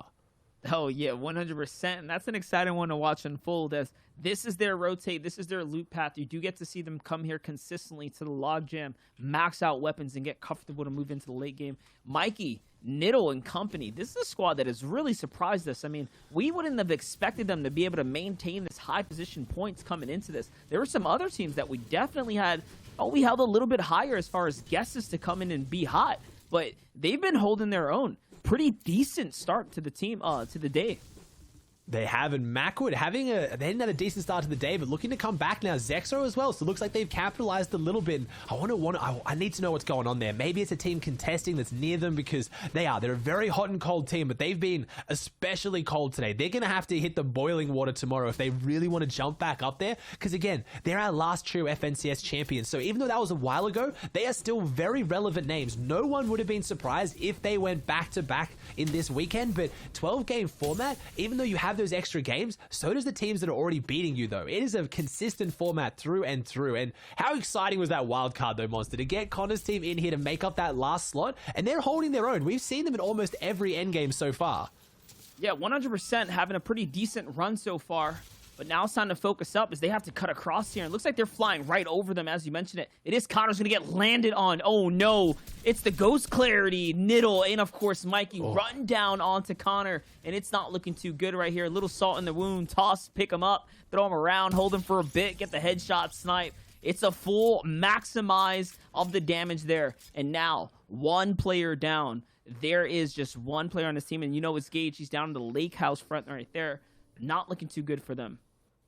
That was such unfortunate timing on my part. Gassing them up, wildcard winners, let's go. They're still showing up here today, and they get dropped on by the big trio, but there's nothing you can do to stop that, as Bizzle now takes down Knifer. There are so many big teams that we've seen in the weeks leading up to this. So many teams that had uncontested drops, uncontested rotates, have so many people. We now have Alige running into Bizzle. We know Alige's team coming out of Holly, Bizzle's team's at Sweaty, so they're pretty close. I could see that happening, as on this edge, these teams are very close, but already, the lobbies are kind of thinning out a bit quicker, Monster. 78 players alive. The mental strain is kicking in. It's only, 2/3 of the way through the first day, and people are already starting to slip and crumble. 100%, and this is reminiscent of game 1 here. The last time we swung through here, they were in the same situation. Edgy, Scented, and Commandment. They played that bridge religiously on the rotate out, and I love seeing the patterns come out of the players and things like that you can learn from. As we talk about that, though, Reverse 2K now getting tagged up. You gotta be careful when you're behind those wood walls. Remember, they fall so easily, and any of the bases you set up, you gotta watch those weak sides. That sniper shot could have been the end of their run. Could have been the end of their run, but day here, this team having a really good day, but this loadout, it's all right, I guess. It just doesn't really have the firepower I'm used to seeing this team have, and got the gray AR, the gray pump, but the versatility this team's shown, I think they can really capitalize on this. They can do something big here and really kind of jump up there and keep pushing forward. 79, 4th place right now, only 5 points behind 3rd. This is such a tight leaderboard at the top, and we're seeing no one really run away with it except for maybe the XSEC guys, but this zone, a lot more favorable for them this game, and going into day 2, I think it's going to look the same. I really just want such a tight leaderboard. It's so exciting when you don't have anyone run away with it. Those nail-biting moments is right now Miro steps up and doesn't get his shots. Yeah, honestly, Heat 2 was probably the best rendition of that we could have had leading into that. The Yep. NA East Heat 2 was just so so good. Top to bottom, teams to root for, nail-biting clutches, teams like Ronaldo literally coming in the final moments, the big games. Like, that was one of the most fun heats I've ever casted over, and it was because of how close the competition kept it. Honestly, looking at NA East right now, it can be the same way because there's still big names right outside that top 5 that can come howling in any day now. Yeah, there's so many stories. These guys practice more than any other region, day in, day out. The elite scrims, they go head to head. And again, like we talked about, so many of the players in here didn't make it through consistency. They made it through outright qualifications, making this one of, if not statistically, the most stacked FNCS Grand Finals we've ever had, which means these players are used to versing each other. There's a few newcomers in there to shake it up, but for the most part, these are all incredibly, incredibly familiar names who play these games day in, day out. So you talked about those patterns, Monster, rotating through the bridges. They've developed those patterns, but other people know them too. And I'm excited for them to hit the VODs tonight, try to recognize some of those patterns and pivot, because that's where things will shake up tomorrow. Yeah, it's always going to be a mix-up on the next day. We saw it in the heats as well. It's the perfect iteration. And the crazy thing about the heats, a lot of them, if you just look at the player bases from top to bottom, those are reminiscent of what could have been a grand finals roster. Like, big names just across the board. So many upsets. Left in, left out. Here, though, Zayt, Saf, and Stretch playing the outskirts right now. Doom's Domain has been housed up by multiple of players here. You can see Saf, though, keeping the distance. He doesn't want to be here for too much longer. Zayt, though, a little bit closer for some tags. Not that they necessarily need him right now, but still, great nonetheless to keep themselves active and very much aware of the field here. I almost skipped a beat in my commentaries. I thought Stretch was going to hit that. He was close to hitting that as well, and that player had no idea they were there. And they've got such a good loadout, and this is possibly the most surprising of all the teams, though, Monster, as well. Like, we talked about Booger coming out of Stark, but they've got to start piecing things together, and they usually start off hot more than any other team. They won every single first game of every single round 3 during the qualifying weeks. Today, they didn't start off hot, so they need to change that story. They need to rewrite the ending as Daymir in reverse playing out their similar story. They're in a mid-game fight, and we often see them in them, but we often see them win them. Here's Reverse 2K, though, looking for a box fight right now. 2 damage below. This is one that they have to force the engagement on. This is a complicated situation to be in, though. Those are all enemy builds. Reverse 2K trying to be passive here, not to step up. But Miro's on the whole different track right now with Day. When they work together, they are deadly. You can see they are in the thick of it. And now, finally, the patience plays off. They walk into him, and Azers gets dropped here. Well played for Reverse now. The big come up. Remember, it's a 4th place team right now. They have so much going for them. You do not want to fall now. Yeah, this is the 8th place team as well, so they were doing well as DJ now falls to Day, and they make it look so easy. That's 3 eliminations on the board now. It looks like an arena game. It looks like a pub game. These are the best of the best, but they just fight so insanely well. They know how to take these mid-game fights. They take more fights and win them than any other team in this lobby before 3rd zone. As much as we have the Xset trio running away with their eliminations right now, they really get them in the end game with their very characteristic playstyle. This team's playstyle is the mid-game domination. 100% here. And you can saw they also took out Animal there too, right? They took out Animals. That was a full team wipe right there. A big 3-piece elimination in the mid game. What a great frag to have right now to really impact their situation again and bounce it back. As I talk about that, that's the confidence that they have now is so bad for Xset because Xset just got tagged for whites. Yeah, but we talk about it every time it's endgame, Monster. You and me know when it's the Xset boys because of the skins. This team knows it's the Xset boys as well, and that is a mid-game fight that I don't think they want to take. They got the tags, they looked, you saw Reverse kind of step up. Never mind, let's back up a little bit. We have our tags, we'll leave this one. This is not a team that we want to fight right now. And you see Shark standing up right now, being very comfortable, and maybe not. They've actually changed the skins, so never mind. Okay. Maybe they just don't want to take any more fights. They don't want to be too aggressive here, and we'll have to see. And they've moved in such an interesting position, right? The Xset guys coming from the far southwest and then getting onto this now northwestern edge. It's kind of crazy, but there's definitely a reason why they've set up here. Yeah, definitely. And what they like to do is they actually navigate up this river chain pretty consistently, very often. And that's just kind of one of the things that they do. And it's been working for them, man. They really find themselves in the most prime situations. Right now, though, it's a firing range outwards. They have to be careful with how much attention they're bringing to themselves, leaving themselves vulnerable to the big snipe. But this could be a little bit of lobby focus coming in. They're trying to hit the team on the outermost corner here. With enough fire, I mean, you can consider, or you can convince anyone in the area to actually become your ally and fire back. Yeah, a bit of lobby manipulation, as they call it best. It is. If there's someone around you and you want to get them focused, enough well-timed shots, if you can crack a single shield, that shield crack audio is just... It's so frightening for the team when it happens, because you just know the shots are going to ring out. But they can't kind of capitalize here. But they see two teams up there. That's a lot of teams boxed up on top of each other. And the issue for XZ's team now is going to be, depending on this next zone, I think I saw some shockwaves in there. They have the peppers, but they're kind of high and dry. They're really in the open right now. If they've got to make their rotate, they don't have much to hide behind. But it's because these lobbies are clearing out so much faster than any of the lobbies earlier today. And they're kind of just on their own little edge here. As I see one team in the ruins, as we're going to get it in, what, 3, 2, oh, it shows, and they're going to have to rotate. XZ needs to get over there, and this again has Stark endgame potential. This has mountain zone potential. Yeah, 100%. Those moving zones can really draw the distance out and about, take you up that cliff, and all of a sudden you are in the nightmare zone, as we like to call it over here. On the side, though, Slacks, Acorn, and Jack was our previous winner, are going to have to make quite the move. Everyone else is already on the list. Zone? The Fortnite? No. We don't do the jokes. You and me don't really do the jokes here. We're not really as good at it as Shio, but we try our best. But what we do bring is the hype, because this is Centered, Edgy, and Commandment looking, I was going to say healthy, but they're in that high and dry rotate that I was talking about was coming out from XZ. There's not a lot of people in front of them. It's a very open area with water in the middle, and this is perfect. That's it. The bounce pad shockwave rotate, and look at that. I say high and dry. They're flying through the sky. They're soaring to victory because they make it to the next zone, and not a single one of them get tagged. Yeah, and look at that. They're going to get all the way inside. Like you said, they weren't tagged, which is great for them considering they don't have a lot of material. So that's something that any pro team coming into the mid game has to be careful for. Crash pads, though. Someone does... That's one you don't see very often. The distance crash pad, like the chuck and try to reveal him when he's healing. And that's because those fresh builds, remember, you can see right through them when they're just brand new enough. And they get a finish on the Pose, though. So I don't know where Pose came out of all of that, but Commandment got the finish. Doesn't have the elimination credit, so I don't think they knocked the play, but they definitely finished them. So it was with a shotgun, so I think that loot is close by, and they kind of need it because Edgy's only got 42 builds here. They're 103 above, which should hold as we have 68 players alive, maybe, as Skittles takes down Unknown in the feed. So it's a few times we've seen Ronaldo's team go toe-to-toe with Unknowns, which I didn't really see coming too much. I mean, you think about it, team at retail, team at Caddy's Corner, they have a ways to cross with one another. Makes sense if they end up collapsing there. But ultimately, team on hand here in a bit of a territory war, trying to take control of this zone right now. There's a team. We can see the silhouettes right through it. There's one on the side here working their way towards them. There's another right up above. They have to be careful who they pick a fight with now, because any which one of these guys can just decide to collapse in, and that's the end of them.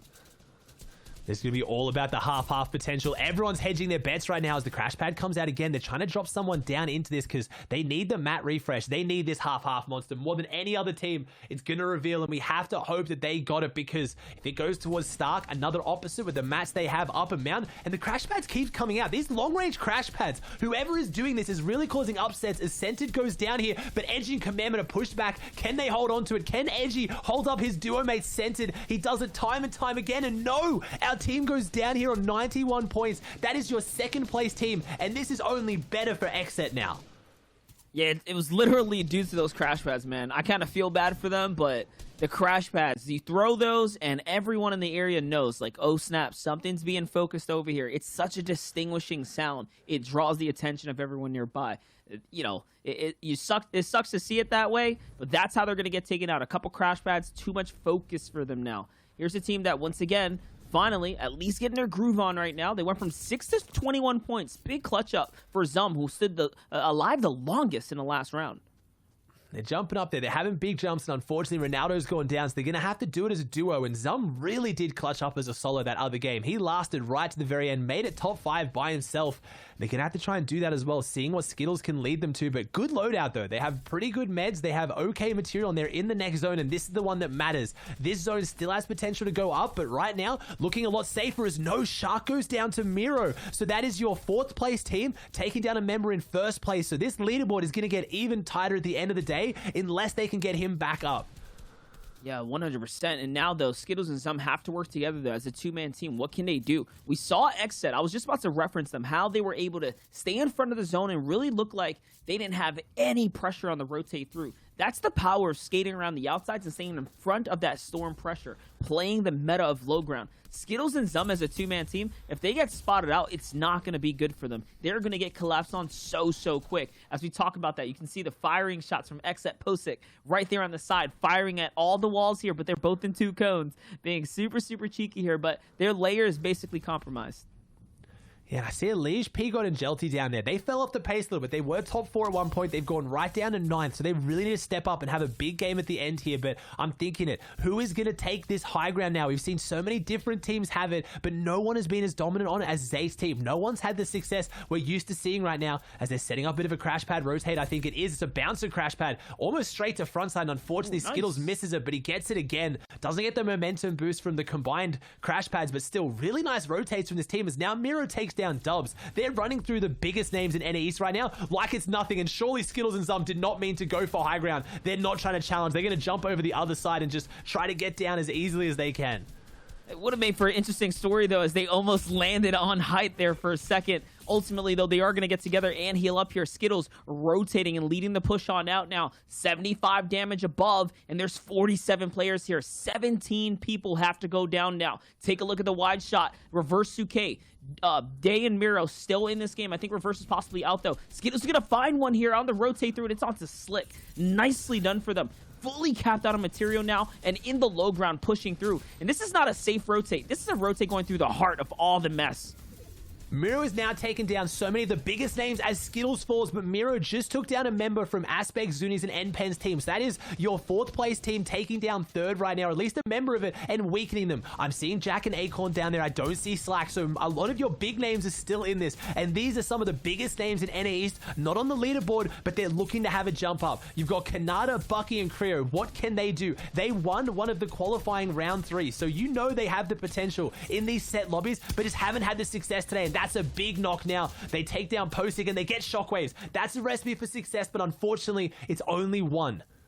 Yeah, and that gives them just a little bit of power to challenge height. Zextro, Macwood, and Calculator have high ground. Zate, by himself, by the way, has found already 2 eliminations. Somehow, staying alive and literally keeping his team in the battle right now. Placement points are just around the corner here as we are approaching top 15 now. It's big pressure, though. They're looking up for high ground. Calculator's going to fall. It's too much AR fire. Even though Zextro is also going to get knocked now, too, the Kanata. So that's the big knocks right here. And remember, with the 1 shockwave, that's really all you need to rotate. And yes, look, they're going to do it. They're going to get right in front here as a team instead of going for high ground. But Bucky goes down, though, so it's up to Creo and Kanata. They take down Reverse. This team, Daymir and Reverse, have been running through everyone in this lobby. I see P-God go down as well, and now Kanata has high ground. They're taking as a duo, but it's nice and late. There's 11 teams, 16 players, so many solos in this one right now, and I'm seeing a bunch of them. I see Avery down there. I see Macwood as a solo as well. I see Snake on the backside. Who can do something big? Because right now, this is Kanata and Creo's best chance. This is the best position we've seen them in as Mikey working their way through his mid ground. They have a duo as well. They have the firepower of 2 players, and right now, that is almost a numbers advantage. This endgame was crazy. Almost no one is a full trio.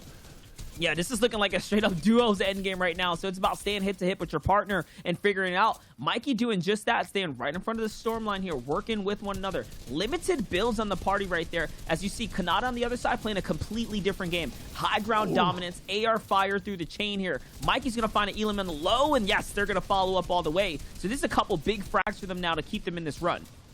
And it's going back out through old builds. If it keeps going through old builds like this, and they have the material right now, we saw that Mikey had 3 floppers. We haven't seen a heal-off win today, really. We might see our first. Kanata also has the medkit, has the flopper, and 3 splashes. So if your high ground team is this healthy on white heals, they're going to try and set this to a heal-off. They know that they're only a duo. They don't know that there's no trios down there. So they might try and stall this out, play for the heal-off, because right now, Kanata's got the perfect loadout for it. But Creo and Kanata, always ones looking for as many points as they can. They want to push this advantage and get the eliminations.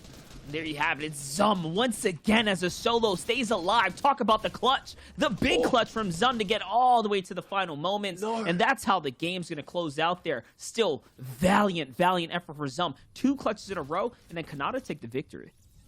and they took the victory convincingly. Like I said, they had what they needed for the heal off. They very, very easily had that end game, and we saw, unfortunately, Mikey on the low ground had the floppers as well, but it was just too much heat, and we found out our best duo of the day because there was no full trio in that, but we have to see what broke down on the low ground. So please, analysts, show us what we missed out on. It's getting crazy. You know, Ozzy, it really is getting crazy here in day number 1. And don't worry, we got you covered on the breakdown of what happened. There's a lot of little tiny baby things that happened, but we'll get it covered in a second. First, we got to talk about those standings, friends, because there's a little bit of a shakeup going on, but we also got to remind ourselves we're looking for this team to be in this number 1 spot, right? Which team will walk away the eventual FNCS champions? Which ones will hold the Axe of Champions at the end of the day tomorrow? And right now, the X-Set trio is still holding strong, but what's this? Day? Miro? Reverse 2K? Hello? Hey, it's a game of orgs. You were talking about a shakeup. This is a blender at maximum speed. We have people switching spots overall. Night Shark and AV, the ice that didn't get to thaw in the blender, I guess, because they stay at 109 points, haven't really moved too hard or much at all. But past that race, everyone else is finding new spots on the board. Yeah, and I guess, you know, if you want to come first or second in the grand finals, you just have to be on an org that all of you guys are just taking the exact same team onto the same. That's just what we're seeing. Exit in first, TNA in second. Huge prop to these guys performing very, very well. But moving on to our next page, Creo Bucky Canada picking up that big victory royale in that last game there, which has moved them up to 7th place. Really nice high ground retake just to spray on Calc's team who's on high ground, take it from there and just maintain, giving Canada all the white heals in case anything went wrong. Yeah, so Slacks, Creo, Jamper, and Tragics, all those trios moving from the 11th to 15th place slots. We saw them at games 1 and 2, now from 9th all the way almost to 10th. So we'll see how it works. And if P-God can hold on to the top 10. And these names on NA East are more tongue-twisted than any other region we see ever. They are, man. In they Fortnite. Are. We're trying our best out here. Fortnite fam, we hope you're enjoying all the action. Now, we got to talk about this last game and kind of how it happened. Because, like, we had, like, a perspective, and if you blinked, you actually kind of missed it. So, like, let's help the viewers understand what went down. Yeah, it was a game of M's past Kanada's kind of finisher here, all the way from height. Mikey and Mega were some of the people on low ground that really ended up popping off. But before that, let's look at actually how Kanada got the win. You say it's a game of M's. I'm saying turn that upside down. For this trio, it's a game of W's. Really nice victory royale from them. And like I already mentioned, you can see all of the white heels have gone to... wow, I keep going. I'm getting them mixed up because the Creamans in their name and the Cream of the Demons. Up in Canada on the high ground. All the white heels here, staying very much so above everyone else in case they needed to use a heal off, which they didn't end up needing to there.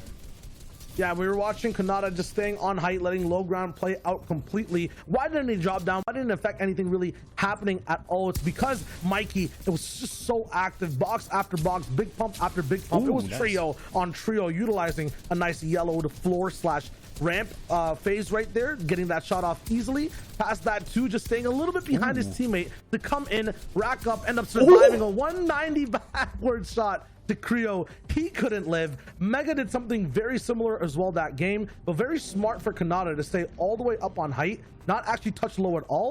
Reese mentioned it, having those white heels made him do that. It was a correct decision too. You know, and I think in that endgame, Mikey really popped off. But I think if he changed his username to Mike Demon, he probably could have picked up the victory royale. Ah, that's the secret. No, don't say that, Reese. Don't tell. Don't Everyone's say that, gonna do Reese, it. please. Listen, hey, for you guys watching, remember that elimination feed in the top left, excuse me, that's your friend, right? Keep your eye on that as you're watching the action, because if you had, it would have just all made sense there. Sometimes these games end in a flash. But this is it, gentlemen. We got the final game here on day number 1 of Grand Finals. The initial 6 games will be a factor coming into tomorrow's games. Which trios will hold down that number 1 spot, and will they be able to hold that momentum heading into the second day of competition? 1 game left, gentlemen. I want to see it. I need to see someone just do something crazy, whether that be offensive shocks, offensive crashes. I need it. I need the shake up. I want to see some, maybe some kind of slowed down gameplay. You know, you're talking about high action. What if we just had you guys take a shot at us, and then after that we'll see if we can hit harder shots at you all the way in the end game, a civilized destruction of worlds maybe. That'll never happen. These guys want the win too much. So I want to see an XSET versus TNA low ground face off towards this next end game. And like sometimes those two trios are taking height though. That's the difference. So are we going to consistently see them on low ground battle out against each other? I'm definitely going to keep an eye out for that in the next game. Bro, they're so talented, both of these trios. And the thing is, like, they understand when they need to attack low ground and when they need to attack high ground. So we may never actually see this head-to-head because both of them are looking and assessing the battlefield. Like, it's just data to them. They're like, oh, I see the information. Let's perform attack right up here. We're going. Speaking of going, we're going into the last game on the day here on NAE's Fortnite fam. We hope you're hyped. We're hyped. Casters, are you guys hyped, though? It's been weeks and weeks of competition just to lead up to this moment here, the final game of day number 1. It's a 2-day series here for the FNCS Grand Finals. Who can be the most consistent? Who will take home the crown and the pickaxe of champions here for the FNCS?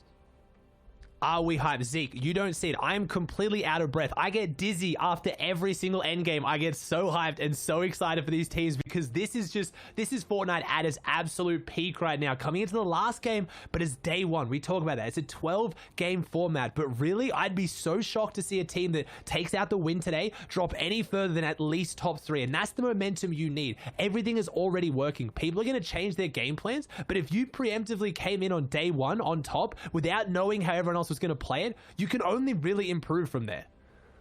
100%. It's an upward trajectory for a lot of these players, and after that last game, it really does propel a lot of the other teams back into the storyline, especially considering XSET finally hit a little bit of a red light, forced to stop, forced to slow down, because remember, it's not just a race to the top, it's a marathon, and now finally we get to see that unfold ever so slightly here today.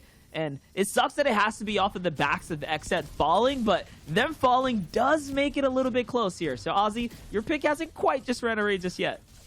Exactly. I mean, look, it brings the hype. I'm fine with that. I'm sure it was deliberate. They talked about, like, hey, guys, look, we're too good. We're breaking too far ahead. The casters aren't getting too hyped. Aussie backed us. We got to do it for them. We got to make it exciting for the cast. I'm more than happy for them to, you know, hit the red light so they can massively hit the gas coming into tomorrow and this final game now, because no one likes a runaway game. You want to see a tight, close leaderboard, and that's what we have. 9 points from second to first, and it's day, mirror, and reverse. And can we talk about how we have 2 complete org trios in first and second, which is so rare to see. XSET Knight, XSET Shark, and XSET AV going up against TNA Day, TNA Miro, and TNA Reverse. That is so cool to see. Yeah, and that's just like scouting at its finest right there. Teams that get along with one another, and it's all working out. You'd love to see it. Friends and, of course, competitors all in the same playing field here. Bucky, though, trying to get his loadout on, and you can see the upgrade machine really coming into handy here as they have this entire drop spot to themselves, not a single soul in sight. Off in the distance is, of course, some big teams like XSET right here, one of the biggest competitors on the scene right now. Obviously, coming into the qual weeks, they were just someone to look out for, right? But it was really, in the recent times, they've just suddenly started to break away with these massive strides of success. They've only gotten better and better as the time has rolled on. And now I might have to get a statistic myself. I think every single time this team made it into the round 3 during the weeks, and now today with my pick, they've been picked as a favorite by the caster and analyst though. So we have picked them to win every single week by one of us, and it's for good reason. But one thing I have to touch on, I think, Monster, as I was saying that, as I was gassing up the org teams, I think I saw Booger fall in the feed, which we have not seen. So we may finally have a team managing to contest Stark on a team that was Booger's team not doing the best with the loot to themselves. And I think they finally lost it, unless I'm mistaken. We'll have to see in the mid game, but I'm almost positive I saw Booger and at least one other member fall, which never happens this early unless they're contested. Yeah, it's pretty rough for sure if that is fact. We'll see, though. As we can see, 2 teams have already been wiped up and eliminated, swiped out of the competition. Their day 1s are over. Back to the drawing board for them. Tomorrow's a new day. XSET on the other side, though, is going to hit that upgrade machine 1 time. So I like that they do use the drop here to at least leave here with something relatively comfortable for fighting. But they don't really upgrade until they hit the next Lodge Jam house, and that's where they really tend to skip the upgrades, right? They go straight up to those real power locations, those real power weapons. We'll see if they decide to do it this game, though. It seems like the zone is I guess favoring them, right? It's on their side. It's on the western side. It's not too bad. They're not going all the way and across, and they had a phenomenal performance going to a far northeast zone. So I think almost the kind of the zone discussions is almost irrelevant for this team. They work in every single zone. But one thing I am noticing, and this is one of the most important things at home if you're taking notes, to perform well, they've gone back to their best skins. And everybody knows when you're rocking your best skin, you definitely play your best Fortnite. The superhero skins, they weren't really feeling it. They're back now, and they're looking good. I almost said that with you. Like, everybody knows you play better with the right skin. Here, though, get a little bit of a hop over. So it seems like, no, Booga is actually live. So he actually, either he was picked up by Avery and they didn't get Jamper's reboot card, or it was just him on the other side of the barrel. Maybe it was a knock and not a finish, but yeah, it's definitely a little bit of fight though. So a fight broke out because they have 2 eliminations, so someone got away. They didn't get the full trio wipe, but someone tried to contest them, and yet again, time after time, Booger's team manages to hold out, and they have Stark, but the damage might already be done. I don't think they have the reboot, unless again it was something weird where the other team reboot, it's on cooldown. Jamper is definitely missing, and they're looking like they're just taking their time looting, so this could be a big blow to a team that's doing well, but needs to do better. They're in 8th. Yeah, they're like there, but they're not at the top where we've been seeing them in the qual weeks and the heats, right? They had, like I said before, just dominant runs. The fact that they were able to just coexist alongside what Zayt, Saf, and Stretch were doing with their uncontested drop, like that was impressive in its own. And honestly, let's talk about Zayt, Saf, and Stretch. They fizzled out of the competition. They've really slowed down. They have. We haven't talked about them much at all, but they've really slowed down. And from a team that, like I said, their storyline week after week was guaranteed wins of the first game of every qualifying week, and then usually backing it up sometimes with a back-to-back win. So they always started strong and then fell off a bit towards the end. Today, they haven't started yet. So they're going to have to start strong tomorrow, and we talked about it. Shio said that whoever wins this weekend, it's going to come on the back of wins. And they're going to have the most monumental day 2 of wins to come back against this, because it seems like they're still uncontested too. So it's crazy. We built up this storyline the whole season. Not just us, the whole community talking about the strong mythic drops. Are they too strong? Why aren't they being contested? And when it actually matters, when you bring the best of the best together, it didn't matter. 100% now, though. AV on the movement here. Sharky and Xset trying to get their cut across. They're going into Holly, and there's a fight breaking out in Holly too as well. There's already teams in here, and I saw either one of the P-God Elite Jelty teams go down. One of the players is already down, and no, the shots come out though, unfortunately, slowing down AV. So there's definitely teams in here having a big build fight, and it looks like Knight, AV, and Shark want to kind of push up and see what they can do with this, because we saw this a lot during the qualification weeks. This team would almost always push into Holly, and that's where they found their aggressive fights. They haven't done it since, but maybe they know it's being contested. I see the reboot coming out, so someone's coming out here weak, and that could be a free point. Now, though, jumping inside, trying to get into the mix here. It looks like it's going to be AR follow-up, and I love how they like to keep their distance in the PvP. Ooh. As I talk about it, though, AV or Knight there gets punished first, and Shark does too. Wait a second. The crumble now. If it's 2 games where they get completely stopped, that's going to be terrible for their positioning right now. No. It's up to AV to clutch, and no. He's not going to. This is one of the other best teams. It was first against second. What a clash. Second just clean wiped first after a reboot. That is massive. I was making jokes earlier about, building the suspense. The suspense is through the roof now with those 3 eliminations. Wait, they have 6 eliminations, and then XS's team had none. So this is now 3 points. They're only 3 points behind first, who are out of the game. So unless Reverse 2K's team have their worst game of the day, as I say that, they're going to have to overtake first here. But now another team's lurking. Reverse and Miro have to do something. Day gets taken out. They were too excited. They were hitting the emotes. They were hitting the dance moves, the disrespect, and looks like they might get punished for it. This is the time to do it, though, right here, right now. Way to make a statement and then all of a sudden get a little bit of bad luck. Miro, though, is trying to back off. Reverse 2K playing very, very smart. I love this. They make it look like Miro was the only one alive so they can hunt him down, and then Reverse is going to stick behind, play super slow, get the reboot, and just stay alive. This is a smart... This is like a 5-head. We call this a 200 IQ play, right? It's like a mind game within the mind game here. It really is, but I have to think, are they going to come back for the loot? Because they might be finding him if they come back for the loot right now. And it's Rox, Vix, and AJ. So Reverse has to be very careful about how he makes his way out of this. And imagine this now. If this team goes down, Team 1 and Team 2 go down, who are the two teams that kind of catapulted ahead, this leaderboard's going to get so much tighter now. It was already tight at the top, but now it's just going to get so much closer. And this team, who started off a little bit off today, their first game wasn't the greatest. They've really come back, but they're currently sitting at an average placement of 4.6, and now with this game, they're well and truly overtaking XZ's team for average placement, but they still have the 2 wins. That's the difference. And that's also the first time we've ever seen second place completely wipe first place out of the competition in an early game engagement. Like, you don't really get to see those successful fights against one another, but that's what happens. We still don't even know where Reverse 2K, Day and Mirror are landing, by the way. Remember, we just know it's somewhere over there. We've been playing, we've been throwing darts at the wall with our eyes closed right here, trying to see if we can make it stick, but, we don't know just yet. At the same time, neither is anyone else in the lobby. We've been talking about how all these players verse each other day in, day out. They set up the pieces. They have their rotates. Everything falls into kind of like a formula and a pattern. They've completely broken that. You talk about darts. I'm thinking like chess, and they just come up and flip the board. Definitely here now, though. It's time to make a move. Bucky, Kanata, Creo trying to rotate across. It's a wide one. Teams all around them, too. Sniper shots coming in. Bucky hasn't even stopped to heal. They're just on the pepper trying to take full advantage of the speed boost that he had. And it's going to work out. At least they do get to get ahead. As now he's trying to look back for some tags. Looking back to get some tags, and they might need them. They got some extra shield, though, and that's 6 shockwaves coming out of Slurpee. That's pretty good. Slurpee is not the strongest POI anymore with the chest. It's actually got a lot less chest than what you'd expect for a major POI. They get the guaranteed shield, and that's why they're always healthy on meds, but getting that rotation for a team that does have the mechanics and the aggression to take height, they can kind of go for something here if they need to. But Ronaldo, Skittles, and Zum kind of closing in from behind and seeing what they can do, as now we have an Acorn, Slacks, and Jack set up in such a nice big base. Yeah, this is a nice base here, looking out in the distance, trying to keep things going for themselves. 219 damage above the threshold. Very, very nice, but they're on this outer cusp of the zone here, and it's going to be quite the rotate. A lot of hills in front of them as well. Acorn, Slack, and Jack with that one victory royale really close. Such a massive gap that they were trailing behind. They have not looked back since.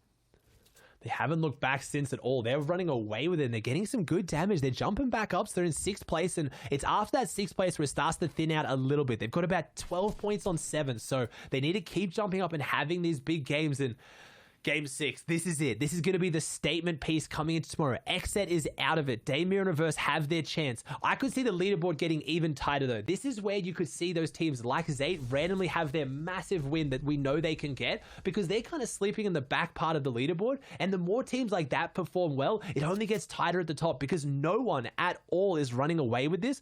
I think we won't have the kind of EU leaderboard that we saw where 1st and 2nd were just on a league of their own. NA East is showing up, and everyone wants a piece of it.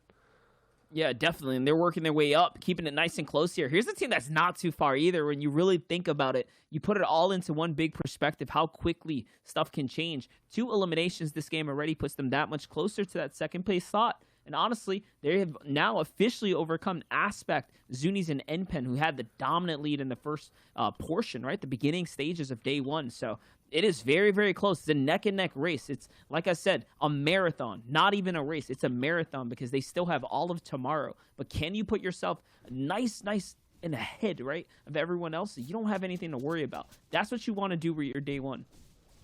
And with it being a marathon, I swear, Monster, if the games play out like this tomorrow, the leaderboard's this close, I'm running out of breath real early. This is such exciting Fortnite. These are such good games. All the storylines are coming to a head as well, because everything's been kind of flipped up now. As we see, it's Npen and Aspect, and I don't see Zunies. And this is your 3rd place team right now. You just touched on it. Commandment, Sense, and Edgy went into this game on the exact same points, 91, and they've jumped ahead with their 2 eliminations. Now, this team has fallen behind. It is switching up that fast because it's that close. They've got their damage done already, though, and they're on a nice little rotate path. This is not the best spot to be on, but at the same time, he's looking good because they've already got their damage out, and that loadout's looking good as well. Yeah, that member down, man. You hate to see a member being down when you're this far into the competition, your final run, and then it's like the first time they've been down a member this early too. So it's going to be Matter of clutching up at this point now, but they've done a really great job, actually an exceptional job keeping their material count high for a zone 3 rotate into a mid spot, like a nice little corner spot here. There is a team that they're parked up right next to, though. Gonna have to distance himself. He wants to get away here. Yes, I like that he's backing up. You don't want to be that close. Remember, crash pad plays, it's just meta. You have to expect it at this point. If you get caught by a crash pad play, I just have to assume you did something wrong. You were too close to your opponents. As Aspect tries to back up, get a little bit higher here. He's not taking any risk right now. I love this. And this endgame is looking pretty decent to be down a member. There's already less players because people have they're losing it. You said a marathon. They're getting tired right now. Only 69 teams as Aspect gets the big shot in onto Cosmic. That's exactly what they needed. They're a player down, but if they can get a loot pile on top of them, they get the extra inventory they need as all that loot will just sit there. But they've taken the player down lower. Does Aspect want to drop down into the depths? He does. They're a duo, and they're like, hey, we've got the numbers advantage now. It's back to a full duo. But Aspect goes forward, and a massive misplay. He pickaxe swings in the face of NorCal Doe, and he falls. The legendary pump does nothing. He doesn't get a single shot off, and that's honestly probably the worst we've seen Aspect fight this entire season, Monster. Yeah, I don't think he expected them to just let the wall down when he had his teammate pressuring from the side with the air as well. It was just not necessarily miscommunication, but honestly, great defense by Doe. Great defense for them to let down the turbo build and just get ready with the pump shotguns. They were a step ahead, and you know what? They deserve to come out on top in that battle.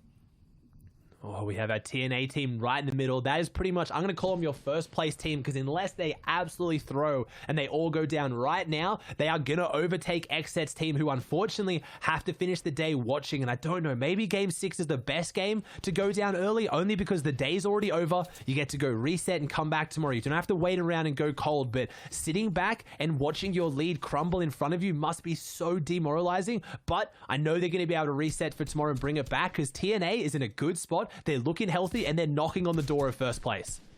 100%. Here it is, though. Mikey, Niddle, and Clarity, like we said before, they've been able to hold this spot. Really been able to hold this spot. This 80 points, not too bad. Top 5, they've been middling. 4th and 5th place now in the competition, doing very, very well so far. Managing their storm surge, managing their positioning. Just take a look at this rotate right here. Such a great move around the outside. They have been averaging a 7.2 placements. 4 eliminations, not bad at all for someone who is 6 games deep into a competition. This is a very, very consistent Ghost team that we've watched play today. Yeah, and they've got 5 shockwaves in the inventory as well. So they got the loadout to make something big happen here, because that's what it's about on NA East right now. Those are some consistent eliminations in placement, but they've got to really jump up and step up and hang out with the big boys, because right now, Bizzle, Clix, and Illust are in this as well. And that's another team I'm expecting to really shake things up this game. We now finally have Clix's team looking healthy at the end game, and we also have Zate's team unless something's happened. But interesting strategy here from Reverse Day and Miro. They're pushing down into the vault, and they're going to farm this out and hold it, and this will keep them really safe in the mid game. But if they get kind of funneled down here, if someone takes the control above them and they have to push up and through it, they have the porta potty, but you don't want to have to rely on going through a teleporter blind in lobbies like this. So I don't know. This team has been performing so well, so I'm just going to have to assume they know something I don't. No, you know, I respect it. They do have the crash pads, right? So they have a couple options when it comes down to really having that pushing exit power, right? They have some exit power here. So I do see the benefit in it. But honestly, it comes down to, look at that. They're 1,000 damage above the threshold of Storm Surge. They're just like, yo, guys, let's stay away from everyone. Let them do the hard work. We're going to hang out down here. We already have the lead. Placement. If they can get placement, they will be first place coming out of this, which means that they have managed to secure what is like just a hot streak, right, from the Heats. And we talked about it. I totally forgot. They were a man down. So Reverse Day and Miro managed to get their teammate back up there, who went down against that fight against First. So they've done really well to come back in this game. As right now, Niddle's set up. He has that purple pump in hand. There's someone pushing in on the walls. I talk about knocking on the doors. This person's trying to push in the gates as Niddle's trying to hold down one angle. And they're getting kind of pushed in from a lot of different people. And it's because they're 199 below Storm Surge. That explains it, Monster. I was wondering why they were opening up all their edits so aggressively. And that is exactly why. That is a lot of damage they have to put up. This isn't just a couple of AR tags. They need to push someone. Yeah, and it makes you wonder, like, why so late? Why wait until the final moments? Like, literally, the zone's closed now. They're under the surge. They're going to start getting ticked time and time again here. Every couple moments is going to start damaging them sometime soon here once the next zone starts to close. 24. They're getting into it. Okay, so they actually weren't waiting. They're getting proactive now and early. And still, though, so far off of it, they have to continue the fight here. Can they get in it? Will they find one more tag?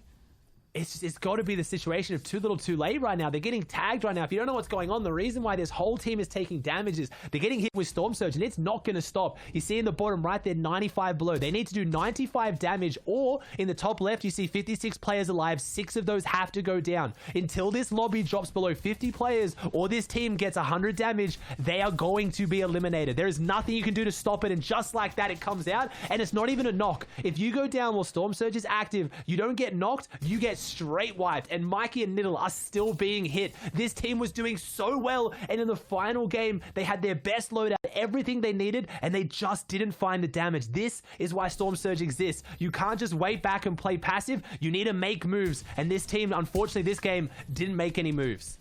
Yeah, no, and it's still going here. Wait a second, though. 13 below. Can he get the final shot? And no, of course not. The Surge is going to come through and finish it off. And the thing about the Surge, too, is the distinguishing sound that comes out of it. Summer is also under the Surge. They have to jump in. It's another team under it. Okay, he's going to find Scented. Summer, under the clutch situation, is going to find Scented. They're down a full member. Look, Legendian is only left here, which means I believe it's Typhoon. Typhoon was their 3rd player. That guy's completely out of the game. He's been eliminated, crossed off, and sent back. You can't even reboot a squad mate after he goes down. So it's up to Legendian and Sumner now to find a clutch plays here. But at least they did survive the Storm Surge. And against one of the other top dogs.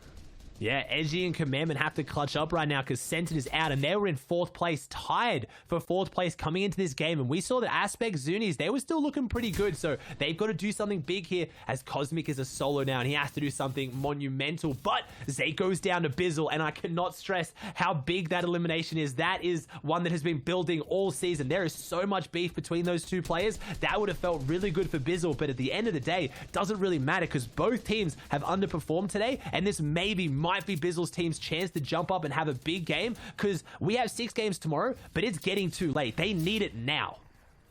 100% here. Cosmic looking for the big snipe right now. Aiming out. He's already got 2 eliminations. They've done so well to make it this far into the grand final stage. 15 points, though. Such a rough day 1 for this team across the board. This is definitely one of their better games. 4 points already being secured here, all off the back of eliminations. Remember, placement doesn't really come out till later. Crash pads come through, though. The quick reaction shot there doesn't punish anyone, but still was a great response. And yes, that's the punishment. The 200 pump. It's on to, who was that? Skittles. What was left of Skittles from the Ronaldo team? He's gone. Oh, and we have Macwood, Zexor, and Calc. I talk about teams that need to have their big game, and this is it. These are your last trio FNCS champions. They've fallen off their throne. They've been kicked off their throne, but they're trying to set it back up. They're trying to get back up there, and they're on high ground, which is where they need to be to have their big game. Booger, Jamper, and Avery as well. They're down here now, so they ended up getting Jamper back up. They're looking good now. They're pretty healthy, and if any team can upset the high ground, it's going to be them, but they might not need to. They're fighting their way through the low and the mid. They're not looking as composed and controlled as teams like XSET, because Avery is getting beamed from behind, so they're going to have to use a bunch of their meds, but they're at the front side, which is the best spot to be if you need to start popping these, but only 8 builds. 100% here, though. Still trying to work with it. 8 builds, and they have to get a split or something going. Since nothing's come out, that's it. That means everyone's in shambles. Crash pads are going to come down. They're trying to bring them down to their lair. This is the last game of the day. Can you get a lot of points? Can you make yourself set up for success for tomorrow coming into the grand finals? High ground, Calculator, Zexro, still controlling it. The second time now we've seen them on a little bit of height, but they haven't won a game just yet. Jamper already down and out of the competition at 6 eliminations. The backup from Avery here. Can he save Booga? Maybe, just maybe, but the shots are coming out. I'm still seeing the reverse 2K Miro and Day Squad in the low, though. They're still up. They're playing for first place. They're playing for first place because this team's trying to have their jump back up, but it's going to be setting themselves up for tomorrow. Daymir and Reverse are already set up for tomorrow, but how far can they push it ahead as Macwood finds the angles and beams up these players? He has that epic assault rifle doing so much damage. Illis falls in the feed. Booger goes down. Eclipse, and oh my gosh, Macwood is just dropping frags on this lobby right now as they rack it up to 5, and they need every single one. 54 points is not enough for your last trio FNCS champions. They've done it before, and they need to do it today. 5 teams alive, 12 players total. Yeah, still 9 enemies they can drop here. Plenty of placement points. Let's not forget that Victory Royale is worth 25. Ooh. That's what they're hunting for. Big Elam right there for Macwood. Let's go, baby. That's a huge one for them. Calculator playing it nice and safe, keeping his distance between everyone else. On the low ground, C9 Nosh makes it all the way through, but there's a low ground terror still up. It's the full trio of the TNA boys. The TNA boys, and this is going to be intense right now. This is 4 teams, 10 players. This is 3 full trios and 1 solo. So this is by no means Zexro, Calc, and Macwood's game. There is a lot of firepower down there, and they're going to have to start putting it out very, very soon. They need to start taking some of these players out because any of them can go toe-to-toe as Tabs gets elimination in the feed as well. Macwood's trying to find the angle, seeing what he can do. Calc's up on the high ground because he has the splashes. He has the heal-off potential, and that's what it might come down to. As this player comes out and Macwood, of course, connects onto Miro. He's taken down one of the deadly trio, but they need to keep doing it. 2 teams, 6 players. This is it. This is the final of the day 1 games for NA East. Right here for sure, as you can see the backup passiveness from Macwood. Macwood's gonna back off. He's got the splashes, so the Elim was worth it. He's trying to secure the dub now, keeping his distance. It's a low ground fight. Up they go. The shockwaves, the crash pads. Calc with the clutch pump. Zexro with the clutch follow-up as well. Everyone wins their individual engagements, and game 6 is won by Zexro, Macwood, and Calculator. And they're jumping back up. That'll put them up there. It will put them probably just inside top 10, maybe reaching towards top 5, and they needed to. What a last-ditch effort right now, and that's good because that team needed that coming into tomorrow. Calc has said it time and time again. We're not the most consistent team, but we're consistent when we need to be, and they needed to be consistent there. And it's what you expect if you're ex-FNCS Trios champs. Like we said, man, they did such a good job holding that high ground, but Aussie, this is just day number 1. Just day number 1, and how exciting was it? Thank you so much. I can't sleep tonight. I'm so excited for day number 2. That leaderboard is so tight, and it's everything I asked for. 100%. And like that, guys, day number 1 is going to conclude here from Monster D-Face and Aussie Antics, but tomorrow is a day full of NA East action. Make sure as you come back, set your alarms. We'll see you there. So wholesome, those two. Some of my favorite people in the whole world. That wraps up the first day of competition here from the FNCS. This is the grand finals. We have to take a look at the standings. We've seen a very big shakeup here in your top 5. And now there is a new trio that is leading the first place. Before it was the XZ trio, but guess what? The TNA boys strike back. They said, you know what? We don't need no sharks in the water. We got harpoons, and now we have the first place spot. And they're the ones that took out XZ. You were saying a new trio. I'm saying it's the new age for these guys. For Day, Miro, and Reverse 2K. 44 eliminations, 128 points, an almost 20-point difference from first to second place. They're looking so strong after day number 1. And no victory royales. You know, Zeke keeps asking me the question when it comes up in the early game, how are these teams going to lay out? And you know what? You said, Shao, the team on top is going to be one who has the most victory royales. Currently, right now, the opposite of that. 0 victory royales up top because this team is just playing very, very consistent low ground, consistent high eliminations. That game picking up 12. All right, I'm stepping on the brakes for this car right now for this fact and point you just made. I respect it. Remember though, it's day number 1. And you know, maybe Reverse Miro and Day kind of slipped my mind because these guys are the you know, they're on the new age, but they're kind of like the ghost warriors in terms of like having no victories. You don't really see them until they pop off. Then they do so well. Speaking of Ghost, there's Ghost Little, Mikey, and Ghost Clarity G in 7th. Bully still stays on this page. Creo there too with that win. Zexro just got that last one, bumping them up towards 7th/8th place. 11th to 15th, though, we'll see some of those same teams who were on that top 10 teetering out. Some people who were from 15th to 20th elevating back up and pushing for a better placement.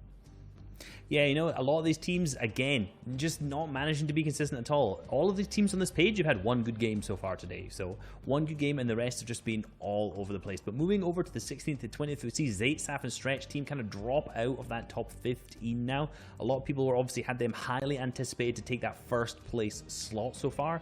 But obviously today's just not going so well. Hopefully they figure it out and come back tomorrow with their normal games plan. Yeah, for these teams, and especially for every single team that's playing right now, day number 1 is kind of like that starting field. Day 2, we see so much improvement, right? But those improving teams right now are in the top 5, the ones that improved the most, the XZs, the TNAs, right? So it's going to be even scarier to see how much of a point difference it could be on day number 2. Day number 1, though, that operating word was absolute trust from all these trios, and we saw some great gameplay because of that. Bro, I hope this continues tomorrow. I want to see more of this trust, as you're saying. Now, before we do go, let's take a look at our predictions. Remind the viewers at home which trios we believed could walk away as the brand new FNCS champions. Monster D Face, Zayt, Sap, and Stretch. We haven't seen them show up, but hey, tomorrow's another day. Aussie, Knight, Shark, and AVVX set trio. I mean, hey, they're in second place right now. Shio, let's head over to you. Hey, I got trust in Creo, Bucky, and Kanata. Already got one win. Let's see if they can repeat it. Up that placement, get into that top 5 tomorrow. Reese, what about you, my man? Commandment, Scented, and Edgy, currently in third, looking very, very crisp so far. I'm very pleased with that. I knew these guys would bring it back as they're consistent as always. I love it. I love it. Today has been so much fun. Guys, before we go, final thoughts? I have a question for both of you. A flavor for day number 1. What do you think it is? I'm gonna say spicy. Spicy for day number 1. Absolutely. I was giving you guys a chance. I'm talking hot. Those are some fun games, man. Yeah, I was thinking sweet. Okay. The games were nice. There's some good kind of flow into it to start with. But a couple mix-ups, you know, it's a nice palette, right? Nice palette. Tomorrow, I think that's when the spice is really going to happen. That's when it's going to change it up, sweet and sour. I was actually going to say something entirely different, and that's spooky, because guess what? If you're looking to keep this party going, we're heading over to Party Royale right after this for that J Balvin Afterlife party. You guys got to come hang out with us. And of course, hey, look, if you don't, there's an encore tomorrow. That's right. So even if you miss out tonight, you get to see it again. But that is not the only thing happening in Party Royale tomorrow. You're going to see us in there. That's right. We're coming back. The final day of the Grand Finals will be streamed into Party Royale. So you'll be able to hang out with us, use your favorite emotes, use your favorite dances, throw the tomatoes, all of the paint. It's going to be an absolutely incredible time. You absolutely will not want to miss on out. But that pretty much wraps us up here on the first day of the Grand Finals. We're back tomorrow, same time, same place. You definitely won't want to miss out, because don't forget, we're going to be crowning a new FNCS champion at the end of tomorrow. Till then, Fortnite fam, we love you guys. We hope to see you at this J Balvin concert. And if not, we'll see you tomorrow. Till next time, we'll see you on the Battle Bus. Beep, beep.